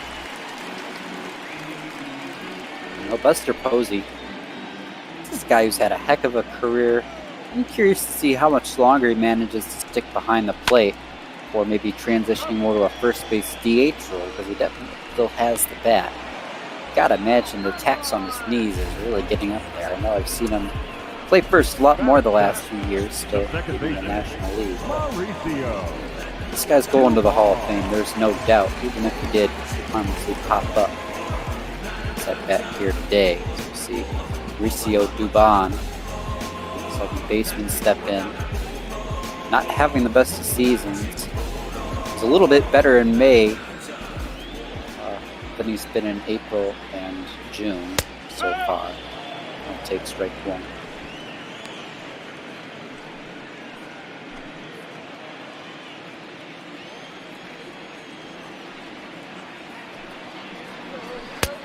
Oh, 1-1.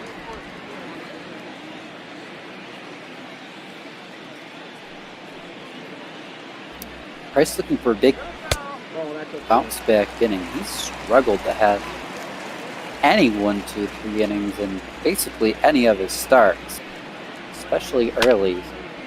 Sometimes he'll have a somewhat solid 3rd or 4th inning after first and second inning implosions.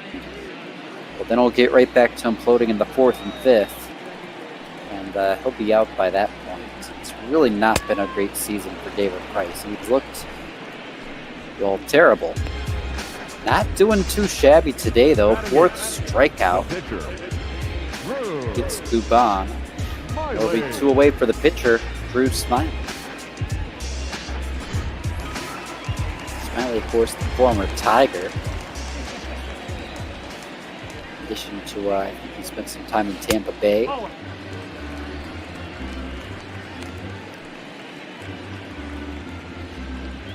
Smyly was actually dealt in a trade for David Price back then, I just realized. From the Detroit Tigers at the 2014 trade deadline, acquired David Price. They shipped Smyly out, who was the number 5 guy in their rotation. Of course, the Tigers would go on to be swept in 3 games by the Orioles in the 2014 ALDS. Despite Justin Verlander, Max Scherzer, and David Price getting 3 starts.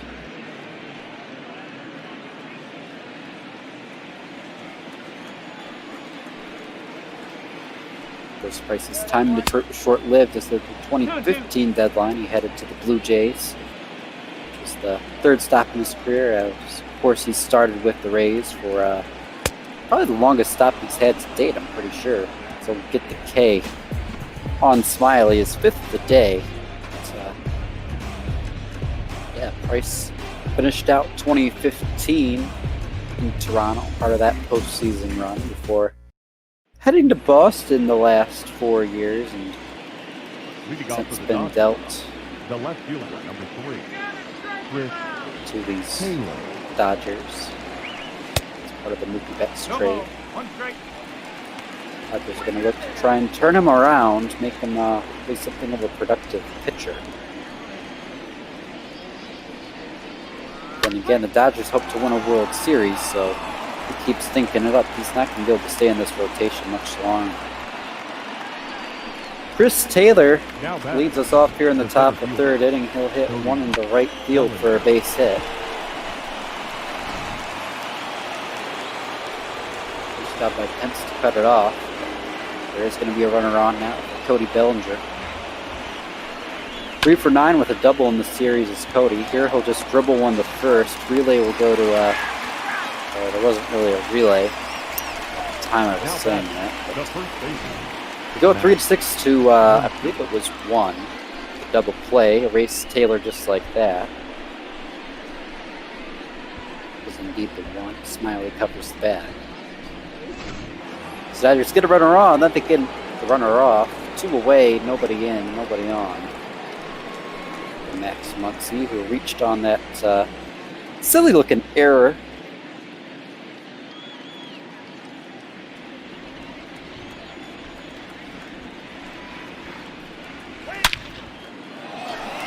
No silly looking error here though, Max Muncy. Goodbye baseball. He's the team leader in home runs and he gets another here. 453 feet. That ball rushed into the pond, I would assume.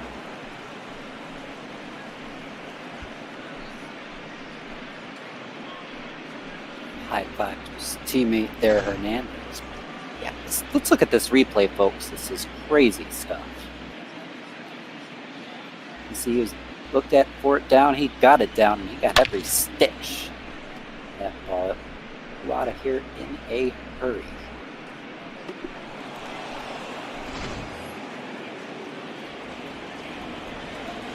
Can't even see where it landed. The third baseman, PK.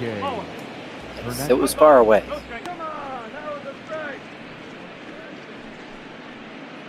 So Dodgers have their first lead of the day.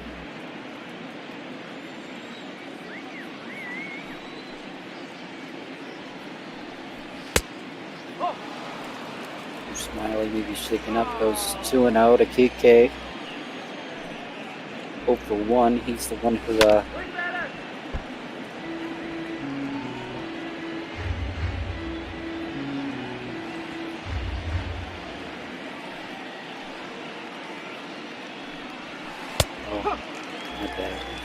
the whole situation. He was the first out in the second. Now he has a chance to be the last out in the third, though. It was that out sandwich between the Muncie error and the Lux RBI double. So next, Muncie counts for both of the runs scored today, one of the 2 RBI.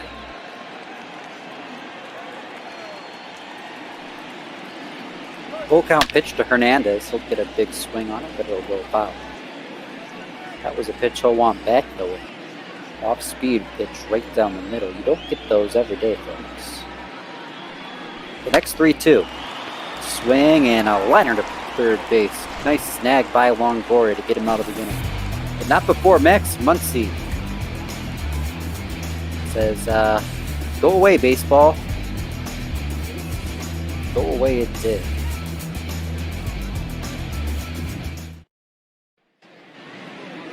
You're watching ML Botball on Twitch TV NL West action. Heidi Watney will check in from the sideline. This Giants offense, it's got a pretty good on-base percentage, but if you look at slugging, homers, and runs scored, they are the second worst in the NL in all those categories, and in the bottom 3 of the entire MLB. Of course, the Orioles and Tigers will be right up there with them. The center fielder, Billy Hamilton. Not much in terms of stolen bases either for this squad, but they do have one guy who can steal, and that's Billy Hamilton, who's leading us off here in the 3rd inning, 9-hole. Hasn't got a hit in his career off David Price.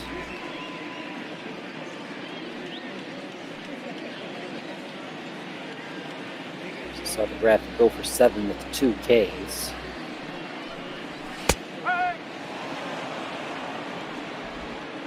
One down the chute. It's 1-1.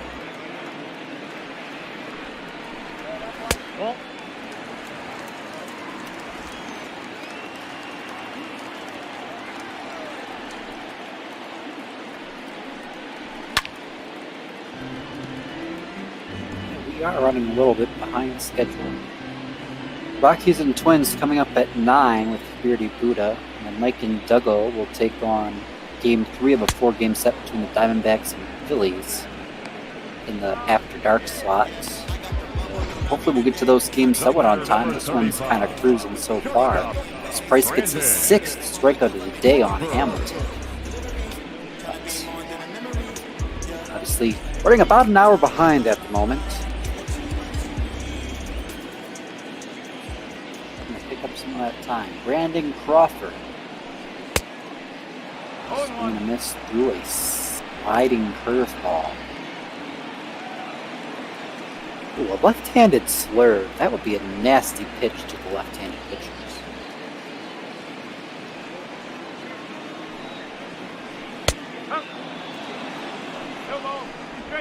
Nice cutter by Price to get a strike. Make it 0-2. Trivia question of the day in chat. I don't have an answer. I'm just curious. Do you know any good slurve-throwing lefties who I could look up after this game's over and try and mire footage on, because that lefty slurve just sounds really appealing right now.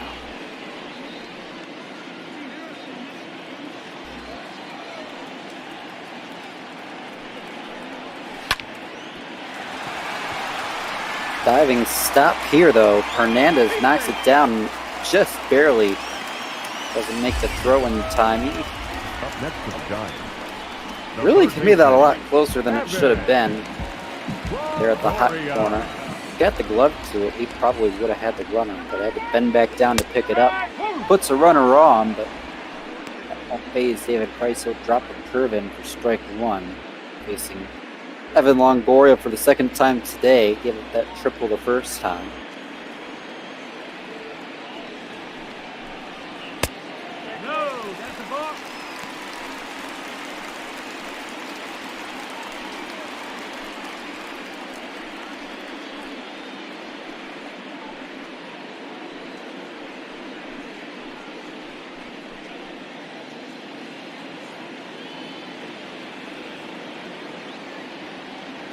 Get ready for the 1-1 pitch, folks.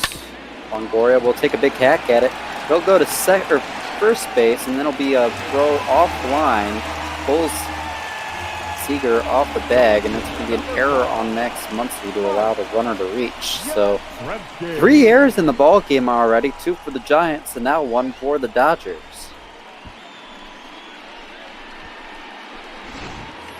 Almost in a way surprised once he didn't keep going for the bag. It looked like the momentum was taking him that way, but he really wanted to turn 2. Probably could have, but well, obviously didn't. That puts 2 on with 1 away. All of a sudden, a little jam popping up for Price.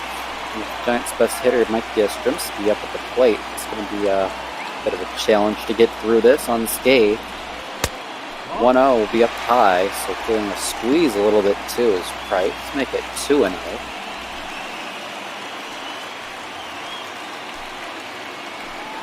Wilmer Flores, Hunter Pence on deck and in the hole respectively. 2-0 pitch, going to be a swing and a miss. So something for Price. I wouldn't be surprised to see him try and work that curveball slider cutter down, try and get the double play ball.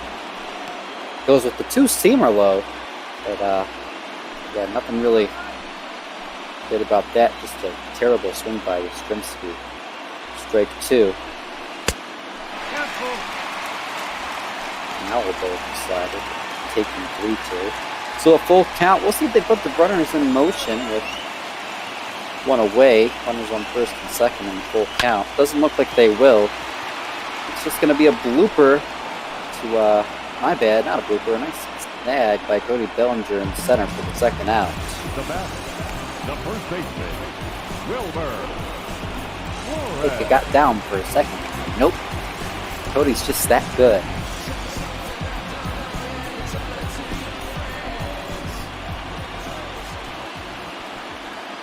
Two away, Wilmer Flores now. Look to put at least a tie ball game back on the board. Maybe get the Giants back the lead. Price looking to work out of trouble. 1 out. In middle strike, 2C.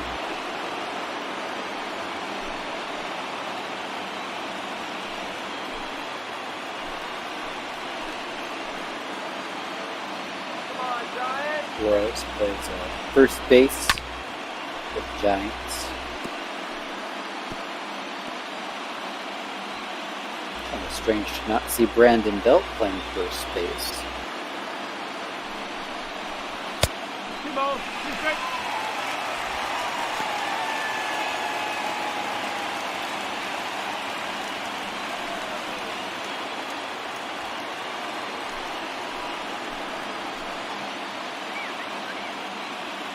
Two-two pitch. Down low, so it'll be full, and the runners will definitely be in motion now with 2 away. So pretty much anything will get a run in if it's a base hit. First deliver to Flores. Full count. The ground ball past Corey Seager, and that's going to bring in a run. Strong throw from Taylor, but doesn't matter.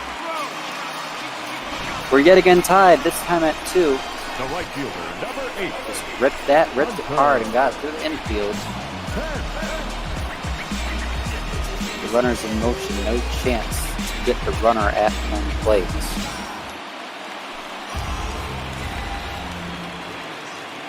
Scout by Crawford.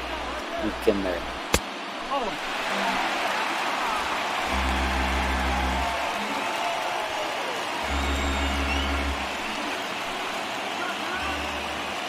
It's Hunter Pence. 1-0. It's a low 2-0, so now you gotta think Price is starting to get screwed up. See, he's thrown almost as many balls as strikes this inning. He had a really nice and concise first and second, despite the triple. The run-scoring single, but other than that, not too shabby for Price. Now he's gone 3-0, about to walk the bases loaded and showing days in the rotation are indeed more than likely numbered. Can't handle the Giants offense, there's not many you can. He's proven he isn't having a fluke today. That ERAs just continue to climb as the season's gone on. Get a strike here, down in the zone, 3-1.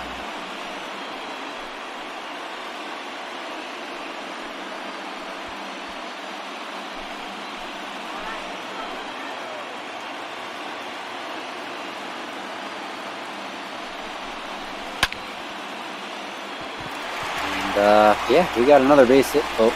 This one into right. Betts will make a strong throw. We won't see this Rimsky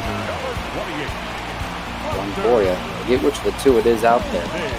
But they're not going to come in and try and score. But now it's a sticky situation. Price has let a couple singles now with 2 away. Has not only allowed the game to get tied up, but now he's got the bases loaded for Buster Posey.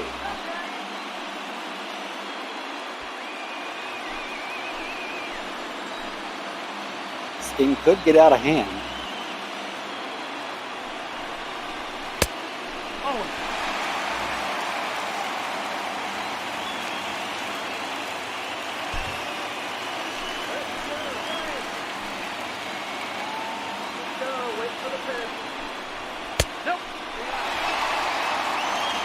This is looking pretty bad, 2-0. No sense of what a strike zone is here. Kind of painful to watch, to be honest, as a Dodger fan.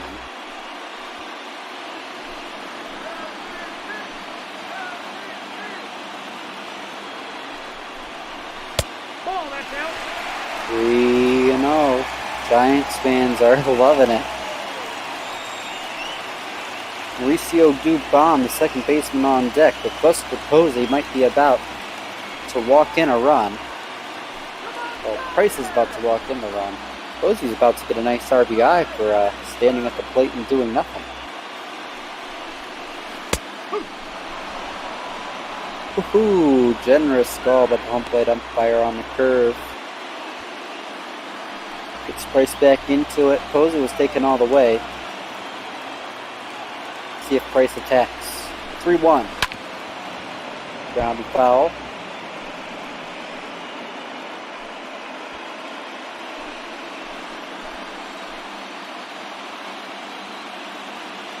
Next 3-2 pitch about to be on the way. It's going to be a liner right back up the middle. It's base hit. 1 run scored. They're going to send a second runner. He will be safe. It's a 2 RBI single for Buster Posey, and the Giants have the lead. Second baseman, Mauricio Dubon. Price tried to get that inside, but it wasn't a pitch that was going to get a guy like Posey fooled. So Giants offense showing today. Mauricio Dubon 2 on with 2 out, looking to keep the 2 out rally going for the Dodgers. You gotta think Jimmy Nelson's about to be up in the pen. Dave Roberts tries to work around this. 1-0.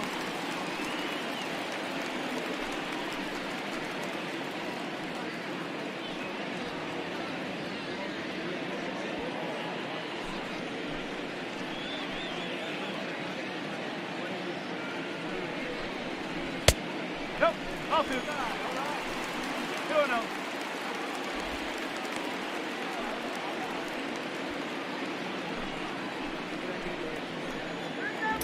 Price still showing no signs of understanding the concept of a strike zone. 3-0 to a very, very paltry number 7 hitter.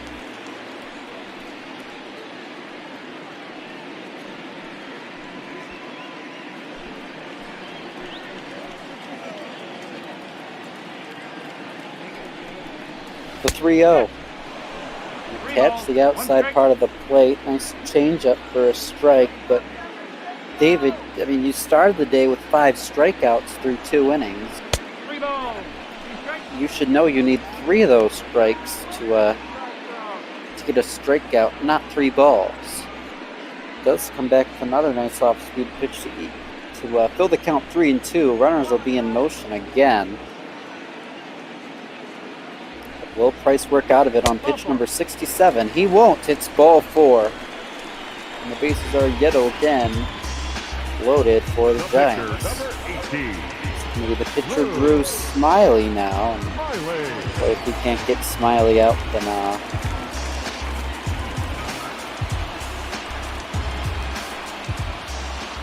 he should just not be a major league pitcher anymore. He'll get a fly ball, and no, that's going to drop in. RBI bloop in no man's land for Drew Smyly, and now the Giants lead 5-2. Billy Hamilton will come up. Let's see if they stick with Price.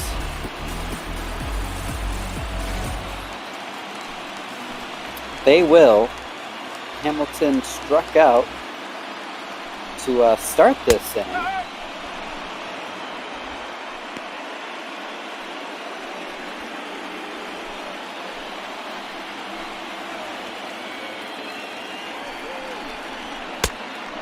Yeah, that does add up. 4 runs in, 3 runners on, and 2 runners retired here in the inning, so we have batted around.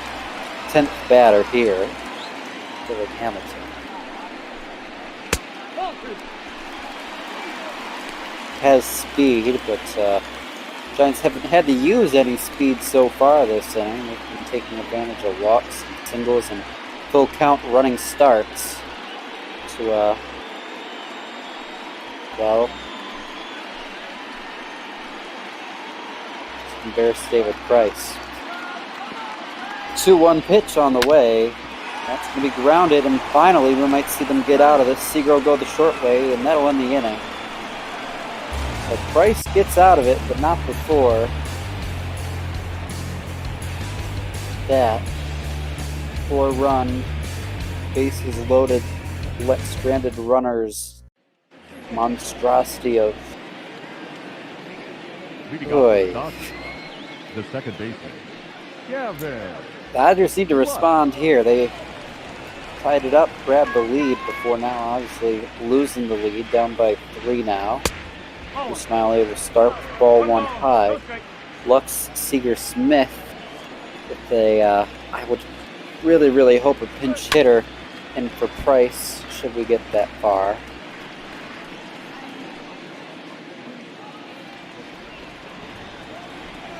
Giants showing off today. David Price. Still don't have anything nice to say about him. Parents said if you don't have anything nice to say, don't say anything at all. There is any silver lining, though. The Giants on defense looked awful. 3 errors already. And, I don't think that will be ruled an error on Crawford there, but it wasn't pretty.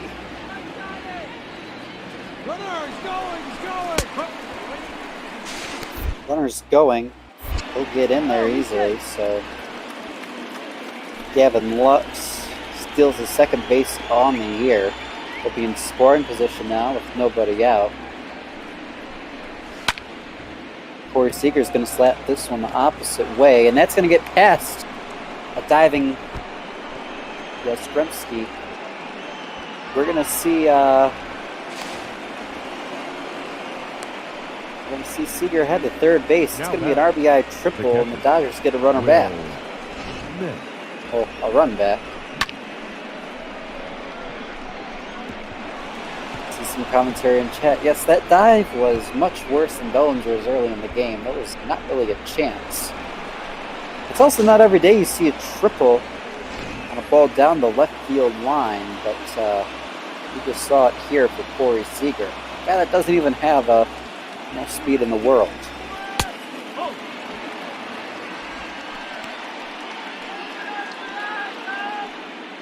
I'll see Will Smith already represents the tying run, so despite all the damage put up by San Francisco, Dodgers have done a great job to quickly make it a ball game again. They just need a fly ball, a ground out, something of that nature to get this back within 1.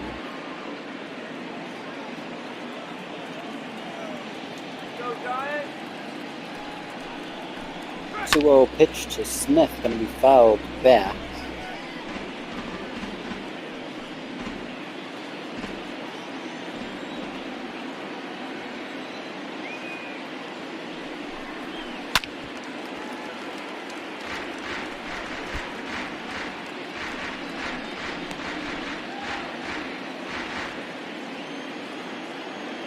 They get 2-2 after the foul ball.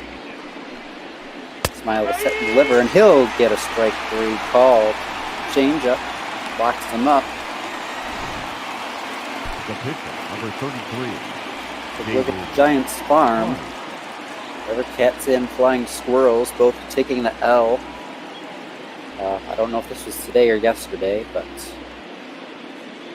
not exactly something you want to see if you're a rebuilding team, but we saw it anyway. Hopefully brighter days ahead for these Giants. I mean, at least if you're a Giants fan. If you're basically anybody else, though, after seeing them win 3 World Series in that even year, early 2010 dynasty, be more than happy to see them out of it for a decade or two, give some other teams a chance.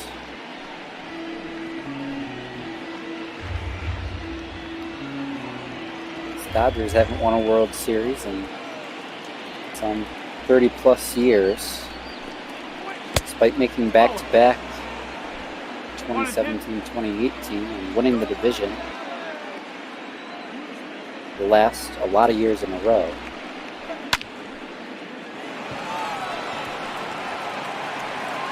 You fly ball to left for Price. They're going to send the runner home, and he's going to be toast.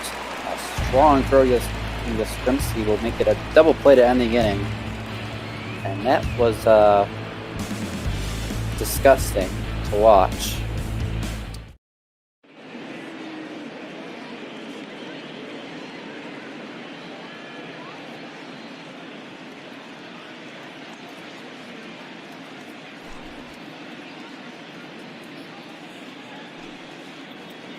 It is worth noting, not all of Price's runs are earned.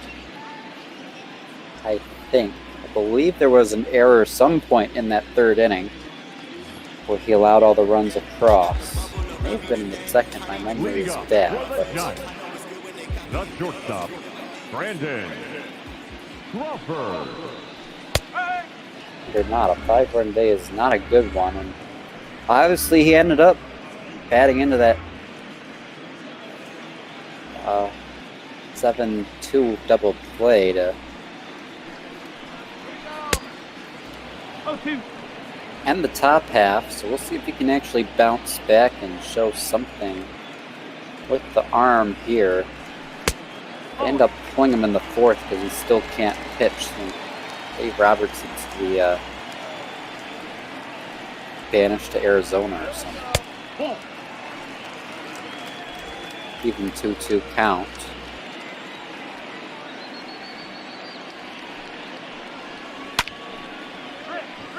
Big swing, big fly ball. Cody Bellinger will track it down in the gap. First out.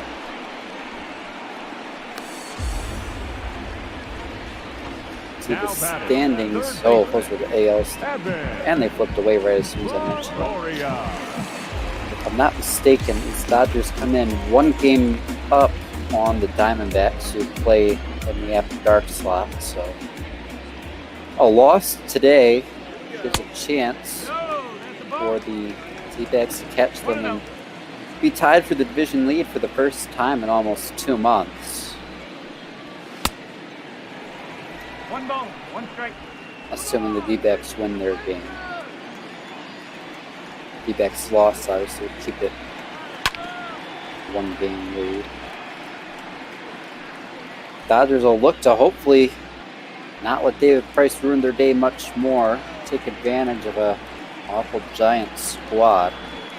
Get a few runs back and get the win to ensure they stay at least a game up. That could be a tall task if David Roberts is David Price out. Nice grounder to the 3rd there for the 2nd out of the 4th. So Price is having something of a bounce back inning after facing 10 batters in the 3rd.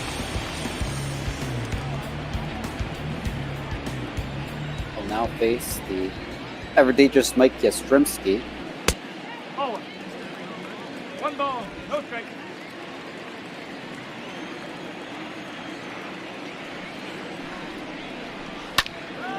One out and ground foul. Hard hit. That'll be 1-1.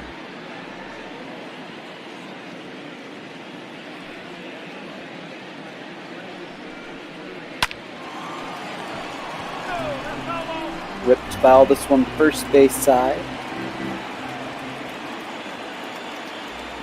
Price looking for his first 1-2-3 inning of the day, and he'll get it a swing and a miss on the curve, and that'll do it in the 4th inning. Fans out on the lake or ocean, I don't really know. Bay? I'm not from San Francisco, folks. Free to do a Max Muncy ball earlier, I'm pretty sure. We'll see if Max Muncy sends another out this inning. He's 4th up. We'll start with Betts, Taylor, and Bellinger. He's grounded out twice. Smyly gonna stay out there. Go for a 5th inning pitch. Overall, a solid day by Drew. Defense really hasn't done him any favors. That's where most of the base runners for these Dodgers have come from. The only thing that can't be blamed elsewhere for Smyly is the monster solo shot he gave up to Muncy.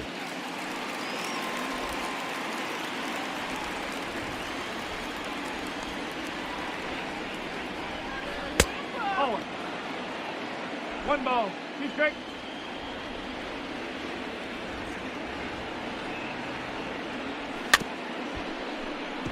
Dribbled foul by Fast.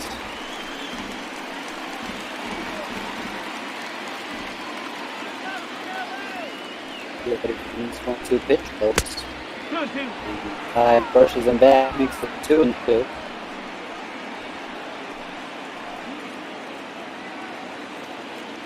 Definitely be seeing some shuffles to this Dodger lineup too, coming days. Dave Roberts tries to get things going a bit more for his squad as TK Hernandez continues to struggle, and we really see what Lux and Smith are made of. Plus, obviously, the return of Justin Turner is coming up pretty soon. That's just going to fly out to right field for the first out of the inning here, though. Left fielder, number 3, Chris Taylor. Bring in Chris Taylor.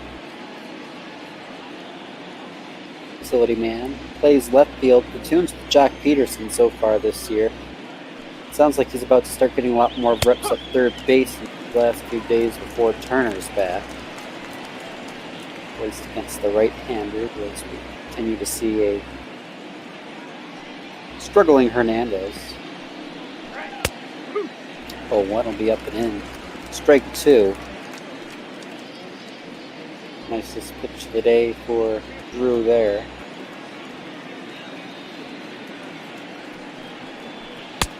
Low 2 will be a swing and a miss, so that's a dirt. We'll see a throw down. Complete the strikeout, 2-3. Scare Taylor. 4th day of the day for Smyly. That means Cody Bellinger will be his last opponent.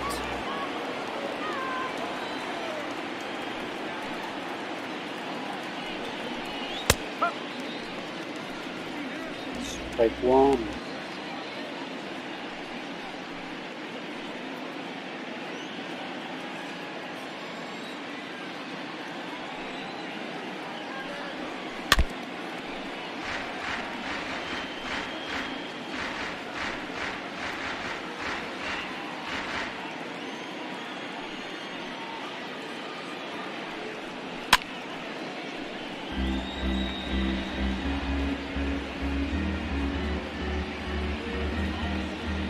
Smyly having one of his best innings of the day here in the 5th. About to take care of the top of the order for the Dodgers in order. Gonna take another pitch though, as the curve's in the dirt to Cody. He's got 2 strikes on him though, with 2 away already. Fly out and a strikeout. A 1-2 pitch. Down low, 2-2.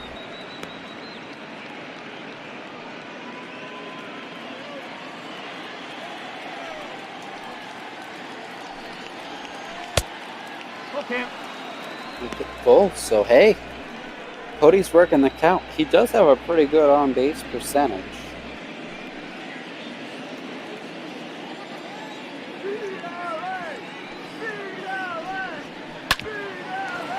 His average hasn't quite been all there. Gonna be knocked down over at first base though, and Flores will just flip it to Smyly, who runs over the cover for whatever reason. I don't know why he couldn't just pick it up with a foot on the bag. But hey, you do you. We're halfway through pending extras, and David Price after the 1-2-3 innings gonna see the end of his day and bring in good old Jimmy Nelson. 7-1 on the year, ERA up at 5.4. Has a chance to go for win number 8 here. He'll be looking to keep these Giants at bay before his squad can hopefully get them back on the board.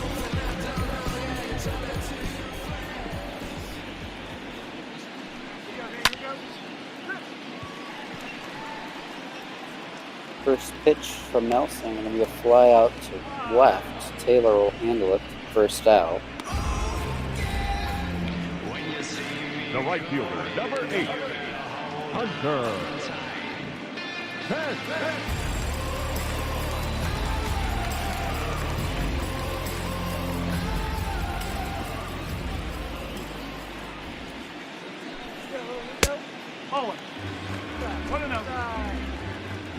Joe Kelly and Ross scribbling up in the pen as well. It'll be really exciting to see how things go next week. Obviously, we're ML bat ball, but MLB, Major League Baseball, has a lot more details of their kind of safety protocols public. And we're obviously due to see these players supposedly report to Spring Training 2.0 on Wednesday. Teams will train in their hometowns. They're also going to be allowed 3 exhibition games before the season starts. The vast majority of what they do will be inter-squad facing each other.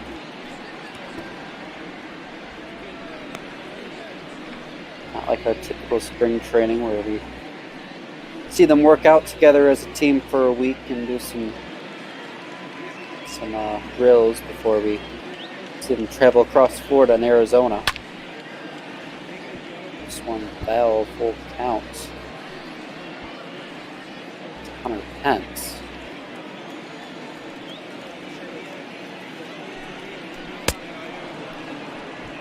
Be a really interesting year. A lot of teams also today are announcing at least the majority of their 60-team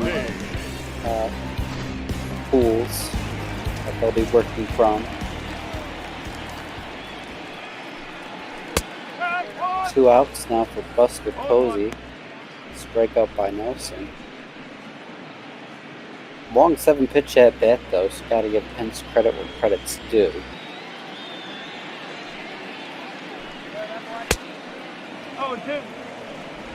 Swing through it 0-2.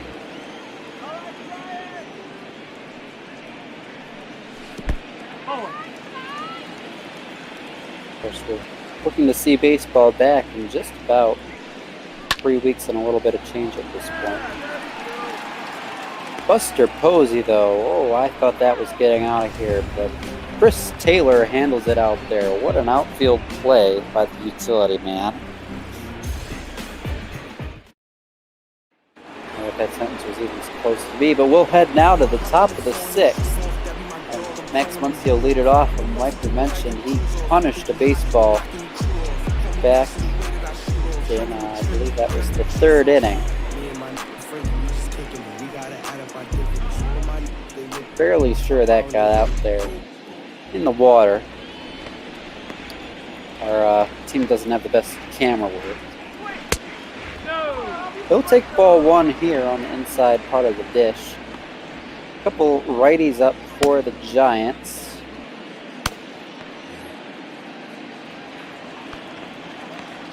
We'll stick with Smyly for now, though. The 1-0 pitch. Going to be a nice curveball for strike one.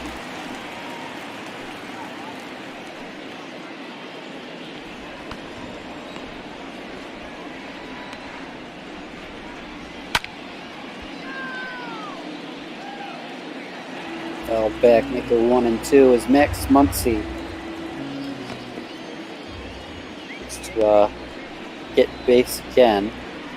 Dodgers shown their last 12 outs. Muncy goes down on K, so make that 11 outs.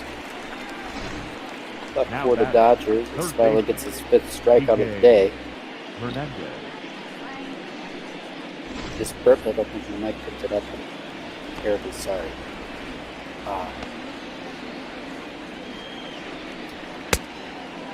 No ball, 1 strike. What was it saying? Oh yeah, down by 2, so Bloop and a Blast ties it up. Okay, you guys all know the drill. We say the same thing every day. No ball, 2 strike. Honestly, old enough games now, you could take clips from my old ones to get my commentary without me actually saying it live.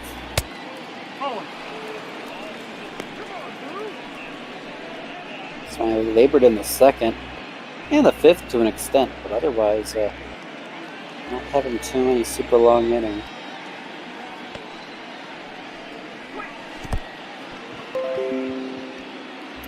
We'll get another strikeout here. Hernandez, that was a pitiful one. In the dirt.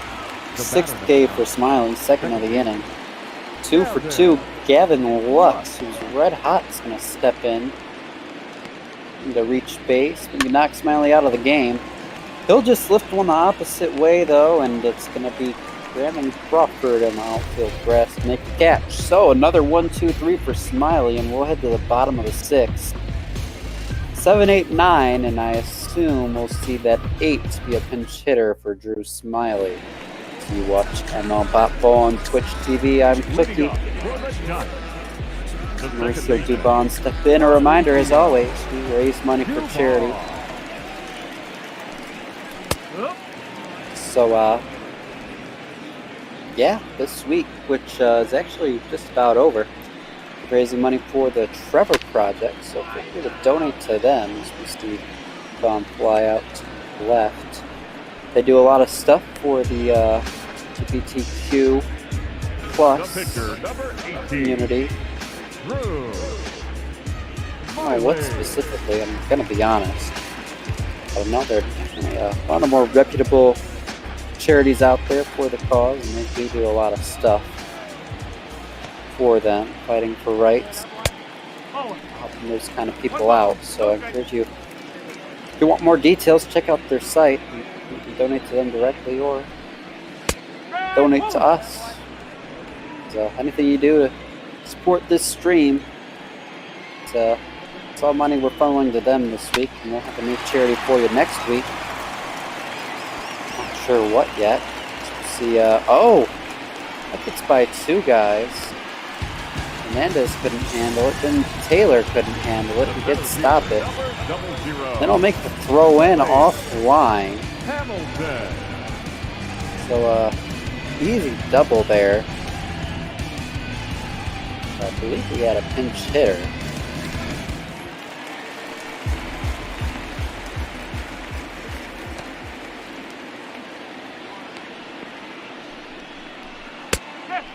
I was too busy talking about charity to pay attention, so it might still be Smyly.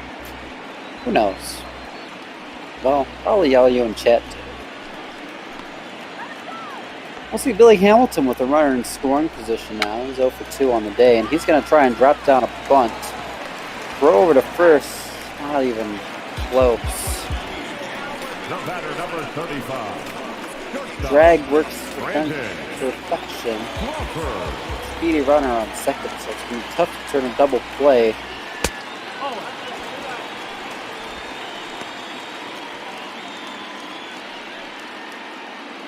One out, runners on the corners. Crawford at the dish. Jimmy Ed. Oh, I'm yawning. Buckle up, folks. It's not after dark yet. So yeah, 1-1.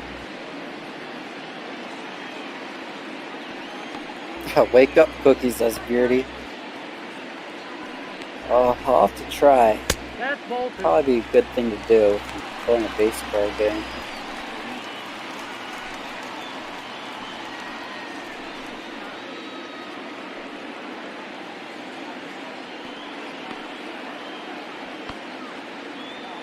Two in the Crawford. That's Bolton. Inside. So Nelson's starting to look like Price with how many are missing the zone. It's 3-1.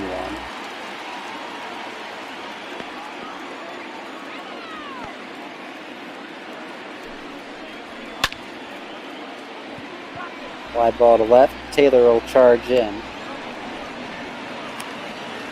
Nice hard throw in. Gonna hold the runners 2 away. Next to the Giants. Really important to keep those extra runs up the board, keep this game close. He says he'll keep me awake during our Twins-Tigers series this week, so obviously Rocky Twins coming up, and some of you might be tuning in for that. Though we're still in only the bottom of the 6th. That game was supposed to start 5 minutes ago. Beardy will be calling that one. I'll be joining him, Tigers and Twins, Tuesday through Thursday next week, all at 9 o'clock East Coast. Those will be a lot of fun. You to check them out. Beardy is one of our many great announcers, one of my favorites.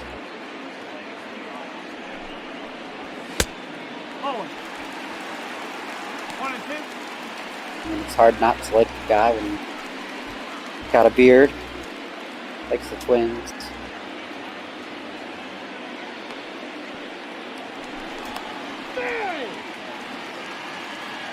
Those sprinklers sometimes.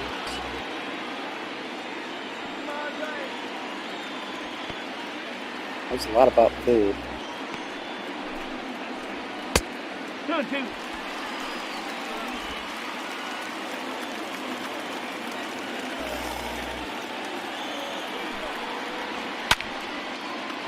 Oh, what was that? Was I snoring? I thought you thought I wasn't going to call this play. It's a single to right. RBI single for that matter. So Nelson lets a run across here in his second inning of work.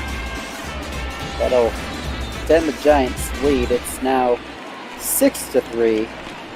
Runners on first and second, 2 away for Yastrzemski, who's 0 for 3 on the day. Struck out his last time. Gonna take a ball outside here on the sinker from Nelson.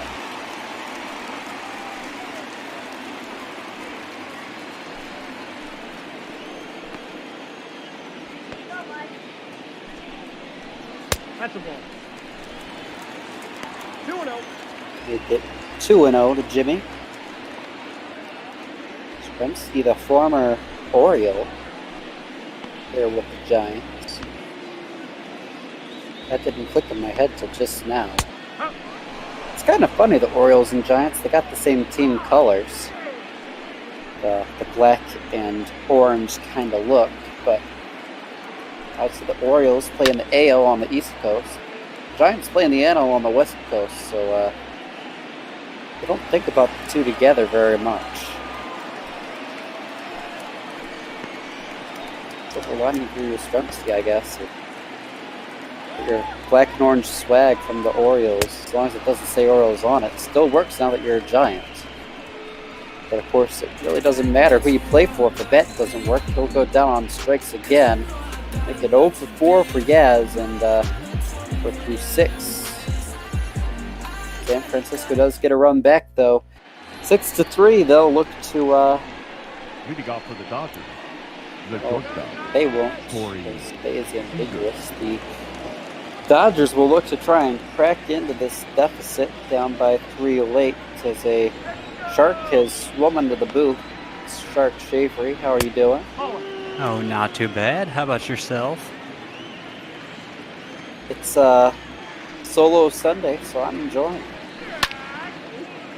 I am enjoying this game thus far, for sure. You know, Shark, I kind of feel bad that Duggo is... He's polluted your mind to root for the Diamondbacks. I really would love to see you come to the Team Dodger. I didn't like the Dodgers before the Diamondbacks, so now it's just more reason. Well, how about the Giants or the Rockies or the Padres? I mean, I enjoy the Rockies because they got their cool place at Coors. Other than that, you know, I'm just rooting against the Dodgers. Well, per usual. That's unfortunate, but just be glad they aren't Ohio State or the Chicago Blackhawks. Then things would be real ugly.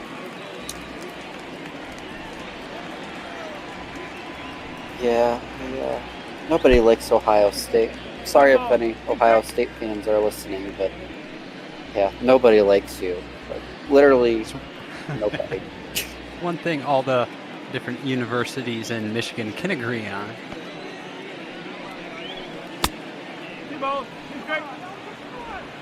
Two to Will Smith. So, see him work with one away. Seeger's already gone down. Got a full count. Smyly's out working a 7th. So it was indeed him who had that double. And I suppose he was the run scored too last inning. Let's stay with the bat for Drew Smyly. 3-2 will get the pop up. Juban will handle it at second. That'll be the second out. So 1 out away from the stretch. 6 pitches from the century mark for Smyly. Please tell me Jimmy Nelson. Thank goodness. Jimmy Nelson will not hit. It'll be A.J. Pollock. One of my favorite baseball players. Step in. I gotta say, this is pretty funny. I accidentally had an alarm set, and it happened to go off right before the stretch. Almost like it was cueing me in, like some weird premonition. Yeah, I'm excited to have you here, Shark, and get us a nice stretch in, because that's about the only nice thing that's going to happen to me today. I'm sure we'll see Diamondbacks win tonight, division lead tied, and it's just, I'm going to have to deal with Duggo, who's like, oh, we caught you. I'll be like, yeah, you did. Well, Pollock goes down on strikes in the inning, so let's just focus on stretching. Get the blood flowing. Wake up, Cookie.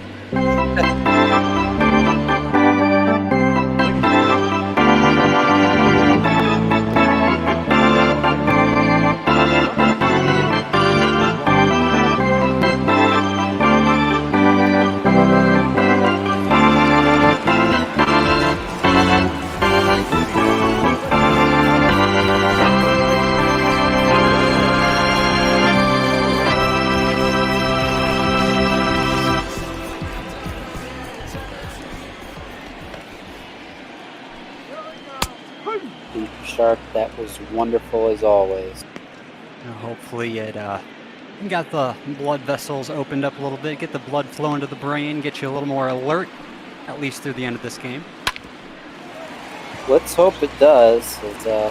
Well, maybe we need to do something to inject in the Dodgers' veins, though, so they know how to play baseball. And I just have to comment really quick. This goes to show what I was talking about last game, which is recently every time I do the stretch, there's a hit, like immediately afterwards. It is ridiculous. That is interesting for sure. I might need to ban you from Dodger away games playing the stretch then. I will have to show up to every single one of them in that case. And with that being said, I'll let you get back to it. Have a great rest of your call. Thank you, Shark. Always a pleasure to talk to you. Hear the stretch, enjoy it. We'll see another base hit over on Gavin Lux's head. So 2 straight bloopers have things going early for the Giants. Dodgers are, I've conceded the fact they're going to lose this game. We saw Ross Stripling come in during the stretch to pitch. 2 pitches, 2 singles. Or my bad, 3 pitches, 2 singles. Still not awake, unfortunately. He does have the 0-2 count to Buster Posey now, so that's something. Kelly and Alexander, the righties and lefties, up in 10, so hopefully they won't let Stripling kill all hope. As let's say held up. Very vague.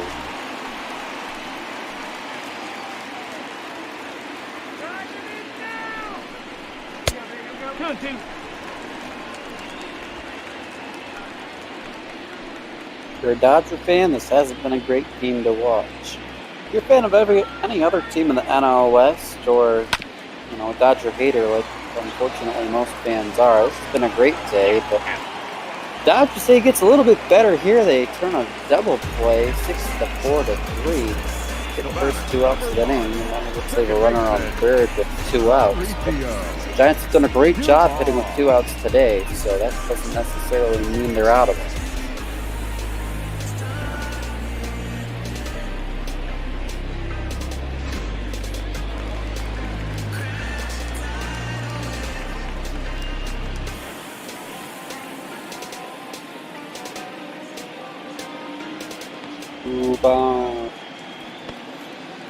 Two ball.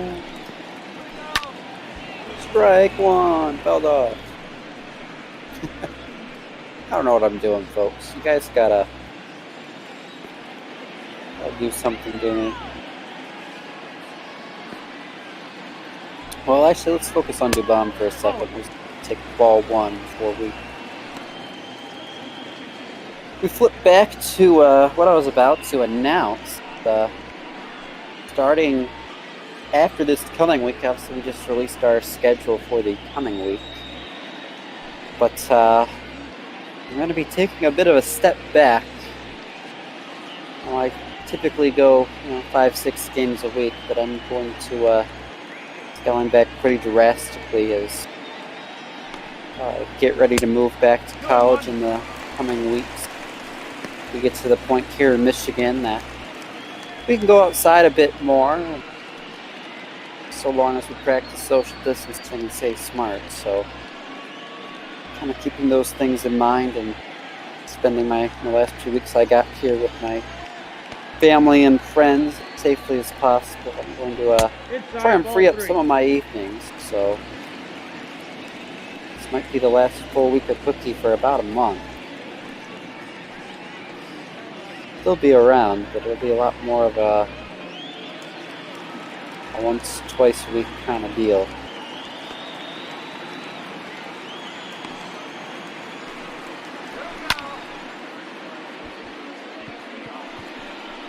I pop up the luck, so handle it to get out of the inning. So nice job there to turn a leadoff 2-base hits into nothing. But we'll head now to the 8th. Dodgers down to the last 6 outs, looking for 3 more runs. Beardy's trying to wake me up with cookies. We'll see a double switch if someone wants to let me know what the call is there. Try and shut my yap for a second. These changes for San Francisco. Now pitching and batting in the 7th spot, number 52, Danny Jimenez. Now playing second base and batting 8th, number 2, Yomer Sanchez.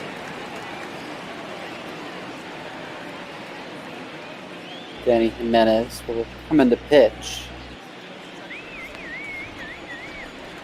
See Yomer Sanchez in at second base, courtesy of EB, so all the credit to him. Thank you, EB.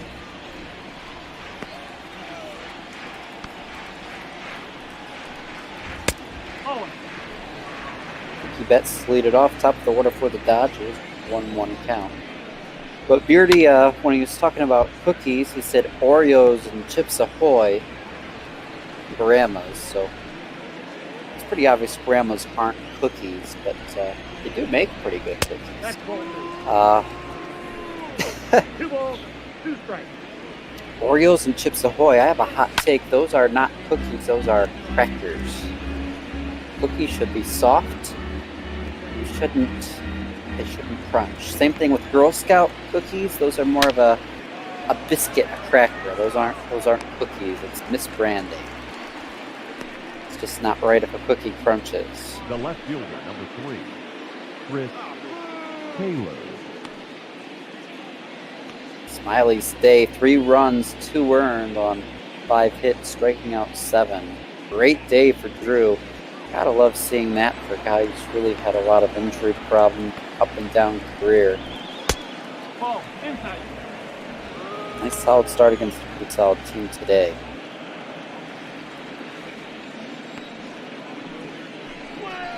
Ball 2.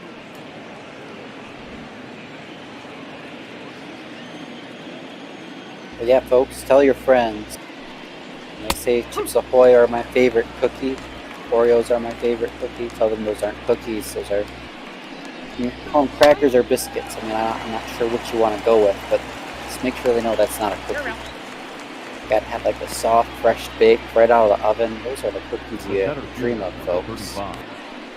Taylor grounds to second for the second out. So Dodgers down to their last 4. Cody Bellinger, the rating MVP. Dodgers' most valuable player if he starts a 2-out rally here. Kick strike 1. Nice fastball from Danny. Could it be Danny with the 1 end?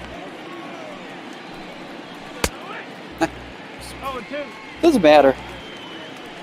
He's almost done with his day. He's got about 1 strike left. 0-2 to Cody on the way. The inside, make it 1-2.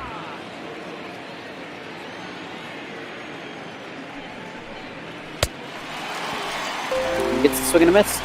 Fastball up high, and that'll do it. So we're through the top of the 8th inning. Dodgers down to the last 3 outs. Giants lead by 3. You're watching ML Botball. This game really has flown along because we started an hour behind schedule. Now pitching for Here we are. number 75. Looking like we could be on track to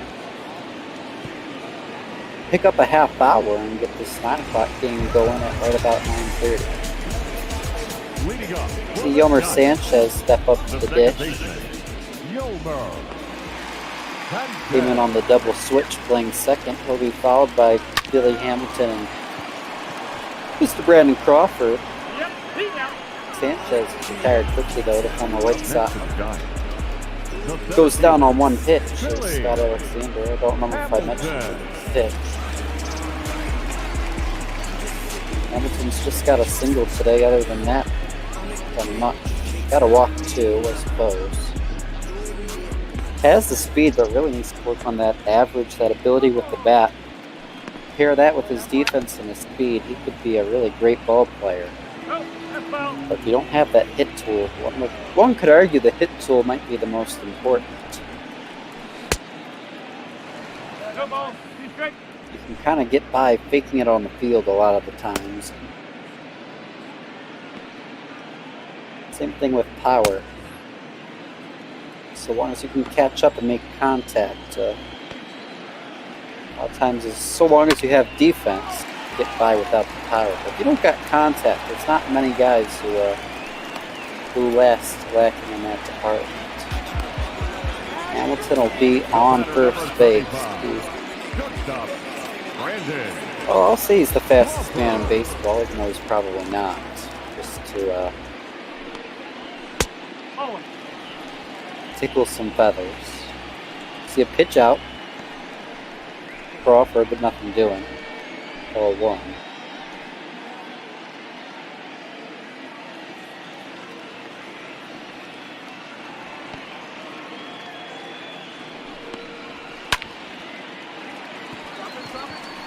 I popped up. Let's see, he has it in foul territory. That'll be out number 2. Those of you who tuned in more recently, remember to stick around. We got the Minnesota Twins facing off against the Colorado Rockies coming up as soon as we get the last 4 outs in this one over with. And then we'll see the Diamondbacks and Phillies play.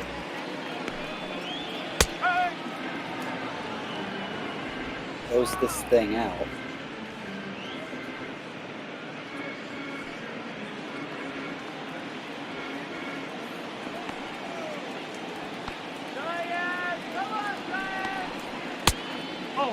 These will be giving you NL West action all evening. That's the two teams playing now and a team each in the next two games.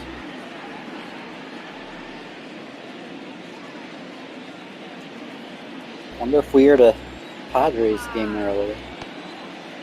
Because if we did, we'd hit on all five. Evan Longoria grounds it to Muncie, so other than the Hamilton single, things go pretty uneventful here in the bottom of the 8th. Dodgers need to score 3 to tie it up. They got 4, 5, 6 due up, and they've done almost nothing for a lot of innings at this point. I think it was 4th or 5th the last time they've actually had some sort of action, and they'll have to do it against the closer, Tony Watson, who... Maybe he isn't the closer. The star, and those numbers look awful. The first baseman, Matt. Giants, of course, had one of the better closers in the game, Will Smith. Not to be confused with the Will Smith playing for the Dodgers. Will Smith, lefty pitcher, before he was signed in free agency by the Braves this offseason. One of 2 compensation free agents for the Giants, along with Madison Bumgarner, now with those Snakes.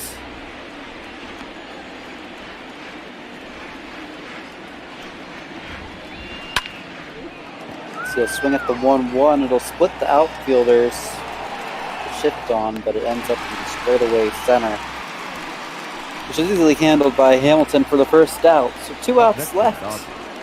Dodgers cling on, spare dear life, trying to make anything, something happen to keep it going. Kike Hernandez has struggled though, so I wouldn't hold my breath.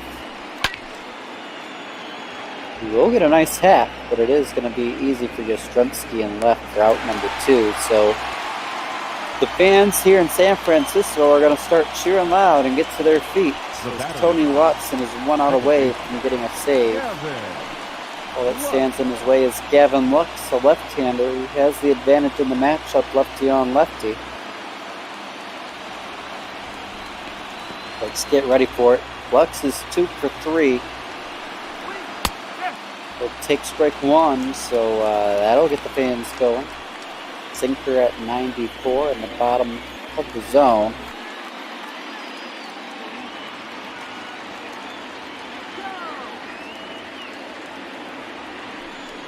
The 1 pitch, swing and a grounder.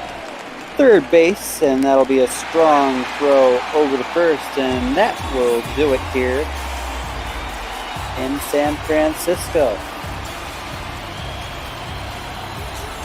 Giants take it 6-3 a final score as David Price implodes.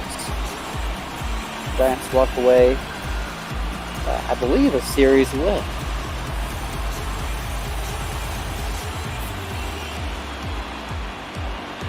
Not gonna lie, I actually don't know what happened the last 2 days.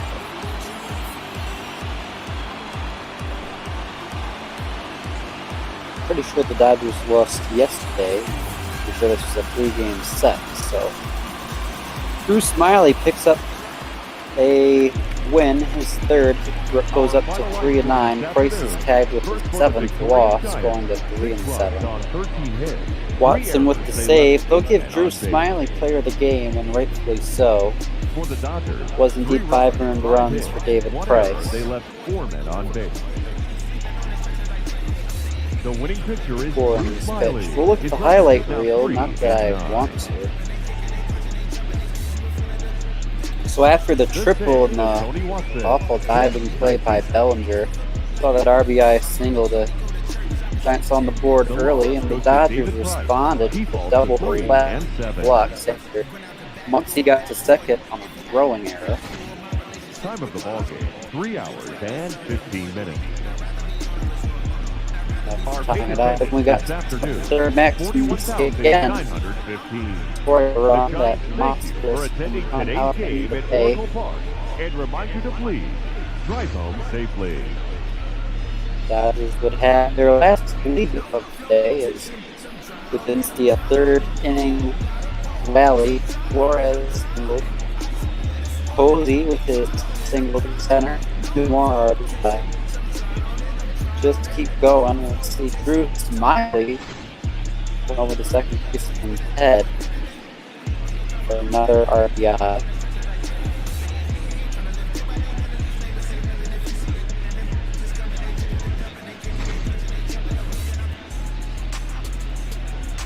That would end it there. Then we hit the top of the 4th. Seager triple. Got the Dodgers their last run of the day. Got them back within 2. You know, the whole bloop and a blast thing. But that bloop and blast didn't come. After the 4th inning, the Dodgers bats got pretty silent by the hands of Drew Smyly and the Giants bullpen. Meanwhile, David Price pitched a pretty solid bottom of the 4th after he killed that rally in the top of the 4th, lining into that double play. Seager was obviously at 3rd at the time. He tried to tag up and score, but a strong throw from Yastrzemski kind of killed it.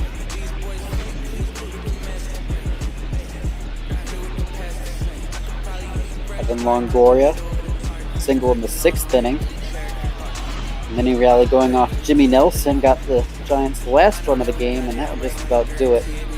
We'll see Lux the ground out to Longoria finish things here in the 9th. So Diamondbacks have a chance to be tied for first place if they can get the win today. That's got a while to go. We'll see Beardy and I'm guessing apparently Special too join me in the booth now for what we have, the Twinnies and the Rockies. How are you doing, folks? Oh, doing excellent, Cookie. Sorry your Dodgers lost to the lowly Giants, but doing well on a Sunday night. Yep, I'm doing pretty well as well. Just like you said, I'm also a Dodgers fan, so not happy with this result, not happy with this series, unfortunately for the Dodgers.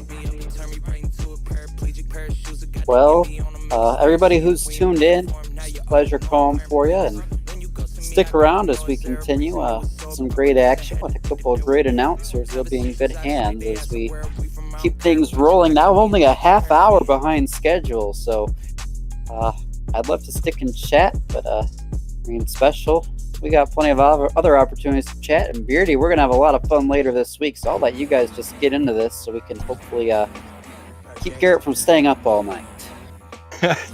Sounds good, Cookie. Thank you, dear friend. We always love your calls, especially the solo calls. You always love our resident Vin Scully getting things done for us there. So go enjoy your Sunday night, friend. We'll keep things in good hands here. Rockies Twins. We got Antonio Senzatela and Devin Smeltzer pitching tonight. So what are you looking for in this one, Special? Well, neither of these guys are really known for, having the best of seasons, so it's going to come down to what the offenses can do, and obviously the Twins offense with that Bomba squad from last year should be putting up some big numbers, but you got some pretty nice rakers over in the Rockies side of things, so I'm expecting, decently high-scoring matchup. Both teams, I'm thinking, getting at least 7 runs today, so that's my prediction. Yeah, the one thing with the Twins lineup, they're down a few of their big bats. Mitch Garver and Josh Donaldson both went down last week with injuries. It appears they're going to be out probably another week, it seems. So Twins having to slot some guys in, but still getting things done. They won 8-0 on Friday night. They lost yesterday's game 5-3. Rockies took that one to improve to 37-45. So Twins looking to close this one out. Still clinging to a half-game lead on Cleveland in the crazy American League Central, and those White Sox are just a game behind as well. So Twins looking to keep pace in the Central. Colorado looking to dig into that 12.5 game lead by the Dodgers, although they did just lose, so 11.5. Yep, going to be an exciting race, especially like you mentioned with the injuries, not only to the Twins, but just last night, the White Sox lost 2 of their big pieces, Reynaldo Lopez and Nomar Mazara, for quite some time. So, maybe it'll start to even things out, spread out the leads, and, make this a bit less competitive. As much as you want to see the competitive baseball, sometimes it can get too heart-wrenching for the fans out there. Devin Smeltzer going to be going today, like you mentioned, for the Twins. 6 wins, just the 1 loss, ERA at 3.99. So he's actually doing a lot better than most people would have expected. 127 whip is also fairly good. Back end of the bullpen, not back end of the bullpen, back end of the rotation kind of guy. So really solid numbers, and he'll be looking to have a great game today. Yeah, Smeltz went 8 strong innings, 8 shutout innings in his last time out. Twins got a 1-0 win over Houston, and Devin Smeltzer looked really great against some of the best hitters in the league. He struck out a number of those Houston hitters, and it was a good bounce back start for Smeltzer. His previous start was pretty rocky. I think he only lasted 3 or 4 innings, so good to see Smeltz bounce back. He's pitching here to Charlie Blackmon to lead things off, and Chuck knocks one foul down the first base line. We'll have a 1-2 count here as the Twins lefty looking to attack this Rockies lineup. And Blackmon rips this one to the gap. It's going all the way to the wall, and it's gone. A leadoff homer for Charlie Blackmon, 391 feet, and Devin Smeltzer gets rocked. The first batter he sees. Yeah, it was important for him to really buckle down and get started quickly in this ball game, but Rockies had different plans. Charlie Blackmon going deep to right center. Didn't really look like it had a lot on it, just kept on carrying over that big wall out there in right center field. So probably didn't leave the ballpark by too much, but still, it counts just the same as any other home run, and that's a lead now for the Rockies before the Twins have a chance to even up. Charlie Blackmon's 6th dinger on the season puts Colorado up here early, and yeah, they won yesterday. They got home runs from Ryan McMahon and David Dahl in yesterday's ball game. So the power continues for the Rockies this weekend here at Target Field, and even in the rain, as this one's doinked into left field, an opposite hit for Daniel Murphy. So back-to-back hits to lead off for Colorado, and Devin Smeltzer not looking well to start out this Sunday night. Just a little looper into left field, and usually you see the lefty-on-lefty advantage going to the pitcher, but we've seen it for these Rockies hitters, a home run and a single. Looping a blast just in the wrong order. Yeah, although hold your breath, Nolan Arenado could send one of these Devin Smeltzer meatballs out here in a hurry. Excuse me, I said meatballs, I meant fastballs, but Devin usually struggles to hit 90. This one's hit well to left field. Rosario's going to try and chase it. He's looking up at it, and that's a 3-0 lead for Colorado on a 2-run shot from Nolan Arenado. Well, Beardy, you just called it right there. First pitch swinging, and he unloads on it. Second home run already for the Rockies. We're just in the first inning, so, get comfortable, guys. This is going to be a long ride if you're a Twins fan. Who knows, though, the offense might be able to pick it back up, but Arenado got that high inside corner, and he loves that pitch so much, just drives it out to left field. Looks like he got it into the second deck up there, so big swing, and now it's 3-0. Arenado's hit number 17 now on the season here tonight, and that puts the Rockies up 3-0. Trevor Story, he's a guy who's hit a dinger or two this season. He ranks 3rd in the National League with those 23 home runs. He's been a fine cleanup hitter for the Rockies this season. Despite their record, of course, Rockies pitching always a little suspect, but Trevor Story's been swinging the bat well. Yep, Story is, I don't even want to say underrated anymore. I think he's kind of caught the league attention, but, he didn't start out his career as highly rated of a prospect, but he's turned into one of the most feared shortstops in the league. Got that great power, got that good contact swing, too. Yeah, I've talked about it a number of times in my broadcast. It seems the shortstop position, there's just a lot of talent, especially with the bat there all around the league, and well, that's been on display here in ML Bot Ball this season. You got Trevor Story, you got all the talented shortstops in the AL Central, and there's a wealth of people who can swing a stick and usually defend quite well too at short around the league. Yeah, shortstop usually the position that you kind of stick a guy at there for his defensive value, but we've seen it now more and more often where the guys are also producing offensively. That one's fouled away. It's a 2-2 count here to the Rockies shortstop. Devin Smeltzer looking to record out number 1, 12 pitches into this one. So Smeltzer still the pitch count low, but Rockies have been efficient in their scoring, to say the least.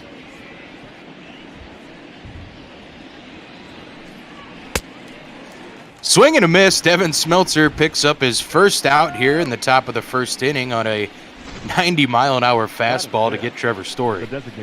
Yeah, good placement on that fastball just above the belt. Got him to chase a little bit too high.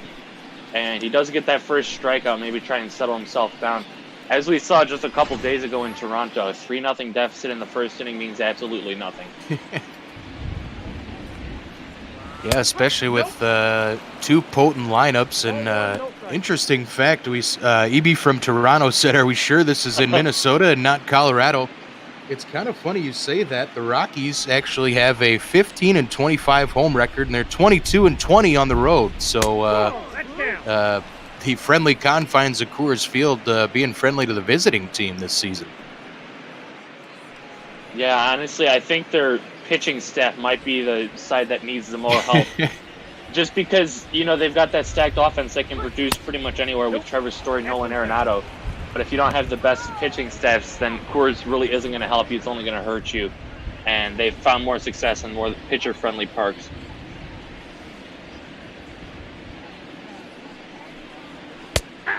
Three 3-0 to Ian Desmond, and he takes strike 1 there as Smeltzer plants a fastball in the top left corner. Avila sets inside, and the 3-1 pitch is fouled away. That'll fill it up. As Ian Desmond in the designated hitter spot tonight, Colorado playing in the American League ballpark, get that fancy DH option, and this one's hit well to left. Rosario giving chase. He's slow playing it. It's in the corner and caught at the wall. Eddie Rosario, nice play for out number 2. The second baseman. The Rockies have packed their home run hammers tonight. 2 home runs already. That one was probably inches away, you could say, from getting out of here. Eddie Rosario, though, nice play, tracking it all the way. Knew exactly where that wall was and made the catch before slamming into it. Yeah, Twins' longtime left fielder. He knows about every square inch of that grass in left field here at Target Field. And nice play by Ed, banging into the wall. Of course, if you're a Twins fan, you're used to seeing Byron Buxton do that and then miss time on the injury list. So Twins fans always holding their breath a little bit. And Ryan McMahon has a 1-1 count here against Smeltzer, 2 down. Swing and a miss, 1-2. One of the things is Smeltzer's shown he's had some good stuff today. That was a really great breaking ball away from the hitter. Just has left a couple too many meatballs over the plate. This one hit sharply into left field and down for a base hit in front of Eddie Rosario. They'll hold him to a single, so nice piece of 2-out hitting there from McMahon.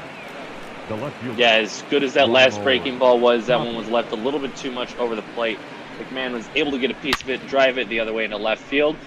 Good piece of hitting with 2 outs. Don't try to do too much. Just get yourself on base and keep the train on rolling. Raimel Tapia now stands in. And that's in there for strike 1. Smeltzer, you see, I mentioned it before, that fastball sit at 90. He'll even pitch it sometimes, that 4-seamer at 86, which is, that's a great changeup for most guys. Yeah, I've talked about it with Cookie sometimes. The lefties usually are not too much of the power pitchers, at least when they're starting games, whereas the righties, those are the guys that can pound it in high 90s, even triple digits. And we're seeing the same thing with Smeltzer, just not able to power the zone, so he really needs to trust his control in order to get those good outs. The 0-2 pitch fouled away here by the Rockies left fielder.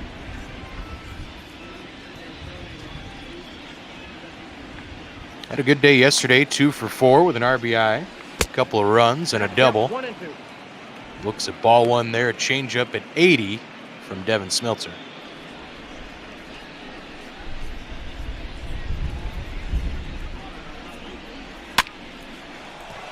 And this one's softly hitting to center field. Buxton comes in, but it's going to lay out in front of him, and that's going to be another 2-out hit here. So Devin Smeltzer still hasn't escaped this top of the first inning and needs to find out number 3 somewhere. That's just a low average hit there. I mean, he hasn't just found a put-away pitch this inning. He did have the 1 strikeout, but he's getting ahead in the count. He's got good stuff, just not able to put anyone away. He's got the 2 outs, and one of them was almost out of here. Rockies have scored 3 runs on a couple of home runs. They're up 3-0 here. Devin Smeltzer struggling. Pitch number 30 on the way, and it's in there for strike 1. Rockies catcher Tony Walters, you see there, had a double yesterday. Nope, that's the ball. And takes ball 1 to even things up. Yeah, Rockies already making it down to their number 8 hitter here in the first inning. And as much as you love the 3-0 lead, you don't want to leave ducks on the pond. So he's going to be trying to get himself on base. This one hits softly behind shortstop. Polanco out to make the catch, and short left center there makes the play over his head, squeezes it for out number 3, and hey, Colorado Rockies get 3 runs on 5 hits off Devin Smeltzer to start out their evening. Minnesota's going to send Max Kepler, Jorge Polanco, and the boomstick Nelson Cruz to face Antonio Senzatela, making his 17th start on the season for the Rockies. Yeah, Senzatela, I mean, almost exactly the same in terms of ERA, 401 versus 399. Hasn't had as much run support around him, 500 on the year, 5-5. But he's got decent stuff, like I said, good back of the rotation kind of guy. He just needs to put things together, and luckily he's got some run support today. And he tosses a strike 1 to Max Kepler there, who was taking all the way, it appeared. That's how Senzatela starts his evening. You see there, Rockies 3rd in the West. I said they're 11.5 out from those NL West leading Dodgers as Kepler fouls that one away. Quickly 0-2 here on 2 pitches.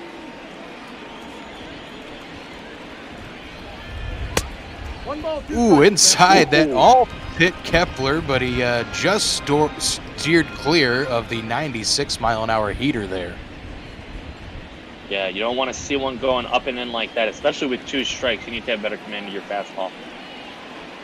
Walters sets up outside, and Senzatela obliges just off the plate. Nice take there from Kepler to even the count, 2-2. Right back, Antonio gets Kepler to foul that one away. We'll reset.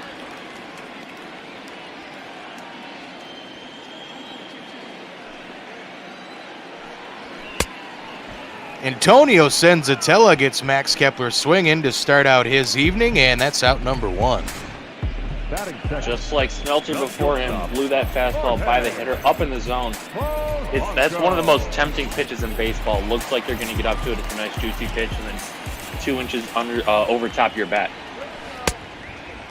Jorge Polanco takes strike 1 there. The curveball was high up there for strike 1, and Jorge's had a great start to the season, but has been struggling recently, and including in 0-for-5 afternoon in yesterday's game as he looks at ball 1 there.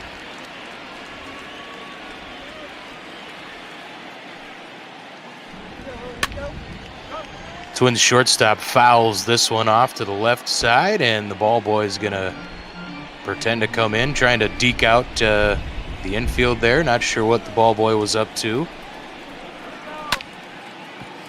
Polanco grounds this one to second. McMahon makes the play to his left and fires on to first for out number 2. Very good stuff here from Senzatela to start things out, inducing the soft contact when there is even any contact at all. So 2 quick outs, but he's got a big task here with the boomstick, Nelson Cruz. Nelson Cruz, despite all of the other power on this team, he's still the most powerful and still has the most runners driven in as he's batted 3rd and 4th throughout the season. Looking to get a 2-out base hit for the Twins, keep the bottom of this first inning alive, and Senzatela plants the fastball there, or excuse me, misses 1-1. Or plants it 1-1. My goodness. I mean, the umpires had a very inconsistent strike zone so far, so I don't blame you for not knowing what that one was. Ball inside. That one missed inside. The curve taken for a 2-1 count. Nelson Cruz also leads the Twins with 24 home runs, but Eddie Rosario is right behind him in this order, and in that Twins home run lead, he has 22. That's also tied with Mitch Garver for second on the team as Nelson pops this one behind first base. Murphy goes out to make the play in short right, so a nice 1-2-3 inning for Antonio Senzatela. Keeps that 3-0 lead intact through one for Colorado.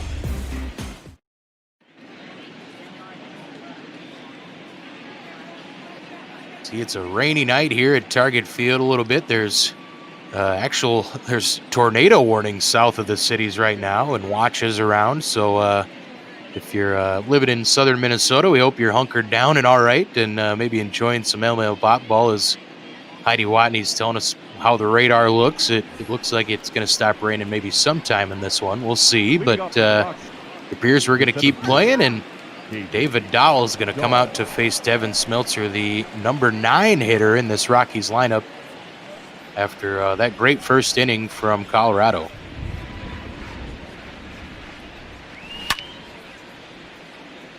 Swung on, well lifted foul down the right field line.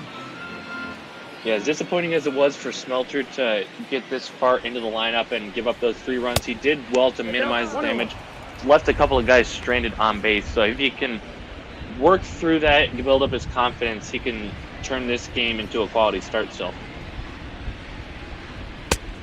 Yeah, we'll see how far he goes. That was one thing in his last start, going 8 innings. He hadn't gone, I don't think, above more than maybe 6 1/3 in any of his previous other starts. So wonder if Devin may be getting a little recoil of going an extra few innings his last start, but up to 35, now 36 pitches as this one is grounded to Arias, who is playing in short right field. That's out number 1.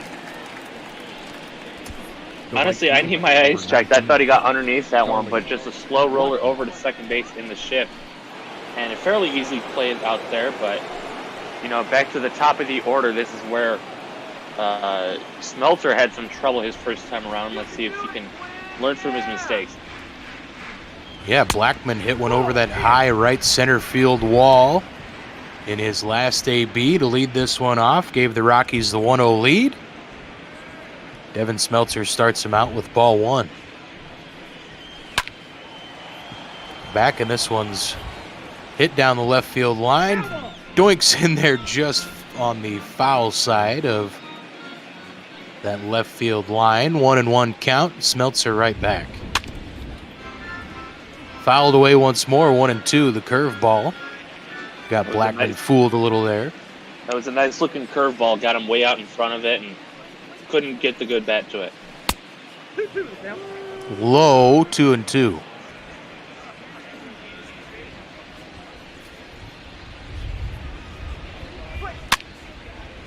Blackman continues to foul away these meatballs, trying to make some spaghetti out of them.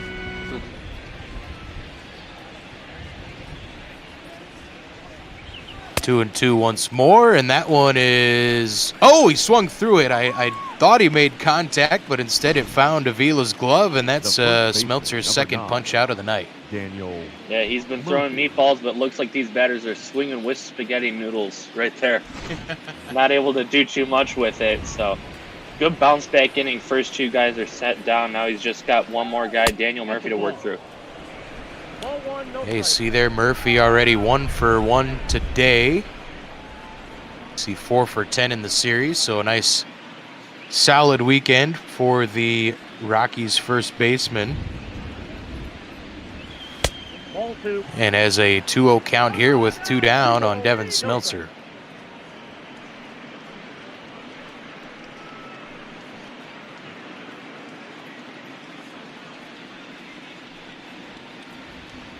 Avila trying the outer half of the plate. Smeltzer just missed on that one, 3-0. Yeah, unfortunately, you're going to have to try and attack the zone with a hitter like this. You don't want to nibble at the corners because that's going to drive your pitch count up. No, ball 4. Ooh, not sure where that one missed. That was a close pitch, but taken well by the veteran Murphy, so he'll saunter on down to first base with the free pass, and that puts one aboard for Nolan Arenado. Yeah, it looked like it might have crept in the strike zone, but you need to earn that pitch. He hasn't been pitching too well all so far today. Arenado hit his 17th homer of the season, his last AB. Gave us this 3-0 score. And Smeltzer finds that curveball once more for a strike, 0-1. Might be type of thing where he might just try and rely on that curveball before he can get his fastball working right back.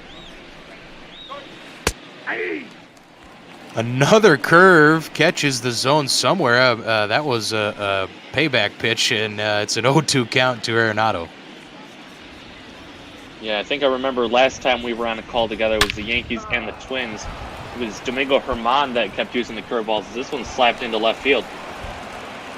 Yeah, just inside there for a fair ball, so another 2-out hit, and there's been a few of them here today for the Rockies. That one comes off of the bat of the Rockies' third baseman and brings up their powerful shortstop Trevor Story. And look at that terrible, ugly line for Devin Smeltzer so far through 1 2/3. Yeah, whip is already sitting over 2 on the day. So 6 hits and just the 1 walk. So he's got to really focus on just putting the ball in the strike zone and making it tempting for hitters to swing and miss. Up to 50 pitches now. Pitch 51 gets Trevor Story swinging through it. It's 0-2 as he had gotten an 88-mile-an-hour fastball to start out the AB. Big pitch here for Devin Smeltzer. This one's fouled away. The changeup found the bat of Trevor Story.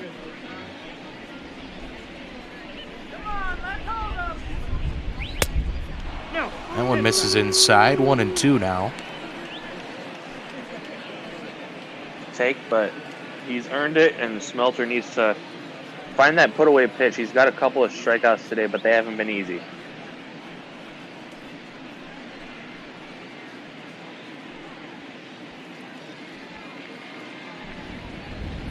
One and two here to Trevor Story. That's ball 2. As that one misses 2-2.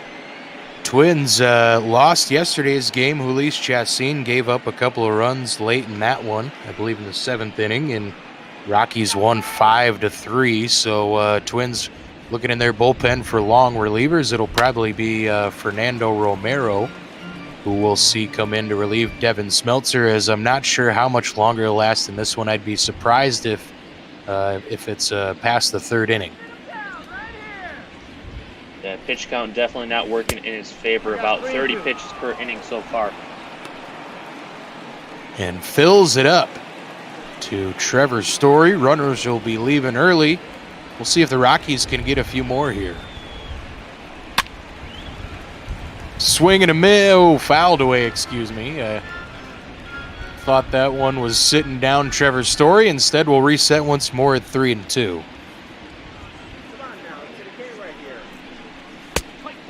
Outside, that walk's going to fill the bases to bring up Ian Desmond, so Devin Smeltzer is going to get a little talking to here from Twins pitching coach Wes Johnson.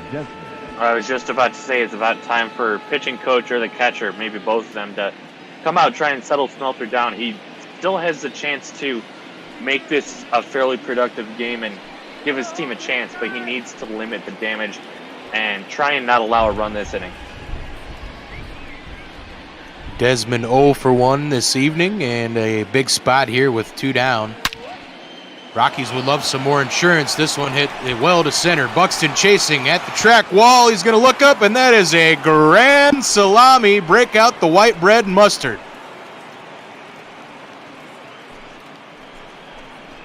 Well, Ian Desmond nearly hit a home run his last time up, driving one out to left field. This time he made sure he didn't miss it. Deep fly ball out to center field. Buxton can only watch it fly over. And if that's not it for Smeltzer, he's probably got too many batters left in him. Deep fly ball straight away center field as you can get out there into the ivy. And yeah, it looks like that is going to be it for Devin tonight. Rocco Baldelli going to make the pitching change, and what a disastrous start for Devin Smeltzer here. You'd be mistaken if you thought we were in downtown Denver, not downtown Minneapolis, but Rockies put a huge number here early on the board, and man, that might be enough to just win this one with the Twins being down a couple of bats as well. We'll see Fernando Romero making his 13th appearance. He's the one of two Twins long relievers, and he does have slightly better numbers than Ulysse Chassin, who took the loss in yesterday's game. 7-0 here now. Colorado on top of Minnesota. And Fernando Romero starts out McMahon, swinging strike one. I mean, we might see both Chassin and Romero in this game just because there's so much more baseball left to get through. I mean, your guy goes out there, you want to give your team more than 1 2/3 innings, but Smeltzer not able to do that.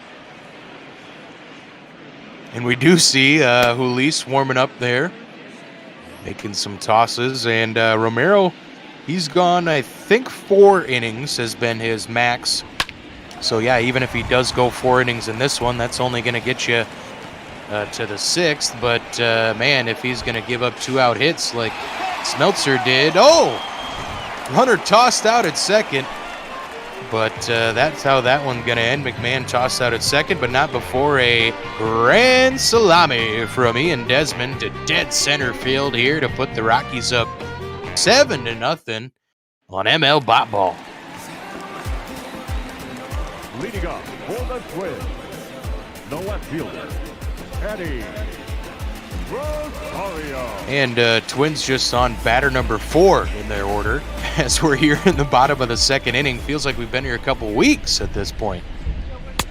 At least if you're a Twins fan like me, a super homer, you feel that way. But I will say that the Rockies are kind of my quote-unquote NL team. I root for the Rockies. They've had a couple former Twins who did well after their time in Minnesota, Michael Kadire and Justin Morneau. So I've always loved the Rocks, and of course, if you're in Minnesota, you're a big fan of the color purple as well. So get that purple rain going out here in Minnesota tonight. But yeah, I mean, Rockies are a very interesting team. You know, they haven't won a World Series as an expansion team, but they've made some noise in a couple of playoff spots. Rosario's going to pop out harmlessly there to Daniel Murphy for out number 1. So Senzatela, despite the long breaks he's had between warming up before this one and pitching that bottom of the 1st and now pitching this bottom of the 2nd, he's just at 18 pitches and has recorded 4 outs here so far with no harm done. Miguel Sano stepping in to try and get the Twins at least a base runner. 4 up, 4 down, and you know that's not a big sample size, but still doing a lot better than Smeltzer did so far.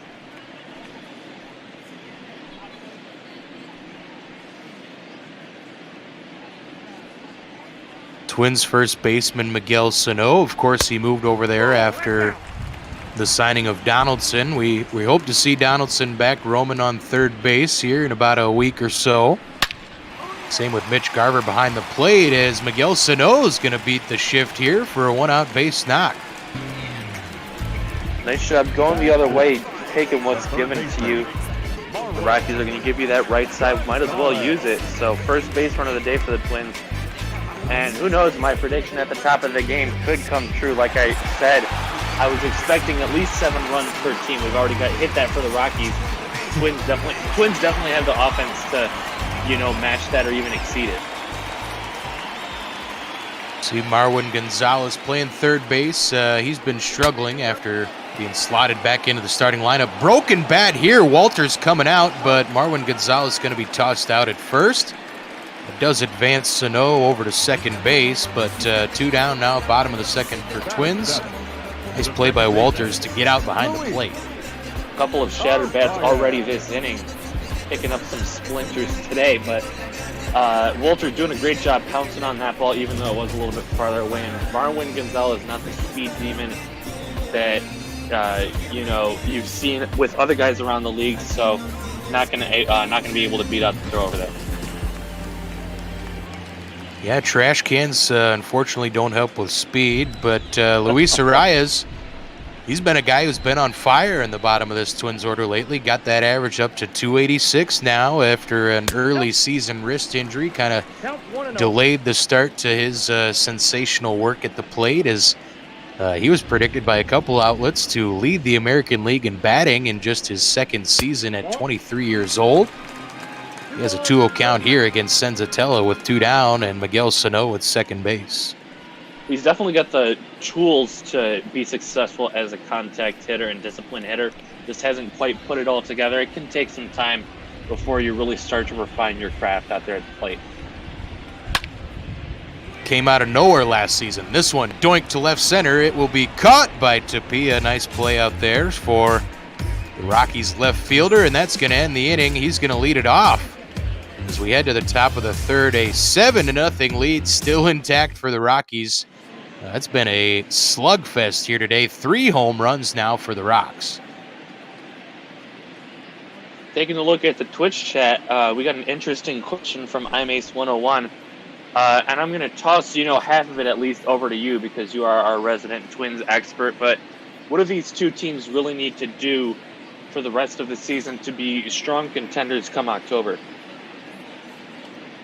Well, if you're the Twins, you just got to try and find a way to stay in the 3-horse race with the Indians and White Sox. Talked about it a little bit in the pregame of this one, but man, it's been a hot one as the summer heats up, as just a game separates Minnesota, Cleveland, and Chicago. The Southsiders coming after many offseason additions. They're looking mighty fine. A lot of young talent finally solid. I think Tim Anderson is on something like a 34-game hitting streak or something crazy like that. But it's been fun in the AL Central. Twins have led it from the gate.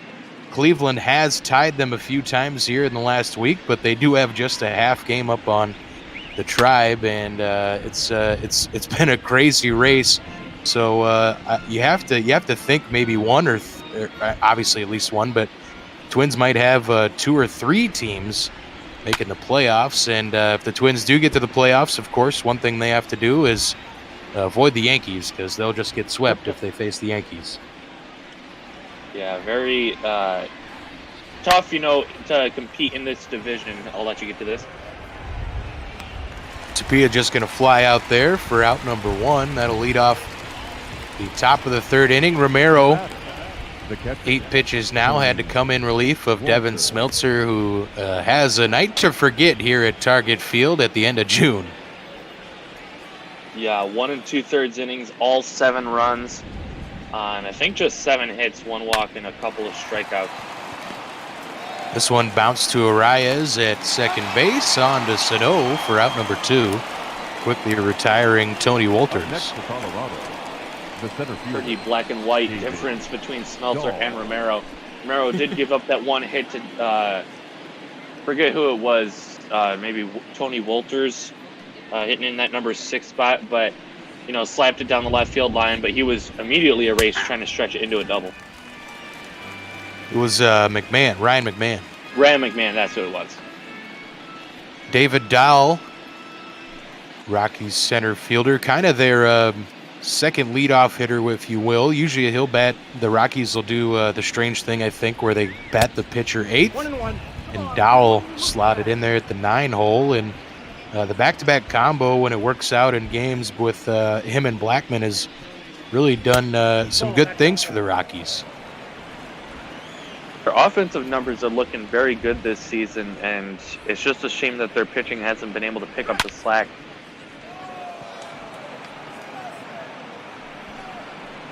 This one hit well to center, but Buxton's going to circle under it, and that'll do it. So Fernando Romero, a quick 1-2-3 inning, something that's been a strange sight here at Target Field tonight, and Buxton, Avila, Kepler going to try and get something cooking for the Twins. Bottom of 3. Checking in with Heidi Watney, who's reminding all of us about this Twins offense, how powerful they are. Really only stat that they're not dominating in is the stolen base category, and even then they put up a very respectable 33 on the year, but they've scored a lot of runs per game, good batting average, OBP, and slugging. Second most home runs in the league, so, you know, very impressive year for the Bomba squad. The center fielder, Byron Buxton, he's hit 4 of those Bombas, but not the offensive season many would have hoped Byron had after last year. He was leading the American League in doubles when he went down with his injury and missed the rest of the season. But Byron takes strike 2 there. Senzatela still looking nice here through 2 innings and a quick 0-2 count to Byron Buxton. So that one misses low, 1-2. 1 ball, 2 strikes.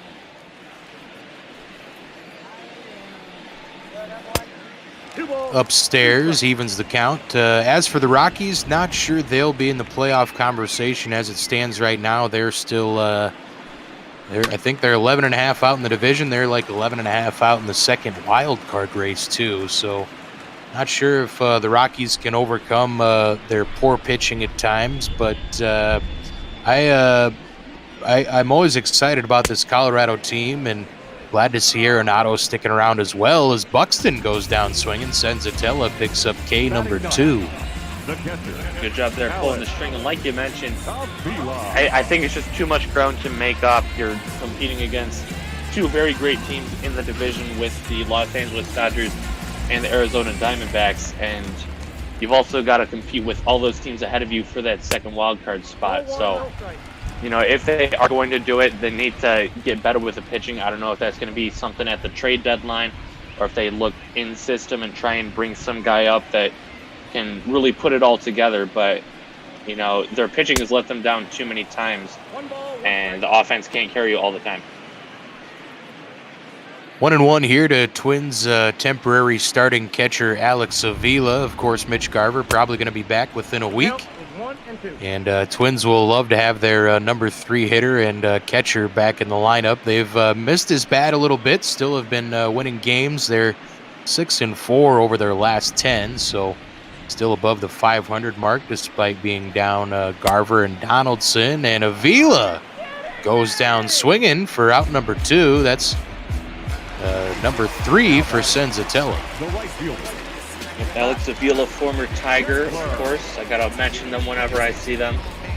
But, you know, he hasn't had quite the same success since leaving the Motown with his daddy in charge. Done fairly decently. He's a very serviceable backup, but having some struggles, and, you know, he's been slotted into the lineup with the injury to Garver. Ball, that's in. Kepler struck out his first time up. Max does have 26 doubles. You saw there, that's first on the Twins. That's, I believe, where's my note? Tied for second in the American League with those 26 doubles. So Max maybe not hitting as many home runs as he did last year, just with 11 so far on the season, but he's still finding extra bases and has a 1-2 count here against Senzatela. Yeah, the power numbers haven't been quite there, but the average numbers are still very solid, and the rest of his teammates are able to pick him up. So, you know, as much as you miss his production at the top of this lineup, it's not missed too much. 2-2 pitch swung on. Max Kepler goes down swinging for the second time tonight against Senzatela, and a nice 1-2-3 inning. Struck out the side, I believe, there from Antonio Senzatela. Yep, three batters, 3 Ks. So great inning there from Senzatela's. Now we're going to see Fernando Romero, second complete inning of work, 3rd inning total. He starts out Charlie Blackmon. Strike 1, low in the zone there. You see the 2-seamer at 94. His 4-seamer will touch 96, 97. At times, but Romero has always been kind of a guy who couldn't put it together for the Twins. He was expected as a prospect to potentially compete for a starting rotation spot. But he just could never figure out his command, and he's also the last few years dealt with visa issues. He in spring training this year dealt with visa issues, couldn't get into the country. So Fernando Romero has always been a bit of a pain in the Twins' side, as the raw talent is there, but can't seem to put everything together at once. And gets out number one there. Charlie Blackmon grounds out. Yeah, taking a look at Devin Smeltzer's numbers: 2 walks, 7 runs, 7 hits, and 2 strikeouts. Just recorded 5 outs. You give up more runs than outs that you record, you're not having a good day. Romero just missed with the changeup there at 90 to Rockies' first baseman Daniel Murphy. Had a single back in that first inning, walked his second time up. And he's got a 2-0 count here against the Twins' long reliever, Romero.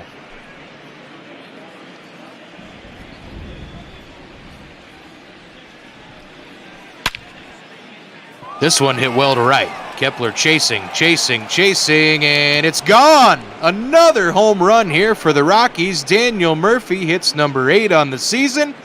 It is an 8-0 lead for Colorado.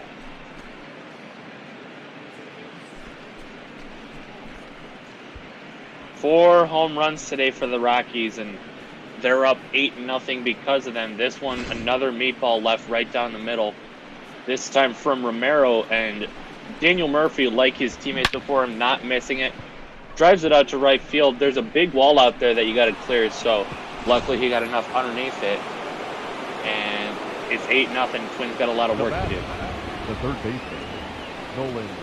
Murphy gets it over the limestone. This one hit well from Arenado. Buxton chasing. He's going to look up, and it's gone. Another dong here for the Rockies. Holy cow, that's Arenado's second on the day. And the Taters are falling like the raindrops here at Target Field. My goodness, it's a 9-0 lead here for the Rockies. Back-to-back jacks on back-to-back pitches.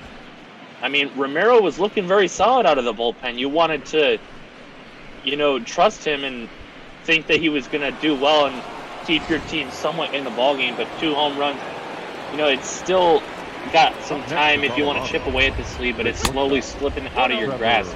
Now down 9-0. Trevor Story 0 for 1 with a walk and a run here tonight, but holy cow. Who knew the Rockies were going to hit as many home runs as they have? I think that's 5 here tonight so far. 5 home runs. We're only in inning number 4. We had Charlie Blackmon, Nolan Arenado twice, Ian Desmond, and Daniel Murphy all going deep. 5 home runs included in that. A grand slam off the bat of Ian Desmond, and back-to-back home runs, including Arenado's second of the evening, and Nolan's up to 18 on the year now. Going to move him up that NL home run leaderboard as, my goodness, the Twins brought a knife to a gunfight, apparently. Oh, that knife was a butter knife to a bazooka launcher fight. I mean, the Rockies came to play today. They brought their big sticks, and Sano's able to make the running catch out into foul territory. Had a long way to go, but at least able to get the second out of the inning. It's not looked very good. Like I said, the one thing that's on the Twins side, they've got time. Only the 4th inning, and I've seen 9-run comebacks before. I've seen 11-run comebacks before, but you need to chip away. You can't get it all back at once. I believe the Twins' franchise record for a comeback is 9 runs. It happened a few years ago against Baltimore, I believe. But, I don't know, especially with them missing a couple bats, if they're going to come back from this one, especially as we see another 2-out hit here from the Rockies, and that brings up Ryan McMahon. 2 for 2. He was tossed out at second base in his last time up. That was the first batter that Romero faced.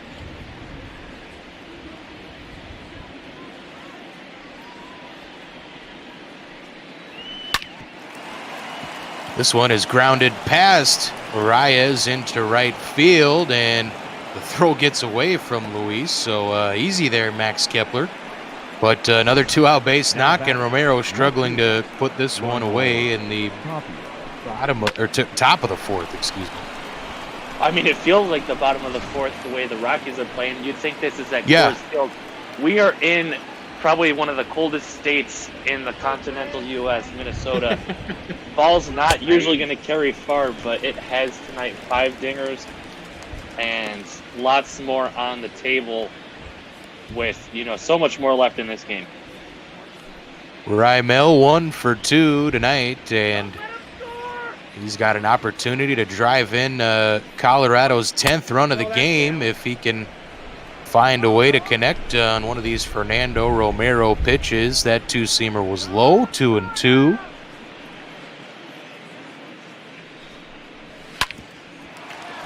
And this one hit well. Arias makes a nice play to his left, tosses on to Sano at first. So a ground ball induced there by Romero. He needed that big time, but 9-0 here. The Rockies have out-hit the Twins 12-1. And it's been a struggle for the Twins pitching staff. Maybe Heidi Watney teleported the target field to Denver. Holy cow, the balls are flying out of the stadium here for the Rockies. They brought their best today. Minnesota hasn't had the best of success so far, but like we already mentioned, they've got time and they've got the talent to turn this run around and make it competitive, even down 9-0. Jorge Polanco 0 for 5 yesterday. He's 0 for 1 today, and Twins shortstop struggling a little bit. You saw earlier he was 5th in the American League in All-Star voting at the shortstop position, and has a 2-0 count here against Senzatela, who's just at 43 pitches, starting out his 4th inning of work, not 43rd inning of work. He was pitching 43 innings in a game. First of all, congratulations on pitching the most innings ever in one ball game, but taking us way back to the times where guys would go, back-to-back-to-back starts. This one grounded up the middle past Senzatela on the mound, and that's a leadoff base hit for the Twins. So if you have one of those Etch-a-Sketch minds and can forget about the first 3 innings of this one, or first 3.5 innings of this one, it's a good start here in the bottom of the fourth for the Twins, with boomstick Nelson Cruz now coming to the dish. I mean, all you need to do is chip away at this lead. You don't have to get a 9-run inning all at once. You've got the time to just build up, maybe a 2-run inning here, 3 runs the next inning, 1 run. You can go a scoreless inning, just start to build it up. All of a sudden it's 9-6, 9-7. You're right back in this game with a few innings to play with. Yeah, if you know that Colorado bullpen at all, there's a lot of sloppy ERAs in that bullpen. But if you're the Twins, you just got to be concerned about your pitchers putting a 0 on the board at this point. Yeah, and they've got the guys in the bullpen that can do that, usually towards the back end, though. So you're not going to see them coming out until the Twins are able to make this more of a game. But instead, you're going to just try and get guys who can eat innings at this point.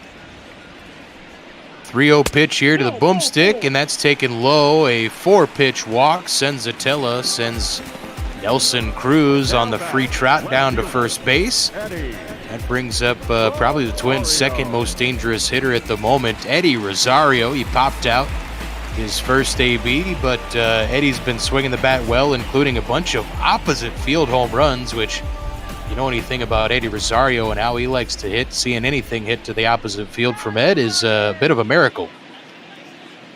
A big pull hitter guy, but he's slapping it the other way and driving it for some power. That one's hit the other way, so that's going to push the Twins' first run across the board. A no-out double from Eddie Rosario. I thought there was one down, but Eddie records double number 19 on the season. And hey, the Twins are finally on the board, trailed just by 8 runs now. Well, and you say that with a tone of sarcasm in your call right there, but I mean a single right here, and that makes it 9-3. And if you can just keep up the pressure, you keep scoring 2-3 runs per inning, you're able to get back in this game quickly. We've got 6 more innings of at bats left for the Twins. This game isn't over by a long shot. Yeah, and we do have to remember that Senzatela does have that ERA north of 4, well, just north of 4, but just a 5-5 record, and he has given up 12 home runs on the season, and there's a lineup that can hit him. It's this Twins lineup, but Miguel Sano goes down swinging on the changeup. That's a big punch out for Senzatela. You need more discipline there at the plate. You've got nobody out, 2 runners in scoring position. He's trying to swing for the fences, and Senzatela plays that to his advantage, dropping the change in there, and big strikeout number 1, holding those runners. Yeah, there's a reason Sano leads the Twins with strikeouts, 107 now on the season, and hoping for a clutch hit here from the veteran Marwin Gonzalez. His hits have been few and far between this season. In the spot starter role with Donaldson down to injury, and Twins would love a base knock here from Margot as he takes upstairs 2-0. One, as much as you'd love to see him hit a single or even a home run, you got to remember your primary job, just drive that runner in from third. If you can get a ground ball up the middle, fly ball deep enough to the outfield, that'll bring in that second run, and you're still down by a touchdown, but you're slowly starting to make your way back.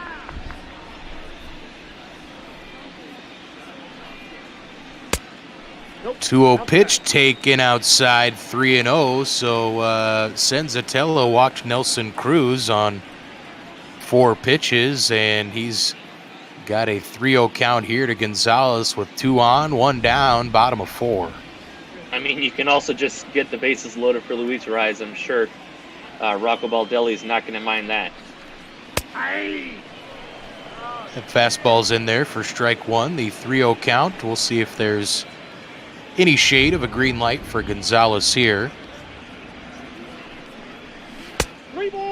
Swing and a miss. It's a full count now. Changeup fooled Gonzalez there. Yeah, out in front of that changeup. So now he's got to protect with 2 strikes.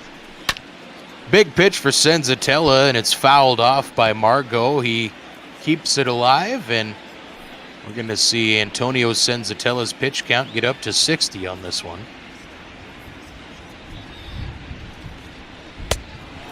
Swing and a miss. It's fanned on from Marwin Gonzalez. 6 Ks for Senzatela now. Nobody saw in that pitch. He chased outside a pitch that was never in the zone, wasn't breaking away. It was breaking towards the zone and never was going to get there.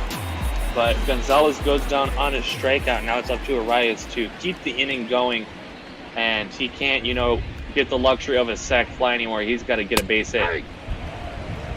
And a nice pitch there from Senzatela, plants the fastball at 93 on the outside corner for strike 1. We'll see if Luis Arias, the La Regadera, we'll see if the sprinkler is still working here on a drizzly night. 1-1. Inside, 1-1. Backed him up on that one. And Arias, like you said, was coming into the season. Guys thought that he was going to be a big batting average guy, so he's got a chance to prove, at least in a small sample size, prove them right, come up in the big spot here with even just a single. Luis with the 2-1 count now. 0 for 1 on the evening, and this one is ripped into right field. It's a base hit from Luis Arias. A 2-out base knock will score 2 runs for the Twins, and Arias is going to coast into second base with a 2-out double. That is just his 12th double on the season, and RBIs number 29 and 30. Very important there, not leaving those 2 runners in scoring position. 3 runs across in the inning, still another duck on the pond now for the number 8 hitter, Byron Buxton. Twin center fielder takes a close pitch there outside for ball one, and Senzatela now, you might have to start worrying about his pitch count if he can't get out of this one.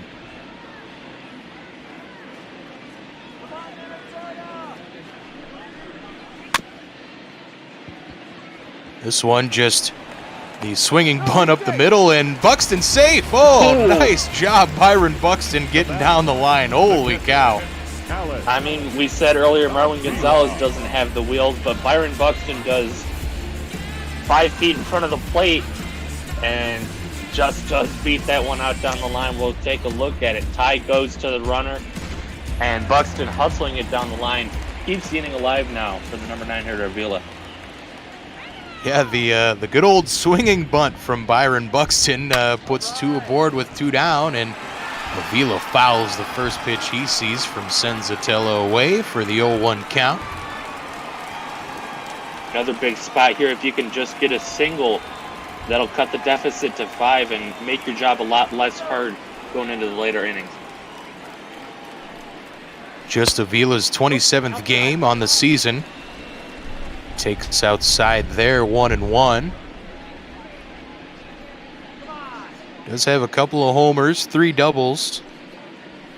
Just 3 driven in, though, so a spot for the old vet to pick up his teammates and try and keep the Twins, push the Twins somewhat back into this one, as it's a 9-3 lead still here for the Rockies. And Antonio Senzatela going to send the 70th pitch across, and it's a ball inside, 3-1.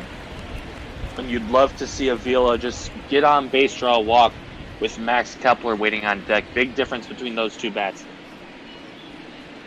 It's a big spot for Senzatela, too. You know, you just need a ground ball. You'll get out of this one, and you're still at 71 pitches, so in line to pitch at least 5, get that W anyway, as this one's fouled away. We'll have that full count with 2 down. But now with Buxton running from first, any ball hitting the gap, that's going to score 2 automatically. Yeah, and it might not even have to be in the gap with Byron taken early, and instead, Avila takes inside. We got bases juiced for the Twins, bottom of the 4th. That brings up our favorite German, Max Kepler. 4 balls and strikes in an inning, never a good sign. Kepler not having the best of days today, 0-2 with a couple of punch-outs, but chance to really get the Twins back into this one. Single scores 2, double might score 3, and obviously a home run scores all 4. Struck well, but foul down the right field line. We'll see if Max Kepler can reverse the trends against Senzatela, who's had his number the first 2 ABs. Walters wants it outside. Kepler lifts this one to right field. It's going to find the corner. All the Twins are running. Buxton in now. Avila's going to hold up at third, so Max Kepler, a 2-out double, gets 2 more runs home for the Twins. We got a 9-5 ball game here in Minneapolis. Just gets out in front of that pitch on the outer half. Not usually the smart thing to do, but Kepler's got that good bat speed and power. Drives it down that right field line as a fair ball, and got enough speed to make it into second. It's a ball game again, folks. Polanco 1 for 2 this evening, and takes a close pitch there. Senzatela's had a few that probably should have been ruled strikes here, and that's no good when the runs start coming in and your pitch count starts piling up.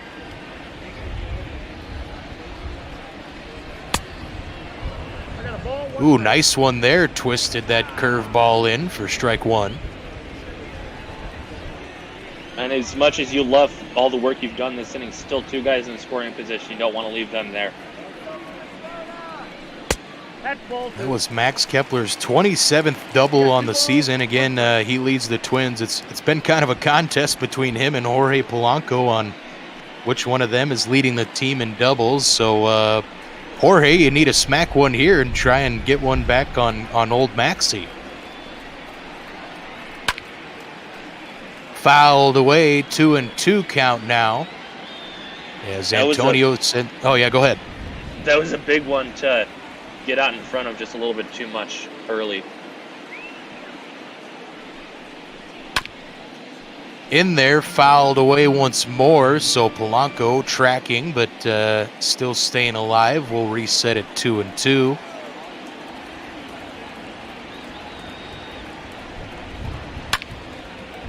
Fouled away again. Senzatela's pitch count climbing now to 80 pitches.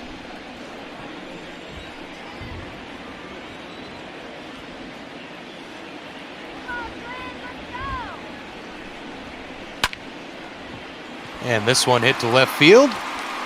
Looks like it's going to be an easy play for Tapia, and that'll do it for the Rockies here in the bottom of the fourth. As it's a 9-5 game now. Twins get on the board finally and get back into this one just a tad. We'll see if their pitching can put a 0 on the board against this powerful Rockies lineup here tonight. Yeah, this has been a fun one to watch. Really quickly, you know, Big Guy usually does our trivia, but he hasn't been around as much. So I started a trivia series of my own. We're going through all the retired numbers for every team in baseball. And I'll get to that after a couple of pitches after this at bat.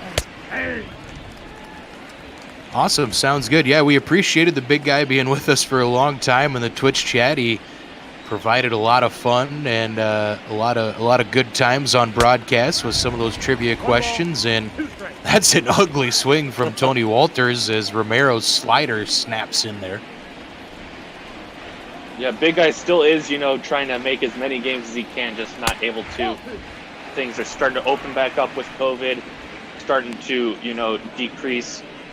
And so, you know, we love to see him here, but obviously some people have more important things to do than be watching simulated baseball.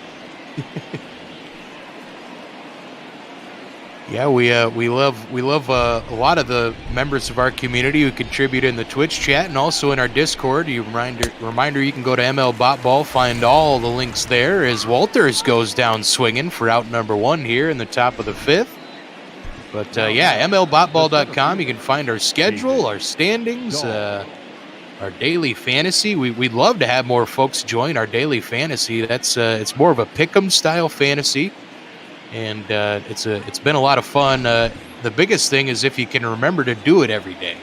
That's been my biggest struggle with the daily fantasy. But this one grounded as Reyes was out in short right field. Quickly out number 2 as David Dahl's retired. Number 19. Nice couple quick outs here for Romero, and you almost wonder what happened to him last inning. If he you know, maybe turned into Mr. Hyde instead of Dr. Jekyll. He was pitching great in his part of the second inning, pitched great in the third, lost control in the fourth, and now in the fifth inning, 2 quick outs. Starts Charlie Blackmon 1-0 here. Old Chuck had a dinger in his first AB back in the first inning to lead this one off, and that was a tale of what was to come, a preview of what was to come for this Rockies lineup. 5 home runs on the evening so far, and yeah, we're just top of 5 in this one. Plenty of time for them to hit more, and plenty of time for the Twins to come back. It looked like they were all but done, down 9-0, but they had a 5-run outburst in the fourth, so still just a grand slam game at this point.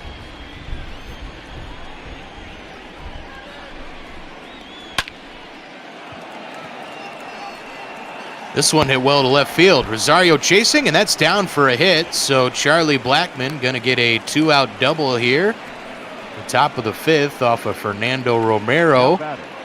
Looks like they had a bit of a shift on there, and it was a long run for Ed. Yeah, it was a long run. Honestly, I thought he was going to get there, but didn't have as much carry as it thought, and that actually ends up hurting Rosario as he doesn't have as much time to get there. So nice 2-out piece of hitting. We're going to see one of the 5 home run guys today, Daniel Murphy. Murphy and Arenado went back-to-back their last at-bats together, and looking for a big clutch hit here from the veteran Daniel Murphy, Colorado first baseman. Brought over a couple years ago, I believe now. And he has a 2-0 count here against Romero. Yeah, Murphy, of course, made his mark with the New York Mets, especially in that 2015 postseason run, smashing a lot of home runs. He's been a solid player, just hasn't produced at quite the same level. Nice hit here. This one's going to find the wall all the way in left center. That's going to score another run here for the Rockies with 2 down. A 10-5 game now as Romero gives up the 2-out doubles. And that increases the Rockies' lead back to 5. Well, there goes another reverse jinx. I'm just praising I'm praising Romero on the mound, and you know he has to give up that 2-out run. First run of the game, by the way, for the Rockies that hasn't been scored by the long ball. So, you know they're showing that they can put some hits together too. And just like we mentioned, CHC is also going to appear as the second long relief man for these Minnesota Twins. Yeah, CHC took the L yesterday as he gave up a couple of runs late to the Rockies, and Arenado 3 for 3 this evening, couple of dongs, and looking for another 2-out hit here for the Rockies. They've had a bunch of 2-out hits here as this one's fouled down the left field line, 0-2. Well, they've had a bunch of 2-out hits. They've also had a bunch of leadoff hits and 1-out hits and any kind of hit you can think of. Swung on and missed. That's a big punch out for CHC.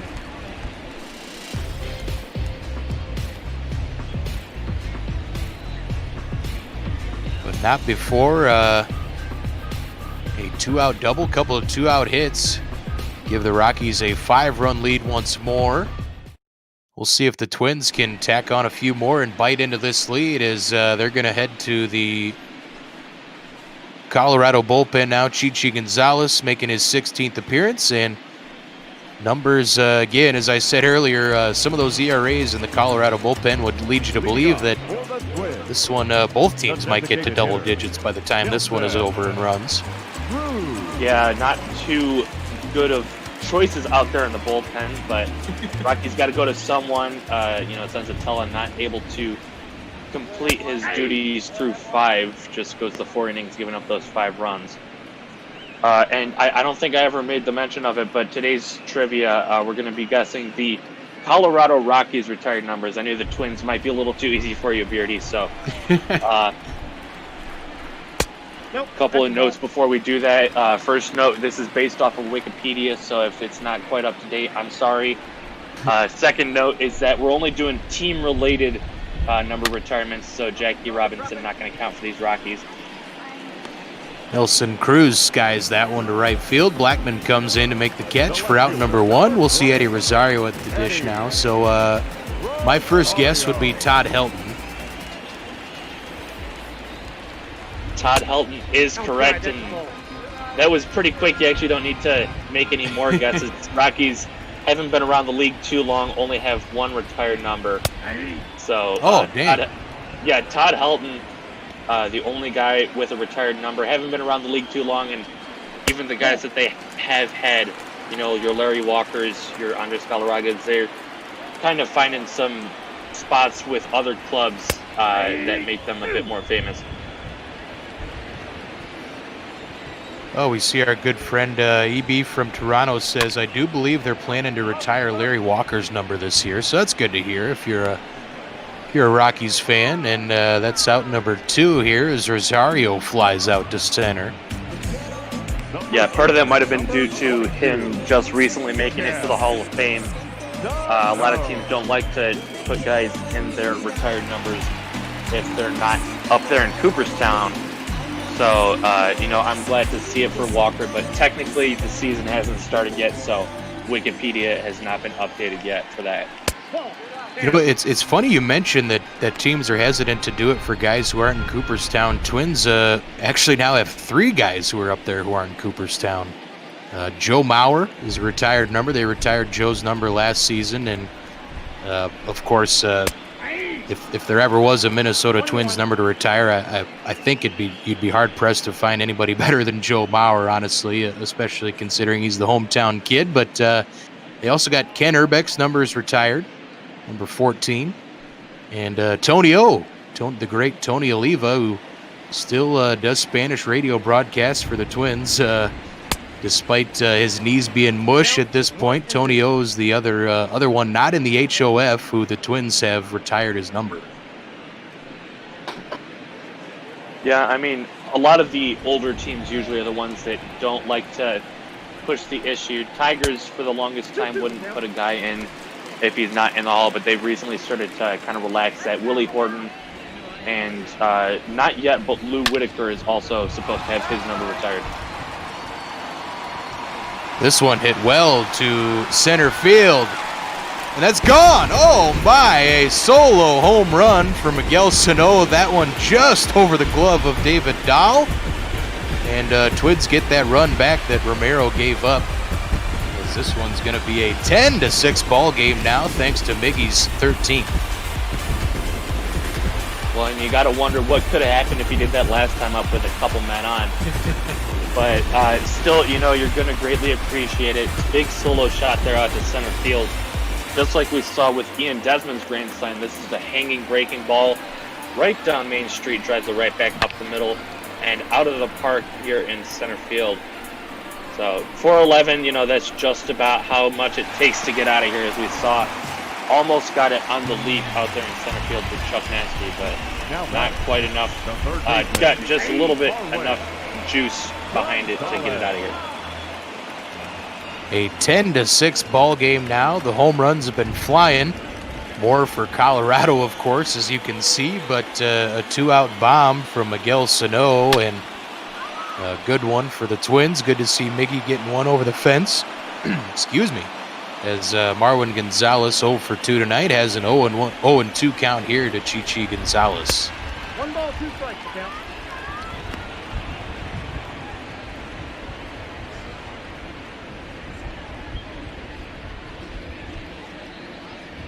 Yeah, if you're here for Diamondbacks game, we apologize. We got started about a half hour late on our game, and as you can see, there's been a lot of runs scored here. So, next game still coming. Bot Ball After Dark still happening tonight. We'll have our good friends Jake and Mike on that call. The Snakes and Phillies going to round out our Sunday night broadcast here, but hopefully this one doesn't end up being like 20-15 or something crazy. Yeah, that would definitely be a very interesting game to watch. There's a swing and a miss in the dirt. Throw to first and complete the strikeout.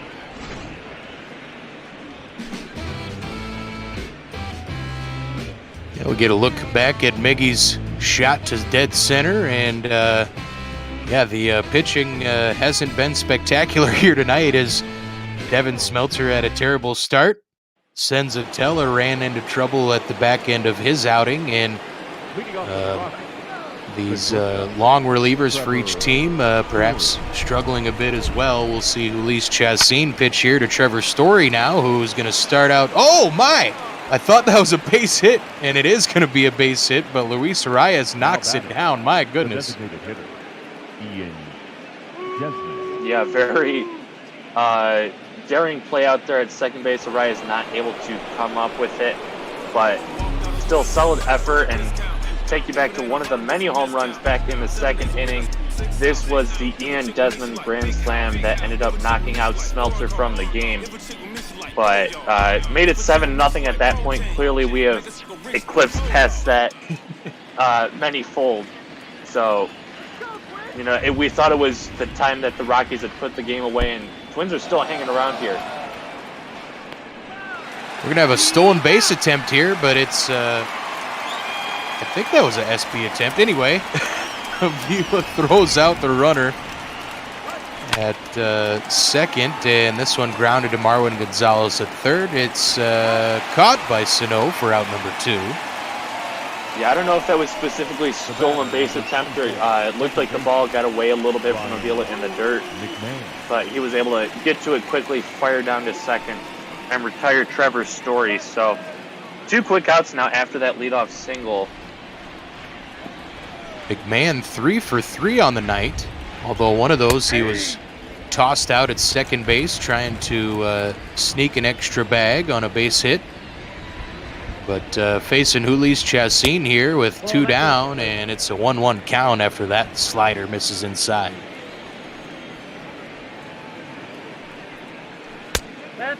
Outside, 2-1. 2 balls, 1 strike. And 3 for 3 today, performing very well. He's been swinging a good stick this weekend. He was 3 for 4 in yesterday's ball game, had 3 RBI and a home run, of course. So Rocky's getting some production out of their second baseman. As Avila wants it upstairs, and it's kind of low. It looks like 2-2, fouled away. We'll reset once more with 2 down. Got away with that one right there, especially on a night like tonight. That one, Avila set up outside. Chassin came back over high on it, and McMahon fouled it away. 2-2 once more. And that one again comes back towards the middle of the plate, and it's hit well out to right center. It's going to find the wall. Kepler will get it into second base, but that is a 2-out double for Ryan McMahon. Now batting. 4th hit of the game in 4 tries. This one, he doesn't get thrown out trying to go for second. He just does make it fairly easily, but drives it out to the gap. Not really hard to do with a pitch like that. You see that one pretty much middle.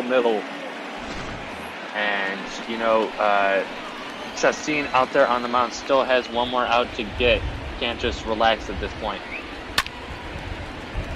This one hit well by Tapia. It's down the line, but going to be foul.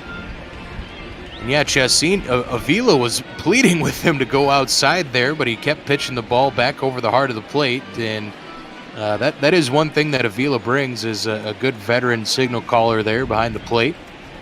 Chassin just needs to hit his spots where they're called. This one grounded foul, quickly 0-2.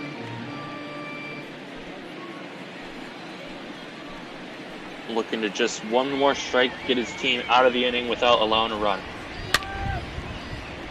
Fouled away once more.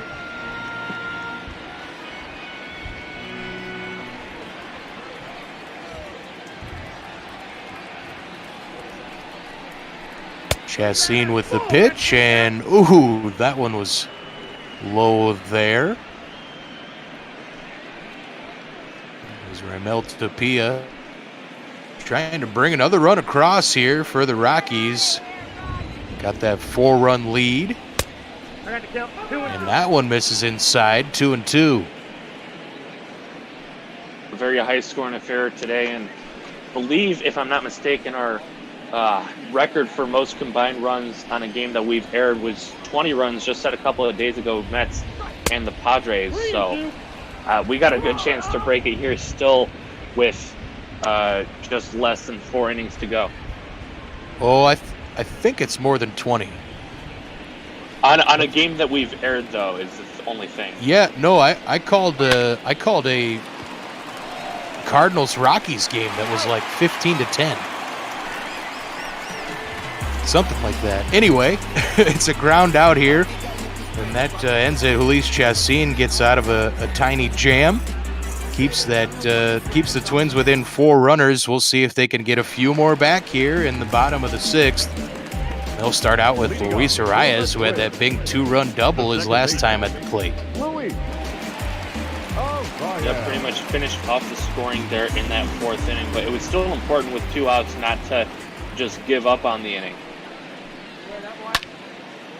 And Arias swings and lines the first pitch he sees here to Story at short, who tries the old Derek Jeter jump throw, and of course it's way off the mark. That's going to be ruled E6, so Arias, the lead base runner, going to be here with no, on here with no outs. Ooh, on that Eric call, just because it wasn't a routine play, very tough going to that jump throw. Yes, I do know the throw pulled the first baseman off the bag, but I don't think you can, fault him for trying to make an amazing play and almost making it. No, yeah, that was almost a gem. I always just, as a Twins fan, I have to take my shots at Derek Jeter, any Yankee. It's in my contract here at ML Botballs, so apologies to any butthurt Yankees fans out there, but Byron Buxton takes outside here, a 1-0. Chichi Gonzalez still on the mound here, working his 2nd or 3rd inning now, I believe. Well, there's no need to apologize. They can just, calm their sadness in their 27 World Series rings. The cutter in there at 86 from Gonzalez. And right back misses upstairs 2-1.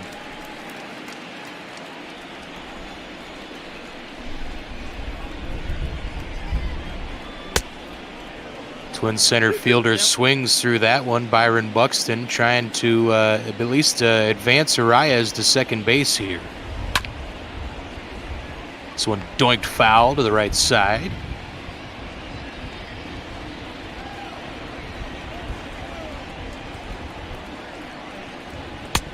Full count. Taken high, full count now. Want to remind everybody with us, donate to the Trevor Project. That's our charity of choice this week. Helping out LGBTQ folks, youth who are struggling, and we appreciate anybody who's sent any money their way. And this one's ground to McMahon, who can handle it at second, so that might be another E. And the scorer says it's a base hit. Not sure about that one, but either way, Twins have 2 aboard, nobody out. Bottom of 6, Alex Avila coming to the plate. Well, the one we think is an error ends up being a base hit, and the one we think is a base hit ends up as an error. So, might be trying to talk with your teammate, work out a trade there for something. But either way, I was going to say the Twins are going to take it either way. They don't care if it's a hit or an error. Down by 4, you get your first 2 on. Yeah, you'll take them any way you can get them when you're down 10-6, including 7-0 earlier after that salami from Desmond. This one's been a fun one here so far. 0-2 to Avila, and he just makes contact to stay alive.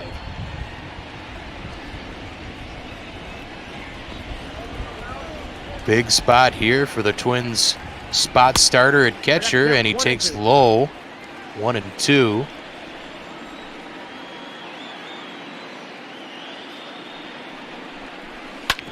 (10-6) ball game here on a rainy night in Minneapolis, and this one is hit to left field. Twins are going to have them loaded up for Max Kepler. Great job by Avila, not doing too much with 2 strikes, just goes the other way with this one, slaps it into left field. And here in the 6th inning, after being down 7-0, the Twins have the tying run at the plate. We'll see if the son of ballerinas can put on a nutcracker suite here and get his Twins even closer to tying this one up. Rocky's up 4. And Chichi Gonzalez now with 31 pitches. Nobody down. Starts Max Kepler out with ball 1. Look out. Bases loaded, nobody out. It's got to be a strike. First pitch. After that, you can maybe work around the zone, but you got to make sure you get a strike on that first pitch. Just making the task more difficult on your end. We've already had 1 tasty grand salami and a chance for seconds here, but on the other side of the table.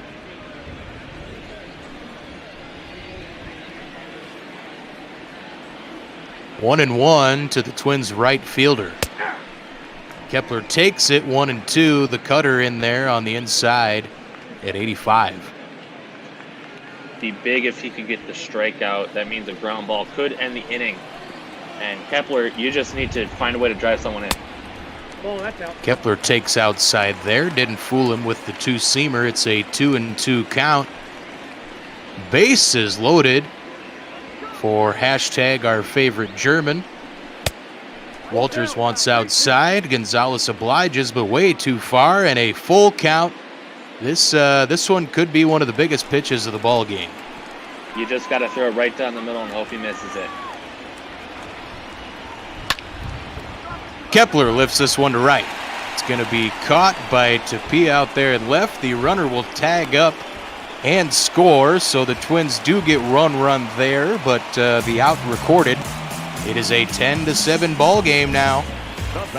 Great job just at least doing the minimum, driving in that run, and even better not having to get the double plate involved. But 10-7 ball game, and we are actually joined by the official trivia master here at ML Popball, the big guy, coming in with a very interesting question.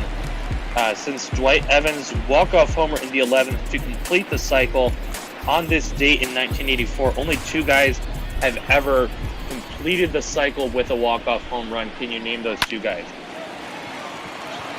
This one is grounded to Story at short, and it's a tailor-made double play. So Gonzalez gets out of the bases loaded jam with just one run allowed. But the Twins do get one back. It's a 10-7 ball game here in Minneapolis. And it's been a fun one so far. I heard a beep and a boop, and I hear some sharks in the water. Hello, hello. Tony Walter. How you doing tonight, Kirk? What was that? I just said, how you doing tonight watching this home run derby tonight? I mean, we had one the other day. I love to see it keep going. I was hoping for another grand slam, but just more runs is fine. I'm guessing Jake and Mike are like, no, let's have some decent pitching finally in this one and get it over with, as we're creeping into after dark territory here. At least Mike is being on the East Coast with me, but I think Duggo's on the call with him tonight, and he's a West Coast guy, so he should be doing pretty fine still. Sorry about that. I thought the schedule said Jake. Anyway, it's one of those little snaky boys. As a couple of Tylers warming up now in the Twins bullpen.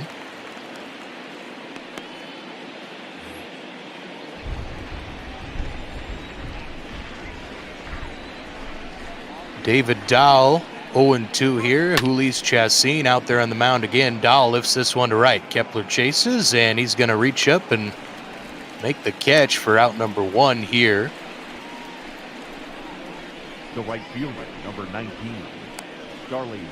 Rain continues to fall in Minneapolis, and it actually kind of sounds like a hurricane outside my virtual booth right now as it's downpouring. But Charlie Blackmon, 2 for 4 on the night. He got the fireworks started early in this one with the leadoff homer for the Rockies.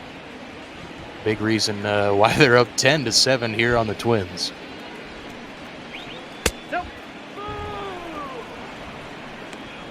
He's gotten ahead in the count here, 2-0. And what did I tell you at the beginning of this game? We're going to see at least 7 runs for both sides. Prophetic. That was a good bet. I hope you made that prediction in our daily fantasy.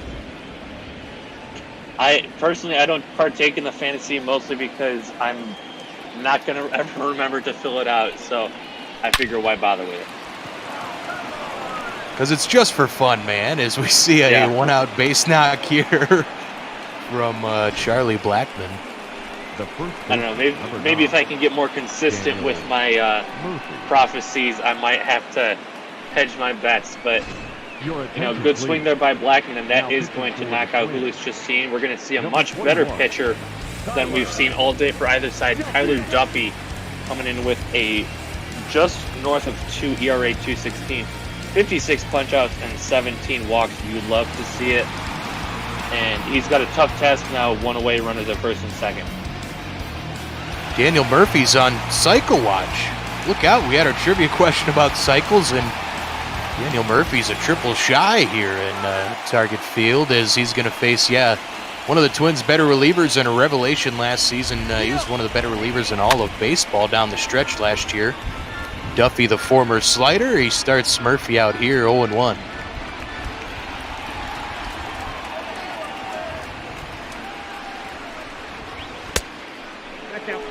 Outside, 1-1.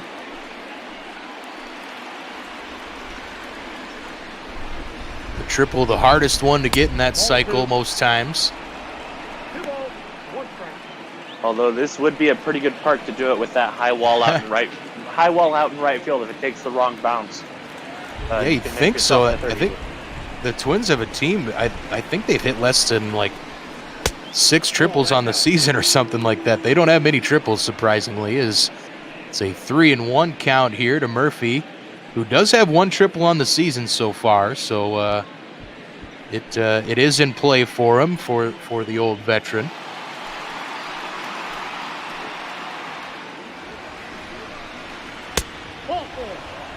Outside, he walked him. Uh-oh. Now batting, the third baseman. Base is juiced for the best hitter in this Colorado lineup, Nolan Arenado. 2 home runs already tonight. as we said, there's already been one big salami sandwich eaten here this evening for me and Desmond. And Nolan Arenado a chance to pick up his 3rd home run of the evening, a chance to pick up 4 more runs for the Rockies, and a chance for us to munch on some more salami. I'd love to see a trifecta here.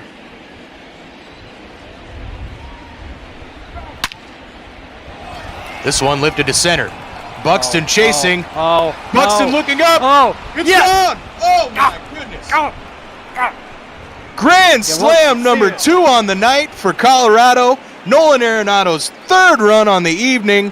And the Rockies are going to lead 14-7 here. They're up by a touchdown.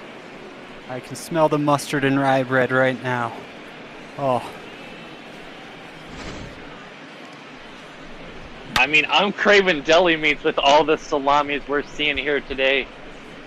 Might take myself to Jimmy John's or something, get me that number 5 Vito.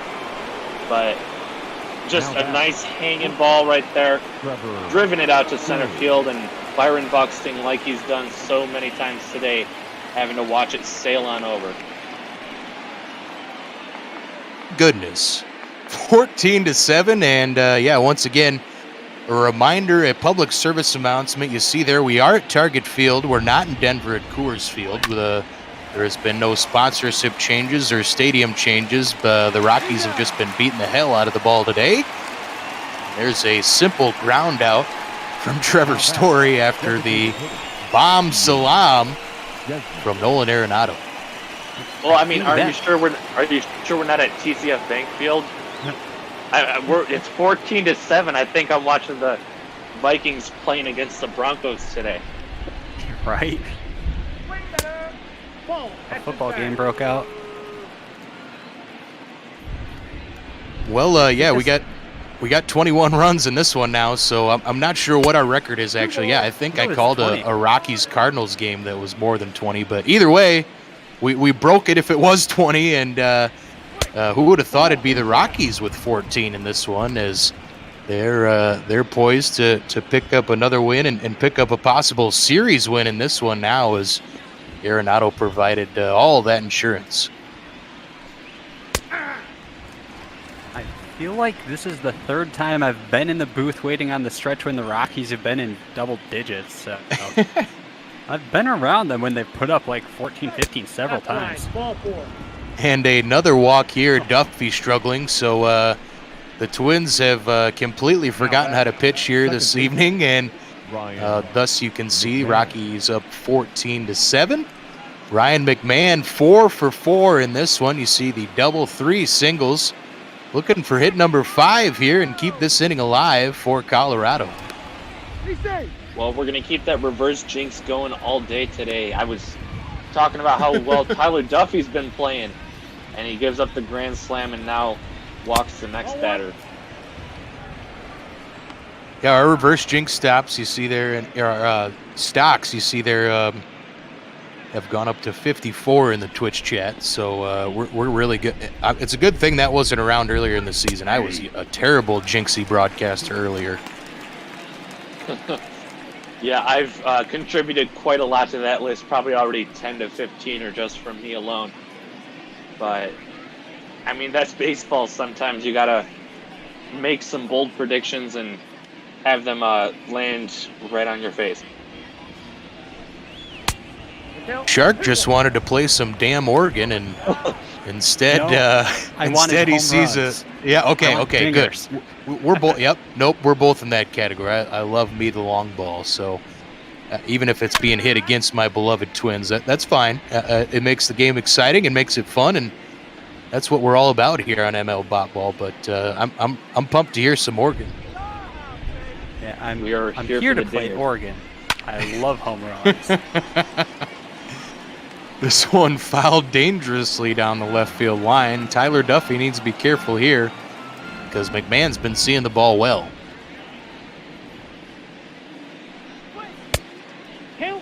Low, that'll fill the count, so Duffy in danger of walking another batter here in the top of the 7th. Swing and a miss instead. Nice pitch there from Duffy at 93 with the fastball. Take it away, Shark.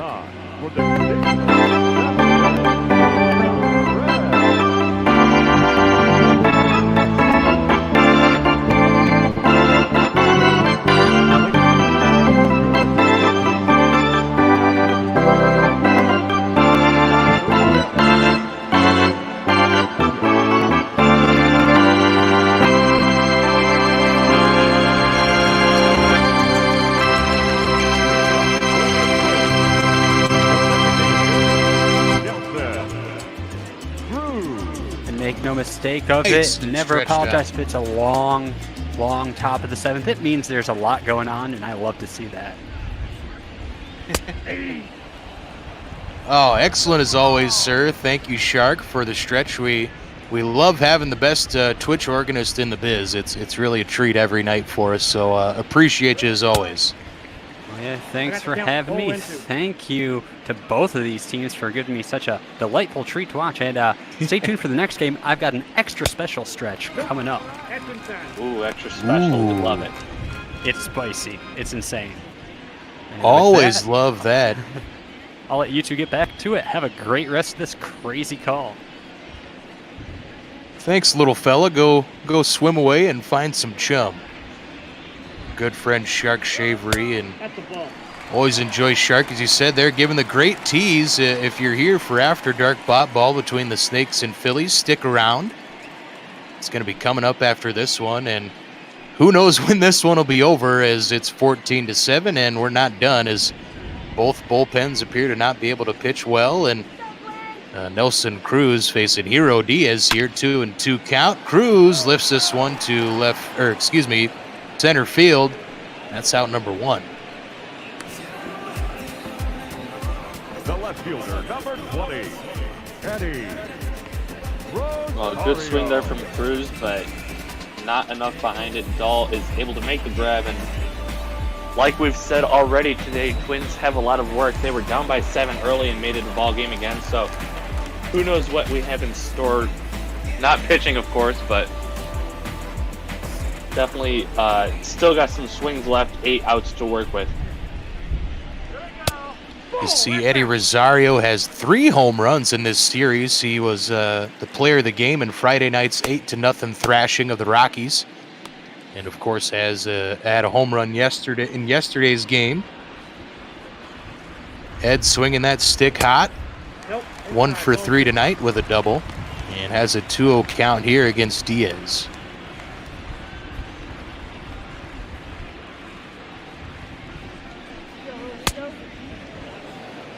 Swung on there, 2-1. The 4-seamer at 97 from Diaz. He's a flamethrower.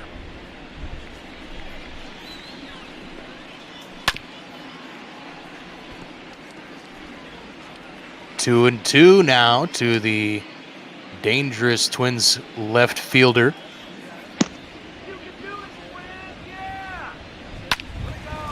That one left over the plate, but Rosario just fouls it away. Usually that one's about 400 feet into right field somewhere, but we'll reset at 2-2. Fouled away again. That fastball at 98 up high.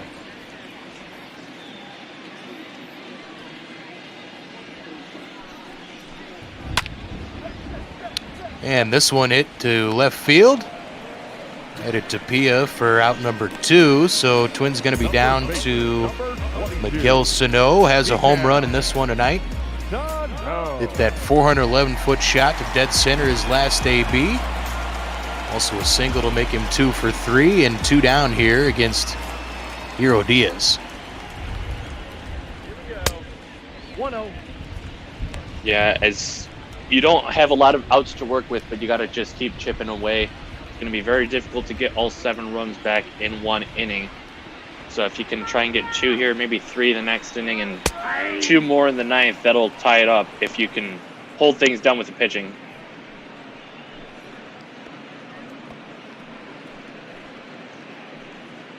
One and one to the Twins' first baseman.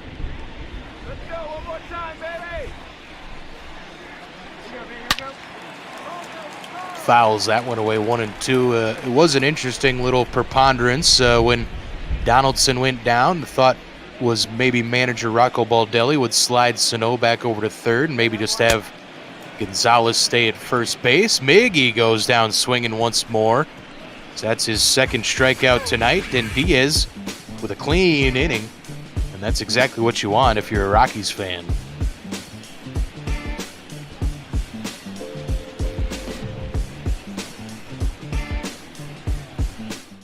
(14-7) here at Target Field as we head to the 8th inning. Raimel Tapia, 1 for 4, going to lead things off for the Rockies here. And Tyler Duffy out there for his second inning of work. Yeah, Tapia, one of those few guys in the Rockies lineup that's not having much success and not going to find it again here. Pops it up.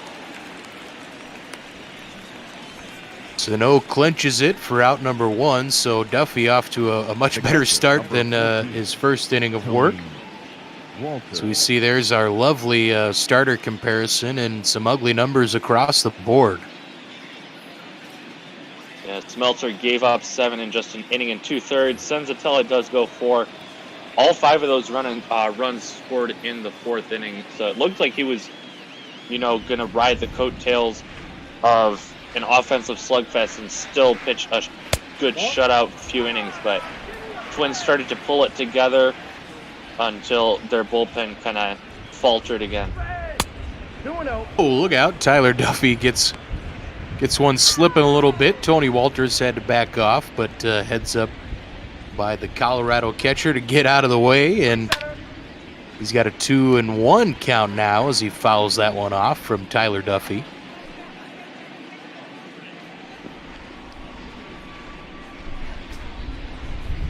Aye. 2-2 now. Looks like the Rockies are going to get out of this one with a big win on the road. As I said earlier, they're actually doing quite well on the road compared to their home record. And they've been pretty impressive over their last 10 games. 7-3. Yeah, they're playing above 500 ball in the road Grays. So Coors Field not helping them. Like we mentioned earlier, the offense doesn't really have a problem. It's the pitching staff that does. And Coors Field is not the way to remedy that. This one lifted to right field. Kepler chasing in the corner, and he'll reach up and make the catch just before the wall for out number 2. Nice play by the son of ballerinas. For as many home runs as we've seen today, Rockies are also putting quite a few onto the warning track, just missing a home run. We saw earlier Eddie Rosario making a nice catch. Now Max Kepler out there in the opposite corner. David Dowell fouls that offering away from Duffy. 0-1 with 2 down, top of the 8th. Dowell looking for his first hit this evening.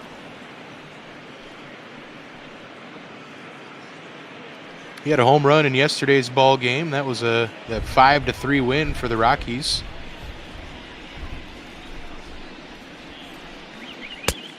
Oh, that's off the plate. Ball 2. Duffy's fastball misses outside. I said Duffy was a former starter, but has really found his niche in the bullpen.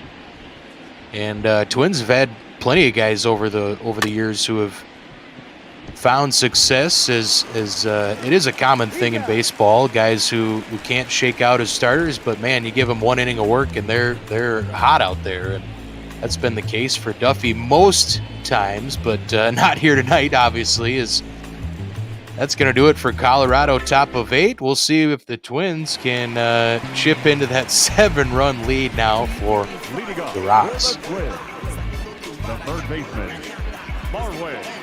Yep, I mean, unfortunately, continuing our conversation from the last half inning, you don't see too many kids growing up saying, I want to just be like Dennis Eckersley or Trevor Hoffman or Mariano Rivera. You always want to be a starting pitcher.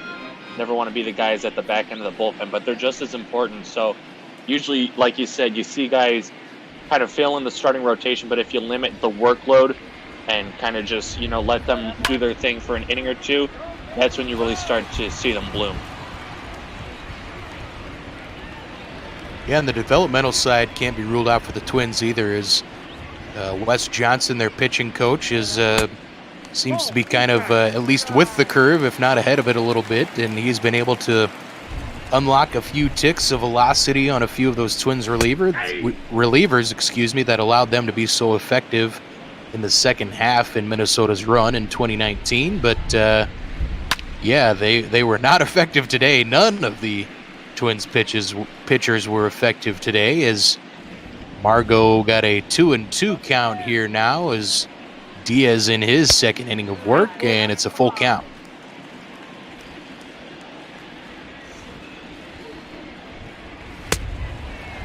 Swing and a miss. Nice strikeout there by Diaz on the two-seamer. Second time today we've seen Gonzalez strike out on a pitch outside of the strike zone on a 3-2 pitch, but at least that one was a little bit closer, and with that two-seam action breaking back towards the plate, still if he takes it, it's ball 4 and he's on base, so got to be very disappointing. Reyes had that big double, big RBI double his last time up, or excuse me, 2 times ago now, but Luis got the Twins on the board in this one, got him somewhat in the game before everything totally unraveled. As he swings, this one is hit to right field. Blackman giving chase. It's going to bang against the wall. Luis Arias is going to have his second double of the evening. This one comes with 1 out in the bottom of the 8th inning. Now batting, the center fielder, Byron. And even when your team's not performing well, that doesn't mean you can't. Drives this one out to right field for the second time, getting a double in that corner. I mean, as much as, you'd love to just get over with this one, your stats are still impacted by what your last at-bats do, so you don't want to just mail it in. Nice to see Buxton with a couple of singles under his belt tonight. That average was at 222 coming into the evening. Buck swings through that high fastball. Very tempting, the two-seamer at 98 up there, 1-1.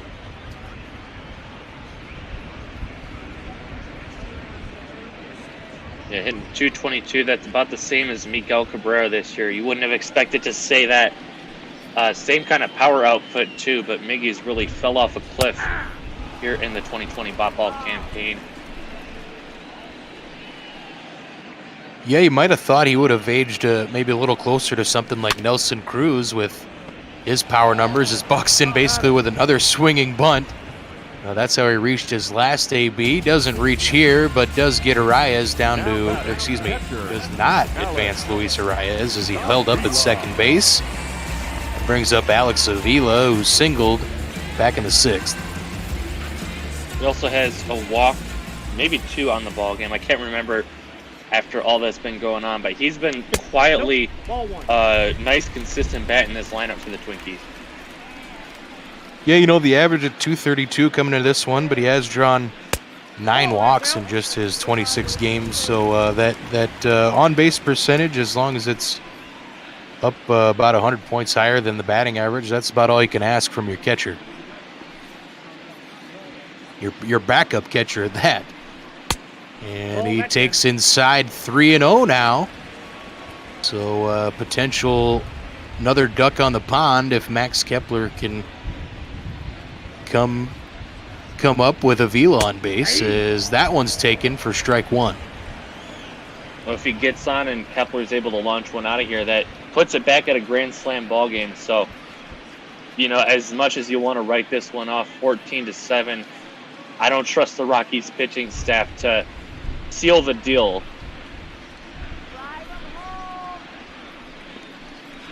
Nope, that's inside. That one misses inside, so Avila draws another walk, and there's 2 on, 2 down now for the Twins right fielder Max Kepler. Driven in a couple tonight with a double, and a big at-bat here, as we'll see a new pitcher, Wade Davis, coming on for the Rockies.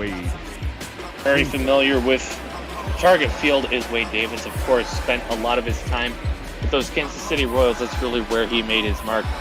Part of that HDH, setup to closer Herrera, Davis, and Holland that took the Royals to that 2014 World Series and the 2015 World Series, where they ended up winning it all. Davis starts out Kepler with a nice pitch there at the top corner for strike number 1. Yeah, Davis not having his best run with Colorado. I mean, not too many pitchers really can say that they did. Maybe Ubaldo Jimenez is the only one I can think of, but you know, he's at least doing well today, getting ahead of the batter Kepler 0-2. Yeah, quickly up 0-2 as Kepler fouled that one away. So big pitch here, 2 down, 2 on base. Kepler fouls another one away to stay alive. You saw there Davis's stats. He's actually given up a higher average to lefties. They're both right around 300 though. And a big pitch here as he gets Kepler swinging. Oh man, a nice four-seamer from Wade Davis. Big punch out there. Keeps the 7-run lead as we head to the 9th. Who knows what this game has in store for us? New Twins pitcher Tyler Clippard. He was signed this offseason and making his 36th appearance. He's been pretty solid out of that bullpen, and the longtime veteran and member of many different teams over his career, Tyler Clippard said he signed here partially because he's searching for rings. Well, and if he is searching for rings, this is a good team to do it with. On the uptick, as we saw last year, making the playoffs for the first time in a while, and this year running away at least with an AL playoff spot, maybe not with the AL Central, competing with the Indians and the White Sox. But, you know, it's still a very good team to be on. And, you know, I'm sure Clippard is enjoying his time here. Has a 2-0 count here to the Rockies' right fielder. And Blackman finally takes a strike there, 2-1.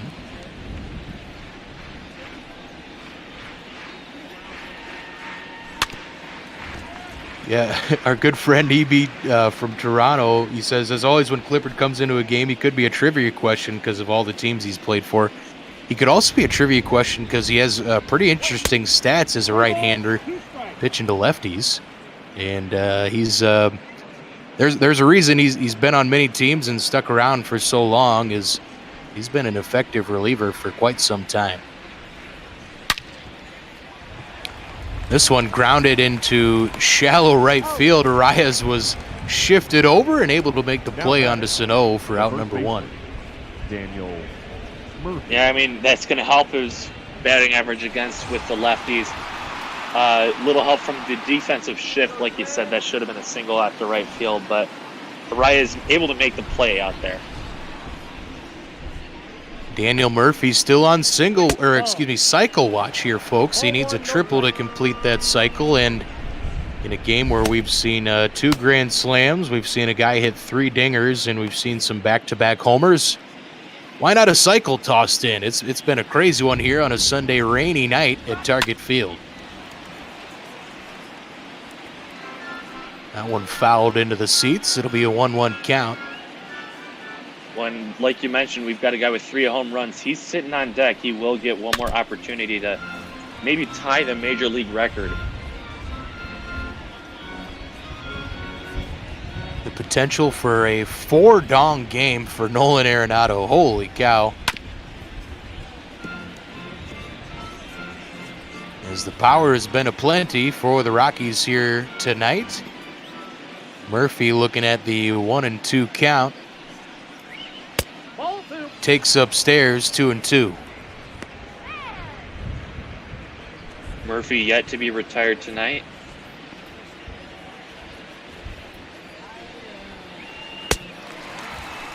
Goes down swinging there. Tyler Clippard plants the splitter low for his first strikeout, and that was a big pitch there for Clippard to get the K, but we're going to get a look here at Arenado's tasty tater. Tasty taters to go along with that grand salami out there in the 7th inning. Deep to center field, Buxton could only watch, and like we just mentioned, 3 home runs in the ball game. He's guaranteed this at bat, chance for 4 on the day. Something that only a few men have ever done in their lifetime.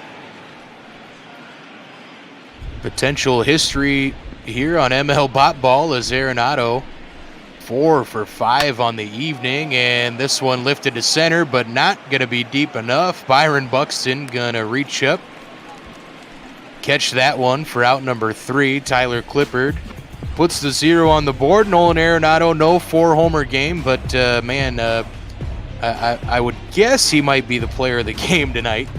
But we'll see what Polanco, Cruz, and Rosario can do for the Twins. They trail by 7 runs here late at Target Field. Very late indeed. We're running about 45 minutes behind our scheduled game time, but we do have one more coming up for you guys right after this one. Arizona Diamondbacks, Philadelphia Phillies. Don't be afraid to check that one out, even if it is past your bedtime. We'll give you a special pass for tonight. Let the sweet, soothing tones of ML Bot Ball broadcasters usher you into the land of the Sandman.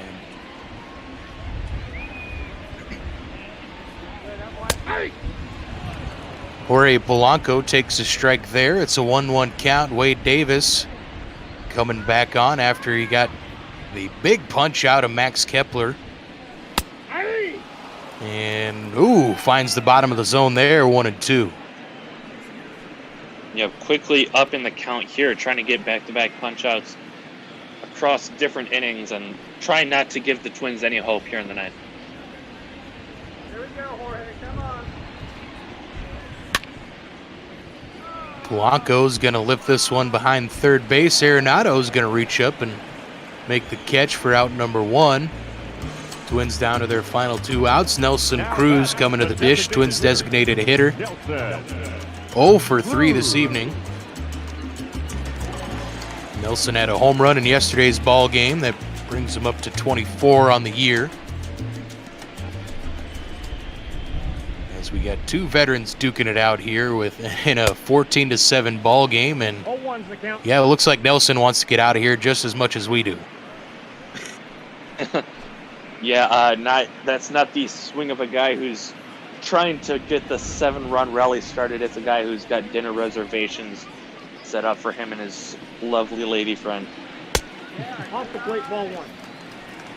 1-1. Of course, got to give a shout out to Nelson. Recently awarded the ESPY for his humanitarian efforts in his hometown down in the Dominican. He hooked up the police station with a motorcycle. I think he helped them build a new fire station, and he's done all sorts of good work down there in Dominican, and also has done well, obviously, in the communities he's been a part of with various teams over the course of his career. He's a guy who's endeared himself to just about any baseball fan out there, I think. Just about any fan, maybe not Tigers fans, still a little bit salty after him killing us in all of our playoff runs, mostly with the Rangers. He's going to swing and miss right here. Punch out, and we're one step closer to sending this one home. I almost said all baseball fans, and then I remembered I'm sharing the booth with the Tigers fans, so I caught myself there. So yeah, but old Nelson, old boomstick, good to see him still swinging a big stick in 2020. As he's going to turn 40 here in a couple days. On July 1st, Nelson Cruz will be 40 years old, and on pace to hit over 40 home runs once again for the Twins. So much love to Nelson and all the work he does and all the bombas he hits for this Twin squad. Yeah, I got to say, as much as I hate him as a baseball player, what he's done against my team, I got to love what he does as a person. As that one sent out to center field on a great over-the-shoulder catch to end this one. 14-7 is your final in a baseball game. Yes, we promise this is not football. Yeah, we wouldn't blame you if you thought we were in Denver at Coors Field. We wouldn't blame you if you thought we were a few blocks down in downtown Minneapolis here at US Bank Stadium. But either way, Rockies get a 14-7 win. They get the 2-1 series lead. Get a nice road series victory here on the Twins as they pick up the final 2 games of this one. 19-10, they out-hit the Twins and score 14 runs. My goodness, we're going to have some highlights here. I hope it doesn't take all night.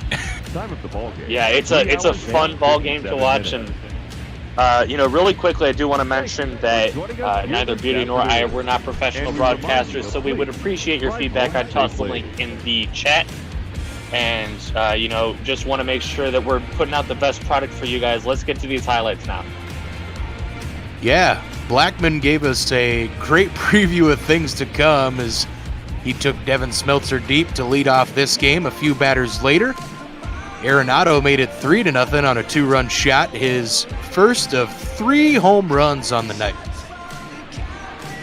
Yeah, it looked like things were going to get out of hand, and it looked like, Twins might have had a shot, but the big blow we thought was the Ian Desmond grand salami out to center field, made it 7-0.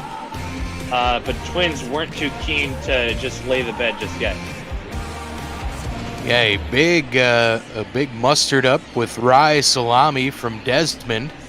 He was the Rockies' designated hitter tonight, so fulfilling that role well with his 7th home run on the season. Then we saw Murphy homer there, made it 8-0, and the next pitch, Nolan Arenado hit number 2 of 3 as he took that one to dead center. Made it 9-0 Rockies. Yep, that's all the Rockies technically would end up needing, but Minnesota tried to make it interesting in the 4th inning. With mostly 2 outs, they got a lot of runs scored, 2 of them coming in on this Luis Arias double into right. Yeah, Arias doubled. Kepler then doubled as well, made it 9-5. Twins got back in this one a little bit. Tried to at least make things interesting for your resident virtual booth members, and Sano hit number 13 on the season. A solo shot to center there at 4-11. Yep, made it 10-6. Twins end up scoring another one, but the cherry on top for the night, 3rd home run of the day, and a big old grand salami to boot from Nolan Arenado helped him double up the Twins, and that would end up being your final score tonight.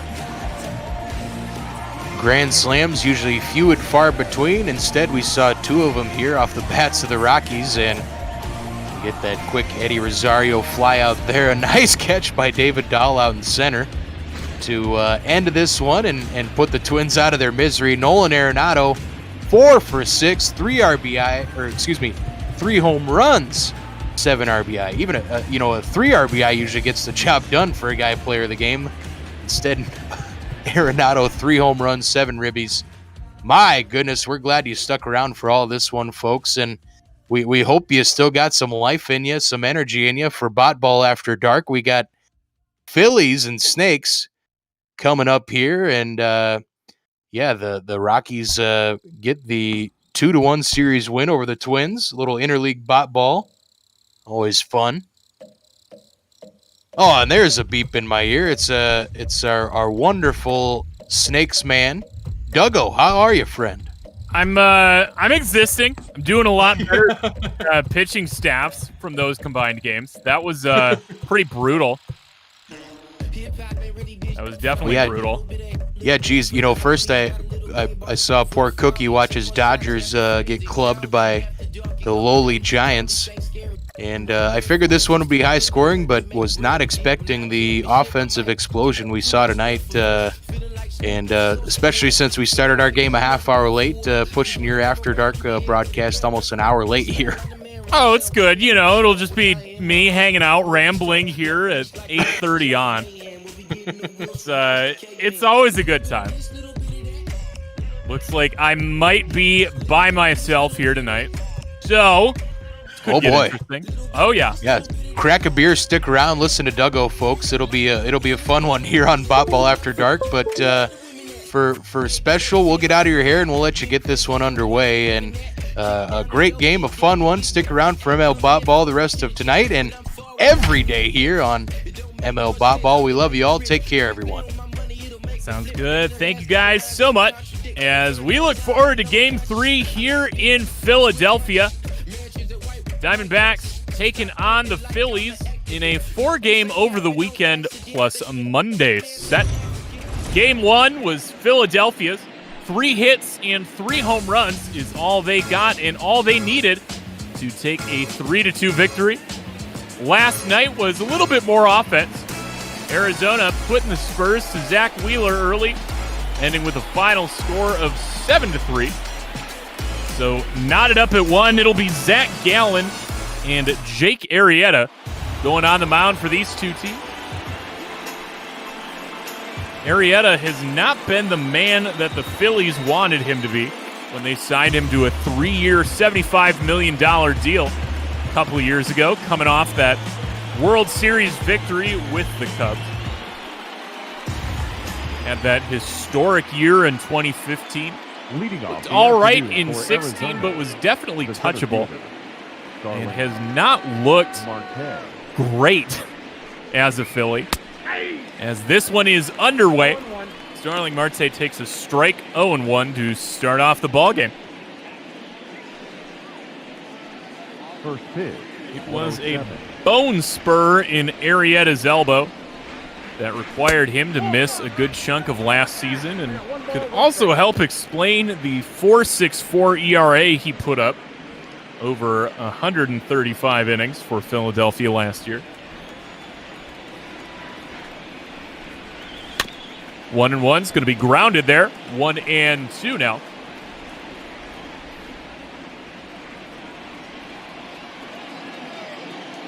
Arrieta looking for strikeout number 1 early on. Going to have to wait, as that'll run outside. It'll be 2-2. Inside, and it runs full. A potential Marte parte with Cattell on deck. Starling now back in the everyday leadoff role. And he's doing it well. That one's going to be over the head of Alec Boehm. And a leadoff single to start this one out here at Citizens Bank Park.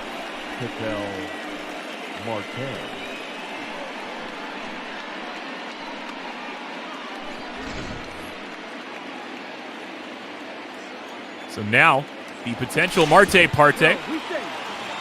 But first, a look over to the one on base. And I have to say it every time. It's always interesting to me that they spend so much time worrying about the one on base when the one at the plate is usually a lot more dangerous. To call Cattell Marte a little bit more valuable than Starling might be an understatement. 0-1. Going to be in the zone, looked at. 0-2.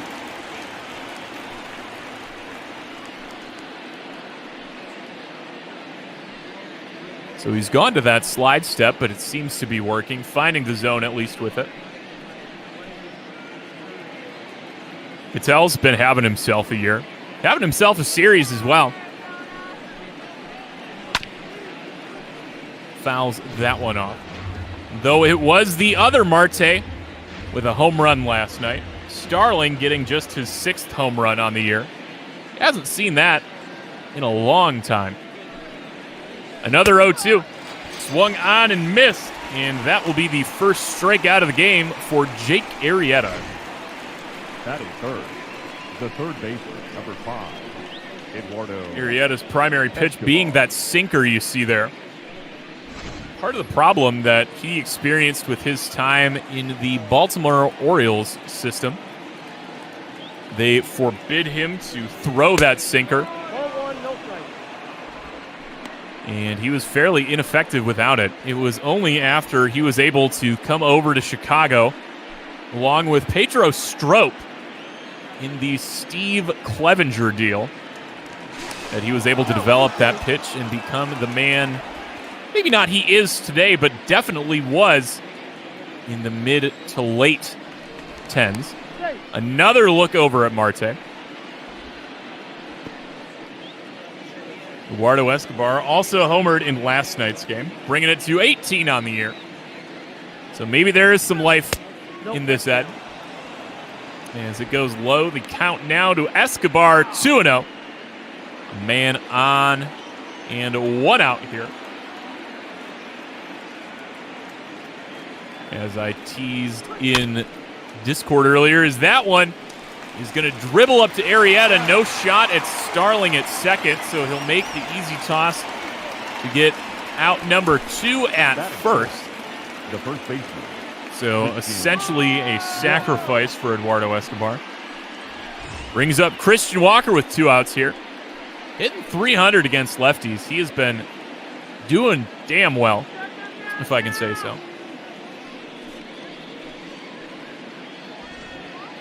With 16 home runs.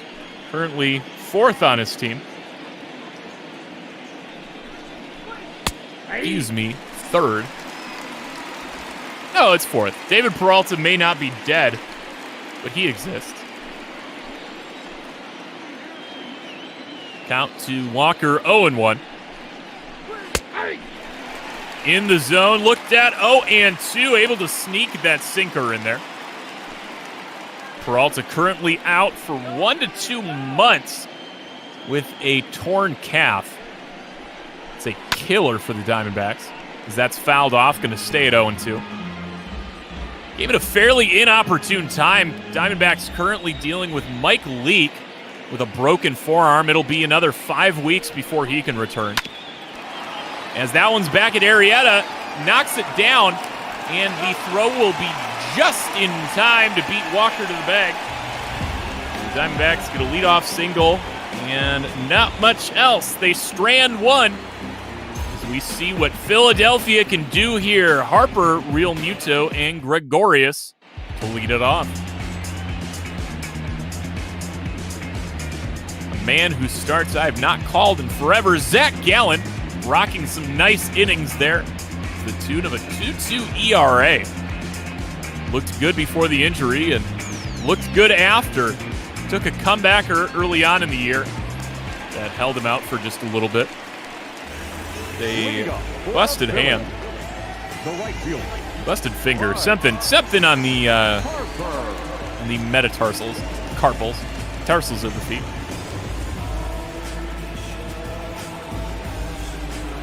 Just glad to see he hasn't lost a step. Definitely good, especially now with Mike Leake out. So Bryce Harper comes up, rocking a nice 96 strikeouts on the year. Seems to be doing pretty well in that leadoff spot. Had this discussion with somebody the other day about how the role of the leadoff man has seemingly changed here in Major League Baseball. In prior years, the Dusty Baker years, I would like to think of them as. You know, your leadoff guy was always your quick, speedy guy. You know, Tim LeCastro would be like Dusty Baker's wet dream. And I hate that. I hate that Dusty Baker would be thinking about Tim LeCastro at all. But here we are. I put it in my head, you have to listen to it. Count runs to 3-1 here to Harper. Harper creeping in on 40 walks on the season. No, that's a ball. As that's a called ball 4. Torrey isn't crazy about it. I'm not crazy about it. I'm sure it's about to cut to Zach Gallen throwing his hat, and it does. Gallen's been doing a good job of limiting base runners.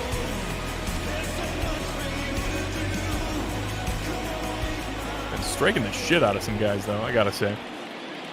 81 strikeouts in 70 innings pitched, as the pitch out will keep Harper honest. Harper with 14 stolen bases on the year.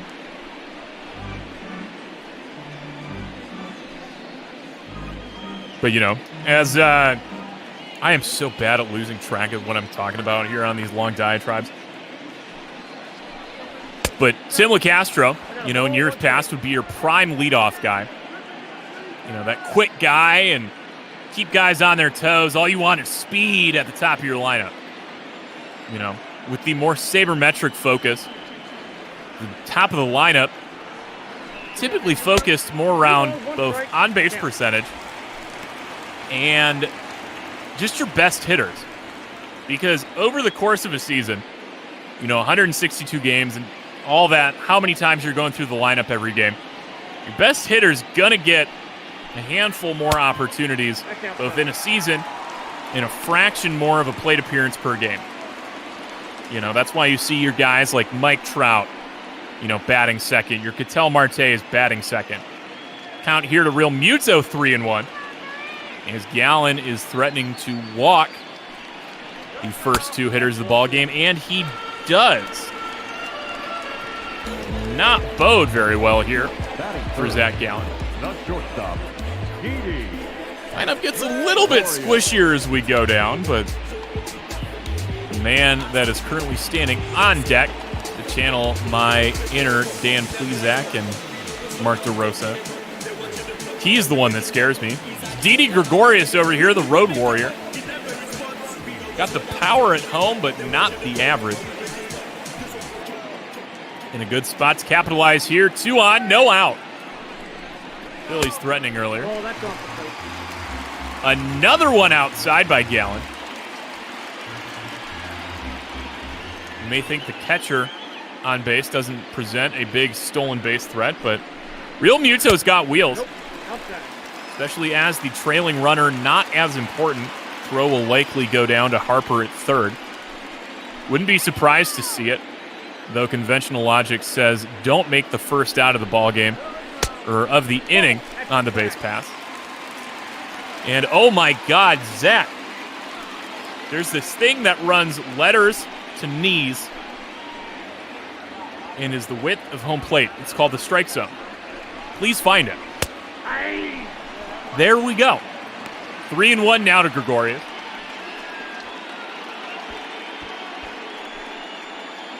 Swear to God, if this is how this one goes, it's going to be rough. So please stick with me. I'm going to need all of your hope and encouragement. Yeah, it's a big swing and a miss. I think that's the first whiff that Gallen has managed here today.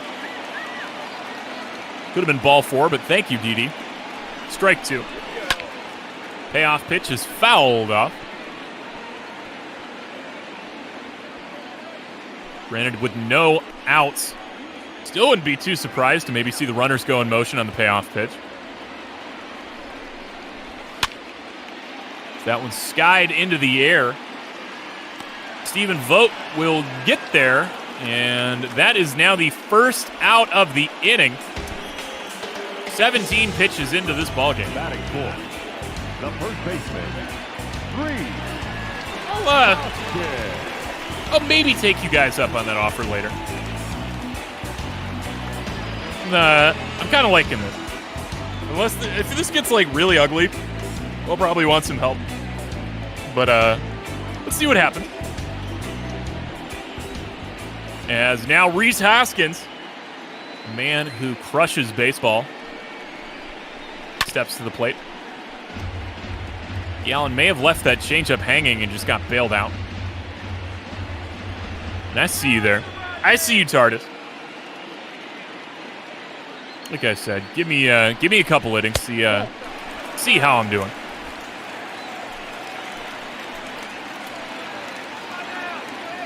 Count is 1-1 to Hoskins. One of the guys with the 3 home runs in Game 1 of this series. As I said earlier, it was 3 hits allowed over the whole course of the ball game in Game 1. But all of those hits, solo shots, which led to a rough 3-2 loss. Knuckle curve goes outside, 2-2. Harper still at second. Real Muto still at first. Another foul ball. Gallen needs something to happen here. Just get out of this. Something low, something on the ground. Get 2. Get yourself out of this. He's going low. Just not able to get anything in play from Hoskins. We're going to stay at 2-2. This has not been Gallen's MO. As we finally get a swing and a miss out of somebody. Not surprising, the 111th strikeout of Hoskins' year. Pretty sure that puts him first in the National League.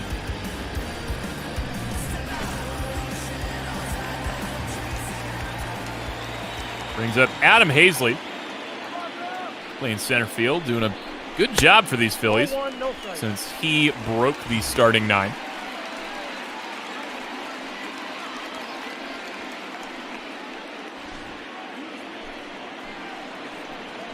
See you guys talking about strikeout records.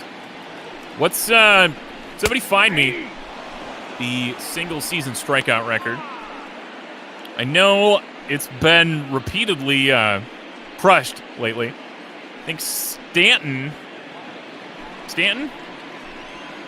holds it currently. I know he's currently the closest guy to possibly break the all-time strikeouts record. Count now runs to 1 and 2. Gallen's got the whiffs going finally. No bite on a low changeup. Count runs to 2 and 2. All right, so 223 strikeouts. We're at this is game 83. So 82 games at 110 strikeouts as Hazley looks at that one. Billy Strand 2. They get 2 walks to start off the inning, and they go down in order. That is going to be big. I am putting a big star next to that one. Diamondbacks sending up Beer, Calhoun, and Ahmed here. Top of the second. Leading off for Arizona, the left fielder, Seth Beer.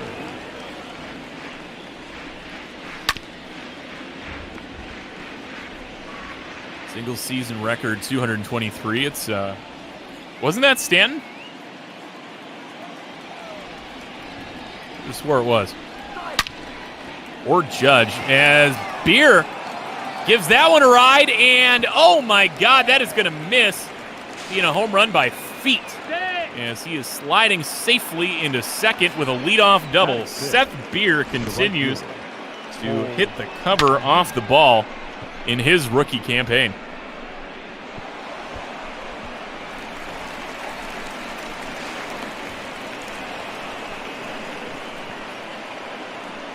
Beautiful little slide there, just avoiding any possible tag by Segura.